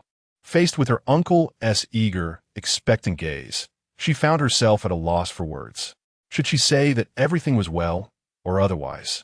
You should say that it is good, right? In the present day, one finds oneself as a favored concubine. No, it should now be referred to as the esteemed imperial consort. Basking in the emperor's exclusive affection. Is that not a splendid fate? Yet, one might argue otherwise, for such singular adoration can indeed prove suffocating. The neck bears daily the marks of ambiguous bruises, a testament to the fervor of a most intense struggle, leaving this unwed protagonist somewhat apprehensive about the prospect of marriage. After careful consideration of her words, she replied, It is quite satisfactory, safe and free from worry, with life preserved. Mu Ziran nodded, that is good. After a moment's thought, he inquired further, and what of His Majesty? Has he exhibited any inappropriate behavior? Su Ziji's body stiffened. So it had come to this, the inquiry she had anticipated. What constitutes inappropriate behavior? Mu Ziran, suspecting his words had been too subtle, decided to be forthright. Has His Majesty harassed my dear Zhu? The two individuals beside him were taken aback by his bluntness, falling into a stunned silence. Mu Jingyin shot a reproachful glare at his father, lamenting his lack of decorum in the presence of his future daughter-in-law. At that moment, Su Ziji was hardly preoccupied with thoughts of Mu Bofu's crudeness. Her mind was consumed by the answer to that question. Harassment? Uncle, you have gravely underestimated His Majesty's character. His Majesty does not merely harass. He demands, most audaciously so. One might even overestimate His Majesty's urgency. Zhu was taken from the palace the moment she entered. Such thoughts raced through her mind, yet the words remained unspoken. She was certain that should she voice them, today would see her uncle storming into the capital with a great sword in hand. After a brief contemplation, Su Ziji shook her head. There has been no harassment. Upon hearing this, Mu Ziran still felt a twinge of fear and asked once more. His Majesty has not harassed Zhu. It is merely a brazen taking. In no time, you may very well find yourself meeting your little grandson. When Mu Ziran departed the capital, he had advised Zhu to keep her distance from the emperor, yet being under his watchful eye left him uneasy. With Su Ziji's repeated assurances, the heavy stone that had weighed upon his heart finally fell, and he exhaled a deep sigh of relief. That is good. At that moment, Mu Ziran could scarcely imagine the turmoil that would engulf him upon seeing his precious daughter approaching with a prominent belly. His eyes would widen in fury, nearly driving him to madness. He would yearn to confront that man who had wronged his daughter. Yet, that is a tale for another time. Meanwhile, the maidservants of the Fu family had gleaned some news and promptly returned to inform Qin Mingwei. School? Indeed, It is said that the imperial consort has beseeched his majesty, and he has summoned Master Wan to be the tutor for the young master.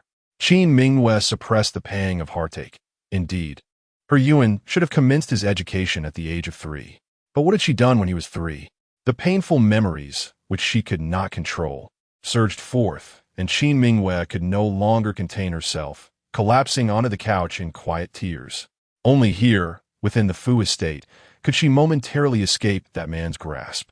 Only here could she feel like an independent being rather than a puppet held in someone else's hands. The maid, perplexed by her tears and unsure how to console her, could only stand by in silence. At that moment, the cold voice of Fu Qian sliced through the air, accompanied by footsteps, crying, "Why are you crying? If you wish to leave, then leave. The doors of my Fu residence have never been closed." Upon hearing the voice, Qin Mingyue hastily wiped her tears and looked up to see the tall figure of Fu Qian entering, his entire countenance as cold as ice. My voice caught in my throat. Before she could utter a word, her chin was seized firmly by a pair of powerful hands, causing her to gasp in pain. "Why are you inquiring about her? Do you still wish to exploit him? Has he not suffered enough because of you?" Qin Mingyue raised her gaze, locking eyes with Fu Qian's emotionless, obsidian pupils, her heart trembling as tears welled up once more. No, I merely wish to see him." To her astonishment, Fu Qian laughed maniacally at her words, his gaze seemingly intent on devouring her whole. "See him? You haven't visited him in years. Now you suddenly wish to see him?" His grip tightened, constricting her throat and pinning her against the couch, causing a nearby maid to scream in terror. "Get out!" The maid, terrified, hurriedly fled. Fu Qian's eyes burned crimson as he fixated on the pale, contorted visage of the woman gasping for breath beneath him. This was the woman he loved dearly, yet simultaneously loathed intensely. How could you be so heartless? He continued to grip her neck with unyielding force. Qin Mingyue felt her breath growing increasingly labored. An ominous sense that Fu Qian truly wished to kill her enveloped her. A fleeting thought crossed her mind. Let it be. Death might be a relief. This way, she would no longer suffer, nor would he and their child endure pain because of her. Just as she closed her eyes, the pressure around her neck suddenly loosened, and her body instinctively gasped for air before her mind could catch up. She opened her eyes to see Fu Qian silhouetted against the light, his features obscured, but she could see him slowly rising to his feet. Unbeknownst to her, Fu Qian had closed his eyes, as if to conceal the endless turmoil and anguish within him. In a calm, steady tone, he inquired, "Now tell me, what mission have you come with this time?" Chapter 54. Teasing her facing Fu Qian, the words "I do not" have lodged in Qin Mingyue's throat, tears streaming down her face, yet she could not articulate them. How could she have nothing? She had indeed come with a purpose. Fu Qian understood her too well. He recognized the look in her eyes and knew his intuition was correct. He lowered his head, a bitter smile gracing his lips, then knelt beside her on the couch, cradling her head with one hand, pressing his forehead against hers, his warm breath brushing against her face. Startled, Qin Mingyue instinctively wanted to push him away, but he spoke in a hoarse voice, "I beg you, please come back." The military power had been surrendered, and Anur had been sent to the palace. Should there be another occasion, I truly do not know how I could protect you any longer. Qin Mingyue's eyelashes trembled violently, her heart swelling with shock. "Come back, will you?" His voice was like an alluring poppy, intoxicating and addictive, reminiscent of the countless times he had whispered her name with that beguiling tone in their intimate moments. Over and over again, once upon a time, she yearned to forget her identity and lose herself in him for eternity. Qin Mingyue closed her eyes, reaching out with longing to embrace the man's waist once more. To her astonishment, a tall, ominous shadow loomed outside the intricately carved window. Even through the delicate paper, she could sense the chilling, menacing glint it cast. Startled, her pupils trembled, fingers clenched tightly before retreating slowly. She grit her teeth and closed her eyes, murmuring her silent promise. After the Qingming festival, the weather grew increasingly warm, and in the blink of an eye, a month and a half had passed. With the heat intensifying further, though the oppressive summer had yet to arrive, allowing her some respite within the palace. During this period, the capital remained remarkably tranquil. In tea-houses and taverns, the tales of the bewitched concubine and the foolish emperor had faded, replaced instead by the affectionate stories of His Majesty and the Empress, which circulated in countless retellings, eagerly performed in storytelling establishments. Following the assassination attempt, a certain royal prince had taken the blame for Prince Xian. Though Xiao Chengyi did not expect the matter to be resolved swiftly, he was nonetheless displeased and ordered a rigorous investigation, which implicated numerous individuals. Approximately 20 to 30 officials were found to be closely associated with that prince, all of whom had indulged in various nefarious deeds, seizing fertile lands, coercing citizens into prostitution, instigating violence, bribing law officials, and silencing witnesses, all manner of heinous crimes too numerous to recount. In a fit of rage during the morning court session, Xiao Qingyi dismissed all implicated officials, sending them to the dungeons. This incident also unearthed the earlier case involving the chancellor, where all of the chancellor's students had been implicated, most of the evidence linking them to the royal kin and their collusion with certain ministers. The implications were chilling. Xiao Qingyi promptly issued a decree to exonerate the chancellor's students. Those previously exiled began to return to their former positions. However, the true circumstances surrounding the chancellor's case remained shrouded in uncertainty, lacking definitive evidence. Yet, as the chancellor's students returned to the court, more voices began to speak on his behalf. Other officials secretly speculated that it was merely a matter of time before the chancellor would be vindicated. Although the Mu family had perished, their lineage still thrived, and their collateral relatives were equally formidable. Eventually, the Mu family would rise to prominence once more, with their offspring in the court and the empress favored by 3,000 in the harem. The officials, each with their own thoughts, contemplated whether to foster connections between their female relatives and the empress. Meanwhile, Mu Wanzhu remained blissfully unaware of the intricate political machinations at court. She had been living a life of comfort and joy, initially expecting the Empress Dowager to incessantly trouble her. To her surprise, after that particular day, there had been no further disturbances, nor had she been summoned to pay her respects. Coupled with the emperor's recent busyness, her days in his company had dwindled, allowing her to finally relax, often waking only when the sun had risen high in the sky. Her days had never been more pleasant. She had also heard from the Seven Shadows that her father's students were gradually being exonerated. This news filled her with even more joy. If her father's students were being vindicated, did that not imply that her father and brother would soon return?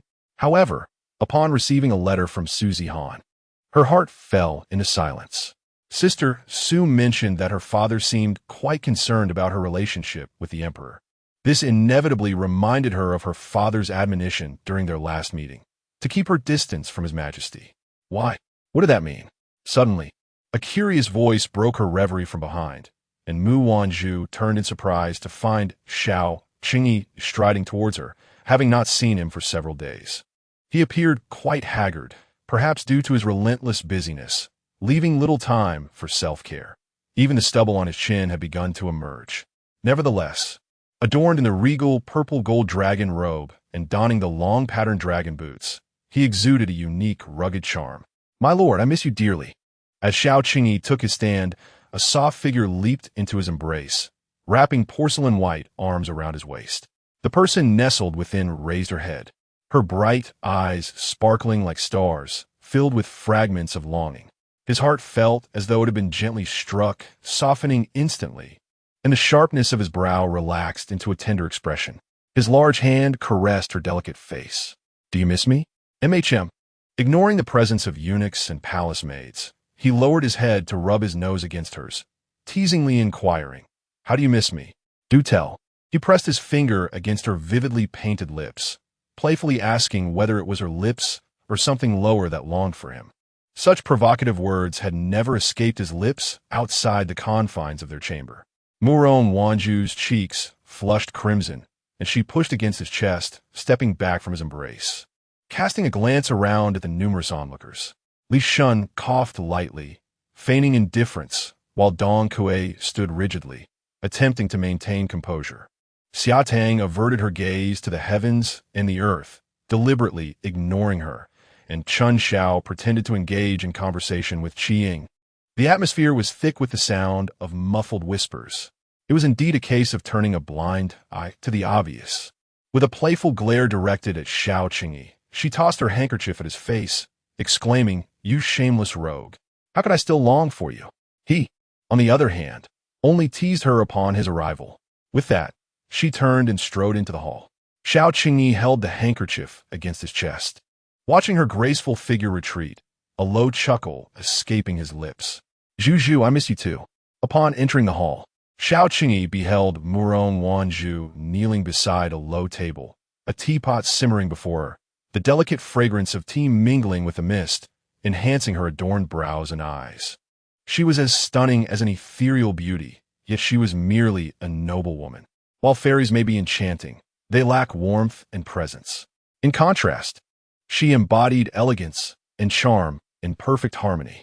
Perhaps due to her time in the palace, it seemed she had gradually shed the innocence of a young girl, blooming into a more resplendent beauty.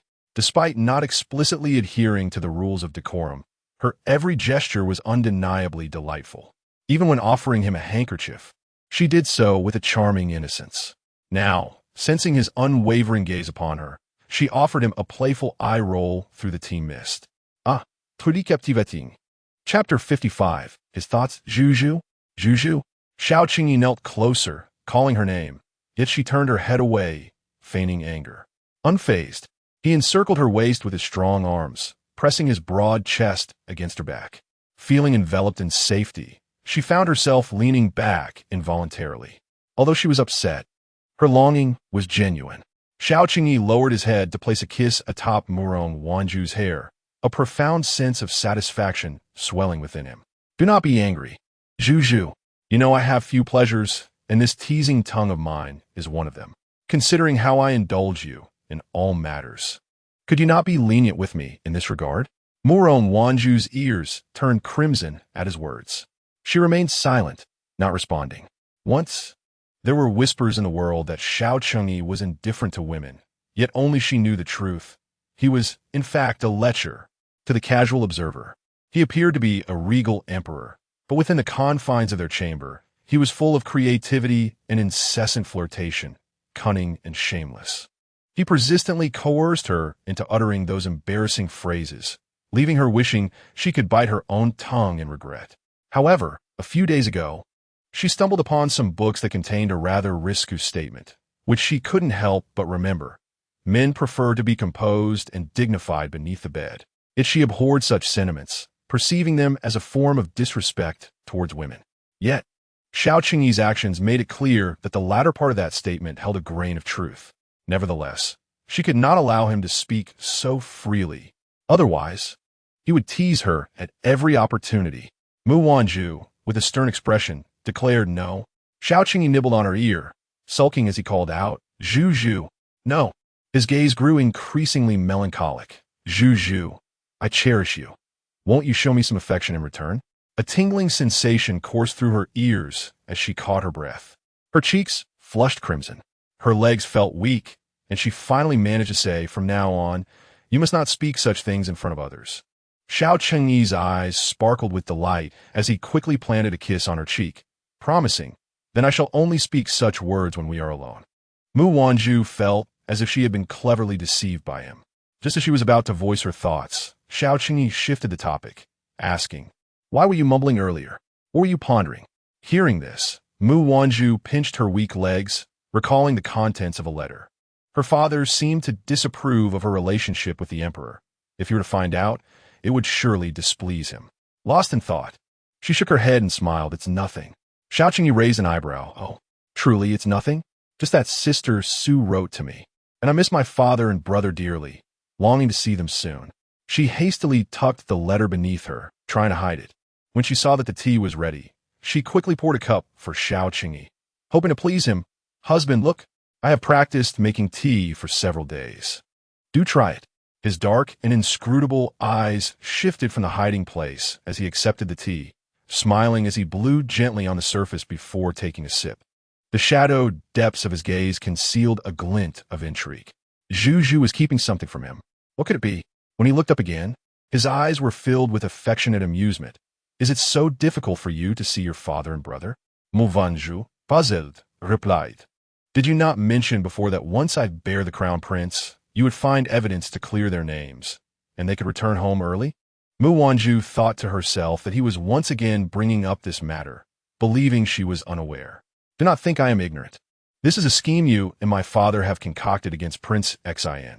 When you first spoke of this, it was merely because you coveted me, using my father and brother's lives to intimidate me into willingly staying by your side. With a huff, she continued, now that you have already eliminated some of Prince Xion's influence, everything is gradually falling into place. Once this matter concludes, my father and elder brother will return. This is unrelated to whether or not I bear children. Do not attempt to deceive me again. She took a sip of the tea Xiao Qingyi had set down, lifting her chin with an air of having seen through his intentions long ago. Xiao Qingyi's smile deepened. Oh, so she has seen through him? He snatched the cup from her hand, turned it around, and took a sip from the spot where she had drunk. Mu Wanzhu's face flushed. She glanced at the table, wanting to question why he would drink from her cup, only to realize that she hadn't poured herself any tea at all. That cup of tea was his. Instantly, her cheeks turned a deeper shade of crimson. As Xiao Qingyi sipped his tea, he gazed at his bashful beloved, his eyes sparkling with mischief. A subtle smile gracing his lips. She was still too naive. TSK. This made him appear rather despicable. If she only knew that this elaborate game was partially orchestrated for her sake. No, he mustn't reveal the truth to her. Is the tea delightful? Indeed, it is. Zhu is truly remarkable. I once studied for half a year, yet I could not match her skill. Mu Wanzhu felt a surge of joy within her. Night fell. After several days apart, their reunion was bound to ignite a passionate fire. Once their entanglement concluded, Mu Wanzhu was already drenched in sweat, panting heavily. Her legs, unable to close, sprawled out on the bedding. She allowed the man to carry her to the bath, and only after feeling refreshed and clean did she succumb to a deep slumber.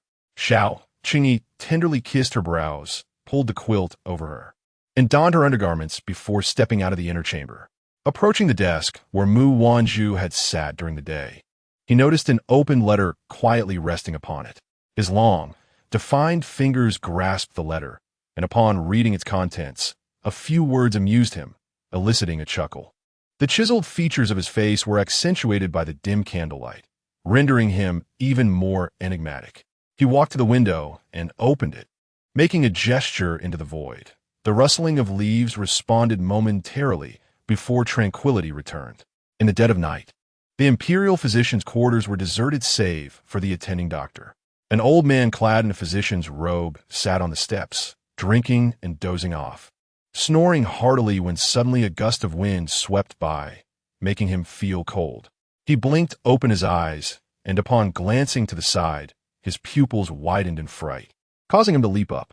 Pointing at the figure, he shouted, Xiao Qingyi, you rascal, what brings you here at this hour?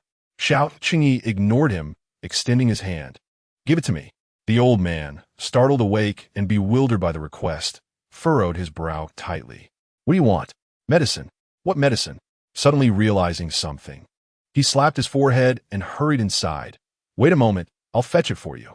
Soon, the old man returned, shoving a dark brown bottle into Xiao Qingyi's hand, a mischievous grin creeping onto his face.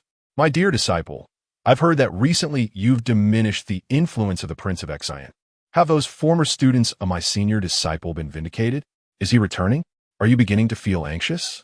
As he spoke, he tucked his hands into his sleeves, circling around Xiao Qingyi, assessing him up and down. Who would have thought? Chapter 56. Encountering Changsun Yuyao outside the palace.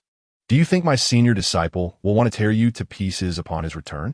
Xiao Qingyi chose to disregard him, taking out a pill and swallowing it, his deep-set eyes sweeping over as he declared, I shall handle this.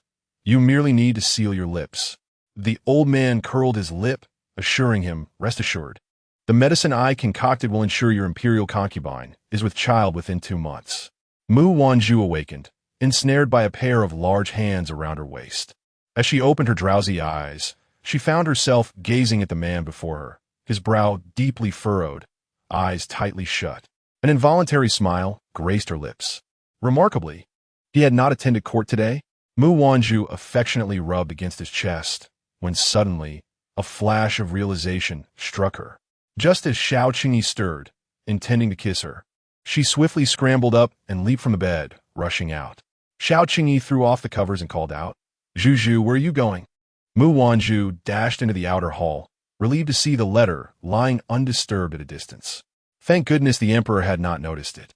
Seeing no one around, she quickly tucked the letter into her sleeve. "What's the matter?" Xiao Qingyi enveloped her from behind. Mu Wanzhu shook her head, offering a sweet smile. "It's nothing." Xiao Qingyi's gaze swept over the empty space, a fleeting smile gracing his lips. In recent days, with little to occupy her time, Mu Wanzhu had taken to escorting Fu Yuan to the Wenteifu's residence for lessons each day. On this occasion, she accompanied him as usual, contemplating the time it would take to return for him in the evening. Thus, she decided to stroll leisurely through the streets. Having left the palace, she had adopted a simpler makeup style, yet her presence commanded attention, causing passers-by to glance back at her.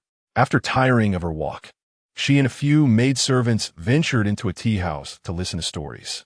Upon entering, she was captivated by tales of herself and the emperor, embellished to the point of absurdity. Had it not been for the lack of truth, she might have almost believed them.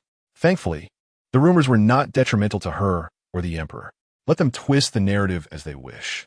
Seated nearby were several young ladies from noble families, whispering and shaking their heads in dismay. Curious, she leaned in to listen, catching snippets about the disappearance of the eldest daughter of the Duke of Jinghua. The entire household had been in a frenzy searching for her, and the Duchess had aged considerably due to worry. They also mentioned that Princess Chongning had returned to the Chongsun residence recently, seemingly in search of suitor. In search of a match?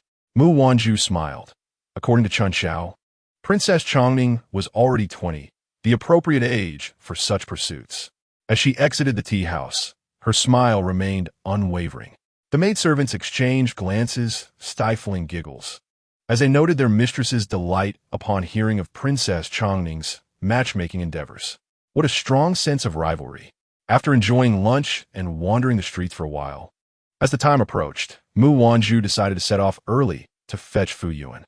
Just as she was about to step onto the carriage, she heard someone calling her from behind. "Your imperial concubine." Turning around, she was taken aback for a moment. Princess Chongning. Chongsun Yuyao approached with a gentle smile, accompanied by her maidservants. It had been some time since they last met, and the imperial concubine had grown even more enchanting. Mu Wanzhu observed Chongsun Yuyao, who wore an elegant, simple gown that accentuated her graceful and refined demeanor. In her heart, she hoped for the princess to marry soon, while Chongsun Yuyao smiled radiantly, praising her own beauty. In terms of temperament, Mu Wanzhu humbly acknowledged that she could not compare to the person before her. However, she was unwilling to concede defeat, responding with a perfectly graceful smile, thanking Princess Chongning for the compliment. If one were to speak of beauty, it would not be an exaggeration to claim that Princess Chongning is indeed a vision that could topple nations. Mu Wanzhu sincerely believed this. Chongsun Yuyao's appearance was truly breathtaking, ethereal and untouched by earthly filth, as if she had stepped out of a painting. Chongsun Yuyao was momentarily taken aback, seemingly surprised that Mu Wanzhu would praise her. With a gentle smile, she expressed her gratitude for the imperial concubine's kind words. "Might I have the opportunity to converse privately with the imperial concubine?" she inquired. "Rest assured, I would never cause harm to the esteemed concubine." With the Chongsun clan being composed of hundreds, she would never gamble with their lives. Mu Wanzhu was uncertain of Chongning's intentions, yet through their recent interactions, she perceived that aside from her own frustrations, the people of Chongning were quite amiable. After a moment's contemplation, she acquiesced. However, she remained in front of the carriage, merely instructing a few maidservants and guards to step back to avoid any unforeseen incidents. Chongning, noticing her intent, chuckled. "Your vigilance is indeed commendable. One must cherish this life," Mu Wanzhu replied. "I hope the princess does not take offense." She smiled in return. Chongning could not contain her laughter. Mu Wanzhu raised an eyebrow. "What is so amusing, princess?" Chongning quickly stifled her laughter, saying, "I would never mock the imperial concubine. I simply find you to be refreshingly candid and sincere. Having grown up beside the Empress Dowager, her acquaintances were often driven by self-interest. Their words carefully measured and laden with ulterior motives. The imperial concubine was distinctly different from them, who does not enjoy being praised. To be lauded for both beauty and character was indeed delightful. Mu Wanzhu felt a surge of joy from the compliments, though she maintained an air of indifference, feigning a dismissive glance. And then what? Is it merely to flatter me that the princess seeks a private audience? I assure you, I have no shortage of sycophants. She added. Changning paused, then smiled, stepping closer and lowering her voice. I merely wish to convey to the imperial concubine that I do not harbor feelings for his majesty. Mu Wanzhu's pupils dilated as she met Changsun Yuyo's sincere gaze. To speak frankly, being born into the Changsun family, I am compelled by familial expectations. She continued with a sigh, as if recalling a weighty burden. Surely, the imperial concubine is aware that since the Empress Dowager's time, our family has produced two empresses, one being the Empress Dowager herself, and the other, the late empress of the former emperor. The ascension of two daughters to the throne has allowed the Changsun clan to secure its position among the nobility of the capital. Now that the former empress has passed, although we have the Empress Dowager, her lack of engagement in governance and diminishing power, coupled with her advancing age, has led the Changsun family to a decline in recent years. She turned to Mu Wanzhu, explaining, thus, it is the desire of the Empress Dowager, along with the Changsun family, to see me enter the palace as empress, in hopes of continuing the legacy of our family's glory for generations to come. However, this was not what Changning desired. Compelled by the bonds of obligation, she had no choice but to comply. As she spoke, her gaze fell, her voice suddenly heavy. Changning had someone she cherished. If given the choice, she would rather wed him. Changsun Yuyao had said much, yet Mu Wanzhu was in a daze, uncertain if she had absorbed any of it. However, she vividly recalled Changsun Yuyao's words. If the Empress Dowager were willing to assist me, would it not also serve her own interests by alleviating a burden? Assist her in marrying the one she loved? Was she not then opposing the Empress Dowager and the entire Changsun family? Chapter 57. Fu Yu An's confusion. The carriage journeyed steadily towards the Grand Tutor's residence. Mu Wanzhu pondered for an extended period, yet clarity eluded her, and before she knew it, they had arrived. Lifting the carriage curtain, she beheld a man and a woman standing at the entrance. The man stood tall and erect like a pine tree, while the woman exuded grace and propriety. Both gazed intently within.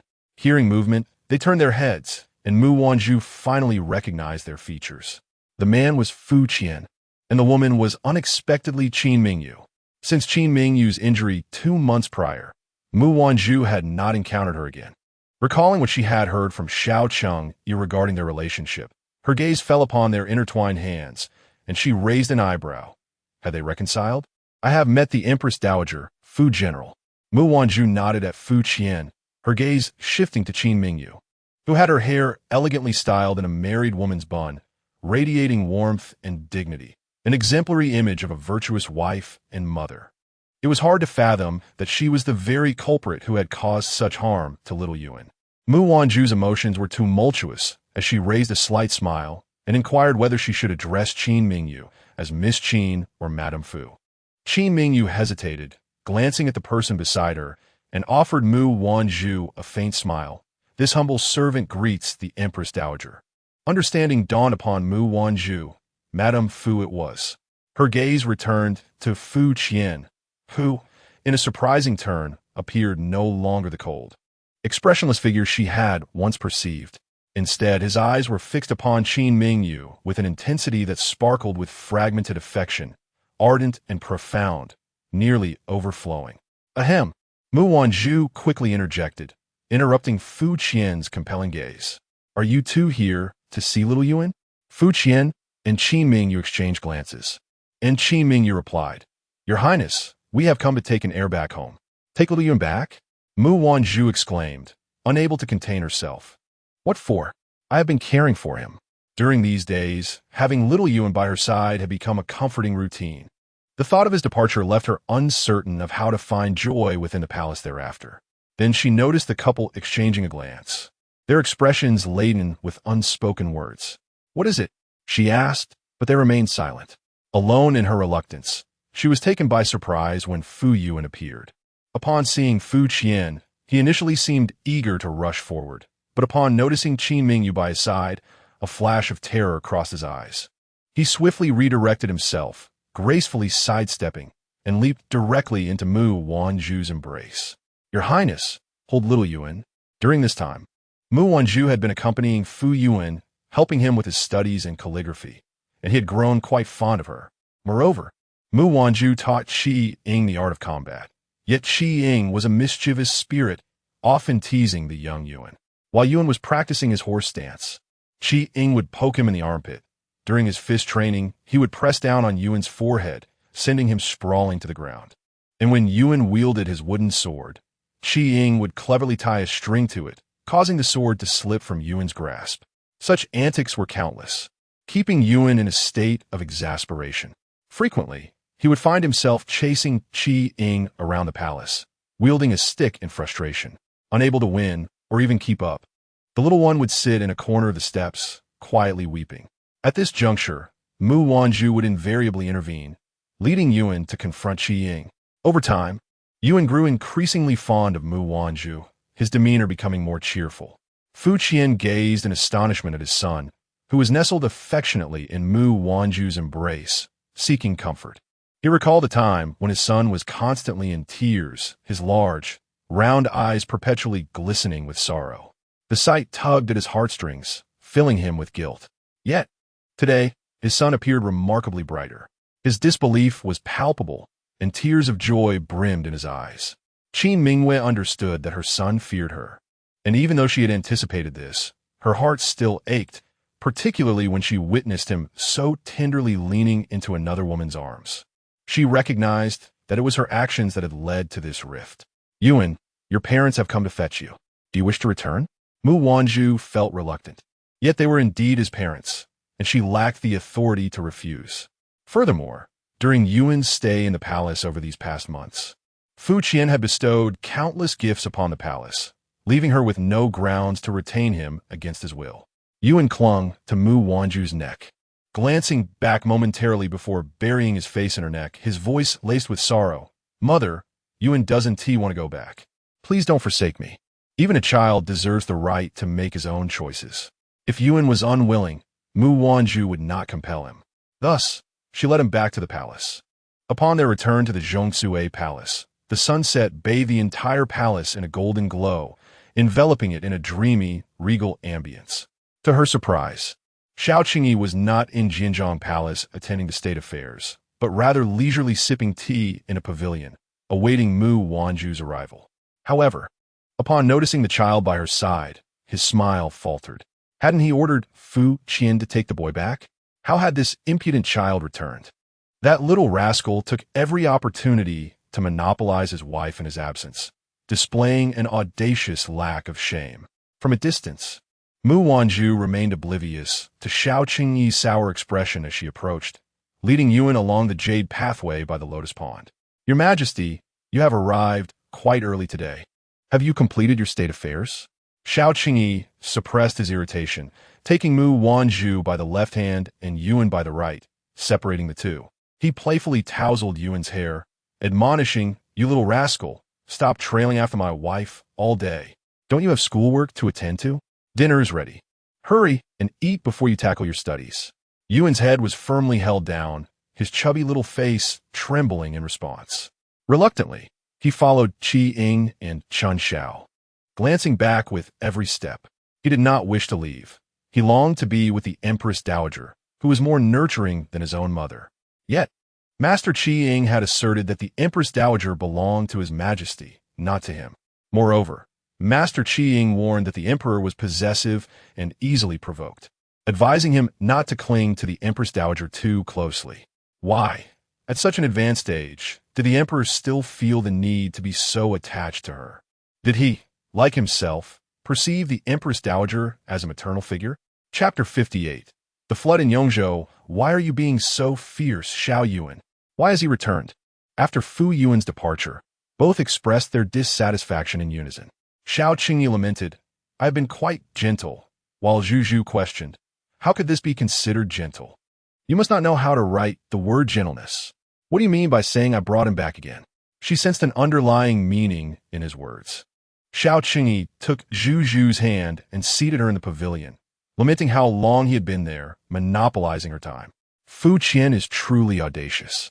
I had commanded him to escort the young man away, yet he dared to defy me." Upon hearing this, Zhu Zhu finally understood the peculiar expressions on Fu Qian and Qi Mingyue's faces earlier. It was he who had insisted on bringing Xiao Yuan back. "It has nothing to do with them. I brought him back myself." Zhu Zhu gazed at him intently, prompting Xiao Qingyi to divert the conversation. "Do you wish to keep that young man in the palace?" "Indeed. While you're occupied with state affairs, I find myself quite lonely. With Xiao Yuan's company, I will not feel so isolated." Her tone was filled with grievance, causing Xiao Qingyi's heart to soften instantly. He pulled her into his embrace, his voice laden with remorse.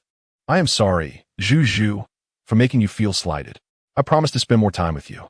His words unleashed all the pent-up grievances within Zhu Zhu, prompting her to gently lean against his shoulder. For over a decade, she had endured such solitude, but since being with His Majesty, she yearned for his presence incessantly. She recognized her own sentimentality. He was the emperor, a sovereign burdened with countless affairs, and every document he processed could save innumerable lives. Compared to the collective joys and sorrows of the populace, her own feelings seemed trivial. Yet, she longed for him to be by her side, especially as he had grown increasingly busy lately, often disappearing for days on end. At times, she missed him dearly. Silently wiping away her tears, she whispered, "My husband, I understand that you have many matters to attend to daily, and that state affairs are paramount, but sometimes I cannot help but miss you." Except in moments of intimacy, Xiao Qingyi could scarcely bear to see Zhu Zhu weep. Now, when she cried, it felt as though his heart was being wrenched. He gently wiped the tears from her eyes and comforted her. "Do not cry, my dear Zhu Zhu. It is my fault for neglecting your feelings. As your husband, I have not fulfilled my duties adequately." He held her tightly, vowing to allow that young man to remain occasionally for her amusement. "Yes, yes. However, tomorrow you shall accompany me to Jianzhong Palace." That evening, Mu Wanzhu recounted to Xiao Qingyi her encounter with Chong Ning outside the palace. Xiao Qingyi, tenderly kissing her crimson lips, admonished her, saying that such matters should not trouble her. If anyone had grievances, they ought to address them directly to him. Those seeking Mu Wanzhu surely harbored ill intentions. A flash of white light coursed through her mind, and Mu Wanzhu felt as though she were floating on clouds, hearing nothing but the ominous words. Thus, the following morning, she dispatched Chun Xiao to convey a message to the Changsun Manor, while she accompanied Xiao Qingyi to the morning court. As Xiao Qingyi attended the court, she discreetly nestled behind the curtains on a soft couch, catching up on her sleep.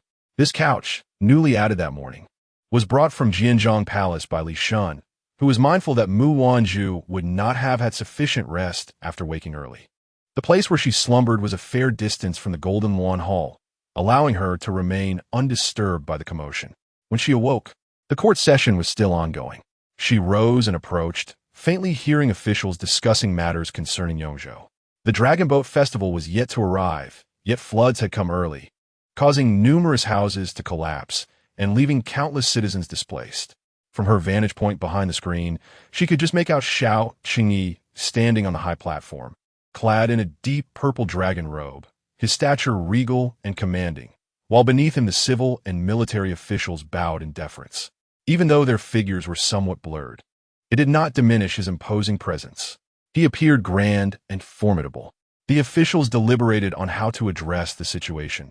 Yongzhou, being the fiefdom of the Prince of Xian, should be more familiar with the local geography and the affairs of the officials. Given the early onset of the floods, further calamities were inevitable. Therefore, one official suggested that it was imperative for the emperor to send the Prince of Xian to Yongzhou to manage the water crisis. Upon hearing this, Mu Wanzhu noted several officials swiftly rebutting the suggestion, citing the prince's previous misdeeds. She found both sides to present compelling arguments, yet their heated exchange only added to her confusion. Was morning court always this tumultuous? She marveled at how the emperor could endure such discord for 15 years. Ultimately, Xiao Qingyi decisively commanded that the Prince of Xian be dispatched to Yongzhou, a development that surprised Mu Wanzhu. Given the prince's suspected treachery, she wondered why the emperor would risk sending him, fearing that the prince might gain merit and popularity, potentially leading to rebellion. She then overheard reports of troop concentrations at the northern borders. Hearing Xiao Qingyi let out an angry laugh, she sensed the urgency to tighten border security. Your Majesty, does this mean war is impending in the north? Mu Wanzhu inquired anxiously. Noticing her troubled expression, Xiao Qingyi pinched her cheek and placed her favorite dish in her bowl, jesting that he was not as worried as she was. Do not fret, there is still time. Mu Wanzhu, feeling discontent, swatted his hand away. But what of the Prince of Xian? Why send him? Are you not concerned that he might gain fame and success? A fleeting shadow of severity crossed Xiao Qingyi's eyes, his lips curling into a sardonic smile. Mu Wanzhu managed to extract no information. Thus she chose to refrain from further inquiries, for she was quite ignorant of these matters and decided to embrace her role as a seemingly inept imperial consort. After lunch, Xiao Qingyi needed to attend to state affairs. Mu Wanzhu consequently instructed her attendants to place a small writing desk beside his. While he reviewed memorials, she alternated between practicing her calligraphy and sketching landscapes. To avoid disturbing Xiao Qingyi, she maintained a serene silence. However, despite her quietude, he would occasionally grasp her delicate hand across the desk, caressing her soft, jade-like fingers with his touch. In the tranquil yet warm atmosphere of the Jianzhong Palace, the Longsun Manor echoed with a different sentiment. My lady has expressed that regarding the matter of the county princess, she is willing yet powerless, and hopes the princess can devise a solution herself. Alternatively, if the princess truly harbors affection for that individual, perhaps she might beseech His Majesty for a marriage decree. I believe His Majesty's intervention would render even the Empress Dowager's intentions futile. Chun Xiao delivered the message before taking her leave. Longsun Yueying watched the receding figure, lifting her teacup for a delicate sip, the steam clouding her gaze as she pondered in silence. Soon after, she called her maid and whispered instructions. The maid nodded, assuring her that she would attend to the matter promptly. Chapter 59. Courtly indulgence. 3 days later, the Dragon Boat Festival would unfold, and, as per tradition, the palace would host a grand banquet, inviting officials and their families to celebrate the occasion together. As dusk fell, the banquet commenced. This was the first formal gathering Mu Wanzhu would attend since entering the palace, and the halls filled with officials and their households, all seated along the serpentine, white marble walkway. She tightened her grip on Xiao Qingyi's hand as her flowing gown brushed against the long steps. She was gently assisted by the towering emperor to take her place upon the elevated platform, drawing the attention of nearly everyone present, who could not resist gazing at the favored imperial consort. In that moment, the woman seated beside the emperor was a vision of beauty, her skin luminescent like pearls and as fair as snow. Her eyes sparkled like stars descending into autumn waters as she conversed with the emperor, her expressions lively and affectionate. A mere glance from her exuded an air of nobility that captivated hearts, inciting both envy among women and wistful admiration among men, who dared not entertain such thoughts. It was no wonder, indeed, that His Majesty made an exception for this imperial consort. Her grace was unparalleled, and her beauty breathtaking. Feeling the weight of many gazes upon her, Mu Wanzhu instinctively leaned closer to Xiao Qingyi, noticing her subtle movement. He turned to her with a gentle glance and quietly reassured her, "Do not be afraid. I am here." As the performance of song and dance commenced, the melodious strains filled the air while the dancers twirled gracefully. Yet the eyes of the assembly frequently drifted back to Mu Wanzhu on the high platform, as if she were the most resplendent presence at the banquet. Eventually, feeling fatigued, Mu Wanzhu wished to step outside for some fresh air. She took a few maidens with her toward the imperial garden when, unexpectedly, the heavy gasps of a middle-aged man and the soft moans of a woman reached her ears. Well-versed in matters of intimacy, Mu Wanzhu discerned the nature of these sounds, which felt oddly familiar. Her curiosity piqued. She motioned for her 3 maidens to conceal themselves behind a rockery, awaiting the conclusion of the encounter. After a considerable time, silence reigned once more, and the man's voice broke the quiet. "Rest assured, I will see to it that this matter is handled properly." As the 2 figures departed, Mu Wanzhu cautiously leaned out to observe. The man and woman walked away in separate directions, shrouded in the hazy moonlight, rendering their faces indistinguishable. Only their silhouettes were discernible. The man, donned in an official robe, possessed a slender and elongated frame. Strikingly, the woman's figure resembled her own. How could this be? On her journey back, Mu Wanzhu found it hard to believe, still enveloped in shock. To her surprise, she collided with a pair of amorous doves entwined in the corridor. Instinctively, she covered her eyes and scolded, "Indecency within the palace. Do you wish to court death, Your Imperial Highness?" Upon hearing the voice, Mu Wanzhu opened her eyes to find it was indeed Chang Sun Yuan standing there, while the man had fled at a rebuke, presumably clad in the attire of a guard. It was at this moment that Mu Wanzhu noticed Chang Sun Yuan was impeccably dressed, unlike the 2 who had just embraced by the rockery. After the previous shocking encounter, she felt a wave of relief wash over her, as long as it was not something unsightly. She dreaded witnessing anything that ought not to be seen. Chang Sun Yuan appeared somewhat flustered. "Your Imperial Highness, who is that person?" The banquet had been calm and unremarkable, and Mu Wanzhu had hoped it would continue seamlessly. However, one after another, they seemed intent on testing the limits of her composure, disregarding the propriety of the occasion. "Is that so?" Mu Wanzhu felt a surge of anger, her voice inadvertently imbued with the oppressive aura of Shao Qingyi. Chang Sun Yuan bit her lip, seemingly cornered by pressure. "He is the person mentioned by Chongning and the Empress Dowager. Does she harbor feelings for him?" Suddenly, Mu Wanzhu's understanding deepened, and she inquired, "What is his true identity?" "He is a guard." At that revelation, Mu Wanzhu comprehended everything. Chang Sun Yuan had feelings for a mere guard, which explained her reluctance to disclose this to the Empress Dowager or her family. The Changsun family held significant standing. They were not individuals of ordinary status who could be associated with commoners, let alone a lowly guard. Thud. While Mu Wanzhu pondered, Chang Sun Yuan had already knelt upon the ground, anxiously clutching her skirt. "Your Imperial Highness, may I implore you to keep today's events confidential for Chongning? He must not be discovered. If he is, Chongning's innocence will be compromised, and neither the Empress Dowager nor the Changsun family will spare him. Your Imperial Highness, I beg of you." Mu Wanzhu's mind was in a haze. She took 2 steps back before contemplating the matter. "I shall not disclose this, but you must also be cautious of the implications. Avoid secret meetings in such places. If discovered, that man is as good as dead."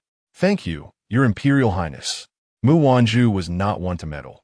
Who Chang Sun Yuan loved was of no concern to her, as long as it did not involve her own sovereign. Observing her tearful joy, clearly more concerned for the man's life than her own reputation, it was evident that her affections ran deep. Having experienced love herself and cherishing her beloved, she found happiness and held love in reverence, naturally wishing for others to remain close to their heart's desire. Thus, she resolved not to betray her trust. Upon discovering that she truly had someone she cherished, Mu Wanzhu felt an inexplicable warmth within her heart, dissipating the remnants of enmity. She helped the person rise and gently reassured, "You should return quickly, lest your family grows worried about your absence." As Mu Wanzhu walked ahead, Chang Sun Yao followed, casting a serene glance at her. While conversing on their way back, they fortuitously encountered Qin Mingwei, who had also returned from the Imperial Garden. "Greetings, Your Highness and Princess Chongning," Qin Mingwei said, displaying a smile. Mu Wanzhu's gaze turned slightly cold. "Lady Fu, for where do you return?" Qin Mingwei paused, then replied with a chuckle, "I may have indulged a bit too much and merely went to admire the peonies in the garden." Noticing the absence of attendants behind her in the late hours, Mu Wanzhu questioned, "What if something were to befall you?" General Fu would surely raise an uproar within the palace. For reasons unknown, Qin Mingwei sensed an unusually heightened hostility from Mu Wanzhu today, unlike their previous encounters. "Your Highness, has something transpired?" Without a word, Mu Wanzhu continued on her path. Qin Mingwei, perplexed, returned to her seat. Seeing her sulking expression, Xiao Qingyi, with a teasing smile, pulled her close and remarked, "Which reckless soul has dared to upset my beloved concubine? Tell me, and I shall rectify this wrong." Mu Wanzhu, witnessing his mirth, huffed softly and turned her head away. Her gaze fell upon the Fu couple nearby, where bystanders expressed their surprise, questioning the proximity between the Qin girl and General Fu. Upon Qin Mingyue's return, Fu Qian's demeanor radiated warmth as he held her hand and whispered sweet nothings. It was evident that he was in high spirits, his smile unwavering. She swiftly scanned the crowd, searching for someone, but the darkness made it difficult to discern faces, even with the flickering candlelight. Later that evening, Mu Wanzhu hesitated over whether to confide in Xiao Qingyi about her buried feelings. "Is something troubling you? You seem pensive all evening. Do you wish to share with your husband?" Xiao Qingyi, adorned in a bright yellow inner garment, enveloped her petite frame in his embrace. With a playful poke at her nose and a tender nuzzle against her cheek, he added, "Do we have a little secret between us, Feeling her cheeks flush, Mu Wanzhu finally decided to speak her mind. His hand on her waist paused, and his voice turned cool. "Does my wife believe this matter warrants informing General Fu?" Curiously, Mu Wanzhu inquired, "What do you think?" Xiao Qingyi kissed her cheek and laid back, drawing the quilt over them both. "Dear, such matters should remain unspoken for now. If we reveal it, it may lead to resentment. Allow him to discover it on his own. That would be far more impactful and effective." Very well. Since Xiao Qingyi had spoken thus, Mu Wanzhu chose to remain silent. Having unburdened her heart, she felt considerably relieved and soon nestled into his embrace, drifting into a deep slumber. Later that night, a figure quietly slipped out of the room, whispering, Fu Qian, unbeknownst to her, as she departed. The man upon the couch opened his eyes. "Your Highness, have you not yet departed for Yongzhou?" Qin Mingyue observed the Prince of X, her eyes flickering with unease. From the shadows, the man spoke, his voice as frigid as ice. "If I were to venture to Yongzhou, would that not permit you and that Fu Qian to indulge in your romantic escapades? Mingyue, you possess great audacity." Qin Mingyue fell to her knees, exclaiming, "Your Highness, forgive me. It has been 2 months since I entrusted you with this matter. How have you progressed?" "I am attending to it." "Attending to it?" The man scoffed as he turned towards her. "If I do not compel you, you would likely accomplish it in the year of the monkey." As he approached, she trembled in fear, and he seized her chin, lifting her gaze. His eyes, akin to the most venomous serpents lurking in the darkness, bore no resemblance to the gentle demeanor he presented before others. "Since you refuse to act, I shall be compelled to force your hand." With that, he leaned in and whispered a few words into her ear. Qin Mingyue's eyes widened, filled with disbelief as she stared at the Prince of Xian. "Your Highness, how could you?" He casually patted her cheek and cast her aside. "I seem to have forgotten. You are a deathly warrior, unafraid of demise. Tell me, do you think Fu Qian would forgive your betrayal?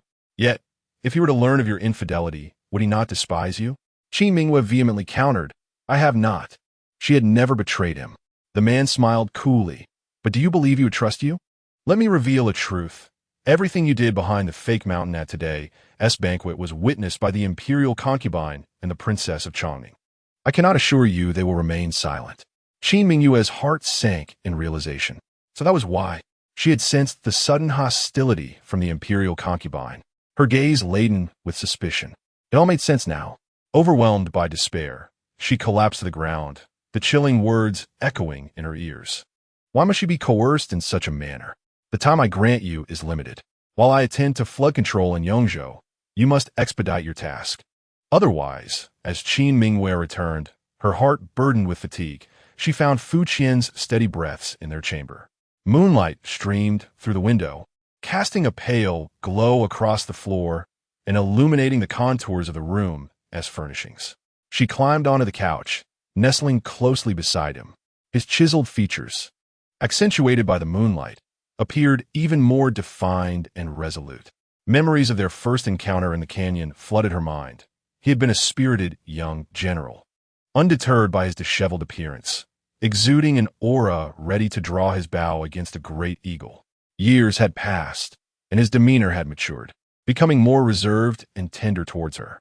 Yet, The Prince of XNS words loomed over her like an inescapable shackle, suffocating her. She propped herself up, lowering her head to tenderly kiss his lips. My love, I cherish you. A solitary tear slipped from the corner of her eye, falling into the hollow of his neck. In the darkness, Qin Mingwei remained unaware of the slight motion of the man's Adam's apple as he swallowed hard. Time slipped away unnoticed as Qin Mingwei succumbed to slumber. At that moment, the man slowly opened his eyes, his dark pupils shimmering in the shadows, while his calloused hand gently traced the contours of the woman's exquisite profile, embodying tenderness akin to flowing water. You profess your love for me, yet you withhold your thoughts? How should I navigate this uncertainty? Following the banquet, Chongning entered the palace and often visited the Zhongsui Palace, each time bearing precious gifts. Mu Wanzhu presumed that Chongning had discovered her affair with her beloved and was thus bestowing these treasures to foster goodwill. Such notions did not weigh heavily on her mind. However, as time passed, the two women grew more familiar, engaging in increasingly lively conversations. On a warm, breezy day, she reclined in a pavilion, exchanging pleasantries with Chongning. The gentle wind carried the delightful fragrance of blooming lotus leaves, and Mu Wanzhu could not resist inhaling deeply. Unexpectedly, Chongning furrowed her brow, questioning the source of the scent. What fragrance is this? Mu Wanzhu turned to her, replying, It is the scent of lotus flowers. What troubles you? Chongning shook her head, frowning. No, it is not the fragrance of lotus. Her gaze wandered until it landed on a scented pouch attached to Mu Wanzhu's waist. Grabbing the pouch, she startled Mu Wanzhu. What is amiss with this pouch? Chapter 61. The long-awaited little prince arrives. It contains musk. Musk? Upon hearing this, Mu Wanzhu sat up in shock, causing the nearby maidservants to rush over in alarm. Dong Kuei, realizing the gravity of the situation, hurried away to summon the imperial physician. Though she had never used musk, it was a well-known taboo in the inner chambers, something no woman would be ignorant of. Your Highness, please do not use it any longer, Chongning implored, hastily discarding the pouch aside. Do not worry, Your Highness. Dong Kuei has gone to fetch the physician. He will arrive shortly, Xiaodang reassured her, her voice trembling. Mu Wanzhu nodded numbly, filled with trepidation. How long have you been wearing this pouch, Your Highness? Chongning inquired. After a moment of thought, Mu Wanzhu replied, Perhaps around 10 days. Chongning sighed in relief, offering comfort. Do not fret. It has only been 10 days. It should not pose a significant issue. Mu Wanzhu nodded, though still anxious. The physician soon arrived, a man with graying hair. After taking her pulse, he furrowed his brow, tightening the hearts of those present. Your Highness, have you experienced any bleeding recently? Instinctively, Mu Wanzhu shook her head, but suddenly recalled something and stared wide-eyed, nodding in fear. Yes. Physician, is there a serious problem? Do not panic, Your Highness. For now, there is no grave concern. However, musk is detrimental to women, and given that you're already over a month along, you must cease its use entirely. Mu Wanzhu instinctively wished to assure him that she would never use it again. Yet, upon grasping the implications of his words, she gasped in astonishment. Over a month along? Placing a hand on her abdomen, she inquired with excitement, Physician, are you suggesting that I am with child? The physician beamed, nodding, Congratulations, Your Highness. I extend my heartfelt wishes. The others, upon hearing this news, shifted from their previous anxiety to joy, exclaiming, Congratulations to the imperial concubine. Best wishes. Imperial concubine. The physician offered further advice and prescribed some remedies to ensure the health of the pregnancy, instructing Xiaodang to accompany him to procure the necessary medicines. Upon learning of her pregnancy, Mu Wanzhu was overwhelmed with joy and could hardly contain her eagerness to share the news with Xiao Qingyi. She hurriedly dismissed Chongning and made her way to the Jinzhong Palace. However, Chongning seized her arm, cautioning her not to become overly exuberant. Noticing the fragrant pouch nearby, imbued with musk, she pondered how it had ended up in the Zhongsui Palace. Mu Wanzhu's expression turned icy as she replied, Rest assured, someone seeks to harm me. This grudge shall not be forgotten. Yet, her foremost desire remained to convey this delightful news to the emperor. After advising Chongning to ensure that no one spoke of her pregnancy, she joyfully proceeded towards the Jinjiang Palace. "Your Majesty," a man in plain clothes respectfully inquired. "The Prime Minister reports that Prince Xian has gone to Yongzhou. It is feared he will soon discover their whereabouts. Should we consider returning to the capital now?" The man lounged at the dragon table, his right hand tracing the jade ring on his left thumb, his deep-set eyes gleaming with a dark intensity. After a long pause, he responded, "The floods in Yongzhou are severe. Inform the Prime Minister to secretly assist Prince Xian in rescuing and organizing the displaced. Amidst the current chaos, he should position his influence accordingly. For now, there is no need to return." The man hesitated, glancing at General Fu beside him, who remained silent. Thus, he complied and withdrew.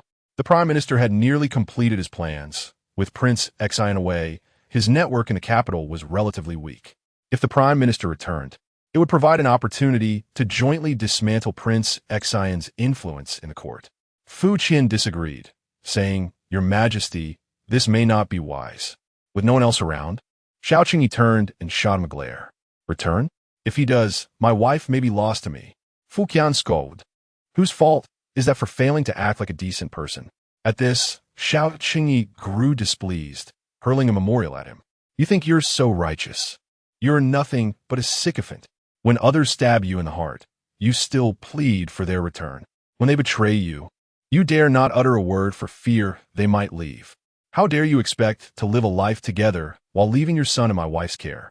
Your schemes are laid bare before me." Fu Qian took the blow of the memorial without flinching, smoothing his garments with a frown. "She has not betrayed you. Look at how protective you are," Xiao Qingyi retorted. "Who knows what truly transpires?" Fu Qian chose not to continue the argument.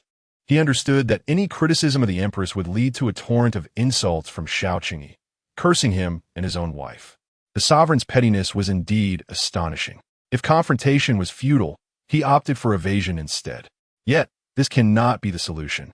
"What does your Majesty intend to do?" "What to do?" Xiao Qingyi rubbed his temples, contemplating the diligent efforts of recent days, uncertain of when the fruits of his labor would materialize. "We must wait for Zhu Zhu to bear her child. Once there is a child, surely I cannot bear to see it without a father." "You truly are calculating," Fu Qian remarked. Xiao Qingyi shot him a glare. "I am calculating? My calculations will secure the one I desire. Could it be that you, with your wooden head, spend each day desperately seeking attention, fearing that others might genuinely grow fond of Xiao Qingzi and take him as a concubine?" Fu Qian was left speechless, just as Mu Wanzhu entered. The two had just finished their quarrel. "Your Majesty, the Empress Dowager has arrived," Li Shun announced from outside the hall. Upon hearing this, Xiao Qingyi's expression brightened, and he hurried down the steps to greet her. As he reached the entrance, a warm and fragrant body leapt into his embrace, sweetening his entire heart. "My dear husband, let me tell you," the person in his arms was particularly animated today, bouncing with excitement. Xiao Qingyi, both helpless and indulgent, replied, all right, speak slowly." Behind them, Fu Qian clicked his tongue in annoyance. He was no better off himself. How could he still have the audacity to say anything? "We're going to have a child. We're going to have a child."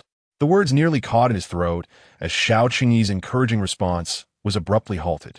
His pupils contracted, and he grasped Mu Wanzhu's shoulders, staring intently at her. "What did you say, Zhu Zhu?" Seeing his dazed expression, she covered her mouth and laughed, tossing a handkerchief at his face. "My dear husband, you look so silly right now. I said I'm pregnant. I am pregnant." She took his hand and placed it on her abdomen, tilting her head with a radiant smile. "Here, perhaps lies the little prince you have been yearning for, or perhaps a little princess." Xiao Qingyi gazed at her beaming face, his eyes drifting down to her hand resting on her belly, and he fell into a long silence. Finally, he lifted his head and broke into a wide smile. "Zhu Zhu, we're going to have a child." Chapter 62. Twins? A joyeuse occasion. A tremendous piece of good news. "Congratulations, Your Majesty." "Congratulations, Your Highness." Li Shun, typically meek and proper, could not contain his excitement upon hearing the news of the child, heedless of any potential reprimand from the emperor, and rushed in with a beaming smile to convey his congratulations. "Your Majesty is nearly 30. You are finally going to have an heir." Mu Wanzhu was startled by his exuberance, regaining her composure as she stifled a laugh. Congratulations, Master Li. Though Xiao Chengyi was initially displeased by Li Shun's exuberance, seeing the joy on Mu Wanzhu's face softened his expression, and a smile crept onto his lips. This month's reward has doubled. What a delightful surprise. Li Shun's face instantly blossomed into a wide grin. Thank you, Your Majesty. Thank you, Your Highness. At that moment, Fu Qian stepped forward to offer his congratulations. Xiao Qingyi cast him a sidelong glance. You arrived late. Your monthly stipend will not be doubled. Fu Qian replied, today, everyone in Jianzhong Palace was informed that their monthly stipends have doubled, but aside from Li Shun, very few know the reason. Many approached Manager Li to inquire, only to be playfully dismissed. Have you completed your tasks? Off with you. Why are you prying into matters that do not concern you? Simply enjoy the benefits. The palace attendants and eunuchs returned dejectedly. Once the others had left, Li Shun could not help but chuckle again. We shall have a little master soon. The disciple I train will finally have a place to shine. Inside the hall, amidst the joy, Mu Wanzhu did not forget to inform Xiao Qingyi of the events of the day. Instantly, Xiao Qingyi's expression turned serious, and he immediately sent someone to summon the imperial physician, but Mu Wanzhu stopped him. I have already consulted the physician. He assured me that I am fine and provided me with a prescription to ensure the baby's safety. You must listen to your husband and have someone fetch another physician for reassurance. I am uneasy without hearing it directly, he insisted. Very well. Xiao Qingyi was resolute, and Mu Wanzhu did not attempt to dissuade him. Immediately, a palace servant was dispatched to summon the imperial physician. Xiao Qingyi held her close, resting his chin on her shoulder, his eyes filled with a chilling intensity. Rest assured, Zhu, I will thoroughly investigate this matter. Those who dare to intrude upon the Zhongsue Palace are courting death. Mu Wanzhu nodded, agreeing that a thorough inquiry was indeed necessary. She too desired to uncover the identity of the instigator behind this treachery. The physician arrived promptly, and Mu Wanzhu recognized him as the elderly man from before. Surprisingly, he was still affiliated with the Imperial Medical Institute. After examining her pulse, the old man's calm demeanor faltered slightly. Xiao Qingyi furrowed his brow and inquired, how is Zhu's health? She is over a month pregnant, the physician replied, but has inhaled a small amount of musk, which poses a slight risk of miscarriage. However, there is no grave concern. As long as she avoids further exposure to musk and takes a few doses of prenatal medicine, she will be fine. Upon receiving this confirmation, Xiao Qingyi finally felt a weight lift from his heart. After soothing Mu Wanzhu into the inner chamber for rest, he pulled the old man aside, asking, is she truly out of danger? The physician bristled at the question, nearly slapping Xiao Qingyi across the face in indignation. What do you mean? Are you questioning your master's medical skills? If I say she is fine, then she is fine. If you do not believe me, do not seek my counsel. With that, he turned away in disdain, feigning readiness to leave. Xiao Qingyi pinched the bridge of his nose, exasperated by the old man's antics. Stop right there. The old man hesitated, reluctantly stepping back, casting a reproachful glance at him. You must acknowledge, dear nephew, that you were wrong to doubt me. If you apologize, I might be persuaded to forgive your insolence. Xiao Qingyi found him tiresome. As long as he had verified Mu Wanzhu's well-being, he felt reassured. However, a troubling thought crossed his mind. Had I not taken contraceptive medicine, how could she still be pregnant? I obtained that medicine from you. His gaze narrowed menacingly. At this, the physician's eyes flickered with guilt as he retreated a couple of steps. Well, you see, that was not actually contraceptive medicine, but rather a remedy that encourages multiple births. With that, he bolted out the door like a gust of wind. I only had your best interests at heart. Consider your age. You have yet to have a child. As your elder, I must assist you. Wouldn't it be splendid to have twins? Avoiding childbirth? At this rate, you'll be 50 before you ever have children. Xiao Qingyi never anticipated that his usually formidable master would play such a trick on him. Nevertheless, the prospect of a child did alleviate his immediate anxieties. Calculating the timeline, by the time his father-in-law returned, the child would likely have already arrived. At that point, whether or not he wished to acknowledge Mu Wanzhu as his daughter, he would have no choice but to accept him as a son-in-law. He envisioned himself proudly escorting Zhu back from the Mu family amidst a grand procession. With these thoughts in mind, he decided to spare the old man this time. Upon returning to the inner chamber, he found Mu Wanzhu reclining on a soft couch, one hand resting on her abdomen. Perhaps it was due to her attire of apricot yellow palace garments, but she appeared radiant, her features imbued with a gentle joy. "Husband," she greeted. Xiao Qingyi approached, seated himself beside her, and tenderly kissed her forehead. "In the coming months, my dear Zhu Zhu, it seems you will bear quite the burden." Had it not been for the fact that he truly had a throne to inherit, he would have had no desire for Mu Wanzhu to bear children. His father had once informed him that his mother had endured considerable suffering during his birth. Consequently, his father consistently taught him to respect and be filial towards his mother, advising him never to incite her anger. Yet now, he was to subject his beloved Zhu to such torment anew. He was indeed contemptible. Mu Wanzhu had never experienced pregnancy. Having lost her mother at a tender age, the household had not welcomed any new life since. Thus, she possessed limited knowledge regarding the intricacies of pregnancy. However, she had gleaned from books that pregnancy could be arduous. Some women experienced severe morning sickness, enduring months of nausea, and as the months progressed, their bellies would swell, often leading to leg cramps at night, robbing them of restful sleep. Moreover, if the fetus grew large, it could compress the mother's organs, making even the act of breathing a challenge. There were also the more humiliating aspects, such as the inconvenience of personal hygiene. Mu Wanzhu had only heard of these matters. She had not yet truly comprehended them. Nevertheless, the mere thought of bearing a child for the man she cherished seemed bearable. Moreover, this man was so tender towards her. His acknowledgement of the hardships she would soon face indicated a recognition of her plight rather than a willful ignorance. This thought brought her comfort.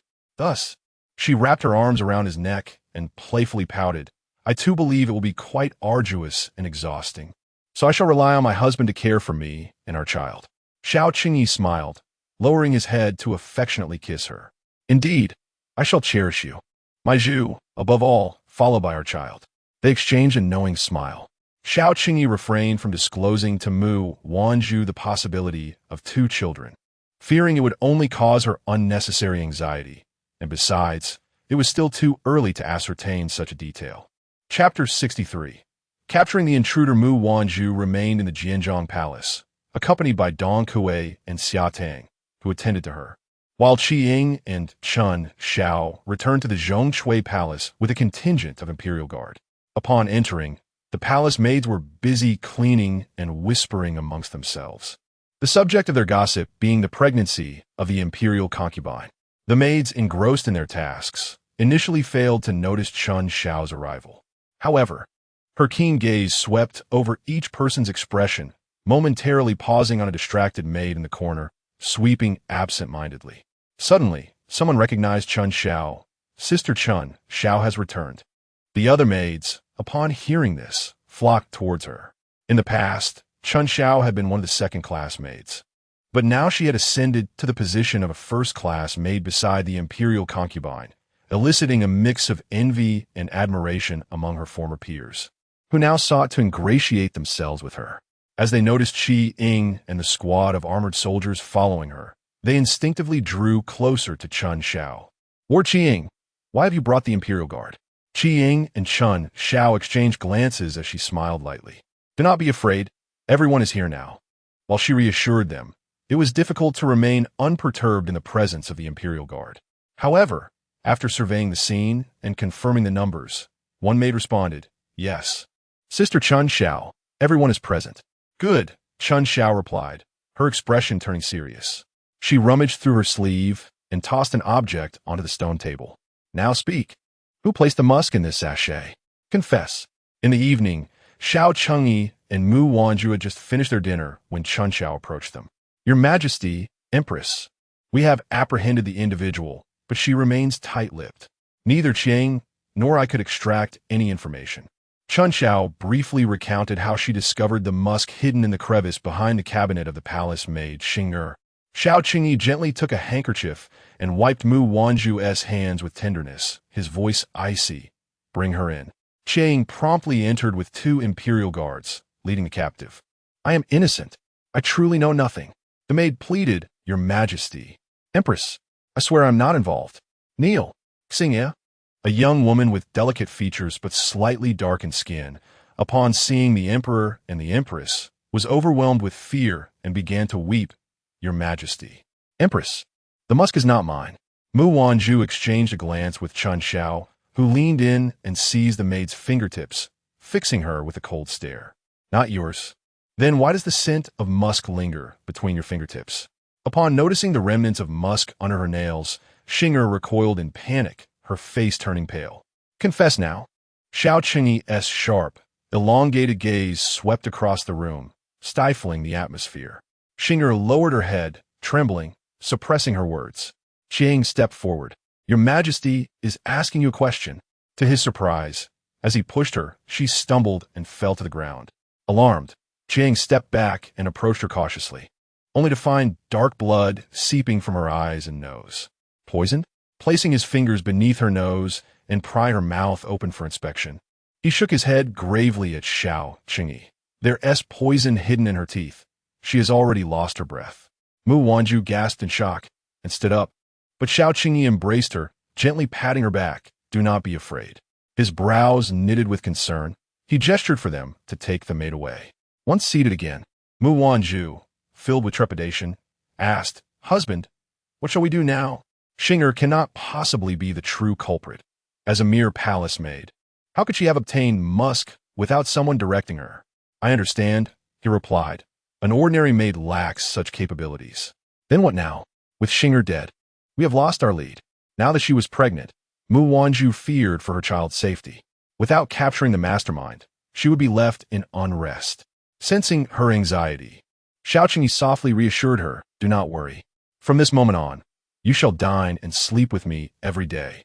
I will summon that old physician to examine your food and clothing daily, ensuring no such occurrences repeat. As for the musk sachets, aside from medicinal purposes, few purchase musk regularly. The individual, knowing the risks of being discovered, would not dare to obtain it from the Imperial Medical Bureau and must have brought it in from outside the palace. I will immediately dispatch someone to investigate and meticulously track the entries and exits of musk from the apothecaries in the capital in recent days. We shall unearth the culprit. Upon hearing Xiao Qingyi's words, Mu Wanzhu nodded, finding solace in his embrace. She was not naive about the intrigues of the inner court. She had seen enough of the scheming among the concubines of the Mu family, though pampered by her father and elder brother, allowing her to avoid such worries. It did not mean she was unaware of them. In the secluded chambers, the identity of the assailant was nearly discernible, yet within the vast expanse of the imperial palace, with its multitude of individuals from the previous and current dynasties, she found herself bereft of any leads regarding the potential culprit, which deeply troubled her.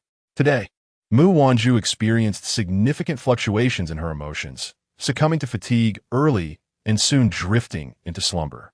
Xiao Qingyi dispatched his men to various locations throughout the imperial city, including the Imperial Medical College, leaving no stone unturned. Once everything was arranged, he instructed Li Shun to light the lamps. He then set about addressing a newly urgent batch of memorials, which pertained to the calamity in Yongzhou. The situation was far graver than he had anticipated.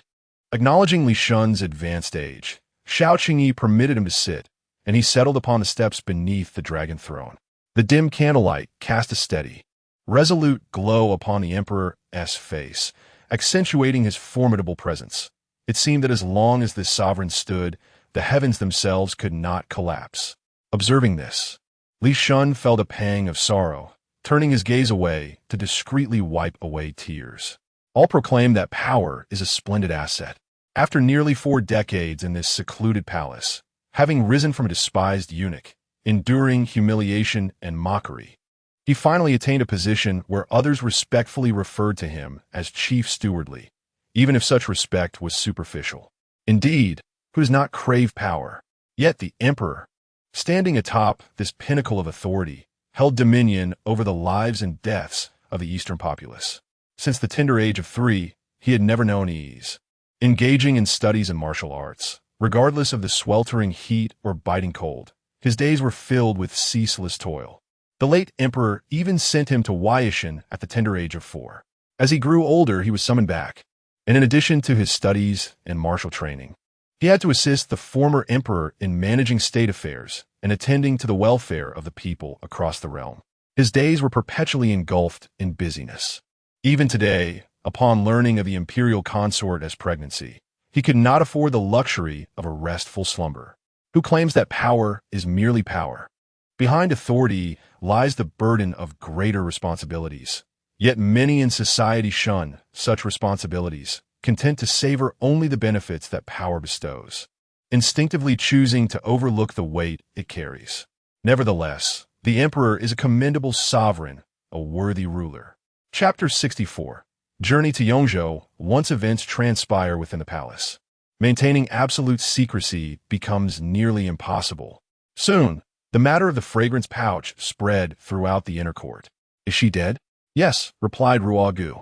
The Empress Dowager furrowed her brow, her seasoned gaze betraying a tumult of emotions. She cast a white piece into the jar, her voice devoid of warmth, a useless thing. If it is dead, let it be. We must manage the subsequent affairs. Ruogu nodded, hesitating briefly before adding, I have heard that the pouch contained musk, conveyed to the imperial consort by the princess. The Empress Dowager's eyes narrowed dangerously. Has Chongning been getting close to that one from Zhongshui Palace lately? Summon her. In recent days, Mu Wanzhu had grown familiar with Chongsun Yuyao, and having saved her child just yesterday, Mu Wanzhu felt a profound sense of gratitude. She ordered the retrieval of some cherished items to present as a token of her appreciation. This morning, upon hearing that Princess Chongning had entered the palace, she initially intended to summon her to Jianzhong Palace, but Xiaotong informed her that the princess had gone to Xinang Palace instead. Oh, very well then. She must be there to pay her respects. Mu Wanzhu instructed Xiaotong to guard the way, asking her to invite the princess over shortly. In the Xinang Palace, the Empress Dowager urged Chongsun Yuyao to take a seat, though her expression was far from pleasant. Chongning, I have heard that you have been getting close to that woman from the Zhongshui Palace these days. Do you truly comprehend the implications of your actions? Taken aback, Chongsun Yuyao quickly responded with a smile. Is it you who mentioned the matter of the fragrance pouch, Empress Dowager? Her expression shifted as a sudden realization struck her. Could it be that the pouch is related to? The Empress Dowager, releasing her grip, let out a cold huff. While I have been scheming meticulously for your benefit, you have been undermining me behind my back. If she is unable to conceive, it is only a matter of time before the emperor selects an heir and takes a consort. And now, with this incident, we've startled the snake in the grass.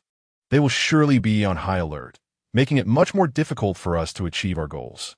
With that, the Empress Dowager jabbed her finger sharply against Chongning's forehead. You foolish girl. Rubbing her forehead, Chongsun Yao noticed the absence of others in the hall. She leaned in and whispered something into the Empress Dowager's ear, causing her entire demeanor to visibly brighten. You truly are a product of my teachings. After having lunch in the Xinang Palace, Chongsun Yuyao was summoned to a side hall in the Jianzhong Palace by Xiaodong. Mu Wanzhu had sent many precious jewels and gold as tokens of gratitude. Gently caressing her belly, she expressed her heartfelt thanks. If it weren't for the princess, I fear the child within me would not survive. I shall never forget your immense kindness. This small token is but a humble gesture. I hope the princess will not take offense. The jewels were evidently of great value. Chongning chuckled. It was merely a small effort on my part. There was no need for such lavish gifts from the imperial consort. However, she smoothly accepted the treasures. Since the imperial consort has bestowed them, I shall graciously receive them. Mu Wanzhu was taken aback for a moment, then burst into laughter. The princess, though seemingly aloof, is still a person of warmth. The two exchanged smiles, their laughter echoing in the hall. In recent days, Xiao Qingyi's men had been fervently investigating matters outside the palace. Meanwhile, he himself was quite busy within. The floods in Yongzhou were far worse than he had anticipated, and according to reports from the Prime Minister, there are not only natural disasters at play, but also human calamities. Mu Wanzhu had clearly noticed the worry etched on Xiao Qingyi's brow, and her heart ached for him. She took the tea that Li Shun had brought and offered it to him. Husband, why not take a moment to rest and enjoy some tea? Xiao Qingyi set the tea aside and lifted Mu Wanzhu into his lap, burying his head in the crook of her neck, inhaling deeply the fragrance that enveloped her. Zhu, I may need to travel to Yongzhou. To Yongzhou? For how long? Sensing the reluctance in her voice, he kissed her forehead gently. It will be a minimum of a few months, perhaps as long as half a year. Such a long time? May I accompany you? Mu Wanzhu liftet hergaze. Tears brimming in her eyes. Since entering the palace, she had hardly ever been apart from Xiao Qingyi and had grown accustomed to his presence. Now, the thought of his absence felt unbearable. She could hardly fathom how much she would miss him if he were to leave. Given the complexities of the situation in Yongzhou, coupled with Mu Wanzhu's current condition, Xiao Qingyi had initially intended to travel alone. The rugged journey might prove too taxing for her. Yet, seeing her pitiful expression softened his heart immensely. Yet, he steeled his resolve, gently caressing her face as he coaxed, "Zhu, it will be best for you to stay in the palace and nurture the child, all right? I shall return as swiftly as I can." Pregnancy rendered her emotions particularly sensitive, and tears streamed uncontrollably down Mu Wanzhu's face. "I do not wish to remain alone in the palace. I long to accompany you. Zhu, if it were possible, I too would desire to take you with me.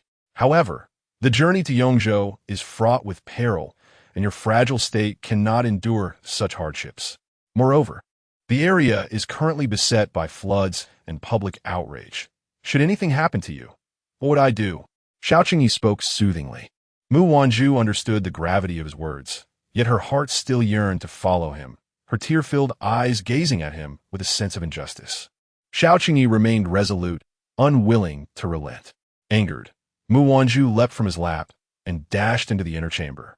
"Zhu," Xiao Qingyi called after her, intending to console her, but at that moment, the messenger he had sent to investigate the incense pouch returned. He inquired about the findings. Meanwhile, Mu Wanzhu, having retreated into the inner chamber, listened intently for any signs of him pursuing her. To her dismay, after a prolonged wait, no one entered. Initially, she felt only slightly wronged, but now true sorrow enveloped her, and she lay on the bed, quietly sobbing. Suddenly, she heard hurried footsteps approaching, and instinctively knew who it was. Her quiet sobs escalated into loud cries. Upon entering, Xiao Qingyi beheld a petite figure clad in a waist-length apricot-red palace gown, buried in the blankets, weeping inconsolably. His heart clenched painfully. Approaching her tenderly, he gently lifted her from the covers, brushing away the tears from her delicate skin with his fingertips as he softly reassured, "Enough now, little darling, would you not come with me?" Her cries momentarily ceased, and she looked up with a tear-streaked face, her eyes wide with disbelief. "Really? You are not deceiving me, are you?" Seeing her lips quivering, as if his affirmation could either halt her tears or provoke another flood, he felt a mix of amusement and heartache. Pinching her little upturned nose, he groaned in exasperation. "You, my dear, truly leave me at a loss." If pinching her nose would suffice to have her accompany him, he would gladly oblige. Nestling into Xiao Qingyi's embrace, she murmured, "I knew you cared for me the most." He smiled, holding her close, concealing from her the truth that his decision to take her along was not merely to appease her tears, but rather because he deemed it unsafe to leave her in the palace, where dangers lurked, and he wished to keep her within his sight. The thought of her being vulnerable without him filled him with dread, darkening his gaze ominously. Chapter 65. A scene of desolation. The informant reported, "My lord, we have discovered that a certain farming household had previously procured a large quantity of musk from a pharmacy, which raises our suspicions. Upon my arrival, the family had already been silenced. There was one survivor who, before passing, revealed that someone had given them 100 taels of silver solely to purchase musk and hand it over to a certain individual. It is said that, in passing, someone nearby called out, 'Mama, Mama?' Once again, the thought of that individual from the Sinang Palace inexplicably crossed Xiao Qingyi's mind. However, that entire family had perished, leaving no witnesses behind. Contemplating this, he held Mu Wanzhu even closer. Mu Wanzhu assumed that their journey to Yongzhou would require a few days of preparation. Yet, to her surprise, the very next day, Xiao Qingyi stealthily led her out of the palace. "Is it really so urgent?" she inquired curiously, resting her head on his shoulder. Xiao Qingyi affectionately pinched her nose, replying, "Your delicate constitution cannot withstand too much jostling. Let us set off early. Covering less ground each day will ease your burden. Hearing that it was for her sake warmed Mu Wanzhu's heart. But, my husband, what will happen to court affairs in your absence? She asked. Do not fret. Everything has been arranged, he assured her. Yet, he could not shake the concern of whether Mu Zirin would brandish a sword upon discovering his journey with Wanzhu. At that moment, the city of Yongzhou lay in utter disarray. Waterlogged streets remained inundated with murky water, mingled with debris and refuse. Most buildings had crumbled into mere remnants, exposing charred wood and shattered bricks. The surviving populace, clad in tattered garments, bore hollow and despairing expressions as they gathered on slightly elevated, drier ground or lay within makeshift tents. Numerous corpses littered the streets, left unattended, exuding a nauseating stench of decay. Flies buzzed incessantly, casting a dark shroud over this land of death. Children cried out in hunger while their parents, faces etched with sorrow, could only weep silently. For their homes held no sustenance. Before the relief porridge station established by the authorities, the victims formed long queues, jostling one another in desperation for a meager bowl of thin rice porridge. The air was rife with the sounds of quarrels and wails, a chaotic and tragic scene. Mu Zirin and Mu Jingyan, disguised among the crowd, wore expressions heavy with concern. Father, the extent of the flooding is too vast. The provisions from the court are utterly insufficient. If this continues, disaster is inevitable, Mu Jingyan whispered, anxiety evident in his features. Moreover, those wealthy merchants, when it comes to offering support, wear smiles, but when asked for grain, they become tight-fisted as if made of iron. Mu Zirin comforted him. For now, it is best for us to remain inconspicuous. We shall decide our course of action once the emperor arrives. Mu Jingyan nodded in agreement, recognizing that this was their only option. Although Yongzhou was within the territory of Prince Xian, the local gentry were notoriously shrewd, unwilling to part with their wealth or exert any effort. Their current circumstances indeed necessitated discretion. After nearly half a month of travel, the group finally arrived in Yongzhou. Upon hearing of their arrival, Prince Xian promptly brought local officials to meet them.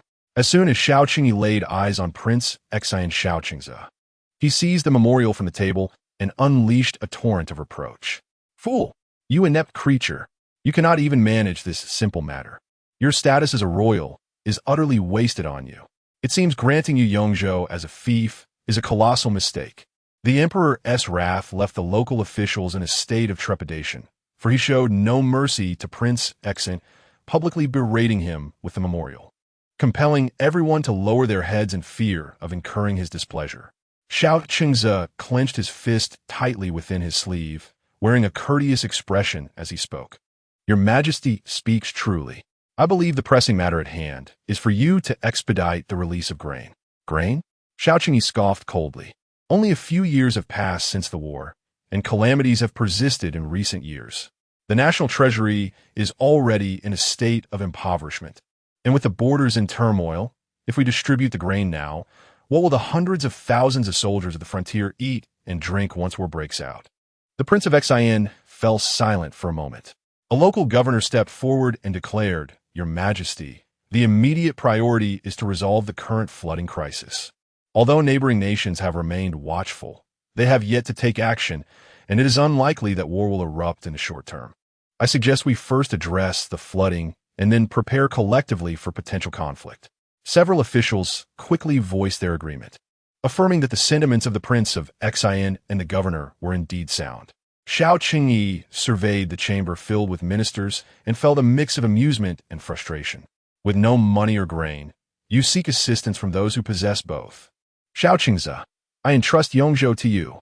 You have nurtured the appetites of those wealthy landlords. Now, I demand grain, and you shall procure it for me. Your Majesty, how is this any different from theft? Such actions may anger the interests of these wealthy landlords and could incite rebellion against the Prince of Xian, an official cautioned. Xiao Qingyi glared at him icily. Thus, I command you to use your intellect. Within 3 days, I expect to see grain. With that, he swept out of the hall. Xiao Qingze watched Xiao Qingyi's retreating figure, a faint smile playing at the corners of his mouth. Demanding grain would undoubtedly offend the wealthy landowners.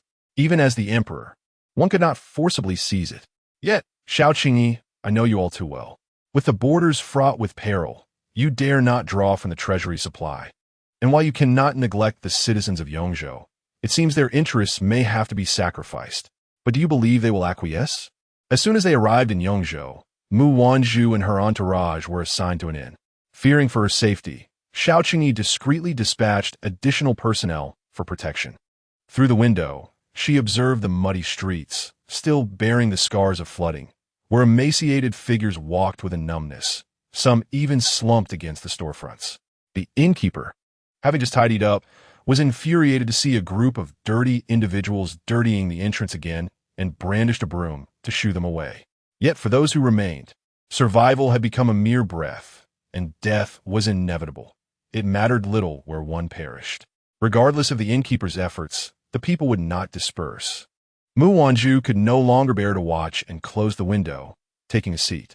She wished to help, but the number of victims was overwhelming. Dressed in her fine silks, she feared that she would be perceived as a target by the desperate crowd. Her father had once said, in the face of great disasters, human nature is put to the test. For now, it was best for her to stay put, avoiding any trouble that might befall her husband. This would be her greatest support for him.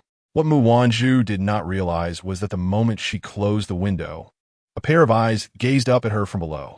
Two men, disguised in tattered clothing, passed by. "Father, do you find this strange?" Mu Jingyan inquired. Mu Ziren cast a glance at him, seemingly sensing something, and turned to look at the small inn on the second floor. The windows were tightly shut, and he furrowed his brow slightly before shaking his head. How could it be possible for him to feel that Zhu Zhu was nearby? Mu Jingyan, oblivious to Mu Ziren's gaze, spoke to himself. "Throughout our journey, His Majesty has been in contact with us. Why has he suddenly ceased communication these past 2 days? Logically, he should have arrived here by now. If he hasn't informed us, does he have other plans?" Mu Ziren shook his head, saying, "His Majesty's thoughts are not something we can easily discern. Let us wait patiently. If he arrives, he will surely inform us." "What you say is quite true." The two continued forward, only to encounter Qi Ying, who was merrily approaching with 3 or 4 roasted chickens in his arms, a broad grin revealing his gleaming white teeth. "One for the Empress Dowager, one for me and Chun Xiao, and the others for Mo Ju and the others. Just the thought of it fills me with joy." He strode ahead, oblivious to his surroundings. Suddenly, 2 pairs of filthy feet clad in tattered straw sandals came into view. The feet appeared robust. They certainly did not belong to refugees. As he looked up to see who it was, he was taken aback, his expression shifting unpredictably. "Lord Chancellor, young Master Mu, what are you doing here?" Mu Ziren and Mu Jingyan watched as Qi Ying's face transitioned from excitement to fright, before he forced a couple of strained smiles that looked quite unappealing. Just as they were about to inquire what was amiss, Qi Ying abruptly shoved a roasted chicken into Mu Jingyan's arms and, seizing the 2 dirty individuals, dashed away in the opposite direction toward the inn. The 2 were caught off guard and nearly stumbled into the mud. "What are you doing?" "Slow down." After the flood, the ground had yet to be properly cleared, and the earth was slick with mud. Qi Ying pulled the 2 along as if he were rushing back to partake in a feast prepared by his father. Even with their non-slip straw sandals, they could not withstand his reckless pace. With a resounding thud, Mu Ziren fell head first into the ground. Qi Ying turned around and met Mu Ziren's fierce, murderous gaze, sending a chill down his spine. Oh no! Before departing, His Majesty had given explicit instructions that they must not let the Chancellor or young Master Mu see the Empress Dowager. But had he mentioned anything about letting the Chancellor fall? Qi Ying found himself cornered in an alley by the mud-covered father and son. "Try running again." After a moment, wails of despair echoed through the alley. Eventually, the father and son cornered him, squinting as they questioned, "When shall we be allowed to meet His Majesty?" Qi Ying, clutching his aching waist and legs, inwardly lamented that His Majesty feared they would encounter the Empress Dowager and had no intention of allowing them to meet him. Though he thought this, he dared not voice it and could only respond with a hint of grievance. "His Majesty said it will be soon." The father and son were not entirely satisfied with this answer, but chose not to press Qi Ying further. The group waited for considerable time without seeing Qi Ying return. Just as they contemplated sending someone out to investigate, Qiying limped back in, leaning on the doorframe, a look of grievance on his face, still cradling 2 roasted chickens. Chun Xiao jumped in surprise and hurried over to assist him. Qiying, what happened to you? Mu Wanzhu was startled as well. She rose to check on him, anxiously inquiring what had transpired. Chapter 67. Fear no, it's nothing. The ground was slippery, and I fell on my way back. Qiying dared not disclose that he had encountered the Empress Dowager's father and elder brother. Should he reveal that, the Empress Dowager would undoubtedly wish to meet them. If the Prime Minister, in a fit of anger, were to take the Empress Dowager away, incurring the Emperor's wrath, his own life would likely be forfeit. Seeing that he was only muddied and limping slightly, the others thought nothing of it, assuming he had genuinely fallen. Mu Wanzhu hastily instructed Chun Xiao to take people down to rest and to summon the old man to examine his injuries. Inside the room, the old man, upon seeing the visible injury on Qiying's leg, which was evidently inflicted by someone, teasingly remarked, "Did you fall then?" Qiying bit his teeth in pain. Glancing at the Empress Dowager seated behind the screen, who could not see their exchange, he gently gestured for silence. The old man, grinning mischievously, leaned closer to Qiying and whispered, "Pray tell, did you encounter my grandnephew?" "TSK, TSK. The injury on your leg, it bears the mark of the thunderclap palm. The technique is precise, allowing one to control their strength and still return. Truly, I cannot fathom who else but my grandnephew could accomplish this." With a resentful glare, Qiying nodded, gritting his teeth. Who else but the Prime Minister? His words slipped out with less restraint than intended, the screen not being far off, and Mu Wanzhu faintly caught the mention of the Prime Minister. "Qiying, did you see my father?" Qiying froze, quickly covering the old man's mouth and vigorously shaking his head. "No, but I just heard you mention the Prime Minister." Qiying's mind raced. Had he accidentally revealed something? All he remembered was discussing sandalwood with Wadaozi, which could be used in medicine. "Dr. Hua, you agree, don't you?" "Oh yes, yes, indeed." The old man reluctantly played along, his demeanor insincere. With a little more thought, one could discern the flaws. Qiying stared at him, his heart racing. Although Mu Wanzhu found it somewhat strange, she thought little of it. How could she fathom that they were all scheming to keep her father unaware of her status as Emperor Xiao, Qingyi's Empress Dowager? "How is your injury?" "Your Highness, rest assured, I am tough-skinned. A little ointment will suffice." From within, the old man's voice chimed in. "Oh, dear girl, you can rest easy. He won T-die?" With the assurance that Qiying was unharmed, Mu Wanzhu felt considerably relieved. She noticed that Chun Xiao, whose expression had been tense, finally exhaled in relief. Smiling, she declared, "You shall have a few days of leave." Chun Xiao, taken aback, exclaimed her gratitude. "Thank you, Your Highness." As for the 2 roast chickens, Mu Wanzhu kept one for herself and instructed Chun Xiao to take the other to share with Qiying. Meanwhile, Mu Zirin and his son returned to their countryside residence, where they encountered another slightly gaunt middle-aged man, supported by Su Ziji, emerging from the house. This man was none other than Su Ziji's father, the former Minister Su. "Brother Zirin, have you gathered any news? Has His Majesty arrived?" the former minister inquired.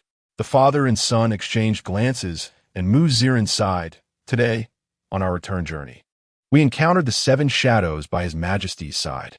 We speculate that His Majesty has indeed arrived, yet he has not expressed any intention for us to make an appearance." Minister Su, upon hearing this, remained unperturbed, understanding that His Majesty must have his own plans.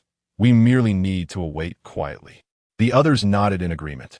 Only Su Ziji, standing by, had a glimmer of excitement in her eyes. The 7 shadows had long been dispatched by His Majesty to protect Zhu. Their presence here surely implied that Zhu had also come to Yongzhou. She contemplated speaking to her elders, but ultimately held her tongue, recalling the fervent declaration made by Uncle Mu, who had vehemently stated, "Even if I, Mu Gue, were to perish, I would never allow Zhu to enter the palace as a consort." Su Ziji sighed inwardly. If Uncle Mu were to learn that Zhu had indeed become the imperial noble consort, who could predict what might transpire thereafter? It was perhaps best for her to avoid drawing attention to herself. Unbeknownst to her, as she lost herself in thought, Mu Jingyan, seated across from her, subtly cast glances her way while pretending to enjoy his tea. The thoughts of the youth are seldom concealed from the discerning eyes of an elder, a truth that Minister Su had recognized since His Majesty's return. He chuckled quietly without uttering a word. In the afternoon, when Xiao Qingyi returned, he found Mu Wanzhu seated at a table, gazing out the window at the overcast sky. Her delicate figure seemed so petite that it hardly suggested she was with child. Any lingering resentment dissipated as he approached, wrapping his arms around her gently from behind. "Dear Zhu, I am back," he murmured. Mu Wanzhu clasped his warm, slightly sweaty hand and turned to smile. "Husband, I saved some roasted chicken for us to share." With that, she rose to unwrap the chicken on the table. Before she could proceed, Xiao Qingyi took her delicate hand and pressed a kiss upon it. Chuckling, Zhu's hands would outshine even the finest jade. How could they touch such things? "Allow me to handle it."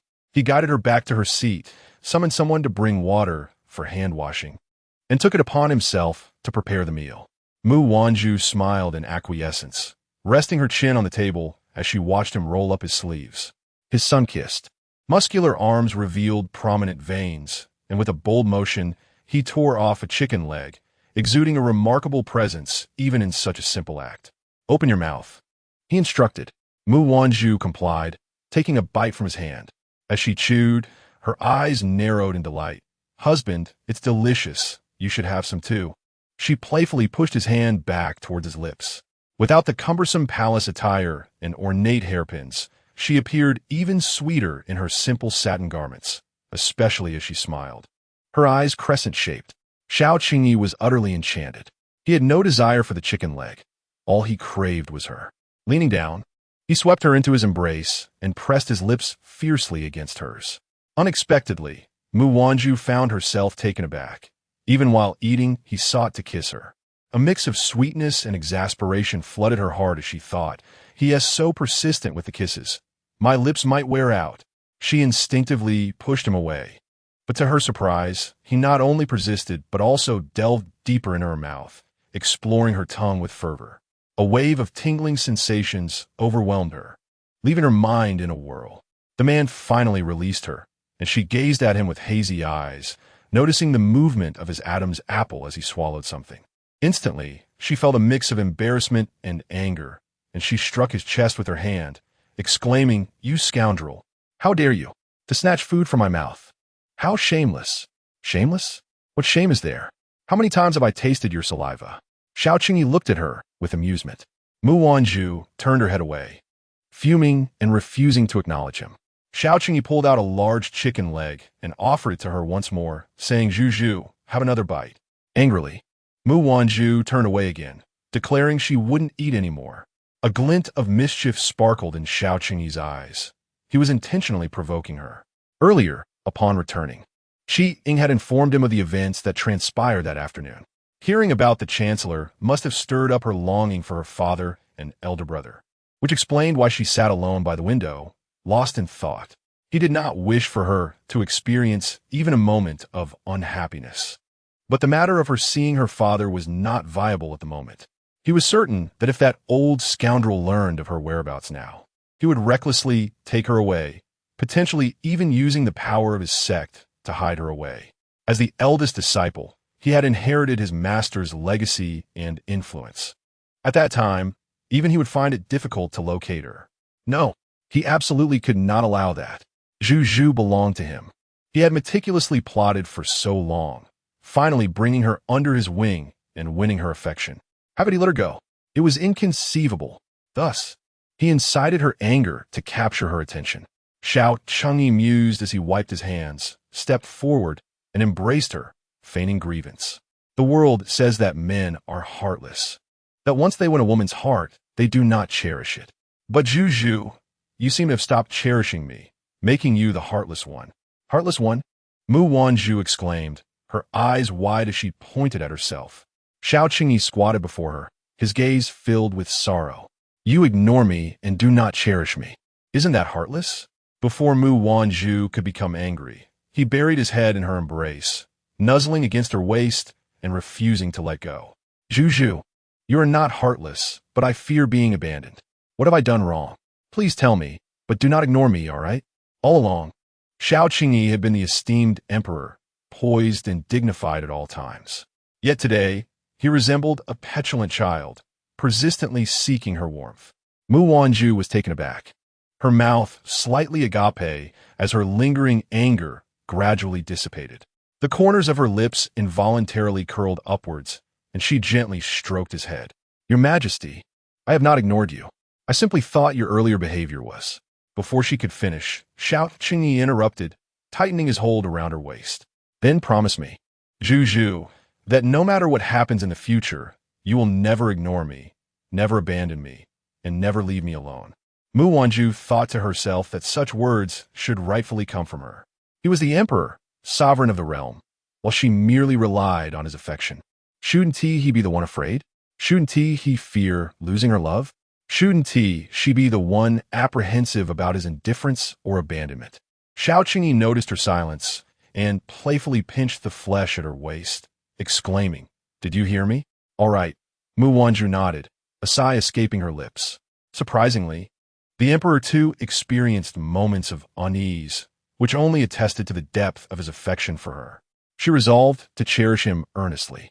With her promise secured, a flicker of stubborn light danced in Xiao Qingyi's gaze. Zhu, you have personally vowed this to me. You must not go back on your word. If you do, I shall not permit it.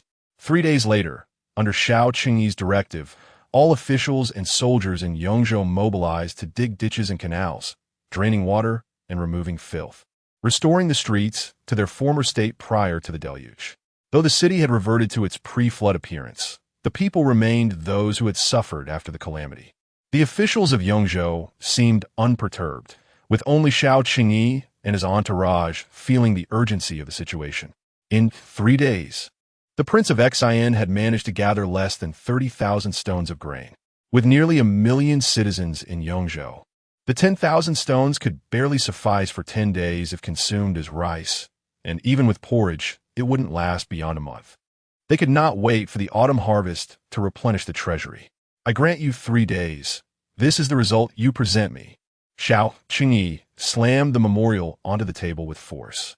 Xiao Chengze bowed his head, arms crossed, a mocking smile curling at the corners of his mouth. Do you think it easy to procure grain without the interests of those people? You should demonstrate some capability instead of merely commanding others from your lofty position. Your Majesty, forgive me. I have done all I can, Xiao Chengze retorted, his words inciting Xiao Qingyi's ire, who clenched his teeth in frustration. Very well, very well. Suddenly, a chilling glare swept over his features. Xiao Qingze, do you believe I dare not end your life? In this deserted place, we are acutely aware of each other's thoughts. Xiao Qingze, too, showed no signs of concealment as he lifted his gaze to confront Xiao Qingyi, his usually gentle eyes now cold and harsh. The founding emperor decreed that unless a royal commits treason, even you cannot execute a subject. The two pairs of somewhat similar eyes locked in a standoff, neither willing to yield. If I fail to manage this, so be it. I shall relinquish this fief and return to being a carefree prince. Xiao Qingze said with a chilling smile. Tightening his fists, Xiao Qingyi furrowed his brow, glaring intently at him. Just then a loud voice echoed from outside. It's terrible. The citizens are attacking and seizing grain. Xiao Qingyi froze, quickly rising to head outside. As he passed by Xiao Qingze, he sneered, in this world, if your surname is Xiao, you are a prince. If your surname is Li, you are but a fallen slave. With that, he strode away. Xiao Qingze clenched his fists, his cold gaze filled with resentment as he watched the retreating figure. What need is there for a nation left behind by that man? Upon exiting, Xiao Qingze encountered a woman in a striking crimson gown, her vibrant attire contrasting sharply with her furtive demeanor as she tiptoed to pluck the rosy bayberries from the tree. She acted with such casualness, wiping her hands on her skirt before lowering her head to indulge in the fruit. Recognizing her silhouette sparked a thought in him, and he approached her with a gentle smile. In recent days, Mu Wanzhu has developed a profound craving for sour delicacies, a temptation she finds irresistible. However, having indulged excessively yesterday, Dr. Hua cautioned her against overindulgence, particularly with regards to her dental health. Yet, she finds herself unable to restrain her desires. Coincidentally, having just moved into this residence a couple of days ago, she had noticed a mulberry tree nestled in the corner upon her arrival. Seizing the opportunity to feign sleep, she stealthily slipped out through the window, hiding in the shadows for a considerable time. Only after witnessing Xiao Qingyi's departure did she dare to pluck a few berries to satisfy her cravings. They were simply delectable. She yearned for more. As she reached out to gather more, her fingers unexpectedly brushed against another hand that had also grasped a large berry. Startled, she withdrew her hand. Who could it be? It was Prince Xiao Qingze, who plucked the berry and presented it to Mu Wanzhu with a smile, inquiring if she enjoyed sour fruits. She did not accept it, instinctively taking 2 steps back. Xiao Qingze noticed the wariness in her eyes, and a shadow of disappointment crossed his face. It seemed that Xiao Qingyi had often spoken ill of him in her presence. Since Xiao Qingyi cared so much, it only fueled his determination to draw closer to her. With a gentle smile, his handsome countenance belied any malicious intent. "What, do you fear I might poison you?" he teased. Mu Wanzhu remained silent. He continued, his gaze briefly lingering on her abdomen. "I have heard that the Empress Dowager is with child." Instinctively, she covered her belly and turned, her vigilance sharpening as she surveyed her surroundings, eager to retreat. Unperturbed, Xiao Qingze moved to obstruct her path, insisting that she meet his gaze. "I truly do not comprehend your sentiments, dear lady.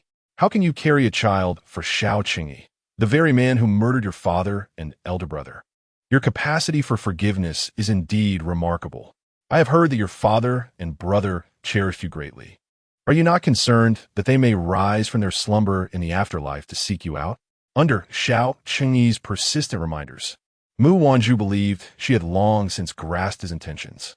He merely sought to sow discord between her and Xiao Qingyi. She had no intention of heeding his words. Furthermore, her father and brother were alive and well. She would never divulge that to him.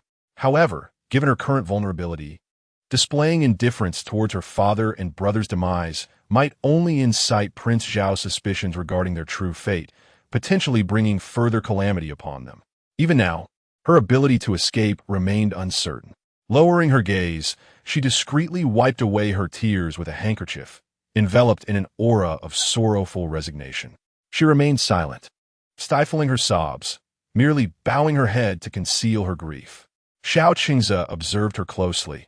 It was evident that Mu Guifei and her kin had indeed perished. A woman, as transparent as a blank page, with her emotions laid bare upon her face. Were it not for the genuine loss she had suffered, she would not weep so. Her fragility was palpable. Even knowing that her father and brother had fallen victim to Xiao Qingyi's treachery, she could only endure her pain in silence. Devoid of any thoughts of vengeance, he resolved to stoke the flames of discord further. Even if he could not incite Xiao Qingyi's beloved to eliminate him, aggravating him would suffice. On that fateful day, I witnessed with my own eyes the lifeless bodies of your father and elder brother, pierced by a multitude of arrows, their forms rendered into a sieve, not a single intact piece of flesh remaining. The scene of their demise was indeed tragic. Have you not yet said enough? Before Xiao Qingze could continue, Mu Wanzhu, filled with fury, forcefully shoved him. He stumbled backward, caught off guard, and fell as his foot twisted at the edge of the flower platform. Without hesitation, Mu Wanzhu descended from the platform and fled towards the courtyard. "You seek death." Xiao Qingze gritted his teeth in pain, glaring at Mu Wanzhu, only to find the space beneath the tree completely empty. Turning his head, he noticed a fleeting glimpse of red, as if she feared the specter of pursuers, disappearing around the corner in a frantic dash. Watching her, he suddenly chuckled. It turned out to be a cunning little fox. No wonder Xiao Qingyi was so fond of her. He opened his hand, the yongmei in his grasp now flattened, its juice trickling between his fingers. Even he found it difficult not to be enchanted. Chapter 69. Living off others' favors, Mu Wanzhu, terrified of being pursued, ran breathlessly. Upon reaching the courtyard, she finally exhaled in relief, only to be met by 5 pairs of eyes staring intently at her. "Your Highness, were you not napping?" Realizing her oversight, Mu Wanzhu panicked. She had forgotten that she had sneaked out. That evening, The incident was reported to Xiao Qingyi by the five. He gave Mu Wanzhu 2 light slaps on her behind, admonishing her for her disobedience. Xiao Qingyi sat while Mu Wanzhu stood beside him, covering her backside in a display of contrition. Husband, I truly understand my mistake. Please do not be angry. I promise this is the only time. There will not be a next. After receiving her repeated assurances, Xiao Qingyi relented, pulling her into his embrace as he attended to state affairs. With one hand, Mu Wanzhu savored the yangmei that Xiao Qingyi had just sent someone to fetch for her, diligently observing him as well. She lifted a berry to his lips. Husband, have a taste. Xiao Qingyi shook his head with a smile. I do not care for this. You enjoy it. It is quite sour, enough to hurt the teeth. I cannot fathom why pregnant women are so fond of such things. Very well. The two returned to reviewing the memorials, which primarily expressed concerns over the current shortage of grain and the people's hunger. If there is a scarcity of grain, then one should seek out those who possess it. Mu Wanzhu remarked. Yongzhou, located at the confluence of the two rivers, has always been a prosperous region. If the treasury is lacking and the people are starving, do those wealthy landlords not have grain? Xiao Qingyi cast a surprised glance at her, praising her. I did not expect our Wanzhu to understand such matters. Mu Wanzhu, swallowing a yangmei, shyly leaned against his chest. Well, I often spent time in my father's study, listening to him converse with my brother, which helped me learn a few things. It's only natural to absorb knowledge through such exposure. Xiao Qingyi, not overly concerned, smiled. Wanzhu knows but a fraction. Who would willingly part with their grain? Moreover, even if compelled, the grain of those wealthy gentry cannot simply be taken. Although I am of royal blood, I cannot disregard the will of the people and forcibly seize their provisions. Such an act would be no different from that of a bandit. Furthermore, should I insist on such a course, it would invite public resentment and potentially incite chaos. Xiao Qingyi believed that by expressing his thoughts in such a manner, Mu Wanzhu would recognize her shortcomings, and with a soft "oh," she would nestle into his embrace, continuing to savor her waxberries. However, to his surprise, she mischievously winked and smiled, asking, "Isn't that quite easy?" This left Xiao Qingyi astonished. Turning away, Mu Wanzhu began to enumerate her points on her fingers, asserting that acquiring things without compensation was out of the question and forceful seizure was equally unfeasible. Yet, she proposed the idea of a mutually beneficial exchange. Mutually beneficial exchange? Xiao Qingyi chuckled, playfully tapping her nose. But my dear, I must also support you. The imperial treasury does not possess an abundance of silver to procure grain. Mu Wanzhu pouted and shot him a reproachful glance, exclaiming, Nonsense! Supporting me comes from your private treasury. How could one ever touch the imperial treasury? Besides, I am quite frugal in my daily needs. Furthermore, she added, even if the treasury had silver, it is not plentiful. With the tense situation in the north, I cannot afford to act recklessly. What if we could obtain it without silver? What else could we use? Xiao Qingyi pondered, genuinely intrigued, asking her what she had in mind. The attendants surrounding them perked up, eager to listen. By offering titles of nobility, she suggested. Titles of nobility? Xiao Qingyi laughed heartily. My dear, do you comprehend the weight such a title carries? Only those with generations of merit, who have rendered distinguished service to the realm, are worthy of such honors. If we were to bestow titles so easily, what dignity would remain for those esteemed officials? How would they regard me as their sovereign? Mu Wanzhu, unconvinced, shot him a glare. Please, let me finish. Very well, I shall listen, he replied. My husband, you just mentioned that only those of long-standing merit deserve titles. Precisely for this reason, we ought to grant titles to the wealthy gentry. Think, throughout history, which noble family has not wished for their kin to attain titles and positions? Yet, such aspirations are not easily fulfilled. Although the gentry possess wealth and grain, they lack status and influence, and have little say in court matters. If an opportunity arose to gain a title in exchange for a donation of grain, would they not seize it eagerly? She continued, regarding the matter of titles. If we were to directly confer ranks such as dukes or barons, it would undoubtedly dishearten the true meritorious officials. However, your majesty could establish the positions of county lords and pavilion lords in Yongzhou, which would rank beneath dukes and barons, yet still be recognized as noble titles. This approach would not only spare the feelings of those esteemed officials, but also achieve our goal of securing grain.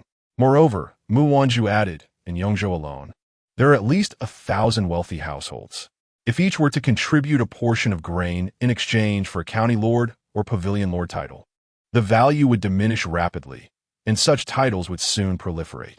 Eventually, the titles of county lords and pavilion lords would lose their rarity, becoming no different from the common appellation of master that people casually use. Having expounded her thoughts in one breath, she raised her gaze to gauge Xiao Qingyi's reaction, only to find him staring intently at her. What is it? Is my proposal unacceptable? Unexpectedly, Xiao Qingyi lowered his head, excitedly cradling her face, showering it with fervent kisses. Her brows, eyes, nose, and lips, every conceivable spot upon her visage receiving his affectionate attention. Mu Wanzhu felt her entire face become dampened by his ardor, and in discomfort, she pushed him away, urging him to cease, lest her beauty be diminished by his fervent affections. Only then did Xiao Qingyi relent, his eyes shimmering with brilliance as he acknowledged her wisdom, admitting his earlier misjudgment of her capabilities. Mu Wanzhu, playfully wiping her face with a handkerchief, inquired with a smile if her husband found the idea viable. Of course it is, he replied. The status of merchants has been significantly low since the time of the founding emperor. They are barred from the imperial examinations, and none yearn more to attain official positions and titles than they do. And what is your plan, my husband? Mu Wanzhu asked. Xiao Qingyi released her, rising to his feet and moving towards the window, gazing contemplatively into the night. I shall first convene the officials to deliberate on this matter, he began, but Mu Wanzhu interjected. Oh, my husband, there is no need for such complications. I shall resolve this issue for you. Really? Xiao Qingyi's eyes sparkled with delight, as if she were preparing for a victorious battle. He adored her spirited demeanor. If you are to resolve this, does that mean I shall be living off your successes? Living off my successes? Mu Wanzhu laughed, playfully striking his chest. My husband is certainly not one to rely on me. Chapter 70. Fundraising and provisioning the following day. The sky was overcast as a group of wealthy ladies entered the government office with trepidation. They lowered their heads, whispering amongst themselves. Surely the governor does not intend to coerce us into providing supplies? One murmured, As for me, I have no provisions to offer, and I value my life. The women exchanged knowing glances, resolute in their decision to withhold any grain. Upon entering the garden of the office, they discovered 2 lengthy banquet tables set up. Yet upon them lay merely a few buns. The ladies exchanged glances, their suspicions confirmed. Your Highness, everyone has arrived, Chun Shao reminded. Mu Wanzhu nodded, allowing herself to be assisted as she stepped out from behind the screen. As the women continued their hushed discussions, a stunning figure emerged from behind the screen, clad in resplendent red, her hair elegantly unadorned. She was a young woman of extraordinary beauty and graceful stature. Who is she? The assembly wondered aloud.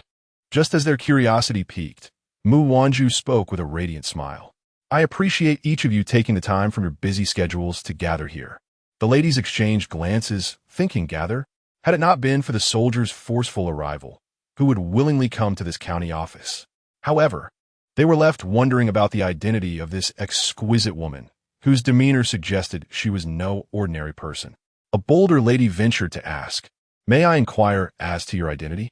Chun Shao interjected, Do not be rude. My lady is the current imperial concubine, who has recently accompanied His Majesty to inspect the conditions of the disaster victims in Yongzhou. The imperial concubine? The women exchanged astonished looks, realizing that such a figure, who ought to reside in the celestial palaces, had indeed come to Yongzhou. This revelation seemed almost surreal, yet the soldiers standing guard around them confirmed the reality of the moment. After a moment of contemplation, a lady took the lead in bowing, and though the others were filled with doubt, they felt compelled to follow suit. The assemblage of ladies was urged not to be overly formal. Mu Wanzhu gestured for everyone to take their seats, and once they were settled, a smile graced her face as she spoke. The purpose of today's gathering is not for trivial matters, but rather for the countless citizens of Yongzhou City. As you may be aware, we have faced a grave calamity. The floods have devastated our crops, leaving the city in dire straits with insufficient grain supplies and an empty treasury. The provisions available are woefully inadequate to sustain our people.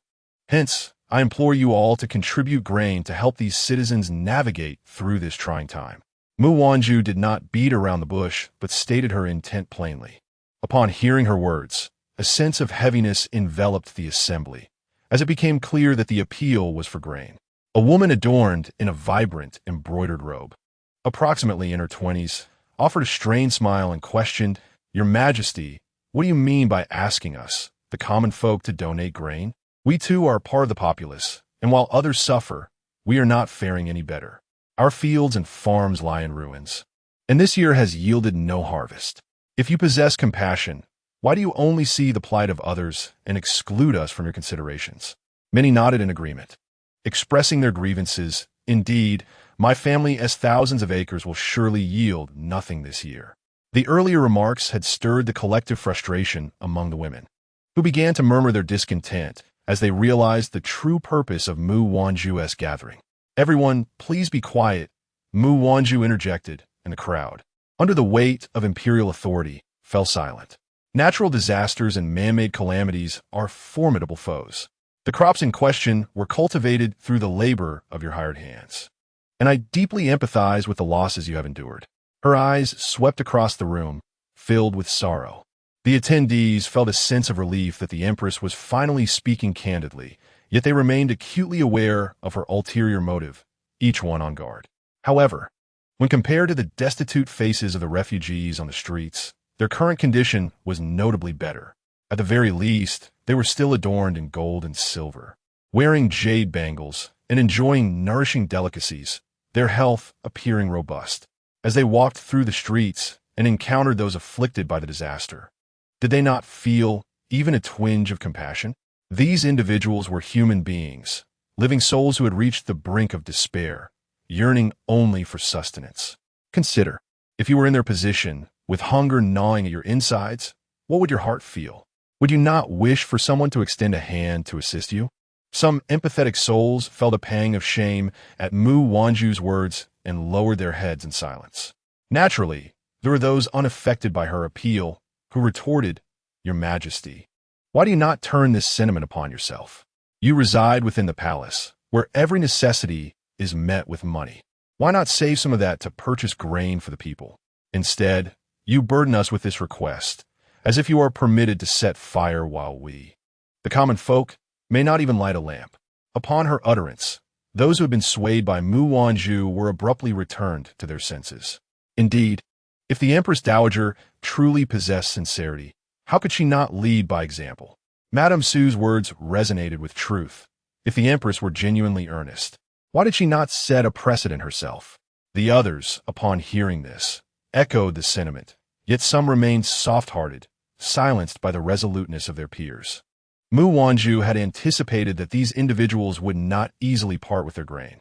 Now, she aimed to temper their arrogance, instilling in them the understanding that her request for their grain would yield no personal benefit.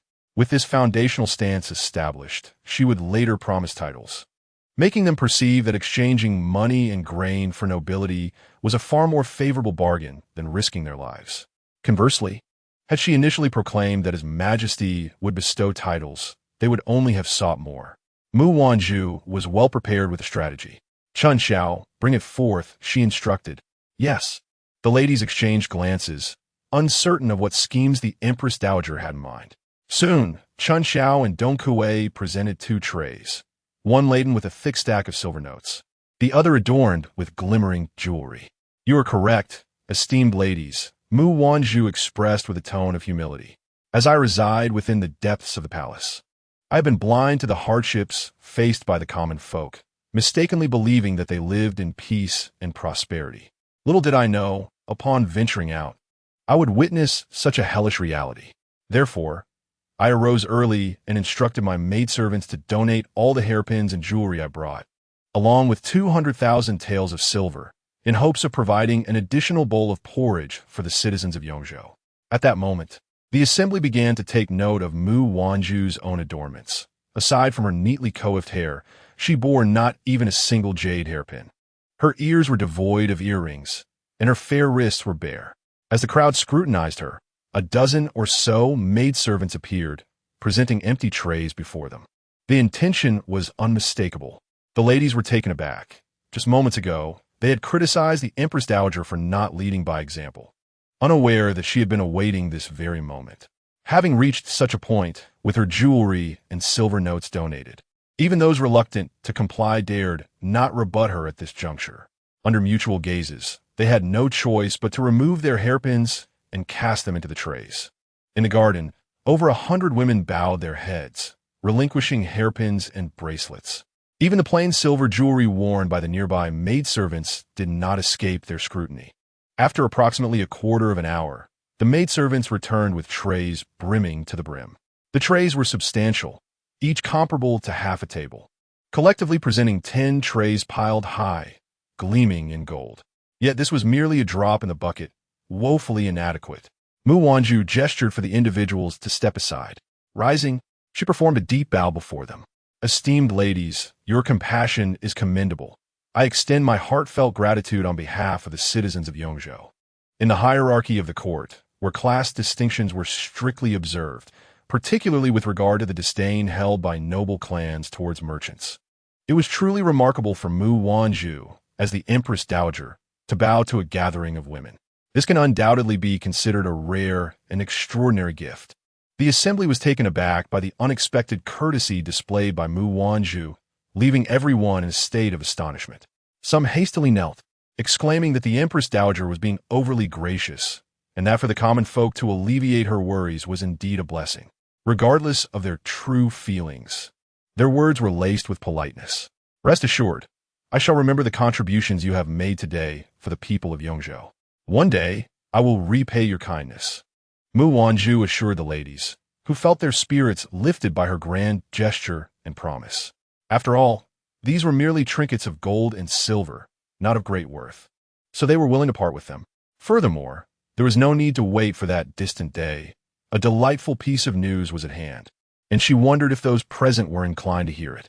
Upon hearing that good fortune was imminent, the crowd's previous discontent dissipated, and their focus turned entirely to Mu Wanzhu. What splendid news does the Empress Dowager have for us? They pondered. Rising, Mu Wanzhu retrieved a roll of bright yellow imperial decree from the table and smiled at the assembly. The emperor, ever concerned for his nation and its people, has devoted much thought to the affairs of Yongzhou. Yesterday, he decreed that any household willing to present 100,000 taels of silver or 50,000 stones of grain shall be granted the titles of county marquis or pavilion marquis, receiving a monthly stipend of 100 taels of silver and enjoying hereditary privileges for 3 generations. The announcement sent shockwaves through the crowd. What? Titles can be purchased? And what are these county marquis and pavilion marquis? We have never heard of such ranks, they exclaimed. Previously, such a thing would have been unthinkable. But from this day forth, it was indeed possible. Skeptical, one brave soul inquired, Empress Dowager, may we have a glimpse of this decree? The authenticity of the decree was beyond question, and Mu Wanzhu welcomed their curiosity, allowing it to be presented for all to see. Although they could not ascertain the decree's legitimacy, the characters inscribed upon it were recognizable and aligned perfectly with Mu Wanzhu's words. Exchanging glances, their eyes sparkled with excitement and anticipation. Mu Wanzhu feigned a discreet glance outside and lowered her voice. You all know that such titles are not so easily acquired. The county marquis and pavilion marquis are designated according to the ranks established in the former Han dynasty. Should the esteemed officials learn of this, they would surely be disheartened. It seems the emperor has reached a point of desperation, devising this scheme to procure funds and grain without consulting the other officials or nobility, deciding it in secret. If the nobles and officials in the capital were to discover this, they would undoubtedly intervene, preventing the emperor from enacting such measures, she lamented, her expression one of utmost concern. The ladies, however, were too engrossed in their own discussions to heed her worries. Titles that can be inherited, accompanied by a stipend from a court? Is it truly raining fortune from the heavens? They whispered among themselves. It was well known that even the wealthiest merchant families, possessing vast fortunes, were confined to their own circles, only marrying within their ranks. To wed an official, they would often find themselves relegated to the status of concubines, as those in power typically lacked the means and sought to benefit from their wealth. If one were to truly attain a noble title, it would undoubtedly surpass the incessant derision faced by figures like the Duke of the State and the Marquis of Yong'an, esteemed for their meritorious deeds. Although the sum of 100,000 taels of silver is considerable, it would likely deplete half of their family fortune. Nevertheless, money can be earned anew, whereas a noble title is a rare and fleeting opportunity. The gathering buzzed with calculations in their minds. Mu Wanzhu observed the reactions of the ladies present and continued, "Alas, His Majesty, fearing the possible repercussions from ministers upon his return, has refrained from granting more titles, offering only 20 on a first-come, first-served basis." Some inquired whether this title would allow descendants to partake in the imperial examinations, only to be met with the disheartening news of just 20 titles. 20. Only 20. They were over 100 strong here. How could that suffice? The crowd, already in a frenzy, surged forward. The soldiers instinctively took a defensive stance, positioning themselves in front of the throng. "Your Highness, the Chun family from the East City offers 100,000 taels of silver for a title. The Su family from the East City offers 50,000 pickles of grain. They seek a title too. The Lu family. The Lu family wants one as well. And the Li family. The Xiao family. The Xiao family." All was laid bare to Xiao Qingyi and the officials of Yongzhou, who wiped the beads of sweat from their foreheads in trepidation. They had not anticipated that the Emperor and the Empress Dowager would be so decisive. Their intervention was nothing short of astonishing. Just days prior, they had trailed behind the Prince of Letters, soliciting grain from various households, only to be met with evasions and meager offerings, treated as if they were beggars. They harbored resentment, believing the Emperor was merely making their already difficult tasks even more arduous. Who would have thought that such a modest title could command such a steep price? It was hardly worth it, yet these ladies were clamoring for it with fervor. Such extravagance would surely lead to their chastisement upon returning home. These officials were oblivious to the fact that the prestige and status they now possessed with such ease were treasures that merchants would toil for generations to obtain. When an opportunity such as this arose, who would be willing to forego it? What they dismissed as trivial was, to these families, an unattainable luxury. Chapter 72. Mu Jing'an suspects the Empress Dowager's identity. Mu Wanzhu promptly instructed her aides to finalize the contract, securing her position. The ladies, fearful of losing their chance, hastily rushed to inscribe their names and affix their crimson seals. Only then did Mu Wanzhu allow them to disperse. As a result, nearly 90 ladies were left empty-handed, eager to inquire of Mu Wanzhu if any further opportunities remained. With a sigh and a shake of her head, she dismissed them. On the return journey, the ladies lamented their missed chance. "If only I had acted more swiftly, I wouldn't have allowed others to seize it all. Indeed, I wonder if the Empress Dowager might plead with His Majesty for a few more titles. Should those despicable scions of the Su family be bestowed titles while my Li family remains without, it would surely bring shame upon my lord, rendering him embarrassed to face the world." As a few passers-by ambled by, they remained oblivious to the presence of a masked gentleman emerging from the shop, who was none other than Mu Jing'an, accompanying Su Zijing on a shopping excursion. In recent days, Su Zijing had inexplicably harbored a desire to stroll through the streets alone. He attributed her restlessness to the confinement she had experienced of late. Yet, given the current turmoil in Yongzhou City, he could not bear to let her venture out unaccompanied. Thus, he accompanied her. However, during their outing, he sensed that her mind was elsewhere. Now, as she expressed her intention to try on some garments inside the shop, she had unceremoniously ushered him out, leaving him to linger outside while he overheard the chatter of women passing by. Titles? Quotas? What purpose do they serve? Furthermore, the mention of the Empress Dowager. When did His Majesty acquire an Empress Dowager?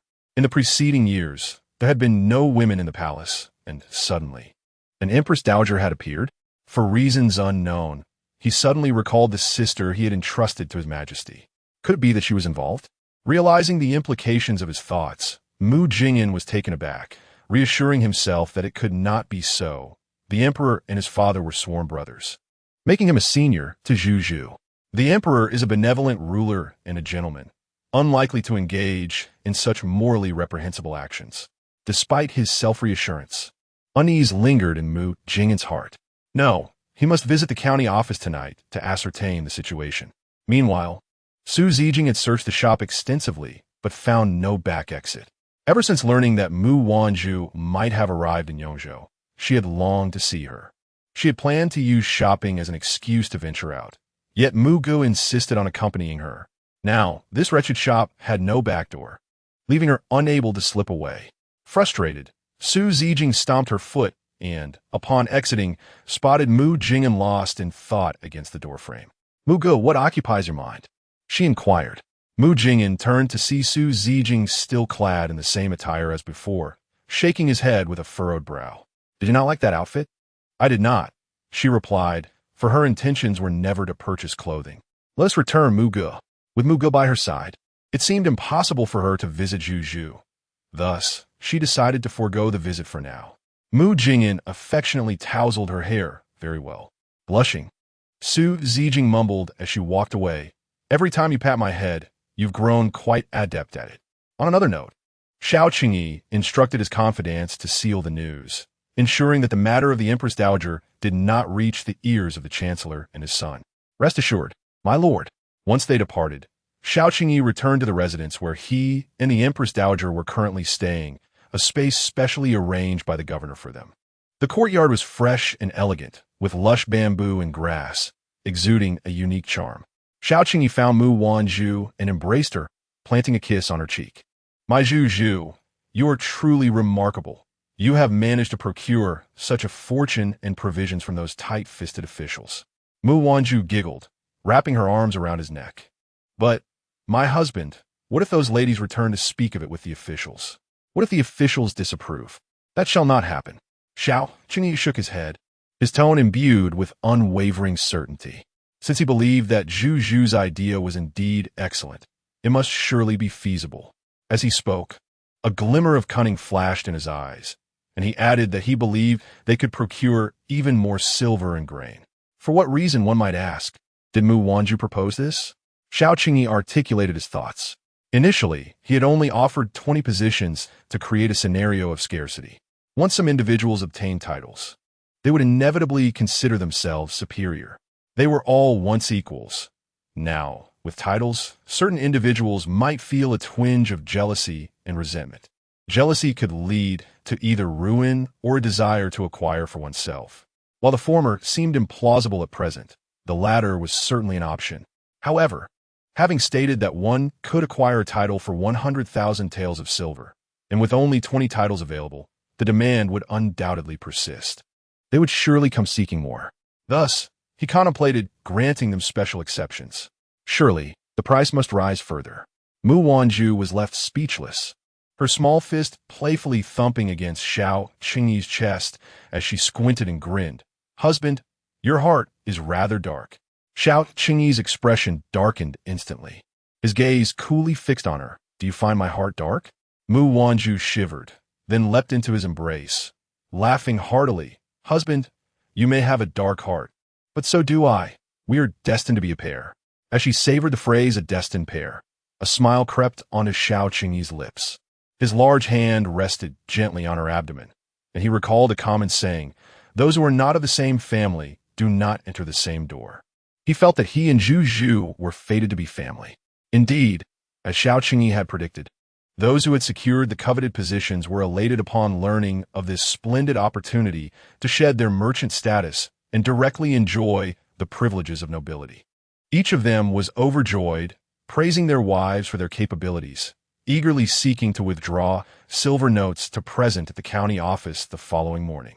That night, regardless of the outcome, they lavished affection on their wives. The ladies, once again, held their heads high in front of their concubines. Oh, what of enticing the master? If they had true merit, would the master not be compelled to support them? In contrast, the households of those who failed to secure a position remained eerily calm. Why such tranquility, you might wonder? It was because the wives dared not disclose today's events to their husbands. They knew their husbands' temperaments all too well. Should they discover that such a splendid opportunity had slipped through their fingers, it was likely that their days would not be pleasant. This matter would only come to light 2 days later when these gentlemen were summoned to be addressed as county lords and pavilion lords. Chapter 73. The night investigation of the imperial noble consort's identity that night, while Xiao Qingyi was occupied in the study next door attending to official affairs. Mu Wanzhu sat by the window, seeking a cool breeze. Being with child, she was wary of catching a chill and dared not sit directly in the window, opting instead to angle herself slightly to avoid the night wind. Dong Kuei and Xia Tang had gone to fetch water for her, leaving only Chun Xiao to attend to her. Chun Xiao stood by the window, gently fanning her. In the shadows, Mu Wanzhu suddenly opened his eyes, swiftly darting towards the source of the disturbance, intercepting the individual attempting to intrude. Young Master Mu. As Mu Jingyan's feet touched the rooftop, he was immediately intercepted by the figure before him. Mu Wanzhu, I seek an audience with His Majesty, he stated. Mu Wanzhu, displaying an expression of indifference, responded. His Majesty has not summoned you. What brings young Master Mu here? If this were to come to light, it would likely hinder your future dealings with the Prime Minister. The request for an audience was merely a ruse by Mu Jingyan, for he sought to ascertain whether the imperial concubine spoken of by others was indeed his sister. If so, the Mu family would undoubtedly take her away and cease all dealings with Xiao Qingyi. Mu Jingyan's demeanor grew colder as he confessed, to be candid. I have recently heard that His Majesty has brought the imperial concubine to Yongzhou. I am unaware of when His Majesty took her as his concubine. Mu Wanzhu remained unperturbed, asserting that whether or not His Majesty had an imperial concubine was a personal matter that seemed unrelated to young Master Mu. However, Mu Jingyan's eyes narrowed, exuding a hint of menace as he declared, I suspect that the imperial concubine is my sister. He fixed his gaze upon Mu Wanzhu, who remained impassive, betraying no sign of concern. Young Master Mu seems to be misinformed. The imperial concubine hails from the common folk, not from the Mu family. Miss Mu is presently awaiting your return at the palace with the Prime Minister. If you miss her, it'll be prudent to complete your task swiftly to reunite with her. Unable to glean any information from Mu Wanzhu's expression, Mu Jingyan attempted a conciliatory approach. I merely wish to catch a glimpse. Once I confirm she is not my sister, I shall willingly present my apologies before His Majesty. Alternatively, you could convey my message. Mu Jingyan requests an audience with the imperial concubine for mere confirmation. That is out of the question. It is late at night. A palace concubine cannot meet with an outsider. What would His Majesty think? Mu Wanzhu's tone was resolute.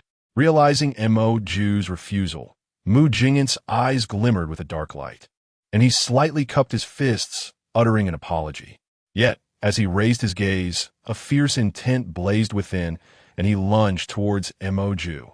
Seizing the opportunity, he delivered a swift kick to Mu Wanzhu's chest, causing him to stagger back.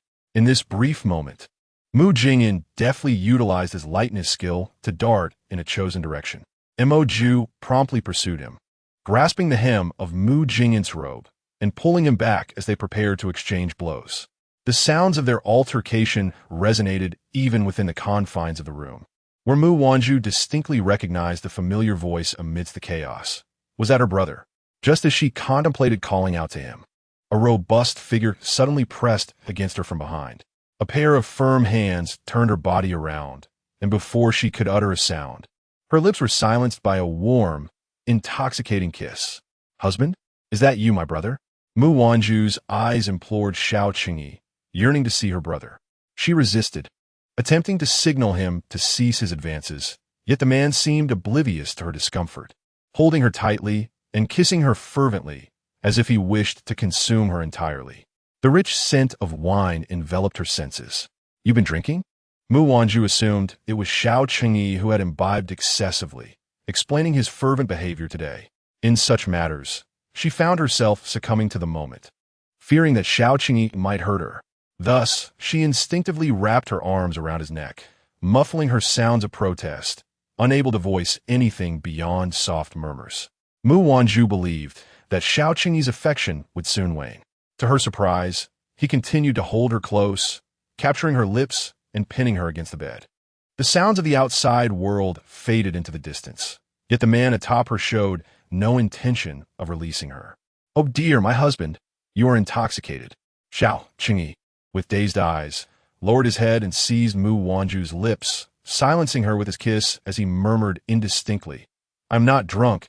I'm not drunk. Zhu, I truly adore you." Mu Wanzhu never imagined she would find herself in such a disheveled state, overwhelmed by his kiss. Once Xiao Qingyi confirmed that she had fainted, the haze in his eyes dissipated. He covered her with a blanket and instructed Chun Xiao to take care of her before turning to leave. After Chun Xiao ensured the room was clear, she wiped the sweat from her brow and exhaled heavily. The emperor was far too brazen, displaying such fervent affection for the empress right before her eyes, almost as if he meant to consume her entirely. However, wasn't His Majesty supposed to be attending to state affairs? Why was he drinking? And, judging by his demeanor, he hardly appeared intoxicated. Chun Xiao found it perplexing, but chose to set aside her thoughts. Outside the estate, Mu Wanzhu, who had previously been at a disadvantage, was unexpectedly reinforced by 4 shadow guards. And together, they forcibly expelled Mu Jingyan from the premises. When Xiao Qingyi arrived, the fierce scuffle between the 6 men was intense. Enough. Hearing the command, the 5 fighters paused and withdrew. Mu Jingyan struck Mu Wanzhu on the shoulder before ceasing his attack. "Your Majesty." Mu Jingyan adjusted his robe and cast a hostile glance at Xiao Qingyi, then clasped his fists in a respectful salute. "I pay my respects to your Majesty." Xiao Qingyi's expression remained stern. "Mu Jingyan, are you aware of your crimes?" Internally, Mu Jingyan felt a pang of guilt but feigned composure. He pressed his lips together and replied, "I acknowledge my fault, but I only wish to confirm whether your Majesty's favored consort is my sister." "She is not." A preposterous claim, yet the emperor dared not admit the truth. Mu Jingyan looked up, meeting Xiao Qingyi's gaze. "Is that truly so?" Xiao Qingyi scoffed. "Do you dare question me? At my age, I have encountered countless women. Do you think I would stoop to such depths with a mere junior? Indeed, I'm a beast," he continued. "Were it not for the knowledge that you would certainly prevent Zhu from remaining by my side, I would not have resorted to such ruthless measures, even berating myself in the process. Or perhaps you truly regard your sister as a celestial being. Even men are rendered speechless in her presence." The onlookers stood in utter silence, not daring to utter a word, their hearts echoing an unspoken sentiment of disdain for the emperor's shamelessness. Had they not witnessed it themselves, they might have been compelled to believe his words. Mu Jingyan, chastised by Xiao Qingyi's remarks, found himself unable to lift his head. Yet, from the emperor's words, he gleaned a satisfactory response. His Majesty was known for his unwavering integrity and had no need to deceive him. It seemed that the esteemed consort spoken of by others was indeed not his sister. Realizing his misjudgment, Mu Jingyan quickly offered an apology. "In my haste, I have acted foolishly. I implore your Majesty to forgive my transgressions. However, I am concerned about my sister's well-being in the palace. She is unharmed. Now be gone at once." Mu Jingyan realized that he had angered his Majesty and refrained from further inquiries, reasoning that as long as he was not in mortal danger, the emperor's words were merely the result of his current temper. He believed his younger sister was safe. Chapter 74. Missing Father. Where did you go in the dead of night? Upon returning to his current residence, Mu Guwei, his father, emerged from the shadows. Mu Jingyan smiled and asked, "Father, why are you still awake?" Mu Guwei's lips curled into a smirk, the stubble on his chin appearing darker under the moonlight. Suddenly, he scoffed, "If you, my son, are awake, how could I, an old man, indulge in sleep?" Mugu scrutinizit mu vingan kulosity, his piercing gaze assessing him from head to toe. "Speak frankly, where have you been?" Mu Jingyan sighed in exasperation. "I merely went out to observe the situation in the city." Upon hearing this, Mu Guwei narrowed his eyes, sensing insincerity. However, he thought, being 20 years old now, he felt disinclined to intervene further. He turned and made his way to a thatched pavilion, sitting down on a stone bench. His solitary figure appeared somewhat forlorn as he sighed heavily. "I wonder how your sister is faring now." In the heat of the moment, he had not arranged for everything properly. Fearing that Zhu might encounter trouble alone, he had reluctantly entrusted her care to the emperor. Yet, for reasons unknown. An unsettling feeling lingered in his heart. He was anxious, wondering if his daughter was eating well or sleeping soundly. A thought struck him, and he expressed his concern. "Do you think your sister has been missing me so much that she cries in the middle of the night?" Mu Jing'an sighed in response, moving to sit opposite his father. "Do not worry, father. When I wrote to Zhu, she replied saying she was doing well. She is certainly fine. However," Mu Gui pointed to his chest, "I feel a constant unease here. It must be that you miss your sister too much. It's merely a reflection of your thoughts during the day manifesting in dreams. There's no need to dwell on it," Mu Jing'an reassured him. Yet, Mu Gui suddenly appeared frightened, covering his face as he recounted, "I had a dream tonight where your sister was calling for me to rescue her. And behind her was a ravenous wolf with green eyes. I tried to save her, but that wolf lunged and bit her neck." At this, a grown man began to sob. Mu Jing'an chuckled. "I always said, 'Father, you snore so loudly that nothing can wake you, and yet tonight you are unable to sleep. It turns out you were plagued by nightmares.'" Mu Gui shot him a glare. "You, at 38, have witnessed countless harrowing scenes. Everyone says you are astute in the court. Yet a mere dream has frightened you. If this gets out, people will surely laugh at you." Mu Gui glared at Mu Jing'an once more. "You little rascal. All right, I want to say anything more," Mu Jing'an replied, a glimmer of brilliance flashing in his eyes. "If you truly miss your sister, why don't we go to His Majesty together and inquire about her well-being?" Mu Gui raised his head, ready to agree, but then his expression fell. "However, His Majesty has not summoned us. I am a loyal subject and always heed the Emperor's commands. To go unbidden would be to defy the royal decree. Moreover, the Prince of Xian's men are in Yongzhou. If we were to be discovered, the repercussions would be beyond what I could bear." Mu Jing'an rolled his eyes and rose, saying, "Father, please take your time sitting. I am off to sleep." "Hey, why are you leaving? Think of another way for your father." Mu Jing'an shook his head and departed, declaring he was going to sleep. Rascal. In the middle of the night, Mu Wanzhu had a dream.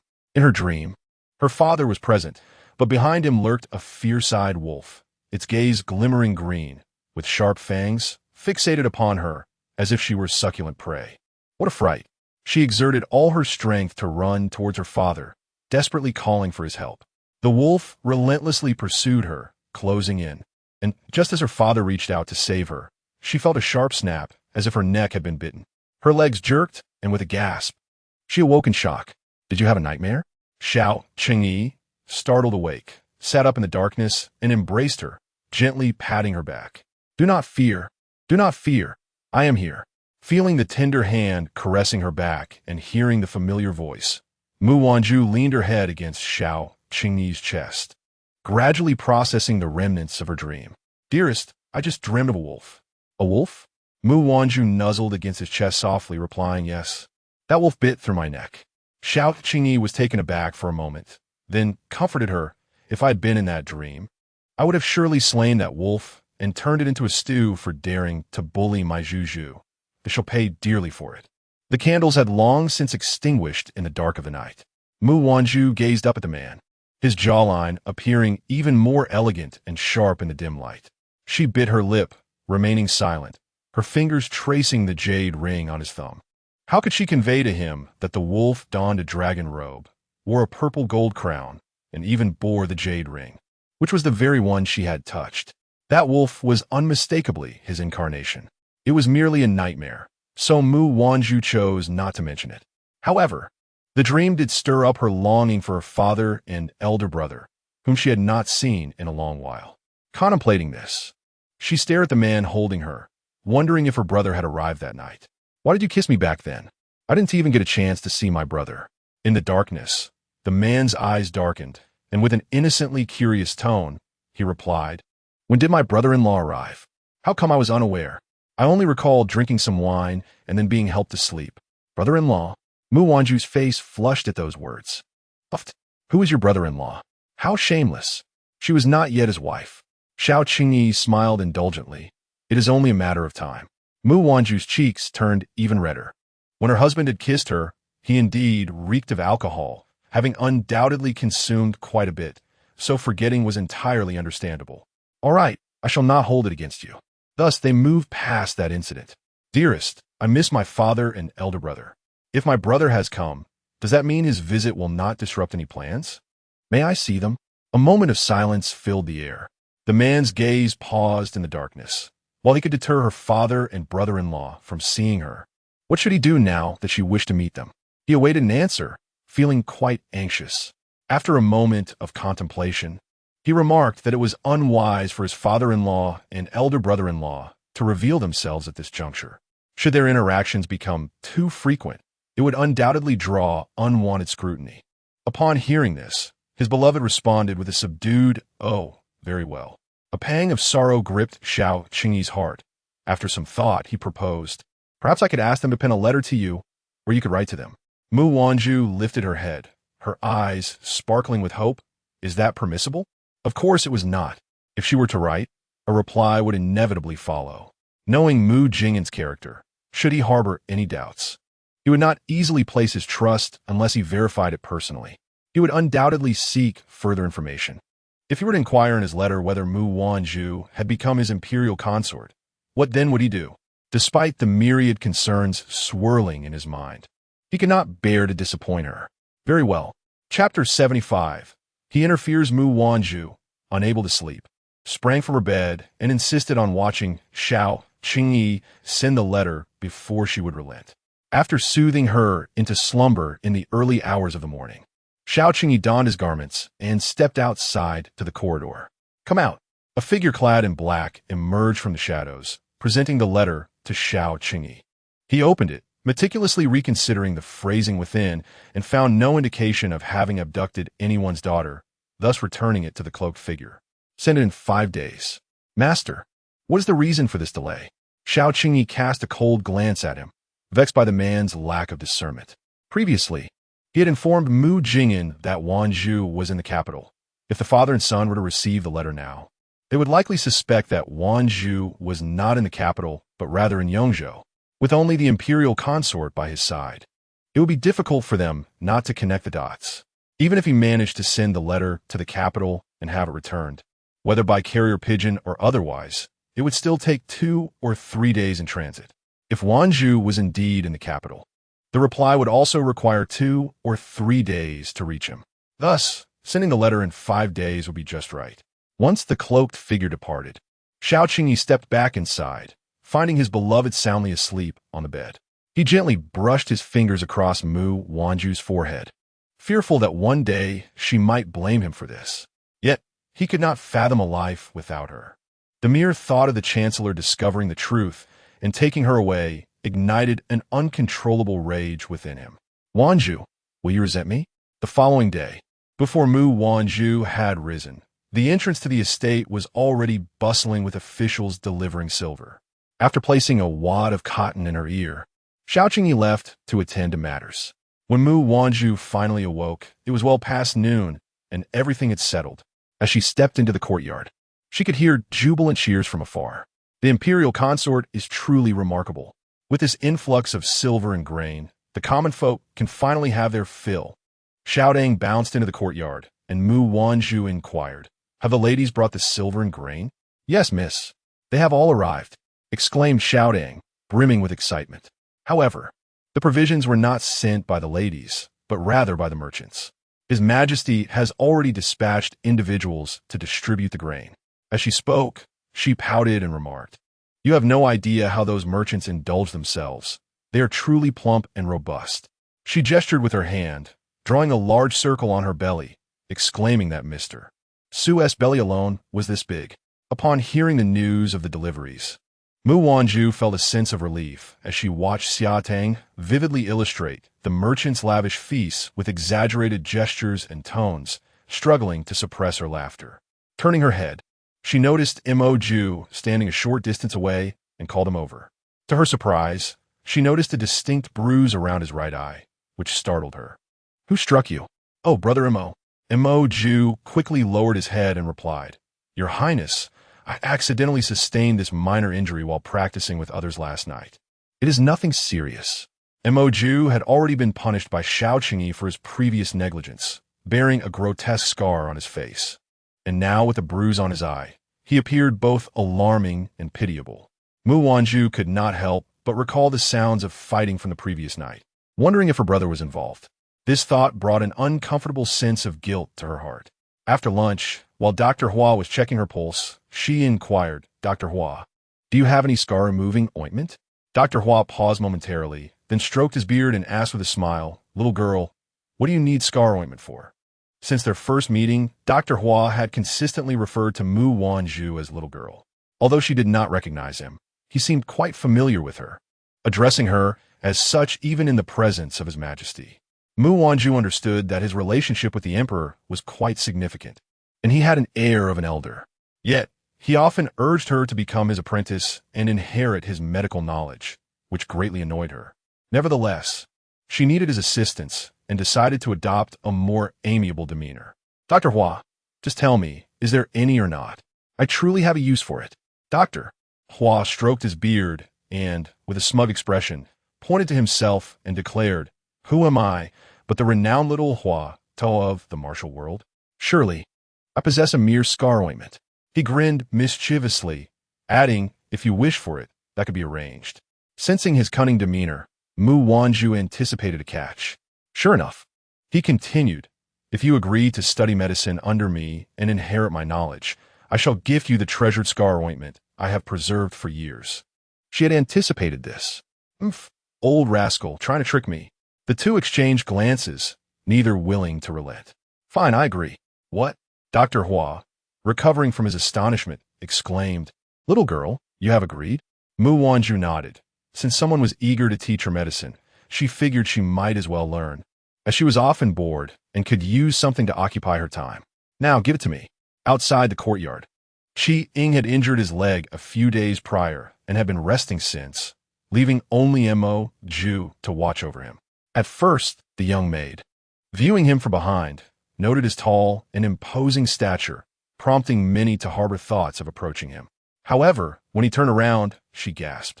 Heavens, that face bears a frightful and large scar. Across her entire face, the little girls dared not entertain any further thoughts and fled in haste. At this moment, a few more young girls passed by the entrance, and the girl in purple whispered, "Look at him. That scar on his face is so hideous and frightening." The first time I saw that face, my instinctive reaction was that a robber had intruded upon the estate.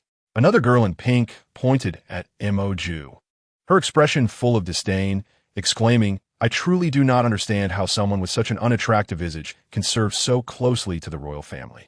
If I were the empress, I would have cast them away long ago." A third girl in orange nodded vigorously in agreement. Exactly.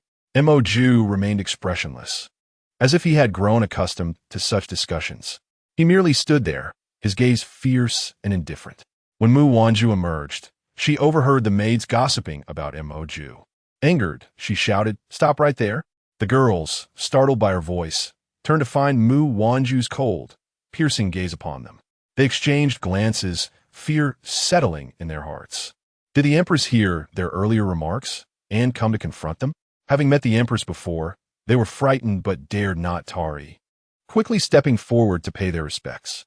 Mu Wanzhu fixed her eyes on the trio, demanding to know who had spoken those words. She instructed them to step forward.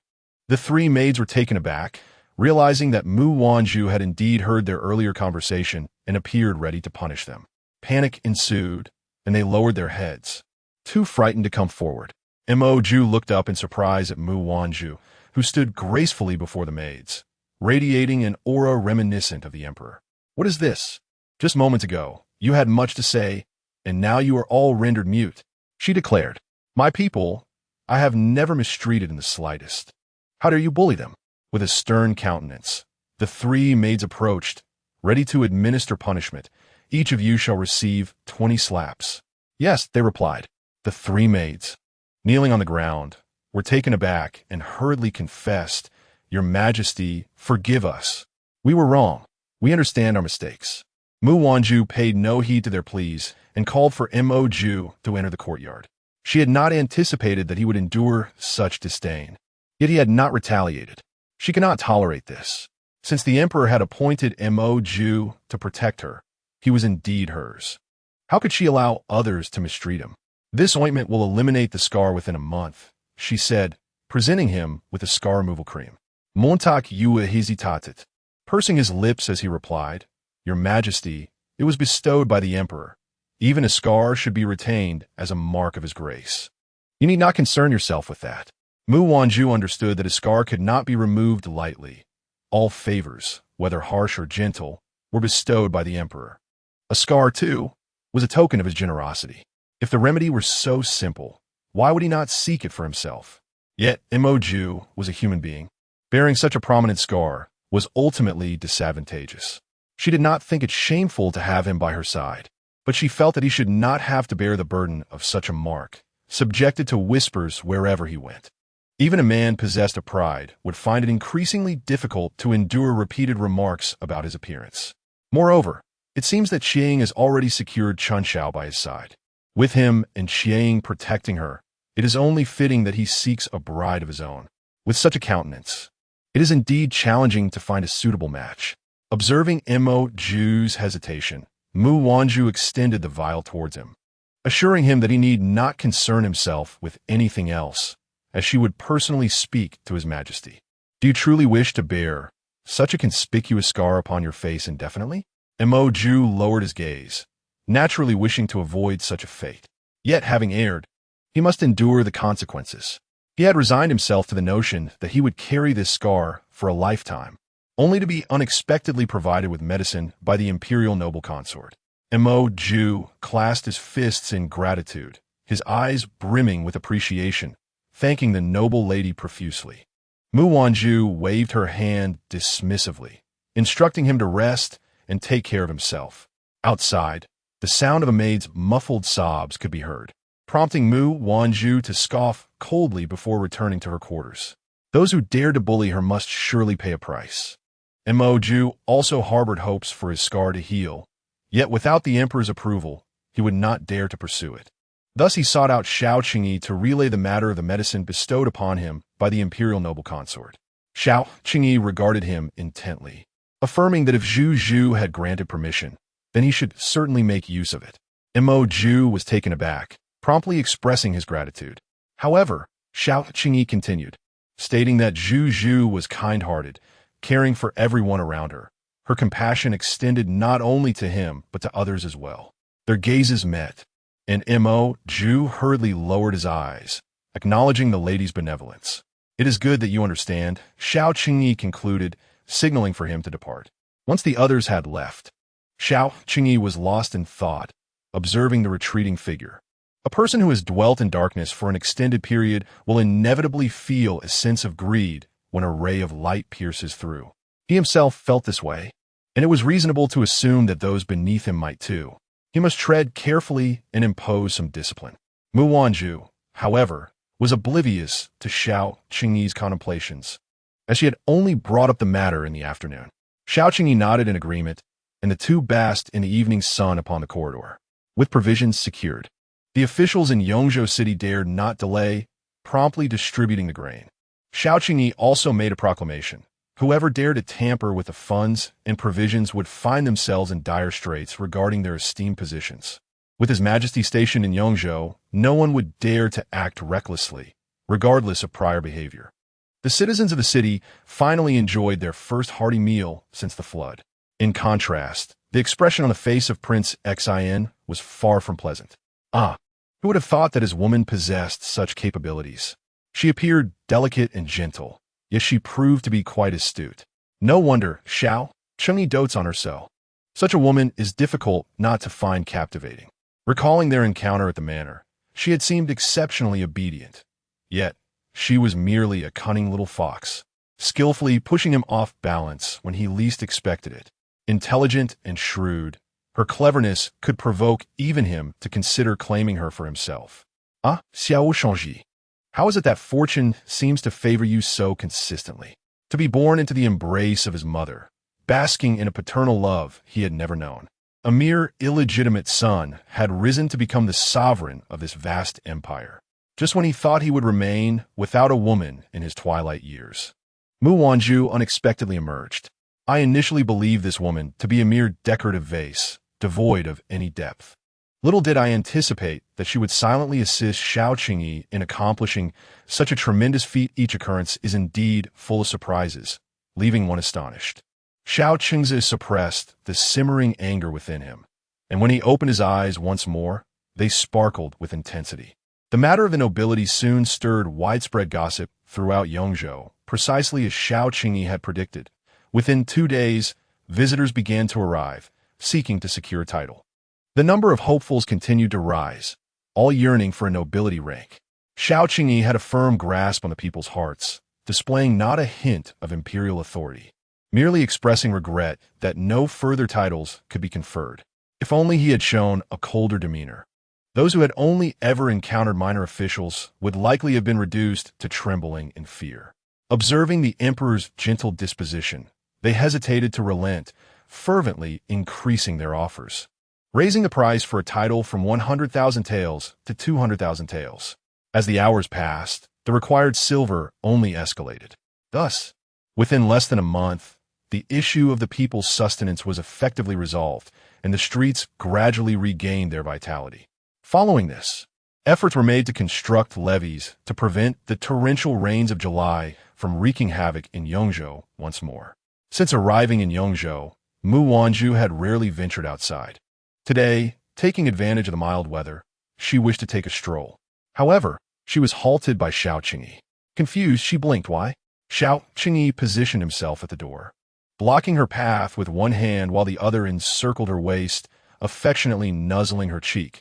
His eyes filled with a feigned grievance. After all my hard work, you won't accompany me. Do you no longer love me? The truth was he feared she might be seen by that father and son duo. It was absurd. Ever since arriving in Yongzhou, he had been on edge, especially after encountering Mu Jingyan just days after their arrival. Xiao Qingyi's heart had never settled. He wished to take Mu Wanzhu out for a walk. But the mere thought of Mu Jingyan potentially lurking in the shadows to witness him with Zhu filled him with dread. If his father-in-law and brother-in-law attempted to intervene, would he act or refrain? Regardless, she was not permitted to go. Amused, Mu Wanzhu found her husband increasingly childlike. He was a wise and formidable emperor, yet often wore a pitiable expression that tugged at the heartstrings. But I want to go out. No. Husband, I must go out. The man remained resolute. No. Mu Wanzhu, chewing her lip as she regarded him, found him unmoved. With a mischievous glint in her eyes, she tugged at Xiao Qingyi's robes, swaying them as she pleaded, please, let me go.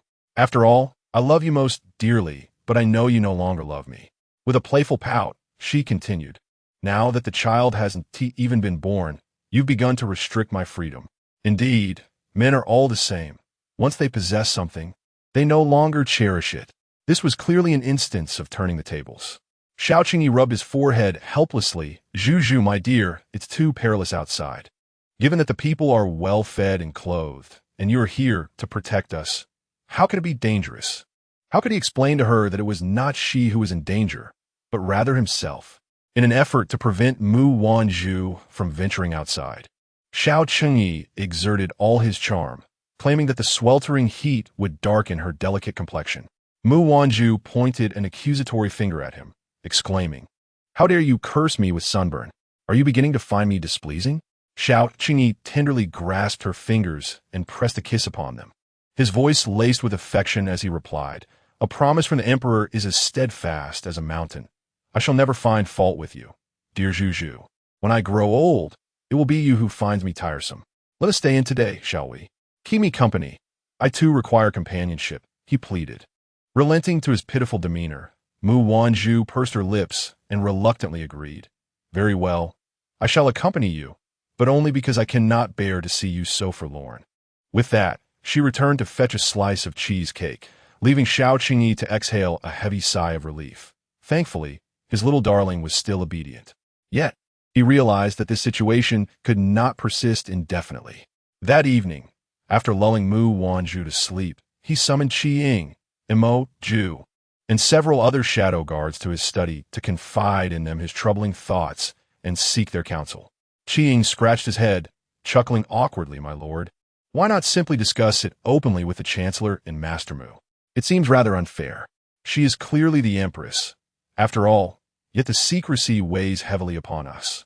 Xiao Qingyi turned, arms crossed behind his back, and shot Qi Ying a disapproving glare. Discuss it? And what if my father-in-law decides to take her away? Can you stand against him? Qi Ying lowered his head, acknowledging the truth. He could not. The chancellor was well versed in both civil and military affairs, a master in his own right, and even Xiao Qingyi himself might struggle against him. Xiao Qingyi then glanced at Mu Wanzhu, who hastily looked down, admitting, "I cannot match him either." He turned to the remaining four, who collectively bowed their heads, murmuring, "We are powerless. Umph, I have raised you all for naught." Xiao Qingyi seethed, his teeth clenched. "You all profess to serve me diligently, yet when I am beset by troubles, not one of you steps forward." Qi Ying cleared his throat. "My lord, you are aware that we are but brutish men, rough in appearance, yet each one of us is single and has never encountered." Before he could finish, the others glared in unison. "You are single?" Qi Ying quickly averted his gaze, retorting, "I am not single. You all are. Besides, I have no father-in-law or elder brother-in-law." Xiao Qingyi mused aloud, recalling why he had initially rejected his father's decree to bring Zhu Zhu into the palace as a child bride. Had he raised her himself, he would have ensured that no one dared to take her from him. "My lord," one of the four offered, "if we wish to remain undetected by the chancellor before her highness bears the imperial heir, it would be prudent for you to escort her back to the capital swiftly." He acknowledged the wisdom in this suggestion, yet the situation in Yongzhou remained uncertain. Departing could potentially lead to unforeseen complications. After 2 days of confinement, Mu Wanzhu could no longer bear the stifling atmosphere of the estate and expressed her yearning to step outside. "Husband, please allow me to go." "Zhu Zhu, be good." "Not good." She pouted, refusing to relent despite Xiao Qingyi's every attempt to soothe her. She remained in a state of dissatisfaction, her spirit unyielding. Xiao Qingyi, in a state of helplessness, pondered for a moment and said, "Tomorrow, shall I accompany you outside?" Mu Wanzhu looked at him with a hint of grievance. "Really?" With a gentle affection, Xiao Qingyi ruffled her hair and reassured her, "I would not deceive you." "All right then," Mu Wanzhu replied, her spirits lifted, allowing the man to kiss her forehead.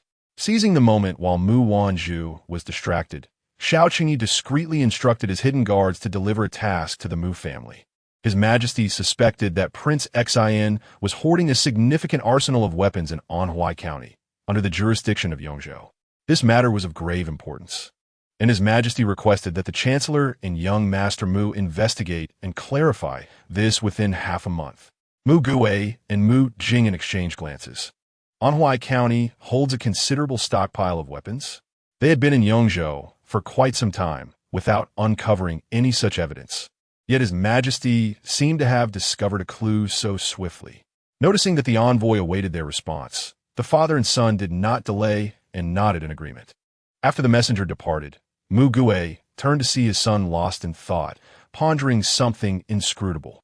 "What occupies your mind?" Mu Jing'an shook his head. "Nothing."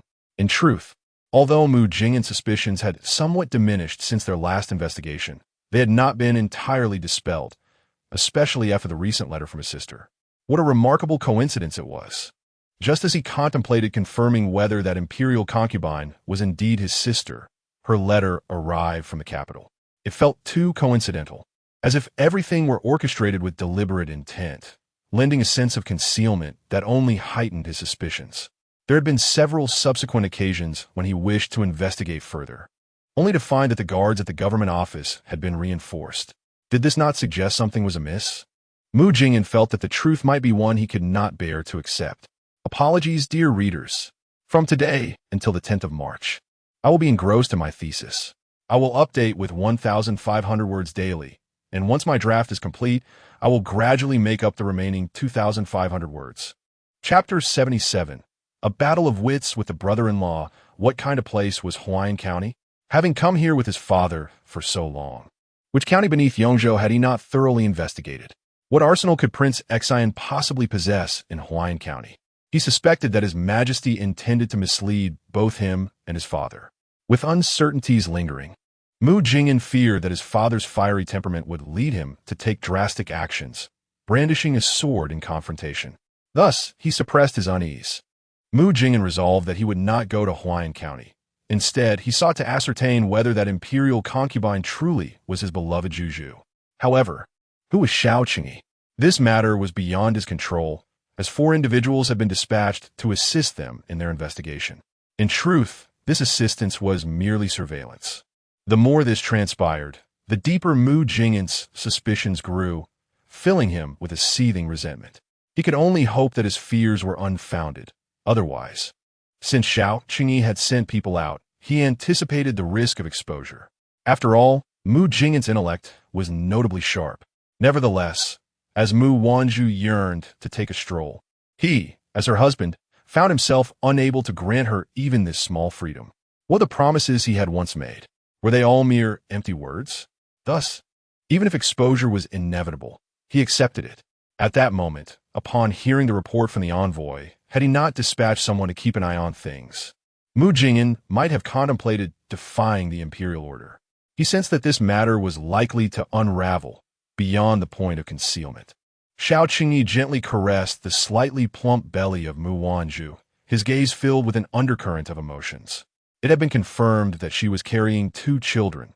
Surely, Mu Gui would consider the welfare of the little ones. The following day, Xiao Qingyi indeed agreed to accompany Mu Wanzhu to the market, which filled her with immense joy as she playfully wrapped her arms around his neck, showering him with kisses of gratitude. The streets were bustling with activity, and Mu Wanzhu was captivated by everything around her. She indulged in snacks along the way. When her hands became too full, she stuffed them into Xiao Qingyi's hands and dashed towards the next stall, reveling in the delight of it all. Observing her vibrant demeanor, Xiao Qingyi chuckled softly, realizing that she had been cooped up for far too long. Upon returning to the capital, he resolved to take her out of the palace more often. After nearly an hour of wandering, Mu Wanzhu grew tired, and the group sought out a restaurant for lunch. The cuisine of Yongzhou was notably spicy, and Mu Wanzhu had never experienced such heat before. She winced and gasped, her lips turning a rosy hue. "It's too spicy, eat less," Xiao Qingyi urged as he poured her tea. Yet, she found it delightful, a flavor she had never tasted in the capital, numbing and spicy, utterly exhilarating. However, being mindful of the 2 lives growing within her, she refrained from overeating.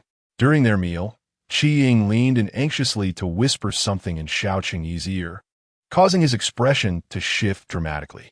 "Husband, what is it?" Mu Wanzhu inquired. Xiao Qingyi gently squeezed her hand and reassured her, "Continue eating, my dear. I must step out for a moment." Mu Wanzhu shrugged it off, accustomed to his frequent busyness. "You go ahead. I will return on my own when I tire of playing." To Xiao Qingyi, her words sounded like a lament. He had finally taken her out for enjoyment. It was cut short. However, this time, it was not a matter of state business. He leaned down to kiss her hand, whispering, "Be good, I shall return shortly." Flustered by the attention of others, Mu Wanzhu glanced around, her cheeks flushing as she shyly replied, "All right, hurry back."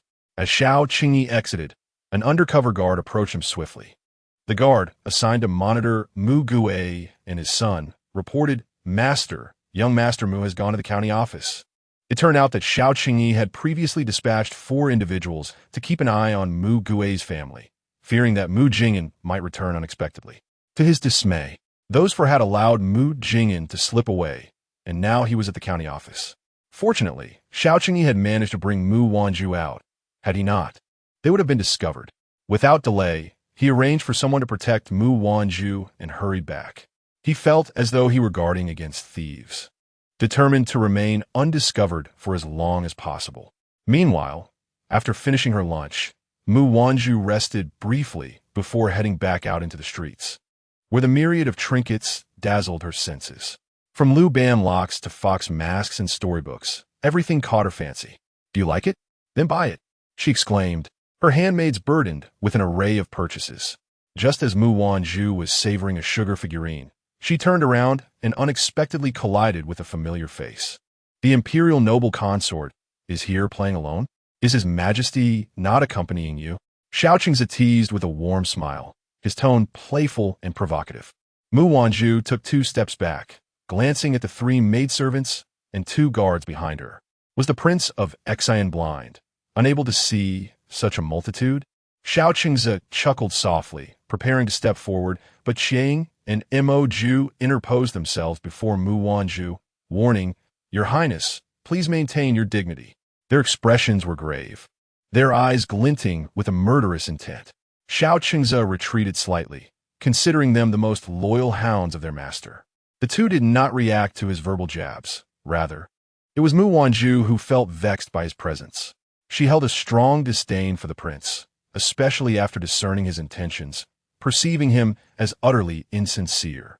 Though he might harbor ambitions of usurpation, he always presented himself as a paragon of virtue, leaving those unaware to mistake him for a gentleman of upright character. The prince seemed to follow her around like a lapdog. He is nothing more than a beggar dog, Mu Wanzhu retorted unapologetically. Upon hearing this, the atmosphere shifted as Xiao Qingze's eyes momentarily darkened with menace. What did you say? His expression was quite fearsome, prompting Mu Wanzhu to suppress her urge to curse. Muttering instead, "It's nothing," she turned to leave, wishing to avoid any further entanglement with someone like Xiao Qingze. Yet, just as she had taken a couple of steps, a loud crash resonated as a bowl shattered. Turning her head, she observed a sudden quarrel erupt at the noodle stall. The owner, rolling up his sleeves, forcefully shoved a disheveled monk to the ground, shouting, "No money? You filthy monk dare to eat for free at my stall? You're just looking for a beating." The monk, ragged and worn, his robe patched beyond recognition and his face gaunt with age, appeared to be around 60. The owner raised his voice, and several burly men from the stall, previously washing dishes, approached with sleeves rolled up, ready to pummel the monk. "I'll teach you to eat for free," they yelled. The monk curled into a ball on the ground, trembling under their blows. Onlookers murmured, some supporting the beating, understanding the preciousness of food in these times, who would willingly share their meals. Others, unable to tolerate the scene, whispered amongst themselves. Yet the sheer size of the men dissuaded any vocal opposition. "Stop!" Mu Wanzhu could no longer bear to watch. The burly men turned at the sound to find a strikingly beautiful young lady approaching, flanked by 4 or 5 others. The stall owner, frowning, glared at her. "What do you want? Don't think you can misuse your power. I tell you, this monk ate my noodles without paying. Even if it goes to the authorities, I am in the right." Chun Xiao stepped forward, producing a small coin from her purse. "Is this sufficient?" The owner, who had been harboring suspicions, quickly donned a smiling facade upon seeing the coin. "That is plenty. Thank you, madam." He then spat at the monk. "If it weren't for your benefactor today, I would have beaten you to death." With a forced smile to the group accompanying Mu Wanzhu, he summoned several burly men back to the shop to resume their tasks. The onlookers whispered among themselves, incredulous that someone would come to the aid of one who dined for free, truly a testament to the heavens being blind. Unperturbed by their chatter, Mu Wanzhu focused on her own affairs, unconcerned with others' judgments. The monk, his face bruised and eyes swollen, managed to bow to Mu Wanzhu, but upon seeing her expression, he staggered back in disbelief, his trembling finger pointed at her, stammering, "What? What is wrong with you?" His bewilderment left Mu Wanzhu perplexed. The monk muttered in astonishment, "You should not marry that man. You will die." Before Mu Wanzhu could furrow her brows, several maidservants beside her were already incensed. Chun Xiao scolded, "You insolent monk! My lady saved you out of kindness. Not only do you fail to express gratitude, but you dare to curse her." She threatened, "Do you believe I will retrieve that silver and have them beat you again?" Dong Kuei and Xia Tong echoed her sentiments. Indeed, unexpectedly, the monk seemed oblivious to Chun Xiao's words, fixated on Mu Wanzhu's face, shaking his head vigorously as he retreated, limping away while laughing maniacally. "It is fate. Why do you wish to marry him? You will die. You are destined to not live past 17. The day your child is born will be your day of doom." Xia Tong attempted to pursue him, but Chun Xiao restrained her, while Dong Kuei comforted, "Miss, the monk is mad. Do not heed his words." "Indeed, miss, look at him, filthy and disheveled, as if he crawled out from a beggar's den. Do not trust him." Mu Wanzhu bit her lip, feeling a sense of injustice. She had acted kindly towards the monk, yet he spoke such words. Truly, good deeds often go unpunished. "Miss," she heard. Mu Wanzhu waved her hand, reassuring them, "Do not worry. I am fine. My father taught me, since childhood, that my fate is mine to command, not dictated by the heavens. When I shall meet my end is not for others to decide. If it were so, Why do calamities linger, surviving for centuries? Disregarding the monk's words, she turned, only to find Xiao Chengze standing not far off, his gaze filled with concern for her, which stirred an unsettling feeling within her. Clearly, he had overheard the monk's ominous proclamation. With a huff, she walked away. Xiao Chengze watched the retreating figures, lost in thought. He recalled the year when Madame Mu perished during childbirth, and how the emperor had decreed that the newborn daughter of the Mu family be taken to the palace to be raised by the Empress Dowager for the sake of Xiao Qingyi's future consort. Initially, Mu Gui had not opposed this, but after 3 days in the palace, she had stormed in and seized her daughter, defying the imperial order and nearly losing her life for it. He remembered the rumors circulating back then, claiming that a monk had visited the Mu family, after which Mu Gui rushed to the palace with a blade in hand. The monk? Could it possibly be the same one? Xiao Chengze gazed in the direction Mu Wanzhu had departed, contemplating the implications of her marrying Xiao Qingyi. Would it indeed lead to her demise? Would she perish at the moment of childbirth?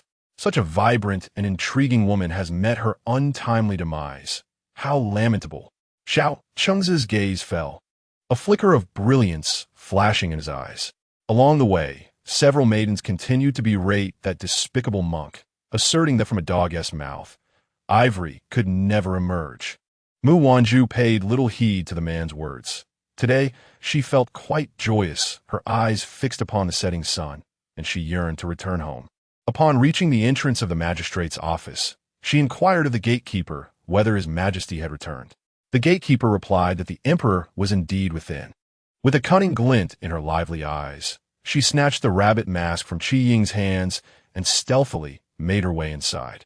Within the magistrate's office, Xiao Qingyi occupied the main seat, while Mu Jingyan sat at the lower left. The two had been in a stalemate for over 2 hours. Mu Jingyan, by defying the imperial decree, do you intend to rebel? Mu Jingyan cupped his fists and inclined his head slightly, saying, Your Majesty, I harbor no such intentions. I merely wish to see the imperial concubine. He had thought that, by making an unexpected return, he would catch the emperor off guard and gain an audience with the imperial concubine.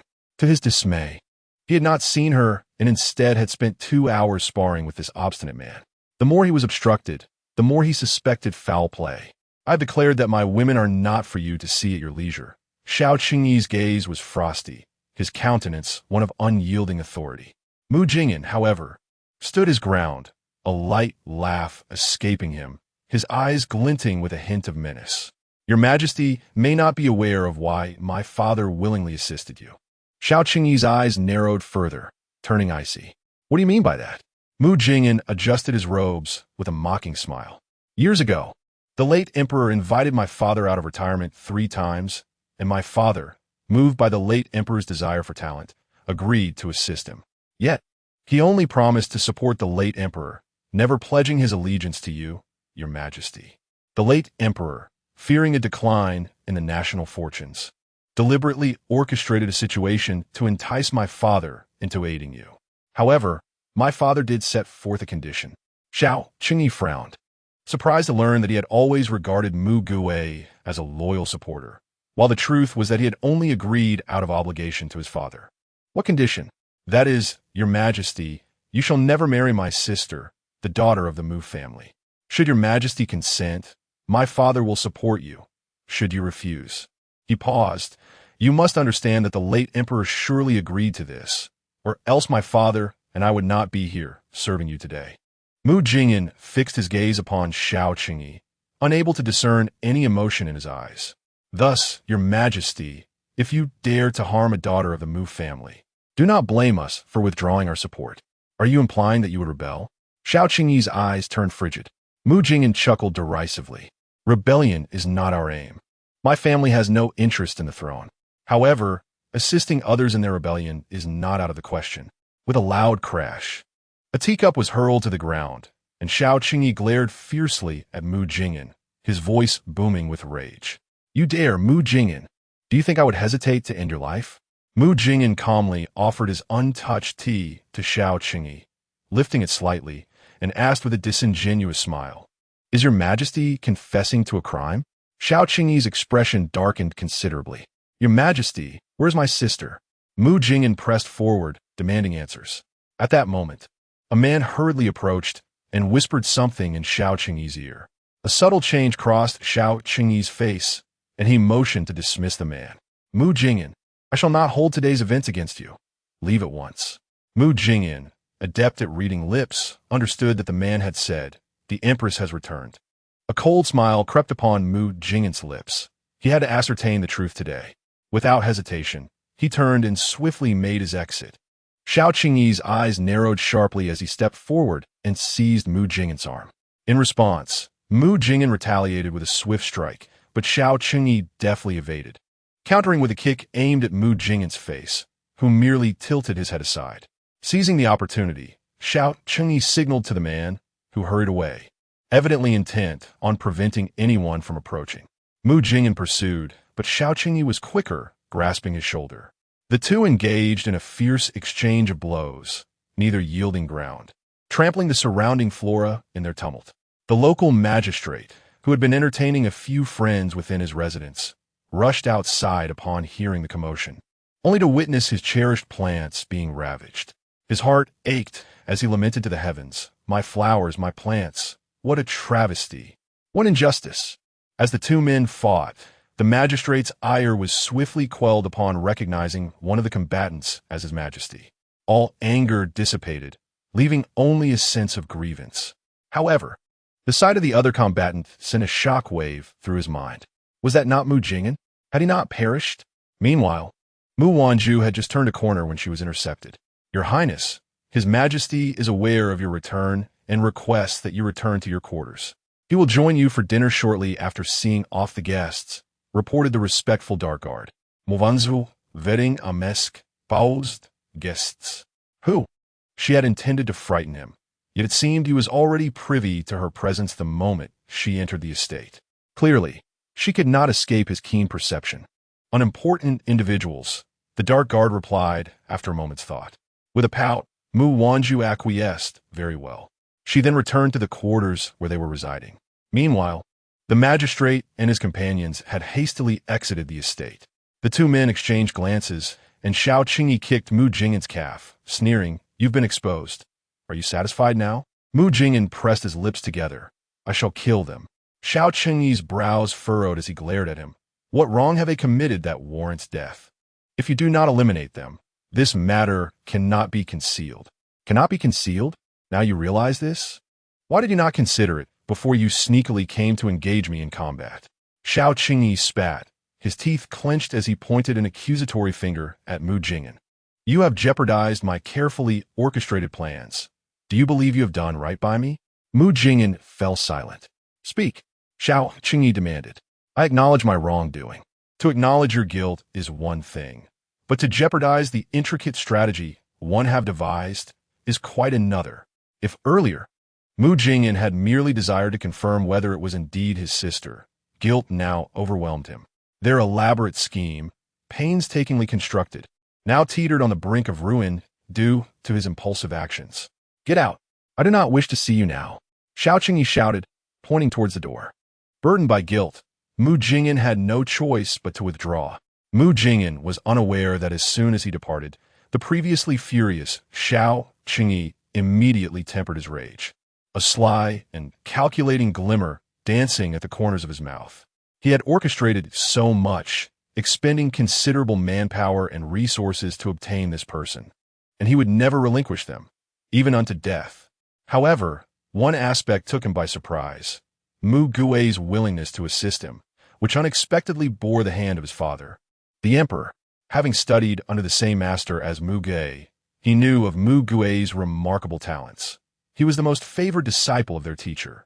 Years ago, the emperor had recognized Mu Gui's potential and had personally visited Weishan thrice to invite him into the court. When he returned at the age of 10, he had accompanied Mu Gui back as well. After the emperor's passing, Mu Gui chose to remain to support him, and he had believed it was merely due to their bond as fellow disciples, unaware of the deeper layers of this arrangement. As Xiao Qingyi took a seat, he pondered the events of the past. He recalled the time he had ventured alone to Jiangnan at the age of 12 to celebrate his grandmother's birthday, staying for nearly half a year. During that period, The emperor had sent word that he intended to bring the recently born daughter of the prime minister into the palace as his child bride. At 12, on the cusp of marriageable age, he had no desire to wait for a mere infant, and without a second thought, he had refused. Upon his return, no one in the palace mentioned the matter, leading him to believe it was merely a passing thought of the emperor. Yet, it was after this incident that Mu Gue became one of his mentors. According to Mu Jing'an, there was an untold story between the emperor and the Mu family before his return. The emperor had schemed to connect with the Mu family solely to ensure Mu Gui's assistance. This realization stirred a wave of emotion within Xiao Qingyi. The emperor's love for his mother extended to him as well. There is an ancient saying that in a royal family, true paternal bonds are rare. Yet, what the emperor bestowed upon him was not only boundless affection, but also intricate plans laid with great care for his future. However, Xiao Qingyi remained perplexed. Why would Mu Gue agree to assist the emperor but refuse to allow Zhu Zhu to marry him? After all, he was well aware that Mu Gue had no aspirations for a political career. He desired far more to elevate Weishan than to attain the heights of power. Otherwise, the emperor would not have made such efforts to persuade him out of seclusion. How could such a man, who shunned a life of governance, so readily acquiesce to prevent Zhu Zhu from becoming his bride? Was he truly so undesirable? Xiao Qingyi began to doubt himself. Unbeknownst to Mu Wanzhu, she had once narrowly escaped becoming another's child bride. Upon her return, she began to arrange the myriad items she had purchased, all of which were her favorites or novelties she had never encountered before. Chun Xiao, place this Luban lock by my bedside. Dong Kue, put these books on a shelf. Xia Tang, make sure to pickle all these hawthorn fruits. Remember, they must be sour. Xia Tang accepted the hawthorn fruit, feeling quite helpless, ever since her pregnancy. The young lady had developed a fondness for such tart delights. Common folk say that a sour pregnancy heralds a son, and it seemed likely that a little prince was growing within her. That evening, after dinner, Xiao Qingyi suddenly said, Zhu Zhu, I shall take you to a place. Curiosity sparkled in Mu Wanzhu's eyes. Where to? Xiao Qingyi led her to the city wall of Yongzhou, where they beheld the bustling scene below, the vibrant life of Yongzhou unfolding before their eyes. The floods had receded, and the streets were once again alive with activity, as the myriad of lights illuminated the night. It was a sight that Mu Wanzhu had never before encountered. Wow, she exclaimed, leaning over the city wall to gaze down below. Immersed in the moment, she had not yet realized how diminutive she felt. From this height, humanity seemed so small, while Yongzhou City appeared vast and magnificent. How beautiful! Xiao Qingyi approached her, draping a cloak over her shoulders and enveloping her in a warm embrace from behind. Zhu Zhu, do you enjoy this splendid view? He inquired. Resting against his broad and warm chest, Mu Wanzhu smiled coyly. Of course I do. How could I not? Opportunities to venture outside have been scarce throughout my life. To behold such grandeur from this vantage point is truly breathtaking. Even a night breeze feels refreshingly invigorating. Nevertheless, what inspired you to bring me out to witness the nightscape of Yongzhou City today? She wondered. Xiao Qingyi playfully nibbled her ear and replied with a light chuckle. Because I can see that you are particularly delighted after this outing. Your smile is even brighter. Feeling a blush of embarrassment, Mu Wanzhu acknowledged his observation. The constraints of royal authority may bind me, but they cannot confine you. She laughed lightly, yet a sudden tremor gripped her heart. Turning her head to nuzzle against Xiao Qingyi, she asked, Husband, is something bothering you? An inkling of concern washed over her. He seemed preoccupied. Xiao Qingyi shook his head and tightened his embrace, assuring her, it's nothing. Yet, deep down, he was acutely aware of the underlying concerns. As Mu Jing'an had warned, if Mu Gue were to learn of his seizing Zhu Zhu to the palace, it was likely that the father and son would not take it lightly. He did not fear their lack of support, but rather the possibility of them taking her away. What then would he do? Hence, he resolved to treat her with utmost affection, ensuring that she could not envision a life without him. Mu Wanzhu, sensing his unease, insisted, Husband, you can share any troubles you have with me. Xiao Qingyi immediately probed, Then tell me, Zhu Zhu, if one day someone were to ask you to leave me, would you do so? She promptly shook her head. No, of course not. You are my husband, and we have a child together. How could I ever leave you? What if it were your father or elder brother? If they insisted you depart from me, would you comply? Mu Wanzhu was taken aback by his question. After a moment of contemplation, she responded, No, I love you. Husband, I would never leave. Besides, my father and brother would never allow it. Xiao Qingyi almost blurted out, You are mistaken. They do not understand your father and brother. However, he refrained from voicing this thought. Has your father ever mentioned that you should not enter the palace or anything of the sort? He inquired. Mu Wanzhu hesitated, almost shaking her head, but soon recollected a memory. Well, it seems he has indeed said something along those lines. Observing her momentary confusion, Xiao Qingyi recognized he had hit the mark, concealing the shadow of uncertainty in his gaze. That old man, always wary of me. Zhu, whatever it is that you desire, I shall provide for you. If you wish to venture out, I will accompany you. But then his tone grew suddenly grave, causing her heart to flutter with anxiety. But what if you dare to abandon me? Should I have to bring you back? Bring me back how? Mu Wanzhu pouted, dissatisfied. By breaking your legs. Despot, she retorted. As Qi Ying observed his master embracing the Empress Dowager under the moonlight, the exquisite couple captivated his gaze, which inevitably wandered to Chun Shao, whose eyes sparkled with brilliance. Noticing that his master was somewhat distant from him, he could not resist the temptation to sneak up and wrap his arms around Chun Shao from behind. Startled, she turned to see him, playfully tugging at his arm and exclaiming, What are you doing? There are so many people around. In a hushed tone, Qi Ying reassured her, My dear, no one is watching. Chun Shao glanced back and saw Dong Kuei and Xia Tang exchanging glances, hand in hand as they moved to the other side of the city wall. Mo Ju, unwavering in his loyalty, fixed his gaze on the emperor and empress, steadfast in his duty. Meanwhile, Li Shun beamed at the sight of the emperor and empress, his face blossoming into a cheerful smile, relieved that indeed no one was observing them. He playfully glared at Qi Ying, admonishing him, Don't call out like that. Who is your wife? Nuzzling into the nape of Chun Shao's neck, Qi Ying cooed, Who else but you could be my wife? Chun Shao huffed lightly, We are not even married yet.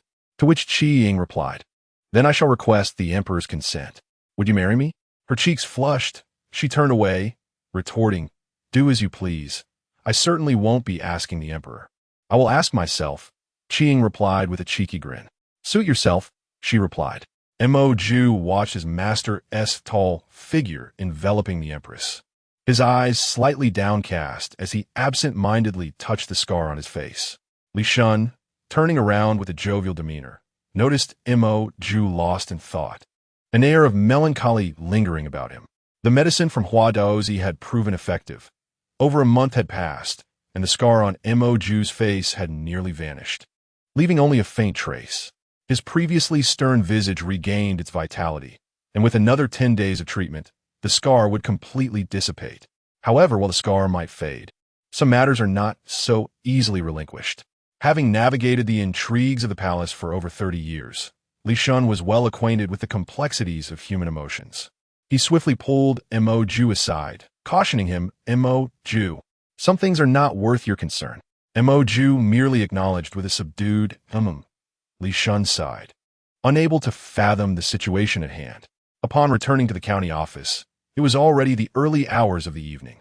Xiao Qingyi prepared water to soak Mu Wanzhu's feet. Since entering the palace, she had grown accustomed to this nightly ritual, as Xiao Qingyi insisted that soaking her feet was beneficial for her health. Initially, she had no such habit, yet with his attentive care, she now relished the comforting experience every evening. Lowering her gaze, she could see her husband's long, slender fingers gently massaging her feet, which appeared diminutive in his grasp.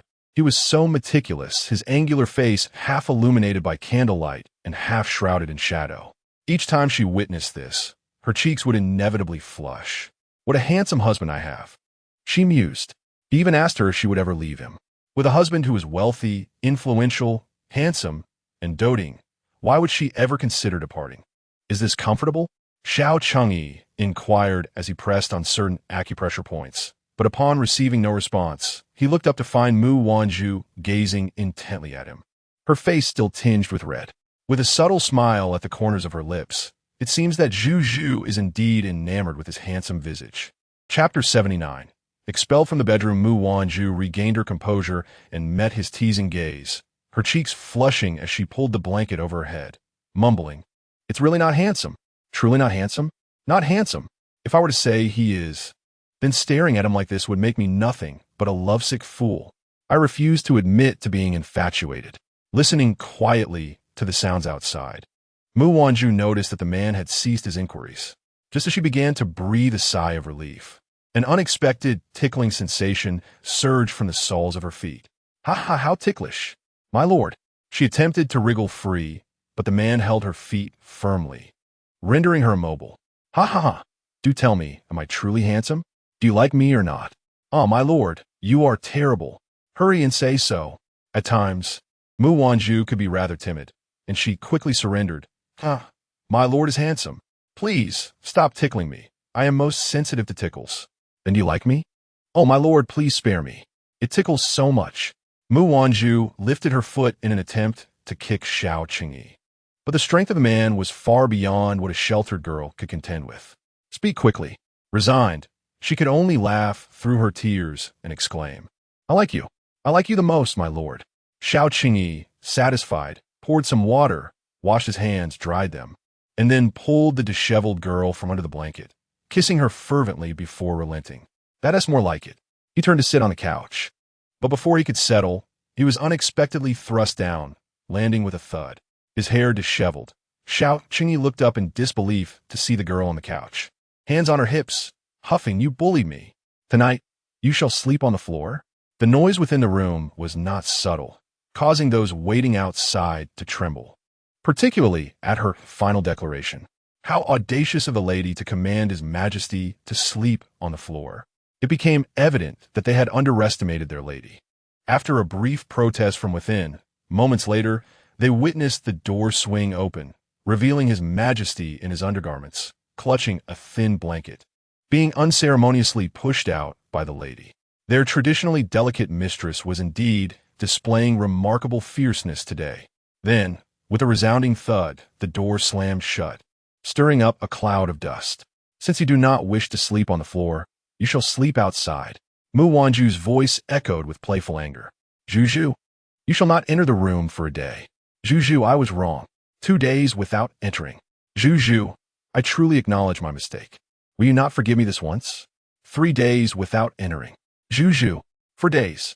Li Shun and a few others stifled their laughter, and when Xiao Qingyi cast a cold glare in their direction, they immediately bit their lips, their expressions turning serious, though the corners of their mouths betrayed their amusement. Standing in a row, Xiao Qingyi approached, scanning the faces of each one. Li Shun managed a cordial smile, nodding, "Your Majesty." Mo Ju maintained a stoic expression. Qi Ying suppressed a smirk, thinking to himself, "Master, it seems you have met your match today." Spring Xiao buried her head, daring not to meet the emperor's gaze, fearing he might catch her smiling. Dong Kuei, strong and composed, had encountered His Majesty before. Xiao Tang could hardly contain herself, bursting into laughter, attempting to restrain herself. Upon witnessing Xiao Qingyi's murderous glare, she felt no fear, merely a sense of superiority. After all, how pitiable was he compared to them? At the very least, the Empress had never expelled them from her chambers. For the first time, Xiao Tang felt a semblance of superiority before the sovereign of Donglin. However, the price of Xiao Tang's sense of superiority was a punishment from Xiao Qingyi, who made her kneel in the courtyard for an entire hour. Xiao Tang was not one to suffer in silence. The next day, she promptly reported the incident to Mu Wanzhu.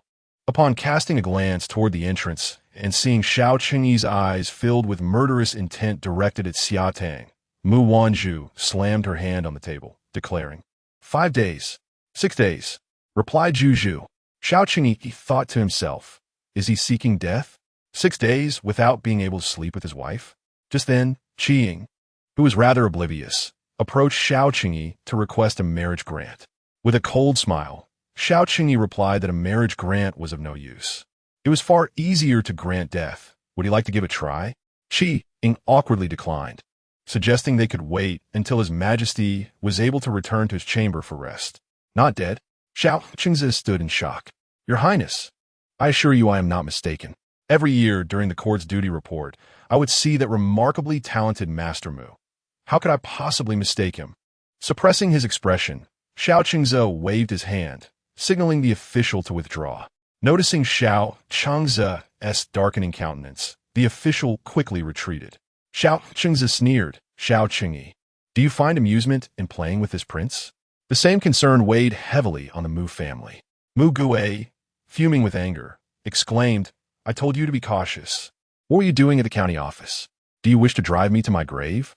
Mu Jingyan, with a cold expression, lamented that his sister had likely been abducted, and he could not even confront Xiao Qingyi about it. What do they do now? They had to hide. Once Xiao Qingze discovered that the two of them were still alive, he would surely send someone to kill them. To the officials, they were already as good as dead. Even if Xiao Qingze were to kill them, it would go unnoticed. Where shall we go? Mu Jingyan furrowed his brow. We must first leave Yongzhou and then send word to His Majesty. Upon receiving the letter from the Mu father and son, Xiao Qingyi felt a smile creep across his lips. He summoned his shadow guards and quietly instructed them to provide discreet protection. They must ensure nothing truly happened, otherwise. If Zhu found out, there would be trouble.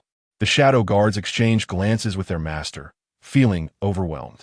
Is this truly human behavior? What are you staring at? One guard quickly shook his head. No, go quickly. As the shadow guards departed, they encountered several others at the entrance, all shaking their heads in disbelief, lamenting how inhumane His Majesty was, fearing that prolonged delays might lead to further complications, especially with Mu Jingyan and his father possibly returning mid-journey.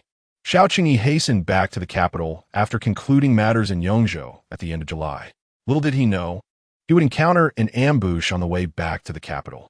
A multitude of individuals clad in black advanced towards the procession, each possessing formidable martial prowess.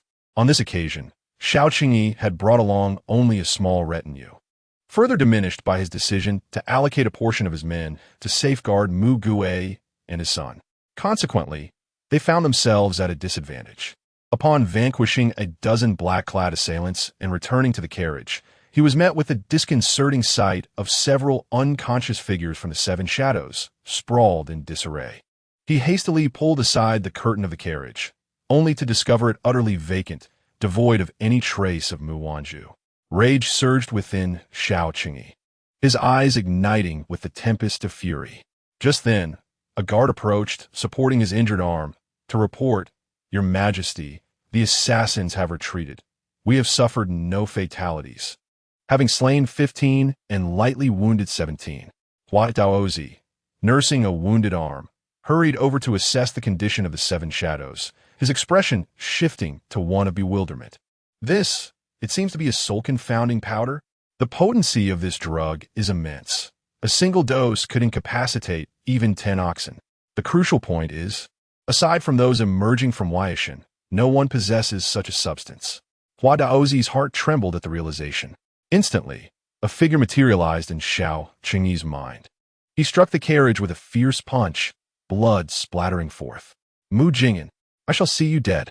Meanwhile, Mu Jingyan and his father, Mu Gue, had journeyed eastward to Yuzhong. Along their path, they encountered no pursuers, allowing Mu Jingyan's heart to ease considerably. Yet, thoughts of his sister lingered, and he hesitated to share any uncertainties with his father, wishing to spare him unnecessary distress. Nevertheless, he broached the subject. Father, let us shake off our pursuers and return. His father, puzzled by his insistence, ultimately acquiesced. Mu Gue had always been a lenient parent, willing to support his son's desires as long as they did not disrupt the greater scheme. Thus, the pair evaded the men dispatched by Xiao Qingyi, adopting disguises to stealthily infiltrate Yongzhou. Their timing coincided precisely with the 4th day following Mu Wanzhu's disappearance, leading Xiao Qingyi to firmly deduce that Mu Jingyan was the one responsible for her abduction. Very well. How splendid. Xiao Qingyi seethed, gritting his teeth. He ordered his men to urgently contact the father and son, instructing them to present a token to the Seven Shadows, enabling him to mobilize local forces. On the other hand, Mu Wanzhu felt her mind clouded in a haze, unaware of how long she had been asleep. At last, as dusk descended, she struggled to open her eyes, the golden light filtering through the intricately carved window, painfully bright. Instinctively shielding her eyes, she called out, "Xiao Qingyi, my husband?" Yet, a familiar voice responded, "You are awake?" She widened her eyes in shock, beholding a tall figure standing at the foot of her bed, backlit, obscuring his face. "Prince Xin, what are you doing here?" The man smiled gently. Mu Wanzhu abruptly sat up, fearfully surveying her surroundings, an unfamiliar room adorned with strange furnishings. Distinctly neither the Zongzue Palace nor the small courtyard where she resided in Yongzhou. It was an entirely foreign place. She recalled that they were supposed to be en route to the capital when they encountered a legion of black-clad assailants, who had overwhelmed them with their formidable strength. As her husband ventured forth to confront the enemy, a number of individuals were tasked with safeguarding her. She was gripped with trepidation when, suddenly, an object crashed into her carriage. Startled, she and Dong Kuei let out a frightened cry as darkness enveloped her. The last thing she perceived was the shadow of Qi Ying Mo Ju lifting the curtain of the carriage, and then she lost consciousness. Thus, she found herself in a state of abduction. Chapter 80. Abducted. Mu Wanzhu felt a cold sweat trickle down her back as she clutched the blanket and instinctively recoiled. Her gaze filled with wariness as she regarded Xiao Qingzi. Fearful that he might take offense and end her life, she swallowed hard and spoke, "Prince Xin, is this abduction of mine a sentence to death?" Xiao Qingyi chuckled softly. "Death? Every action I undertake is of a nature that could warrant such a fate. As long as I do not genuinely conspire against the throne, even as Xiao Qingyi, I cannot be executed." Such arrogance. The thought resonated in Mu Wanzhu's mind. Biting her lip, she inquired, "What is your purpose in capturing me? Surely, you do not intend to use me as leverage against His Majesty? What purpose do I have in capturing you?" Xiao Qingzi's gaze fell upon the area of Mu Wanzhu's abdomen concealed by the blanket, his eyes flickering. Suddenly, he smiled. "You shall find out soon enough." With that, he turned and exited. Mu Wanzhu hastily called after him, "Prince Xin, what is your true objective? I warn you, do not think to use my life as a threat against His Majesty. I am not one to be easily intimidated." Just as she finished her plea, she witnessed Xiao Qingzi whirl around, his fist hurtling towards her with alarming speed. Startled, her complexion drained of color as she quickly buried her head under the blanket. Eyes tightly shut, her heart racing. "Do not strike me." Mu Wanzhu braced herself for the pain she anticipated from Xiao Qingzi's blow. She clenched her teeth. Yet moments passed without any pain. Curiously, she pricked her ears and heard the sound of his light laughter. "You are nothing but a coward, claiming you are not easily frightened? With such a timid disposition, one punch from me would surely reduce you to tears." With that, he burst into laughter and departed. Only when silence reigned outside did Mu Wanzhu dare to pull down the blanket, revealing her pale visage as she gradually regained her composure. Tears brimmed in her eyes, and she pressed her lips together. Why must there be such an insufferable individual? After gathering her wits, she refrained from wallowing in despair and swiftly descended from the bed. Rushing to the door, peering through the crack, she saw Xiao Qingzi's silhouette fade away. She attempted to open the door, only to find it locked from the outside.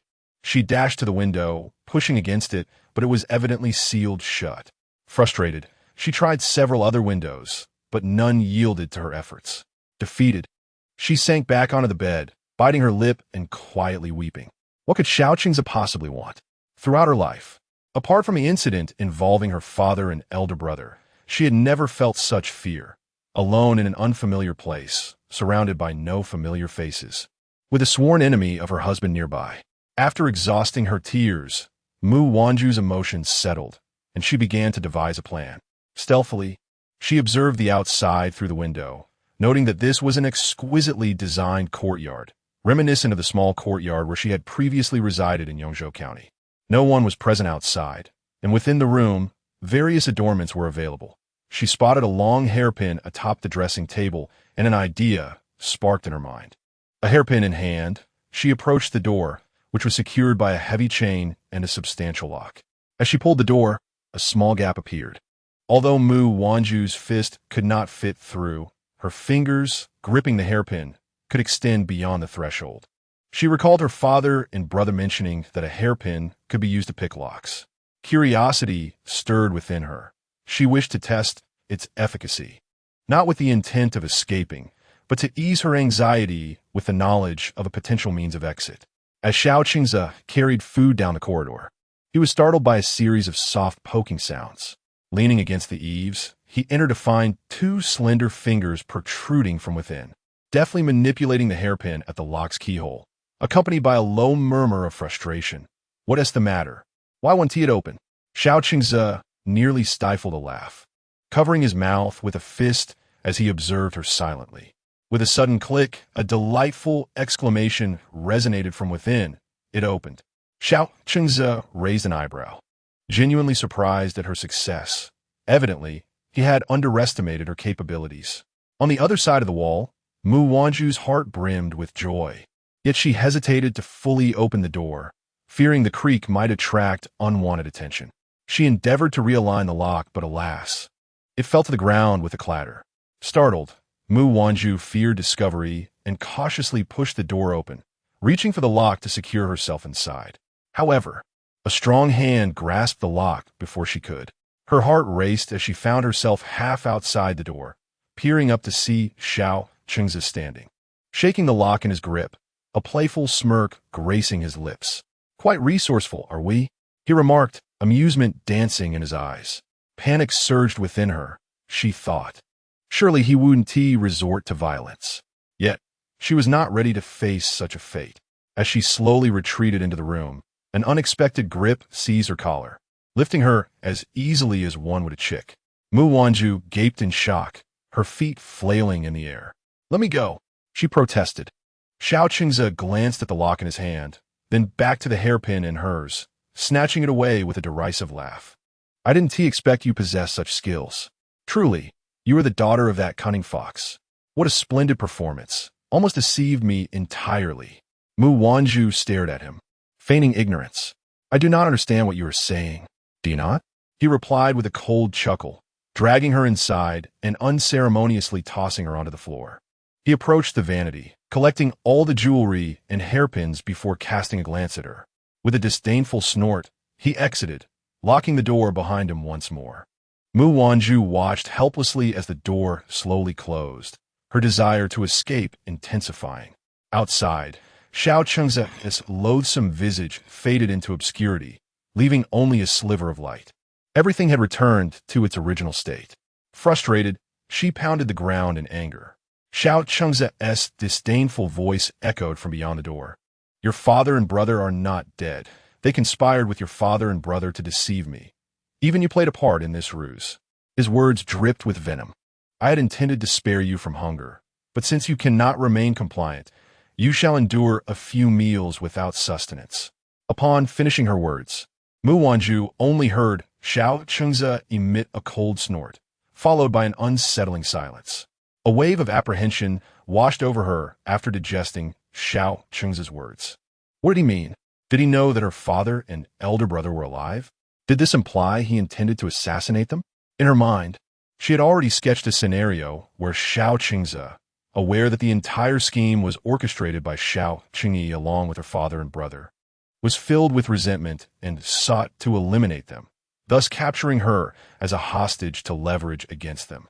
Wouldn't he that place her father and brother in grave danger? Amidst her worries, her stomach growled with hunger, momentarily distracting her from her thoughts. She gently caressed her slightly rounded belly, whispering to her unborn child, "Are you hungry? It seems it is I who am truly in need." Meanwhile, Xiao Qingyi had dispatched everyone to search for the Mu father and son, issuing a nationwide manhunt. A day had passed without any news, and he was consumed with anxiety, riding around in search of them, his lips parched and pale from lack of sustenance, his eyes cold and piercing as if they could shatter the very bones of every soldier returning empty-handed. Where are they? Where could they be? Zhu, my beloved, I miss you dearly. At that moment, Mo Zhu galloped in, dismounting swiftly before Xiao Qingyi, reported, "My lord, we have received word that Lord Mu and his son evaded capture 6 days ago, and their whereabouts remain unknown." Mo Zhu had not heard any response for some time, and upon looking up, he found his master's eyes filled with rage, his teeth clenched tightly as if he wished to annihilate the Mu family. He quickly lowered his head. Lord Mu and his son have truly overstepped their bounds. Indeed, Mu Wanzhu held no doubt that the ones who had abducted the imperial concubine were none other than the Mu father and son, with the sedative originating from Weishan. No one else had such motive. Seal all exits and apprehend them with full force. Xiao Qingyi commanded decisively. Yes, Mu Wanzhu replied, promptly setting off. Mu Wanzhu had been confined in this small courtyard for 2 days. On the first night, deprived of that familiar embrace, she opened her eyes in a daze. Realizing Xiao Qingyi was absent, and the weight of her predicament overwhelmed her, leading her to weep under the covers. By the second day of captivity, she found herself devoid of tears. She had not eaten for 2 days, and the gnawing hunger left her dizzy and faint. She could endure no longer. If it were only herself, she might maintain a semblance of dignity, but with 2 children to protect, she could not afford to let them come to harm. Staggering to the door, she pounded on it desperately. Prince, Xiao Qingzi, open the door. If you do not, I swear I will starve to death. If I perish, your scheme shall turn to ashes. She knocked vigorously for what felt like an eternity, her strength waning, when finally there was movement outside. A girl with slanted eyes appeared, holding a bowl of food, and in a low, menacing tone, she spat, "Knock, knock, knock, what are you doing, disturbing the peace?" The young maid placed the tray on the ground, retrieving a key from her sleeve to unlock the door. Within stood a woman, her complexion somewhat haggard. Despite her wan appearance, her radiant beauty was undeniable, accentuated by a striking apricot red dress. One could only imagine how enchanting she would appear with a touch of crimson upon her lips. A flicker of jealousy flashed in the maid's eyes. This vixen. Noticing Mu Wanzhu lingering by the door, she impatiently barked, "Fool, can't you see I'm about to open the door? Move aside." Startled, Mu Wanzhu had never before been yelled at in such a manner, nor had she been called a fool. Anger simmered within her, yet her hunger rendered her weak. Forcing her to swallow her pride and step back, her gaze fixed on the tray resting on the ground. The maid pushed the door open and entered, setting the tray down. Observing how Mu Wanzhu's eyes fixated on the food, she couldn't help but smirk internally. What good is a pretty face if one resembles a starving ghost? She placed the dishes on the table, holding her head high despite being half a head shorter than Mu Wanzhu, attempting to adopt an air of condescension. "Starving ghost, what are you staring at? Hurry up and eat. Do you expect me to serve you?" She threw Mu Wanzhu a disdainful glance, sneering, "Lowly creature, who do you think you are?" Mu Wanzhu lacked the strength to retort. She was truly too famished to engage in a quarrel. Supporting herself against the table, she cautiously sipped a bowl of warm rice porridge, feeling a comforting warmth descend into her stomach, which offered her a slight sense of relief. Unable to resist, she drank 2 more mouthfuls. Observing her ravenous consumption, the maid scoffed, "Indeed, a starving ghost. Mu Wanzhu pour cette herlips, ignoring care." She found it perplexing. This maid was a stranger, and she had done her no wrong. Why the hostility? After finishing a bowl of porridge and nibbling on some light dishes, Mu Wanzhu gradually felt her strength returning. Just as she was about to take her last bite, a hand abruptly seized her bowl and utensils, placing them back on the tray. The maid glared at the now empty bowl and, with a huff, departed. Mu Wanzhu's fingers trembled with indignation. Just wait. Chapter 82. Rage and Murder. Once the maid exited, she placed the tray in the kitchen and intended to report to Xiao Qingzi in the front courtyard. Passing through the garden, she spotted the lushly blooming hibiscus flowers. After a moment of thought, she plucked one and tucked it in her hair, ensuring no one was around. She rushed to the lakeside to admire her reflection, adjusting her attire slightly to reveal a hint of her bosom, with a smile playing on her lips. Her eyes sparkled with ambition. Regardless of the prince's status, she was convinced that with such boldness, he could not possibly resist her. The mere thought of gaining the prince's favor and escaping the clutches of those lowly servants to become a figure of authority filled her with uncontainable pride. After indulging in her fantasies for half an hour, the maid sashayed toward the front courtyard. "Your Highness, that girl you request an audience. Let her enter." Xiao Qingzi was clad in a moonlight blue brocade robe, engrossed in a scroll of literature, exuding an aura of elegance and grace. A resplendent prince at the pinnacle of the capital's hierarchy. As Yi entered, The scene before her caused her cheeks to flush and her heart to race uncontrollably. How wonderful it would be to become the prince's woman, even if merely as a concubine. Having encountered the prince, she knelt down, deliberately revealing her subtle cleavage to Xiao Qingze, fearful that he might overlook it. To ensure he noticed, she pressed her chest closer to the ground, tightening it to present what she deemed her most exquisite feature. Xiao Qingze set down his book and observed her exposed form. As a member of the royal family, despite lacking a wife or concubines, he had encountered countless beauties throughout his life. Whether it was the imperial consorts in his father's harem or the meticulously cultivated daughters of noble families, each one was exquisite from head to toe, beyond reproach. Even now, a renowned beauty resided within the inner courtyard.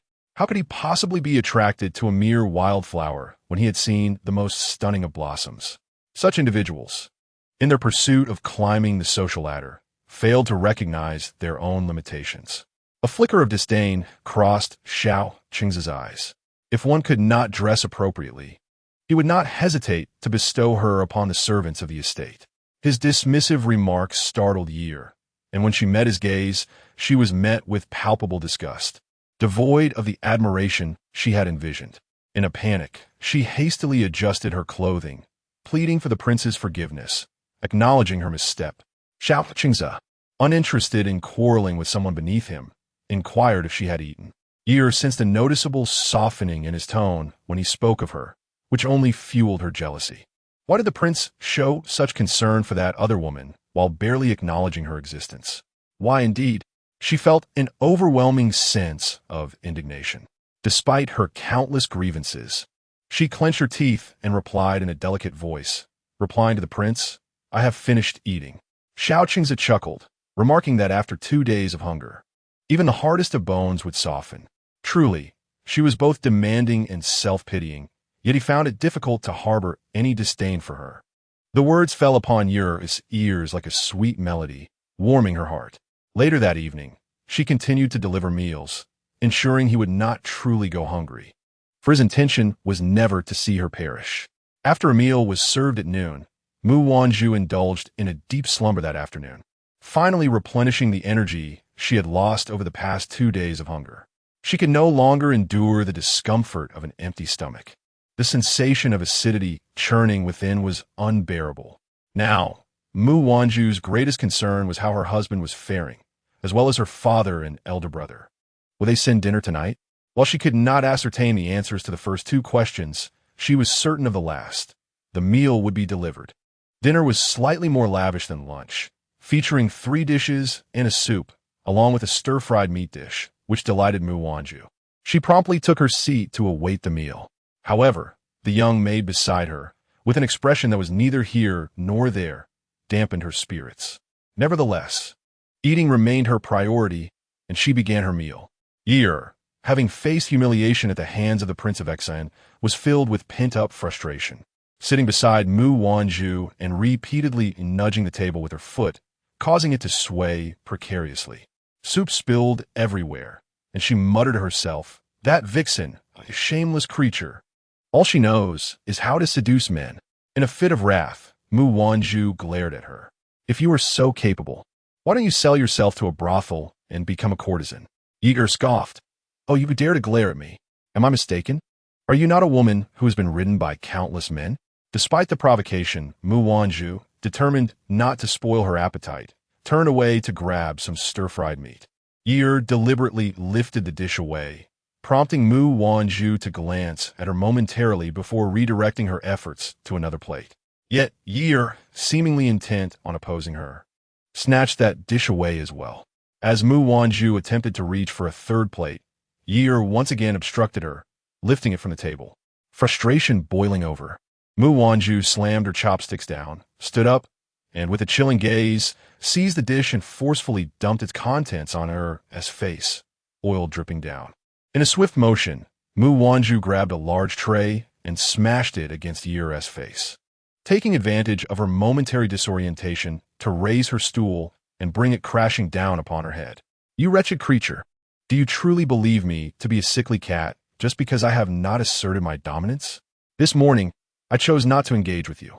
Yet you presume yourself to be invincible. Yi, caught off guard, felt the grease sting her eyes, blurring her vision.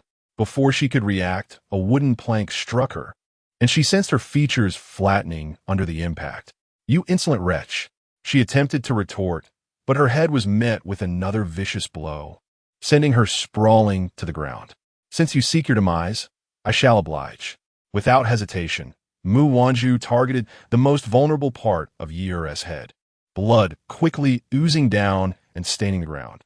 Outside the courtyard, guards, alerted by the commotion, rushed in only to find the girl motionless in a pool of blood, while Mu Wanzhu, having wiped her hands clean, leisurely resumed her meal at the table. Finally, she could enjoy her meal in peace. The guards exchanged nervous glances, swallowing hard, with 3 stationed at the entrance while 1 hurried to report the incident. Chapter 83. Am I to threaten His Majesty and my father? Mu Wanzhu cast a glance at the retreating guard before observing the lifeless figure on the ground. She had witnessed her father and elder brother take lives, but this was her first act of killing. Yet, she believed Yi deserved it. Having spent considerable time beside Xiao Qingyi, Mu Wanzhu had learned his decisive methods in the court, where mere gesture could dictate life and death. To survive, she could humble herself before Xiao Qingyi, but that did not mean any maid could bully her. As for whether Mu Wanzhu feared Xiao Qingyi's reproach, she held no such worries. To him, Yi was nothing more than an insignificant insect, unworthy of his regard. Moreover, she was of use to him now. What did it matter if she had taken a life? As Xiao Qingyi hurried to the scene upon receiving the news, Mu Wanzhu had just finished her meal, her chopsticks set aside, while a lifeless body lay sprawled beside her table, blood pooling at her feet. How could she remain so nonchalant while dining? Xiao Qingyi was both amused and infuriated as he took a seat across from her. You've committed murder, and you are unaware?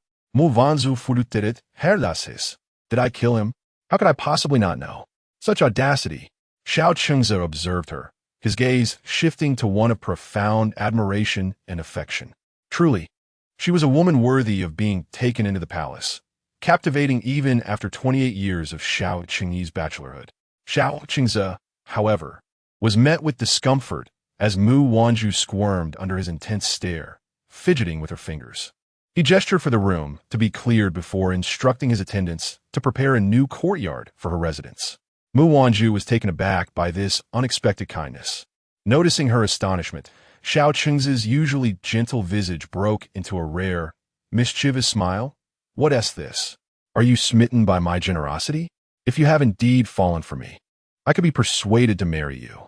You, Mu Wanzhu, despite having just taken a life and believing herself to be utterly ruthless, found her fingers trembling in response to his audacity. You are utterly shameless. I am His Majesty's imperial consort, your brother's woman. Xiao Qingyi scoffed dismissively. Shame? Do you not feel any shame? He laughed derisively. I have no concept of shame whatsoever. Rising from his seat, he leaned toward Mu Wanzhu, who instinctively recoiled in fear. With a teasing smirk, he added, as for your claim of being Xiao Qingyi's woman, you were merely his for a few months, were you not? How do you become his woman? Mu Wanzhu's face flushed with indignation, his crude words striking a nerve. By your logic, if I were to share a few months with you, would I then be your woman? I warn you, do not act recklessly. His words startled her, and she wrapped her arms around herself, warily eyeing him. Xiao Qingyi could not contain his laughter, bursting forth as he playfully patted her head twice. Oh, my dear simpleton, relationships with others are merely transitional. Only the bond with oneself is eternal. Remember, you belong to no one but yourself. With that, he instructed his attendants to escort her to the newly prepared courtyard and departed with hearty laughter. Mu Wanzhu rubbed her head in frustration, calling after him, Prince, what exactly do you intend to do with me? Are you using me to threaten His Majesty and my father? The shadowy figure paused momentarily, turning slightly to offer a half-smile. I had no such intention, but you have certainly reminded me. Mu Wanzhu, she deserves to die. Chapter 84. Xiao Qingyi's past that night. Xiao Qingyi sat alone atop the rooftop, sipping wine beneath the bright, full moon of the 15th day of the 7th month. The moonlight transported him back to his earliest memories. Before Xiao Qingyi was born, he had assumed that all royal princes were like him, learning to walk by first mastering the ceremonial bow to their superiors. In the imperial family, the father-son relationship mirrored that of sovereign and subject, with only the ruler's duties discussed, never familial ties. Thus, he had never perceived anything amiss. However, he had rigidly adhered to the rules for over a decade. Why must Xiao Qingyi be exempt? From the moment of his birth, the emperor was overjoyed and hosted grand banquets. He vividly recalls that day, his 10th birthday, which coincided with Xiao Qingyi's 100-day feast. He eagerly ventured to the Jianzhong palace to tell the emperor that he had turned 10, yearning for a meal with his father and mother. He wanted to express that he had matured, capable of bearing more responsibilities, and could alleviate some of the emperor's burdens so that his father could enjoy a well-deserved rest and live a long life. Yet, despite rehearsing countless times in his mind, upon witnessing the emperor's beaming smile as he tenderly cradled the infant Xiao Qingyi, all his words were swallowed, replaced by a profound bitterness. For the first time, he tasted the bitter fruit of jealousy. He was the legitimate son of the empress, a favored child of destiny, born into nobility. He possessed privileges that others could only dream of, never once envying anyone. Yet at that moment, he conceded to feeling jealousy, an overwhelming, consuming jealousy. Why? Later, the emperor forgot his birthday, yet celebrated Xiao Qingyi's 100-day feast with a grand banquet that lasted 3 days, inviting all the officials. The empress bitterly remarked that his own feast had been a mere fraction of the size. Even the emperor, who attended only briefly, soon departed to attend to state affairs. He thought that should have been enough to fuel his jealousy, but it was merely the tip of the iceberg. Historically, no emperor personally raised their children. Yet the emperor carried Xiao Qingyi to court daily from the moment he stopped nursing. While countless princes and nobles could only dream of the dragon throne, he had urinated upon it, and instead of punishment, the emperor praised his cleverness. How many memorials submitted to the Jianzhong palace were torn apart by Xiao Qingyi, only to be painstakingly mended by Li Shun and returned? As he grew older, the emperor unabashedly included Xiao Qingyi in state affairs, rebuffing the officials who repeatedly petitioned for him to be named crown prince. Traditionally, the heir is established from the legitimate firstborn, and he fulfilled all criteria: legitimate firstborn, excelling in studies, military strategy, and martial prowess, leaving his teachers in awe. So why was he not appointed? It was sheer favoritism. The emperor had no intention of naming him crown prince, instead wishing to reserve that position for Xiao Qingyi. From the age of 4, the emperor spared no expense to send him to Weishan to study under a master, and upon his return at 10, he was immediately thrust into political affairs. Even the imperial residence, Jianzhong Palace, was made available for Xiao Qingyi to occupy in advance. Furthermore, he had even summoned the eldest disciple of Weishan, Mu Wanzhu, to assist Xiao Qingyi. Was he so fearful of what he would leave behind after his demise that he sought to ensure Xiao Qingyi's dominance? Xiao Qingzi let out a bitter laugh, exclaiming, "Father, you truly are biased. If you do not love the empress, why marry her? If you did not anticipate my arrival, why bring me into this world?" He gazed at the full moon, as if through its luminous surface he could see the late emperor, and he roared in fury. In the end, emperors are selfish and self-serving. I once looked forward to my brother's arrival, yet all of this is forced upon me by you. Upon returning to his study, a cloaked figure was escorted inside by the guards. As the cloak was drawn back, the slender, handsome face of Qi Tong'an emerged. He clasped his hands in salute, addressing the prince. Xiao Qingzi nodded in acknowledgement, uncertain of the reason for the prince's visit. Xiao Qingzi remained silent for a moment before inquiring, "You have grown up alongside Mu Wanzhu's daughter. Pray tell, what does she cherish?" Qi Tong'an furrowed his brow at the question, pondering the intentions of Prince Xan.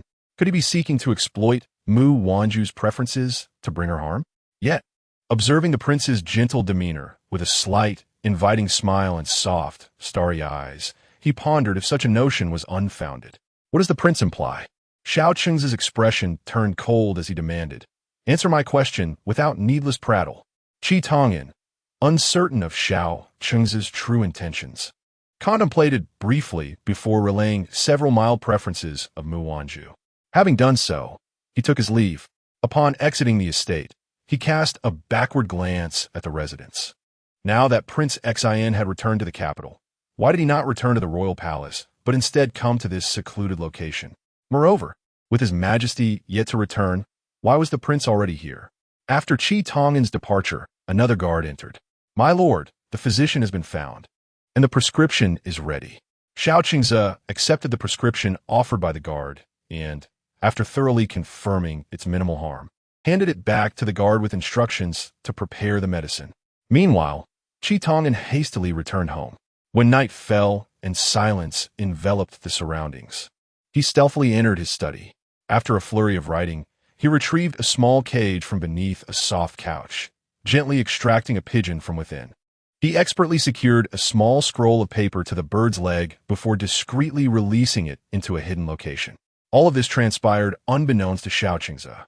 In the Yuzhong region, it had been 6 or 7 days since Mu Wanzhu was taken away. During this time, Xiao Qingyi had scarcely slept, consumed by anxiety at the thought of Mu Wanzhu's absence and the suffering she might endure while carrying 2 children. Even though it was the father and son who had taken her, he remained restless. Only with Mu Wanzhu by his side could he truly find peace. Mo Ju rushed in, followed closely by another individual.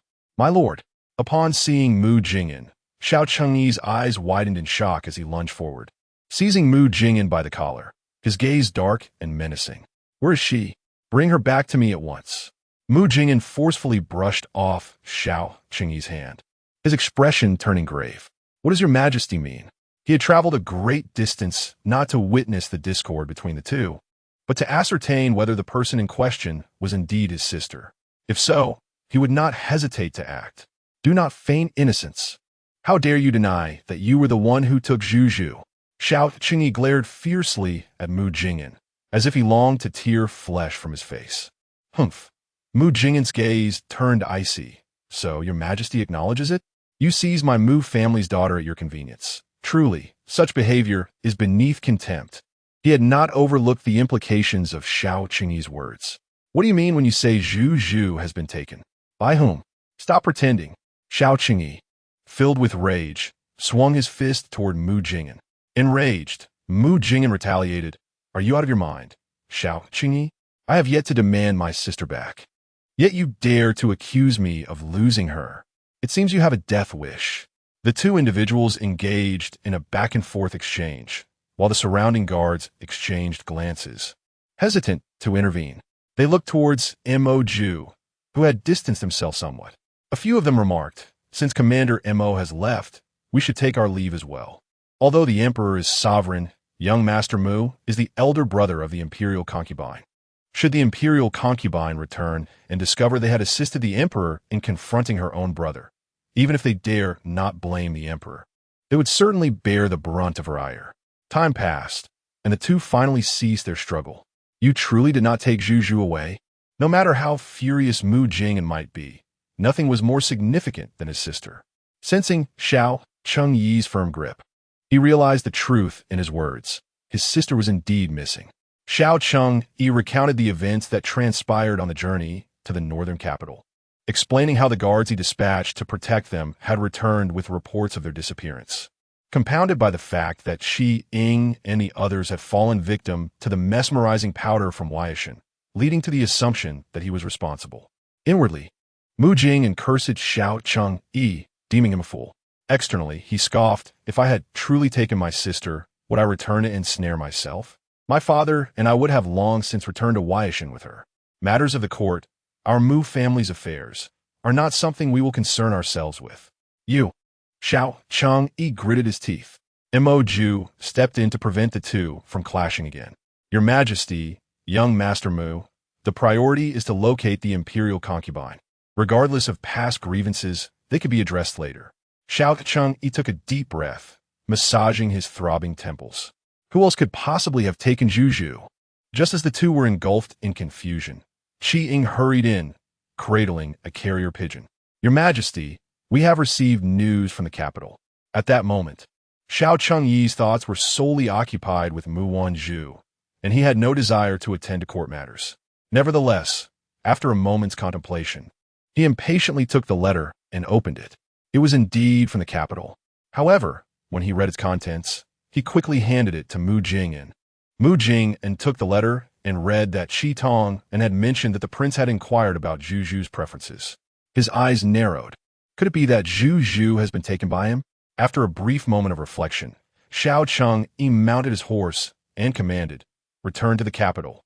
In the days that followed, Mu Wanzhu had been anxious about Xiao Cheng's using her as leverage against her husband and father. Yet, as several days passed without any developments, she began to harbor doubts. What was Xiao Cheng's true intention in capturing her? Just as she pondered this, the sound of a lock being opened echoed from outside. Before she could step into the outer chamber, several maids and matrons crowded around Xiao Cheng's as he entered. One matron carrying a bowl of dark, steaming medicine. Their gazes were decidedly unfriendly. An uneasy premonition surged within Mu Wanzhu, prompting her to take a few steps back. Striving to maintain her composure, she looked at Xiao Cheng's and asked, "Prince, what is the purpose of bringing these people here?" Xiao Cheng's did not respond. Instead, his gaze fell upon her abdomen, signaling the leading matron. The matron exchanged glances with the other maids, who promptly advanced towards Mu Wanzhu. Mu Wanzhu suddenly realized something and hurriedly clutched her abdomen, turning to flee. Yet, the confines of the room were too small for escape. As she pivoted, a hand seized her shoulder. "Let go of me. Release me." Two maidservants grasped her wrists, forcing her to kneel on the ground. An older woman held her chin tightly, and Mu Wanzhu could only watch in horror as the fierce-looking matron approached with a bowl of medicine. She instinctively knew that the concoction was far from benign. Her child must not come to harm. Desperately, she struggled against their grip, tears streaming down her face. "No, no, Xiao Qingze, do not harm my child." Her cries were heart-wrenching, her face a tableau of despair. Xiao Qingze felt an unfamiliar emotion rise from within, a pang of compassion. Yet he was haunted by the thought that if the child were to be born, it would cost her life. He did not wish to see her perish. Turning his gaze away from her, he commanded, "Make her drink it." The matron and the maids, emboldened by Xiao Cheng's orders, no longer hesitated, their initial apprehensions about his feelings for the woman evaporating. "You too, hold her down. You, grasp her chin. I shall administer the medicine." The leading matron, though possessing a round face, bore no trace of kindness. Her demeanor was harsh and acerbic. "My dear, just drink the medicine obediently. Do not make it difficult for us servants. After all, what you carry is merely an amorphous mass at this stage. If it were to be lost, there would be other chances in the future." How could she utter such words? An amorphous mass? Those were her children, the long-awaited offspring of her and her husband, cherished dreams that had been nurtured for so long. With her chin firmly pinched, she could hardly move, nails digging painfully into her flesh. It hurt so much. Mu Wanzhu felt an overwhelming sense of hatred for her own weakness. If only she had trained in martial arts alongside her father and elder brother, she would not find herself in such a desperate situation, ensnared by a few maidservants, powerless to prevent the loss of her children. The liquid was forced into her mouth, and her vision began to blur. She seemed to see her two children waving goodbye. Those were her children, her heart's treasures. "No, please." Out of nowhere, Mu Wanzhu summoned a surge of strength, knocking the bowl from the matron's hands and biting fiercely into her palm. The matron winced in pain, snarling, "You wretched girl." She struck Mu Wanzhu across the face, sending her crashing to the ground, her head striking the sharp edge of the table. Everything went black. Xiao Qingze, hearing the commotion, turned to see the pitiable figure lying motionless on the floor, her left cheek marked by two bright red handprints, blood seeping from her forehead. His eyes turned cold in an instant. The matron attempted to strike again, but he swiftly kicked her away, growling, "You dare to seek death." He hurriedly knelt to lift Mu Wanzhu, casting a murderous glare at the matron before rushing to find doctor. Fortunately, fearing the consequences of her taking the abortive medicine, he had arranged for a physician to be on standby at the residence. The doctor arrived promptly to assess the situation. Xiao Chengze anxiously inquired, "What is the condition?" The physician furrowed his brow after taking the pulse, noting that the movement had been too vigorous, disturbing the fetus. Coupled with the fluctuations in her emotions, there were signs of a potential miscarriage. He did not forget that this man desired for the child within this woman to be expelled. He inquired, "Young sir, if you wish to rid this lady of her child, now is the most opportune moment. With proper care, she could recover within a few months." Chapter 86. Forcing her to drink the medicine, Xiao Cheng's despicable heart stirred. As long as the child were terminated, she would not perish, nor would she have any further ties to Xiao Qingyi. He could relinquish everything to Xiao Qingyi, take her away from the capital, and lead a truly leisurely life. "Young sir," Xiao Qingzi closed his eyes and spoke in a deep voice, "Let be done." "Very well, I shall prepare at once." The physician rose to leave, but the unconscious woman seemed to react to something, bursting into terrified tears, crying out, "No, please do not take my child. I beg you, do not take my child. Wait." The physician, having reached the door, turned back upon hearing her cries and noticed the man behind him had remained silent for a considerable time, prompting him to pause. The physician asked no further questions and departed. He was merely an ordinary doctor, and the sordid affairs of the highborn were not for him to inquire into or overhear. The physician returned shortly with a medicinal ointment. Xiao Qingzi took it and applied it to Mu Wanzhu's wounds. Upon seeing the injury on her forehead, an unfamiliar sensation arose within him, a peculiar mixture of sourness and bitterness. How painful it must be for someone so delicate to endure such a blow. He yearned for her, to claim her from Xiao Qingyi. He was indifferent about the child being Xiao Qingyi's. Even if it were, it would still be of the Xiao lineage. If he could raise the child himself, what concern was it to him whether the biological father was not he? His only fear was that the words of the street monk in Yongzhou would come to fruition. It seemed he had unwittingly begun to fixate on Xiao Qingyi's woman. Following the events of the day, even in her unconscious state, Mu Wanzhu remained restless through the night. She dreamt of being unable to break free from the maid's grasp, of the matron forcefully pouring the entire bowl of medicine into her. In a fleeting moment, she dreamt of a sharp pain in her abdomen. Looking down, she saw crimson blood seeping through her skirt, an alarming red, more vivid than her beloved apricot blossom hue, piercing her eyes, her heart, her entire being. She desperately wished to cry out, to summon her husband to save her and their child. If it did not come soon, their child would grow angry and resentful of their unworthy parents. She longed to scream, yet her voice was trapped within her throat. Xiao Qingzi kept vigil by her side until he fell asleep in the dead of night. Awakened by a faint sound, he opened his eyes to see the figure on the bed, shaking her head repeatedly, murmuring something, her bandaged forehead soaked with tears. Xiao Qingzi arose and leaned down to listen. Child, he found himself at a loss, gazing at Mu Wanzhu, taking a cloth to wipe the sweat from her brow. He gently patted her shoulder, reassuring her, "It's all right, the child is safe." However, the figures in her dreams did not cease their commotion at his utterance. He refrained from rousing her, but persistently patted her shoulder, assuring her that the child was unharmed. Finally, in the depths of the night, Mu Wanzhu managed to escape the nightmare and drifted into a peaceful slumber. Xiao Qingzi rose, retrieving a dagger to extinguish the candles both inside and out before departing. Upon exiting the room, his countenance was icy. Those individuals, not one would be spared. Such lack of discernment. He had merely instructed them to administer the herbal concoction. Yet he had not commanded them to inflict harm. Who endowed them with such audacity? In the darkness, the subordinates complied with his orders. Mu Wanzhu remained in a state of unconsciousness for 3 days. When she finally awakened, she sat up abruptly, instinctively reaching for her abdomen. For months had passed, and she was once again expecting twins, her pregnancy unmistakably evident. Relieved to find her belly still intact, Mu Wanzhu exhaled deeply. Thank goodness the child is safe. However, as she touched the wound on her forehead, a sharp pain caused her to gasp, revealing that her forehead was bandaged. It hurt terribly. Recalling the moment before she was struck unconscious, she realized Xiao Qingzi had evidently intended to harm her child. She could not tolerate such an affront. She simply could not endure it. No, she must devise a means of escape. Over the past 3 days, Xiao Qingyi and his entourage had ridden tirelessly, exhausting 2 horses to finally reach the capital. Upon their arrival, he wasted no time, hastening with a contingent towards the Prince of Xian's residence. "Your Highness, trouble is afoot."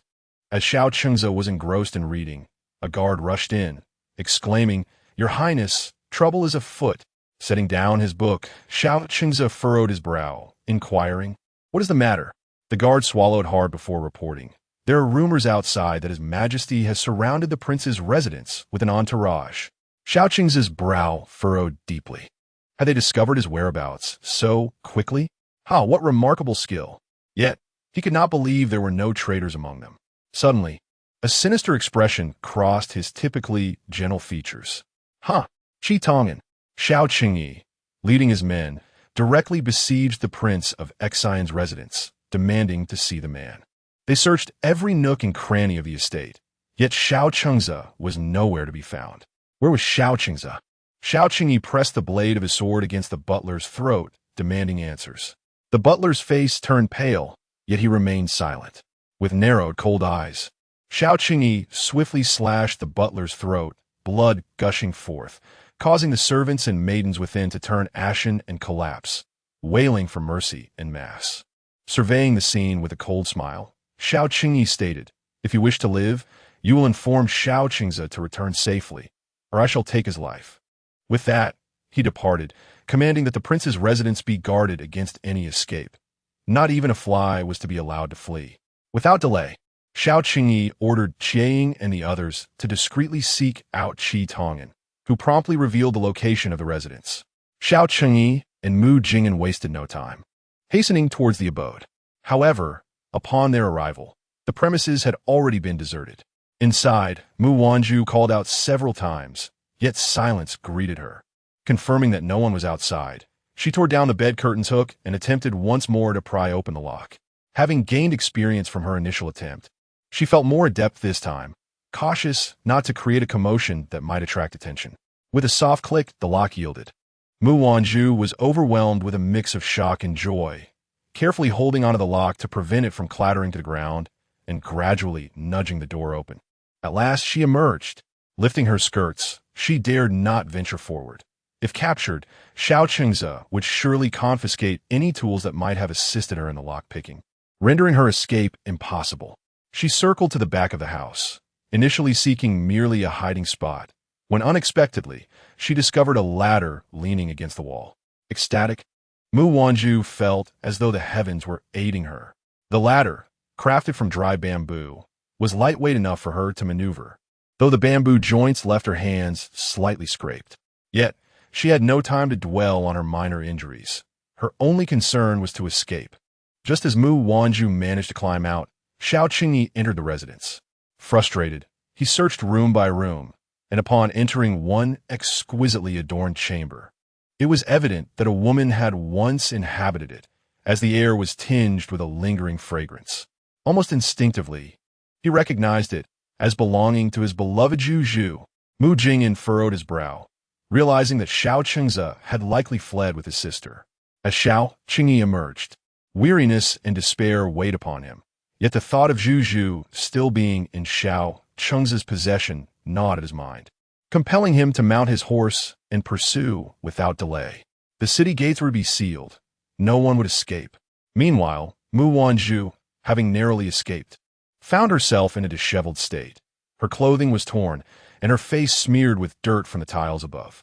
As she walked, tears streamed down her cheeks. The area was scarcely populated, and she was oblivious to her surroundings. However, listening to the merchants nearby, their accents suggested she might be near the capital.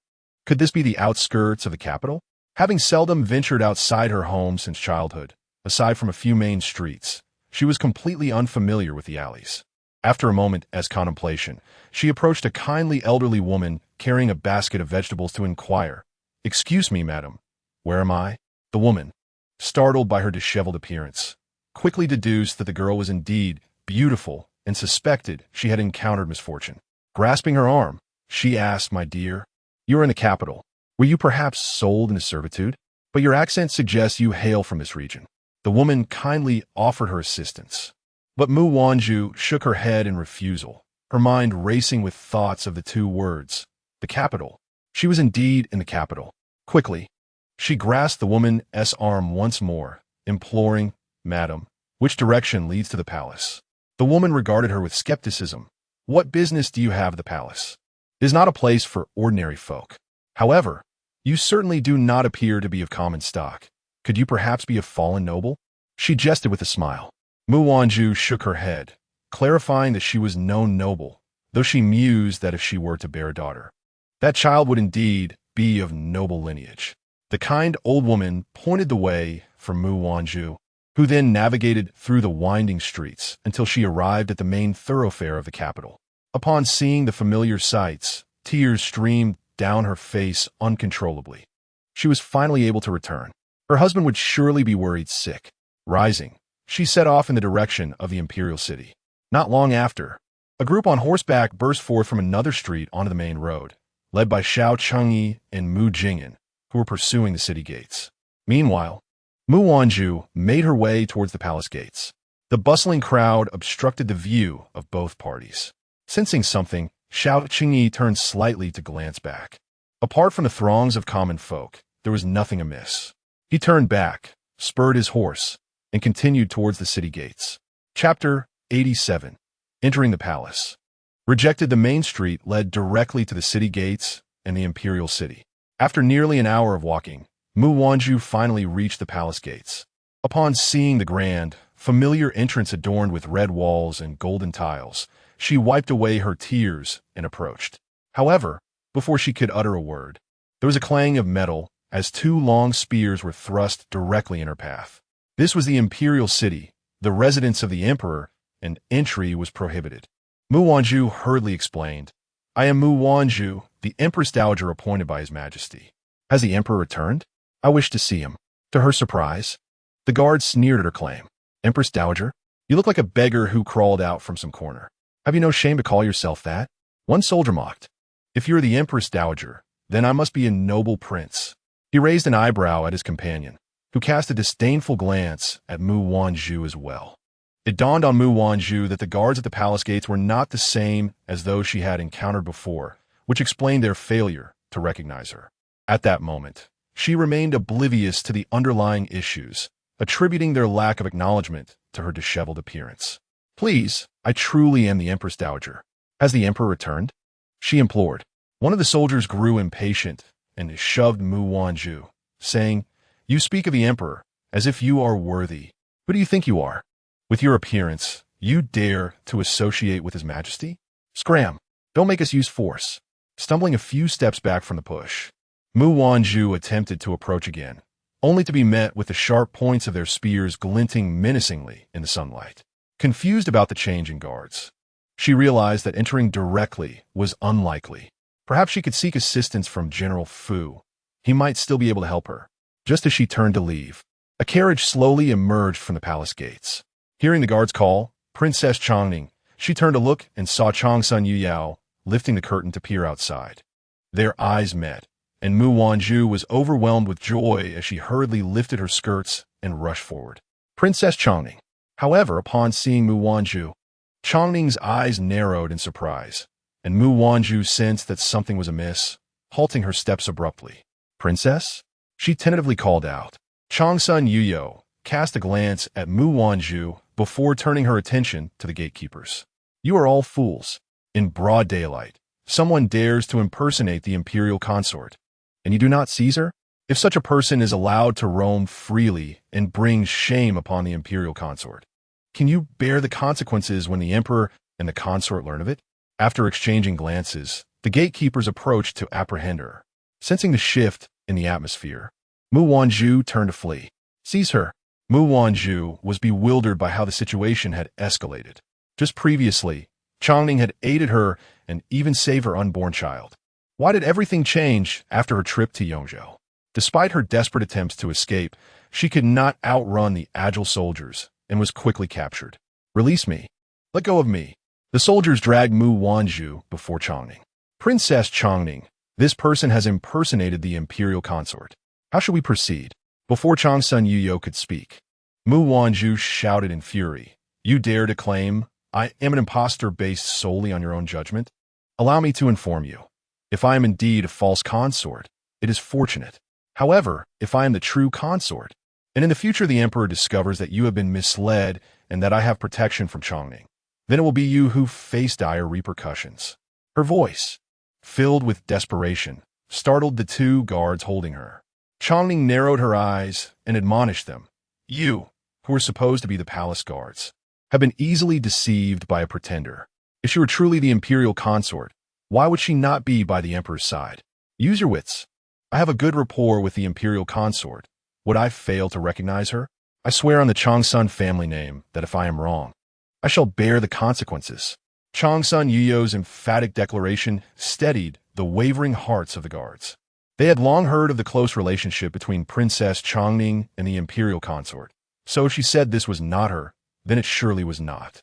Even if it were true, it was still Chongning who had ordered their capture.